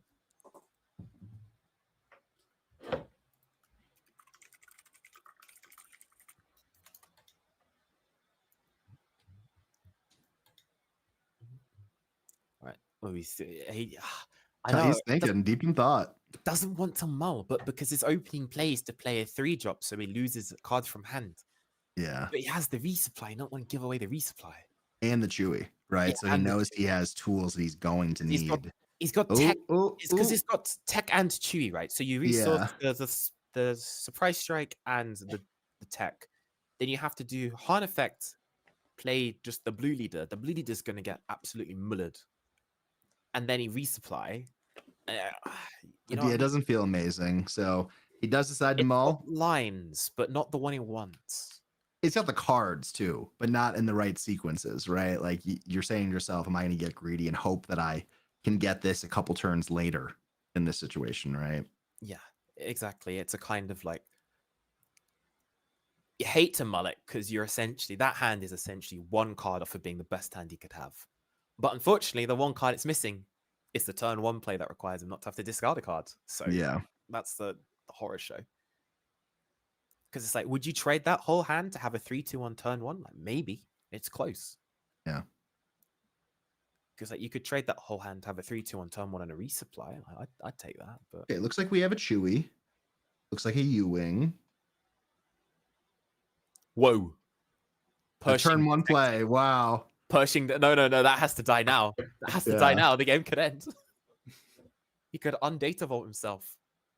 Here we go. Han activation. Oh my god, is the game decided already? It might be. Is it Stay completely tuned to over find already? out. Oh my We God. got the Pilot Falcon coming down, and we're going next. It might just be completely over now. If the So we're Falcon going dies- to see at least one card draw here, yeah, that's what I mean. and We're and probably most gonna likely see, 2. we're gonna see 2, Yeah. potentially 3. Because let's think, right?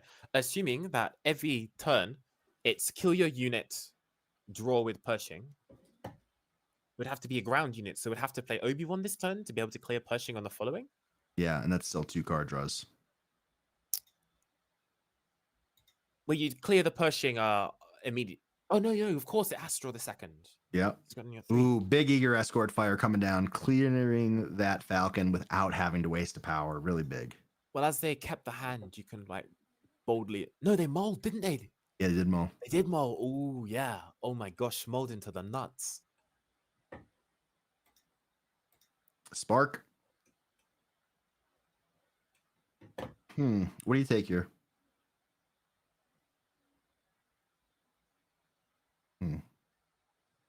Resplat. I don't know what you take there. I mean, A tough one. I mean, I think it's probably between Entrenched and Resupply. Vigilance is probably tomorrow's problem.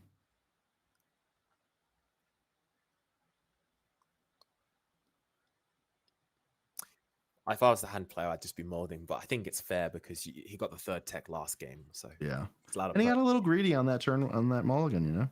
Yeah. The other hand might have been better. Like that's what I mean. That hand was so close to good, but the stuff you can mull into, there's not much that's better. Yeah. Person getting that second card draw. Yeah, it's gonna get the 3rd. Mm-hmm. I guess the only way to stop that would be activating into a Han ambush here. That would suck, though. Couldn't do it into Chewbacca, maybe. Yeah. Okay, resupply.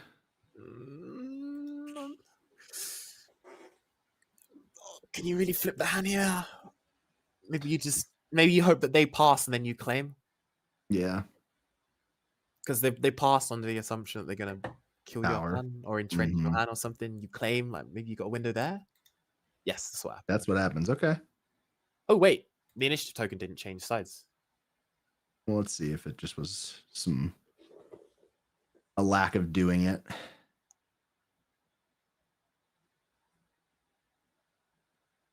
No, it feels like that Iden has the initiative here. Enjoy your 3rd card draw. Yummy cards for me. Oh, no. It just wasn't passed over. Cool. Okay, yeah. Blue leader, please, for the love of God. No! Chewy. 3rd card.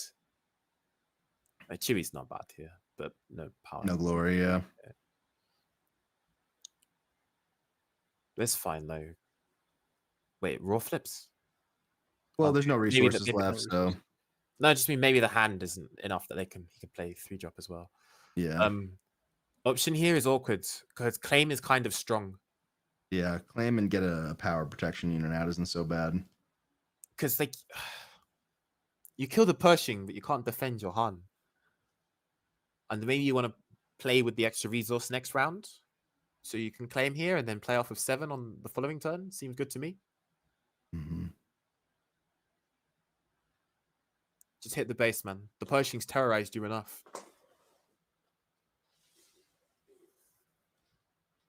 Mm. Claim. Yeah. And he does.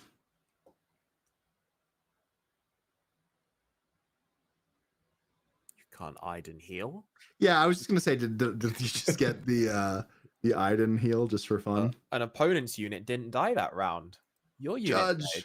Judge. The Chewie. Is Iden one of those leaders you can just tap for fun? You could soft pass, yeah. I never read it enough to know if you can. Mm-hmm. I know I some. think she was like the original soft pass, actually. Oh. I just discard an entire card from my hand using hands effect. Mm-hmm. I self pass like a real hero. It's a real man. I just soft pass. Cost me an entire card from my hand, but So it looks like he just wants to get to 7 here. yeah, because it's way better to play for 7 this turn. I Yeah. agree with that line. And what's he doing? To Pershing or to base? To Pershing. I'd have gone base there, to be honest. I'd have been like, this person's drawn 3 cards. What's the 4th gonna matter, you know? And there's the power. because I'm playing Ewing or Keller in here, right? Yeah. And if I'm playing, maybe it's not Ewing. Because I say if you're playing Ewing here, then you maybe don't want to in case you have chance of hitting ambush. But Kelleran has no ambush he can hit for this much mana. The other semifinal has just finished. Tim took it. So we have a Poe Dameron in the final. Whoa. Love to see it. I bet this Iden deck does not want to see that. I mean, if I'm Iden, and I somehow manage to win the next 2 games here, and then I queue into Poe Dameron, I'm just sat there going, why on earth is Chewbacca even a legal card in this? Yeah. So I guess you Kira's in play here. You can do Kira if you wanted to. You could do Falcon, Obi-Wan, and it looks like juked us out a little bit. I'd hope I'd prefer the pilot Falcon than the other Falcon here.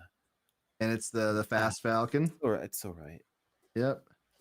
It's not bad, obviously. I'm just saying that I personally would prefer to have that Falcon here because I'm not too fussed about pushing the damage. I want those. Yeah, you're gearing up for a little bit of an extended game here.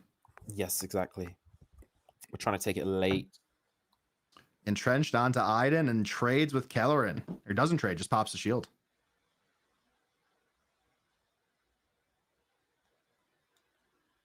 And you got to bring that Falcon back.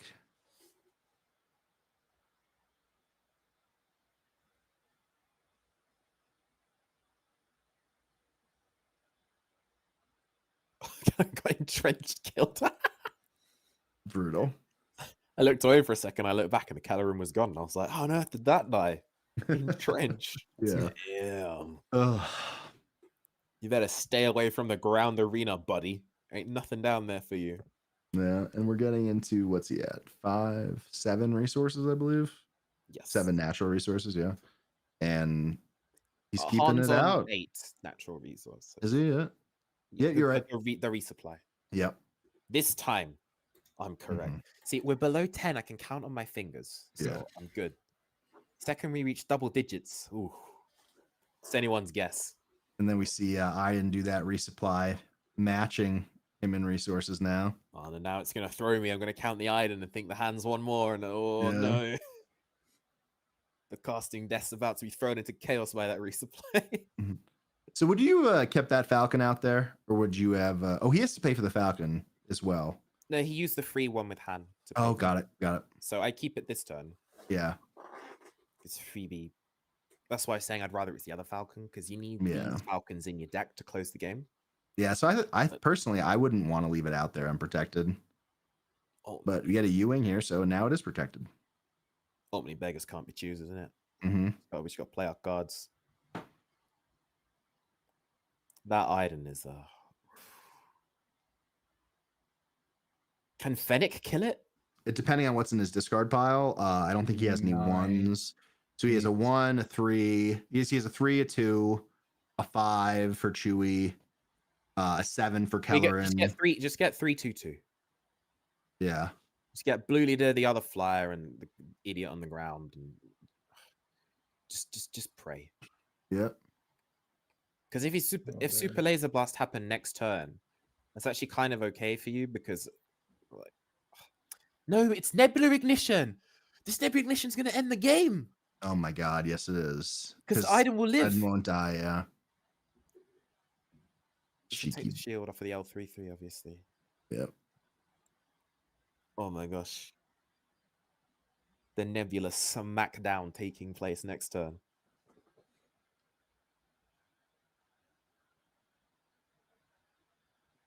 Unless if we got a cheeky spark. That'd be huge. If it's Super Laser Blast. He has it. He has it. It's a spark. They kept the Falcon in play. Rip it. Rip it. Bye-bye, Nebula. Bye-bye, Nebula. It's got to be Nebula. This is no question. Take it. He takes it. Because at least if it's Super Laser Blast, it kills the thingy. I'm surprised the thingy stayed, but I mean, I guess he's so far behind the damage. He's going, I just need to push as much as I can. Am I correct in thinking the Falcon has not been paid for? I don't see it. Yeah, so he has to pay for that. I don't even see the spark being paid for, to be honest. I was wondering if maybe moving them off the screen or something. Yeah. Gotta understand, we've reached double-digit mana count. I can't keep track anymore.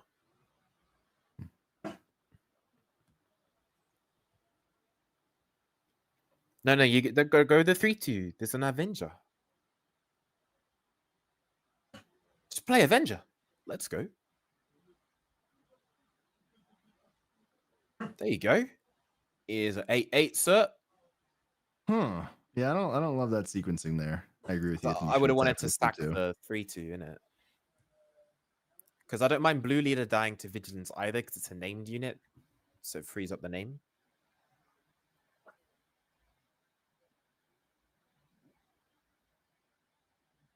God, saw that base out. 6 more damage. Here we go. Is that a Judge Avenger as well? It is in a signed Data Vault. Yeah. Damn. Guys blinged. Exactly. Went from the final boss of the resource pile to the final boss of the space arena. This Gucci. broadcast has got it all.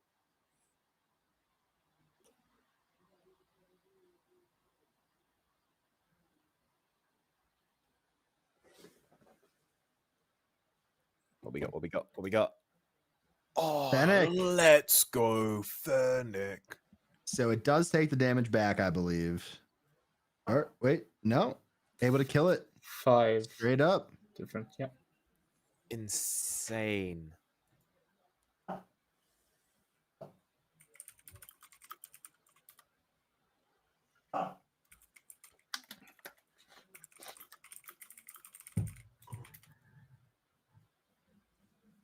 Right, now with Iden, where you putting this 8 and why is it the base? I think you just go to base, right? Like, Hell yeah. This is what we came for. yeah, you have to win this game, right? Just there's only 31 minutes left as well.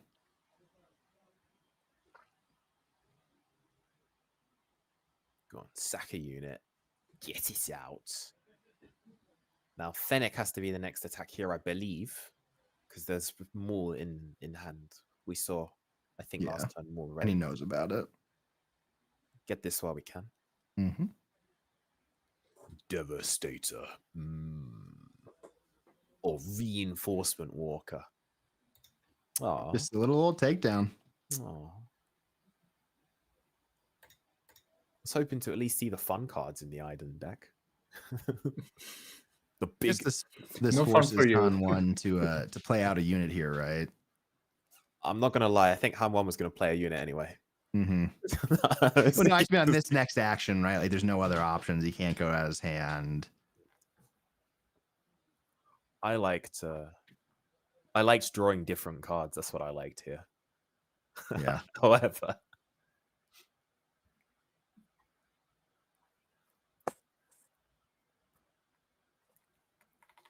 you gotta be careful with what you play here because you can't play anything too crappy because there's 6 mana left for Vigilance. Ooh, That's Big good. Falcon. That's good.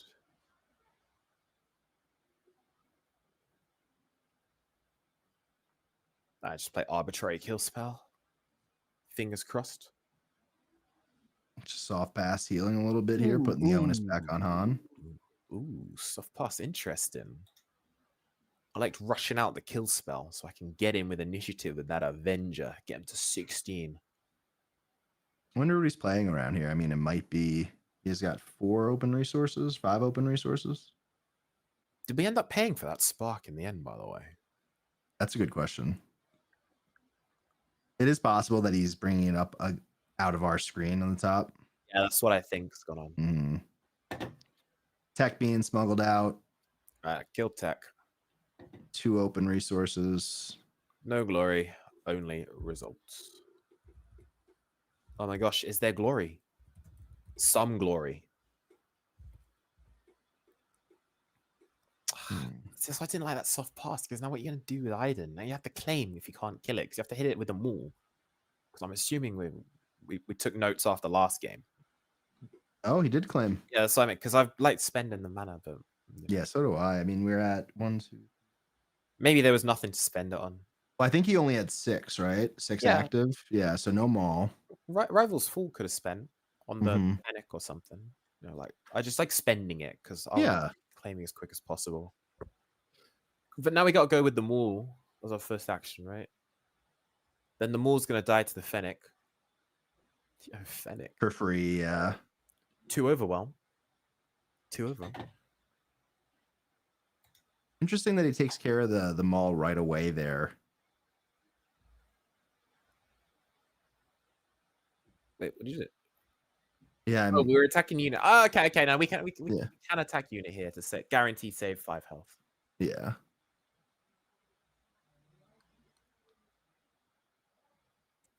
Oh, got both. Well, no, Fennec. Oh, yeah. Okay. He wanted that 5 on him. See, that's why I wonder if you want that 5 on the Avenger, maybe you don't clean up Maul right away with Fennec, and you just take your 5 to base or somewhere else you want it to be. So, the plan here must be home 1, right? It's got to be, yeah. Blue leader, clear the Avenger. Sorry, I didn't mean to dismiss your last point. I was just No, thinking about how we're going to play this one out. please. It is an interesting juncture of the game, right? Where I think the success of or failure of this move by Han really will dictate the final turns of this game, I think. I think the Fennec did have to kill them all because if it didn't clear them all and the Avenger goes base, you know what I mean? And you don't get the 5 from Falcon that way. That's true.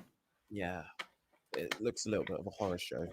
And that is especially if he has home 1 here, which you have to kind of assume he does as he's taking a look at his discard pile. I really like the home. I really like this player if the home 1 comes out because there's chance that the home 1 doesn't die immediately with 4 open because it has to be felt power or thingy. So, we'll see. If the home 1 fails though and dies immediately, it's Probably it. rough, a little bit rough. You are clearing the Avenger in that case, which is important. Yeah, that's what I mean because he can't take the. Yeah. So we get dueling soft passes here, I think, and then the home 1 coming out. Have we got enough to bring back Kellerin? Maybe he's tapping everything, and we do. Oh yeah. So Show the me dream, blue leader. the dream here would be blue leader. It might be a little greedy, not just taking blue leader to clear this Avenger, but then your home 1 is wide open. So I think you have to go for gold. Yep, putting him on a super laser blast or lose. Yeah. Or nebula ignition. You got to make him have it. Yep. That's the question. See if they get data vaulted 2 games in a row. That Pershing coming in clutch, right? I know, right? Do we have the blue leader? I don't see think it. so. I see a Falcon. An Obi-Wan, I think, is what's going to get picked. No. Yeah. Now the Avenger gets to attack home 1. Oh, power! Ooh, Oh, whoa. claim right now. Smash the token. Smash the token. Exactly. Okay. Mashing that claim. Let me tell you. 7 base with home 1. Let's go. You know what else you could do here? If you have a Chewie. You're not getting your 7, but naughty. you got to pull it out of the spots here. Like, you're getting into double-digit resources. You have 12 damage on base. You're not going to win this one playing fair, I don't think.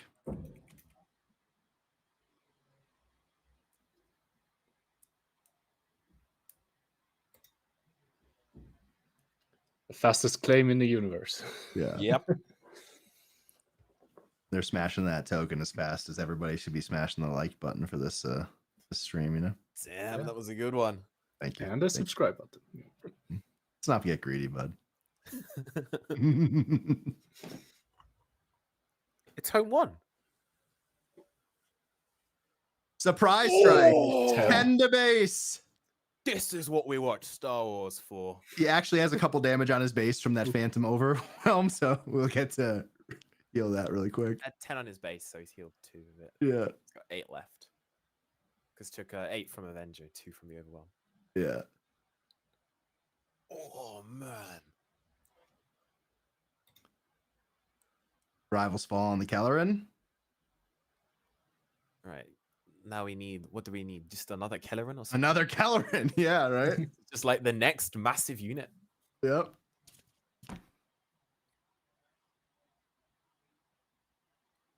Tech could be maybe good. Yeah, we've only seen one tech this game, if I remember correctly, right? Yeah.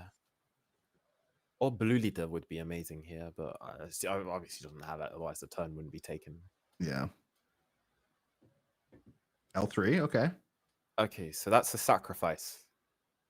Maybe. Still has at least 5, maybe 6 resources up. Because the Avenger attacked the home one, surely. Unless Mhm. it is Gustav. Ooh, Vigilance coming down. Oh no! Oh, it's becoming a horror again. Yeah, he's got to have another unit here. Jump scare, vigilance. Although we did see it a few turns ago, but don't worry about that. Han Pilot. Now, if the Avenger attacked the home one, what do you sacrifice? Well, I think you probably have to sacrifice the it's tough, right? Because you want Avenger off the board. Yep, I think you have to sacrifice the Han. I didn't have 2 card in hand, so maybe you can beat. If you don't do that, you're basically hoping for Blue Leader, which feels Yes. bad. I think you got to do this and hope for another vetoed. Yeah. Because otherwise, Avenger really did the work Avenger in this has too game. much value.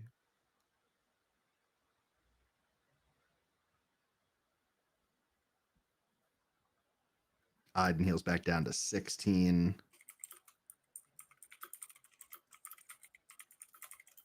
Just over 21 minutes left in the round.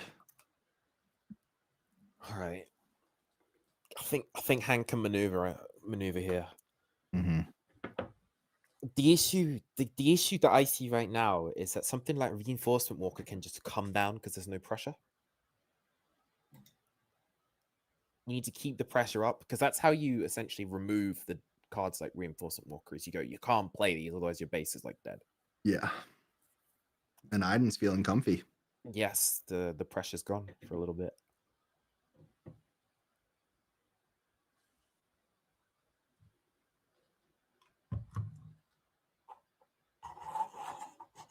Ah, Oof. no. Not what you want to see here.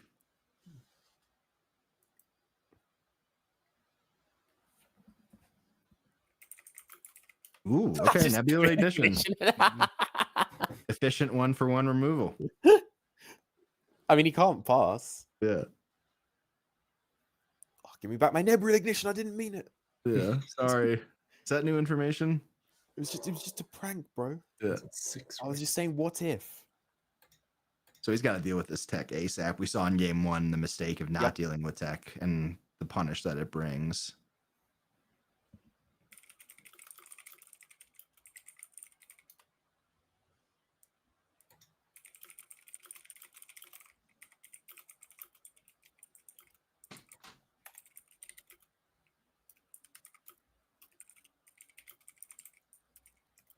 Timely Walker. Yep. Heals probably, maybe not. Card advantage could be good. Yeah, he takes the card.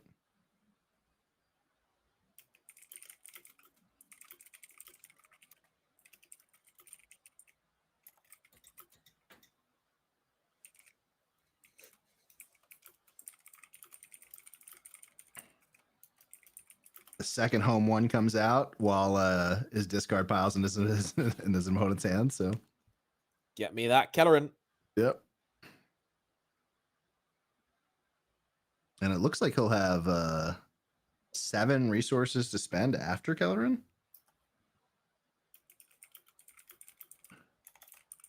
Not sure if he's prepaid or not. Nope.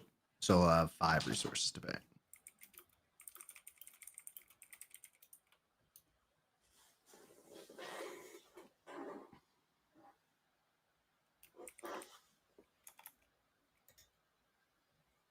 I guess 4 actually.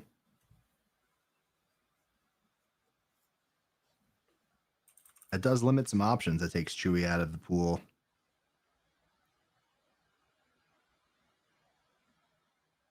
Wait, is that his deck? That is his deck, yeah. Hang on. We're in vigilance territory. Have we seen one super laser blast go, right? So I we don't got even. Have we seen two? I don't know if he's even played Super Laser Blast this game. Yes, he didn't. We have to fight through 3 super laser. Tech number 2. 1 tech left. Oh, it's getting close. It really is.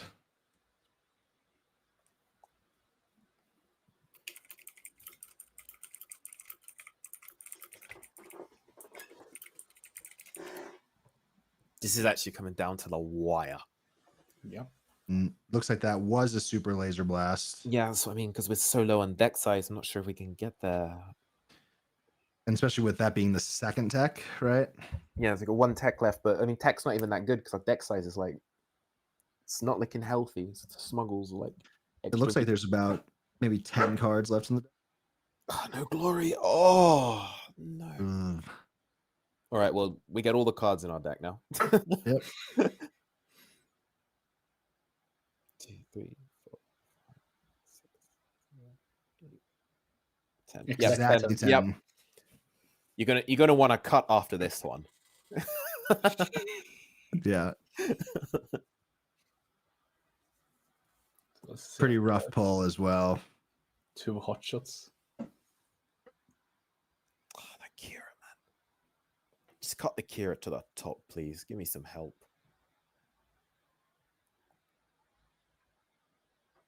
You know, there's a surprising number of ways to clear the Chewbacca on the ground.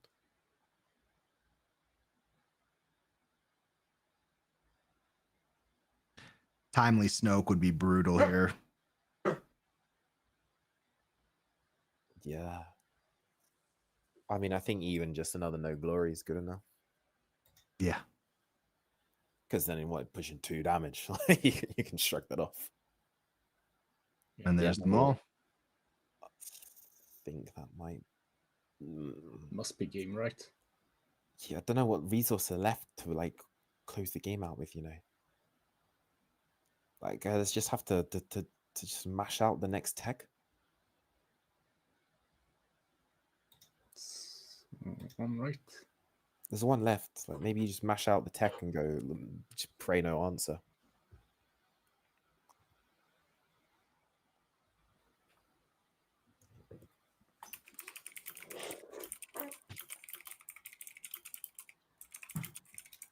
I have a feeling this is going to come down to the vaunted tiebreaker rules in the top 8, which is always a pleasure. Well, Han wins those. Yeah. It's actually fun that this game takes longer than the item mirror game. I can see it. All right, next game. And we are going next with 15 minutes on the clock. You're doing, Han. It's 15 minutes. Play out for another 5 minutes with no deck. Yeah, just like ponder your thoughts, you know. Exactly, man. Just think about your place in this ever-expanding universe. Might smuggle a hot shot. Who knows? But yeah, if it does go to time, I mean, Han's obviously extremely favored because Yeah. The only thing Aiden can do against Han in time is like Heal. Mash out like a maul or something. I don't know. Well, Tim is getting a good break here, at least. Do you like to have a long break? Nope. Not at this point in the day, I don't. No. I don't in any. I like to just go on straight to the next. Yeah. Yeah, I think I don't like having like a north of 45-minute break. I feel like at this point in the game, you're in the day, like, you know, what time is it locally? It's got to be close to 8 p.m., right? It's soon 10 p.m. Yeah, I can wrangle like a 10-minute break. Yeah.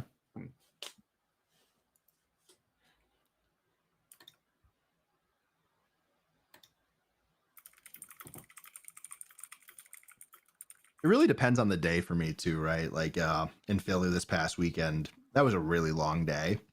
And I think any sort of break would have made it an incredibly long day. Yes. Right. So it's almost counterintuitive because you want the break in the long day, but we're getting no break here. Back into game 3. The players like what they see on their first hand, and we see the Han player start with the N1, which is probably the preferred start. Yep, I think it's the best start. No, it's a lot better than the other one, the because they had another 3/2 ship, if you remember The it. Phoenix Squadron. Yeah, this one's a lot better because you can discard it for Bamboozle. Yep. Big buffs this set, big buffs.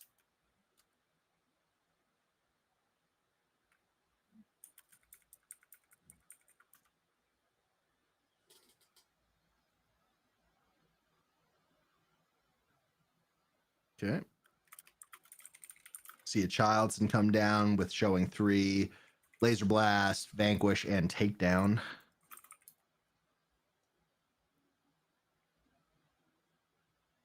First appearance I've seen of Childson on stream today. Oh, you know his last got the Greed card. Or he's tricking you.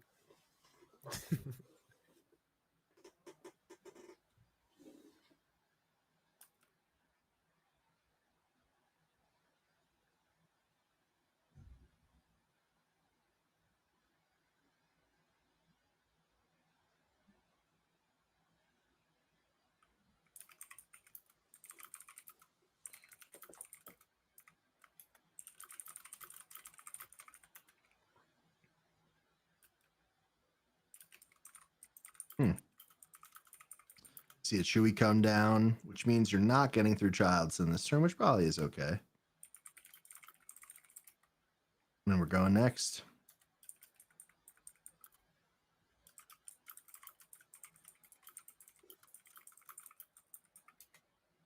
This player's really picking up the pace here for game 3. They obviously know. You have to. The pressure, yeah.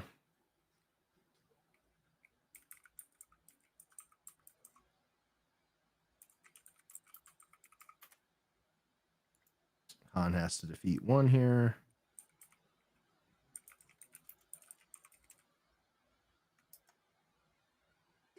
Chooses a resupply.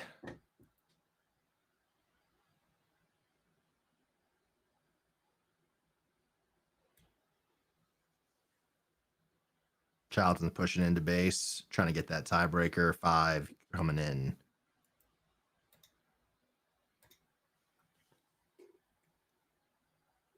It's 10 minutes, but maybe the item does just have to play for the breaker from the start.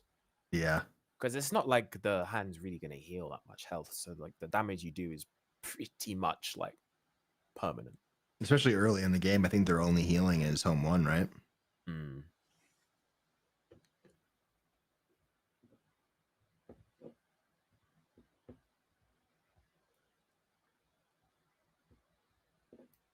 Hmm.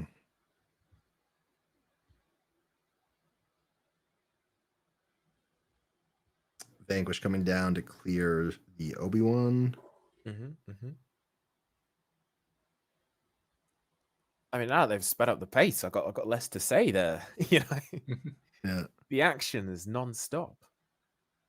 I guess here you could try to clear Childson with Chewie and then take your 4. Maybe play something to spice up the game. Take your 4, ramp 1. But see at that vaunted 7. Caloran would be huge, and he has it. Oh my gosh, this is a horror. That's the worst case scenario here. If that Charleston was just 6 instead of Yeah. 5, you know.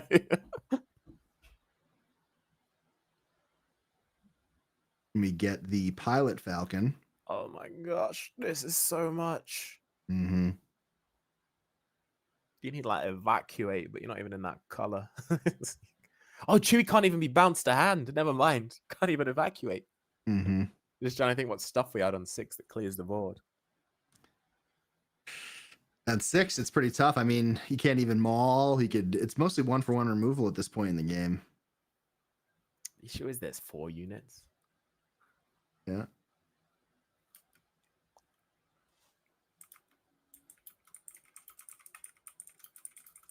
Oh, I'd feel terrible if he had 2 powers in his hand, because now he's got to deploy to try to kill Chewie, right?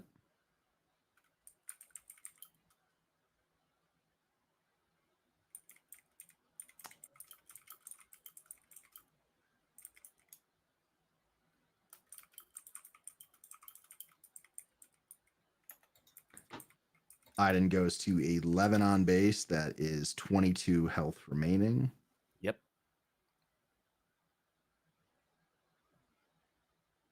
Go on, pilot the Chewie after this. Go on, Yeah. do it. Tricked him into killing Chewie. He's wanted to pilot Chewie. It does open up, Merciless and Power here. Han's like, I don't care. I'm just taking 4.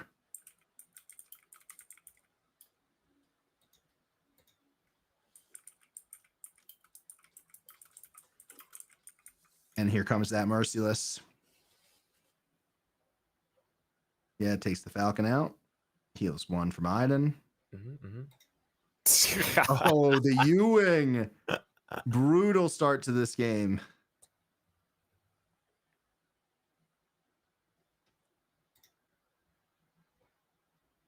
Now you get 10 with this one. It's not Yeah. It's always important to count.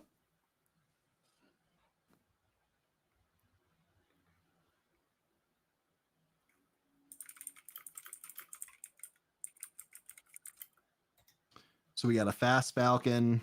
We got a Fennec.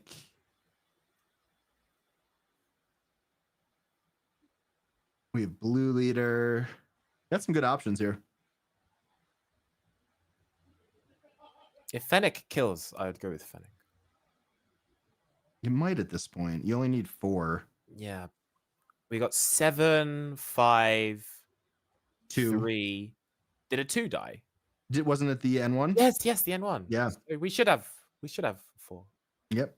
He decides to go for the fast Falcon instead. Okay. And the Getting more Blue units. Leader. Yep, that's fine. Yep. No. Up. Yeah. There it goes. And that is enough. Clears it. I wouldn't even count my graveyard. I just say it kills it. Trust me, bro. Sources trust me. Yeah. See that entrench coming down. I'm gonna stop some damage, but not enough. Here comes And we're another- still we're still 1 turn after this away from a board wipe. If it hasn't been data voted. Mm-hmm. Imagine the horror show if they have to resupply here just to reach the nebula ignition. No.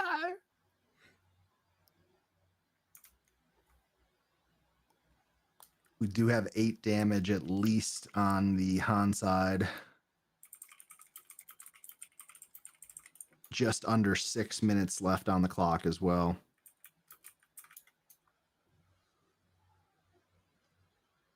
Oh. Hot shot coming in and Han bringing Iden up to 19. This is some real gaming. Yeah. Ooh, that was a tough resource. I think that was a U-wing. Hopefully it doesn't matter, but always hurts. They just claim, okay, it's got super laser blast then. Yep. 4 to base, bringing Iden to 23. And then it's Chewie. Huge. Absolutely huge. Super laser blast too? What? Exactly. And you know what's funny? Nebula here doesn't clear Kelleran either. Yeah, it doesn't click. Or the hot shot. You can't play Nebula here. It kills 1 unit. And there's the handshake.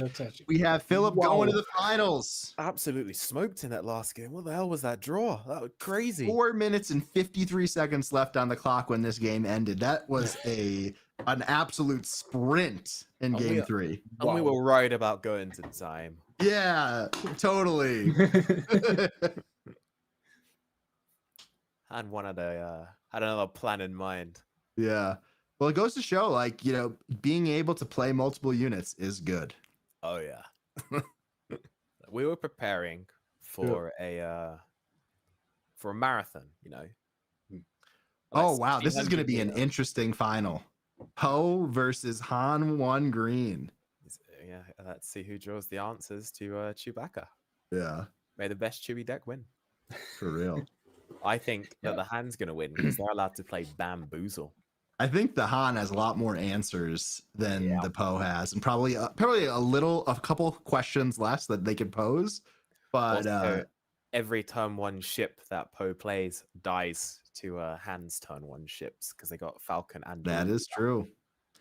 And I don't believe we saw a R2 in this list either, which is a little bit of a differentiator to try to stay alive in that situation. Yeah. You drop the R2, your unit can be outside of the range. Mm-hmm. Neither of them playing R2 actually. Yeah. Sometimes the R2 and the hand ones. Specifically counteract the open fires and you get escorts. Yeah. So yeah, we are closing in on the 12-hour mark, which means that YouTube won't save more of the video. So we are going to change the stream here. So you can just enter our channel and click on the, should say PQ's Skövde final something there to watch the final here.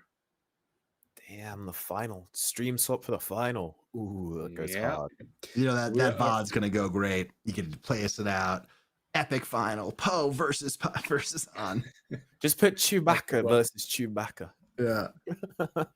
So yeah, we're gonna close this one, and I hope we'll see you in the other stream here soon. So Stick with us. stick with us.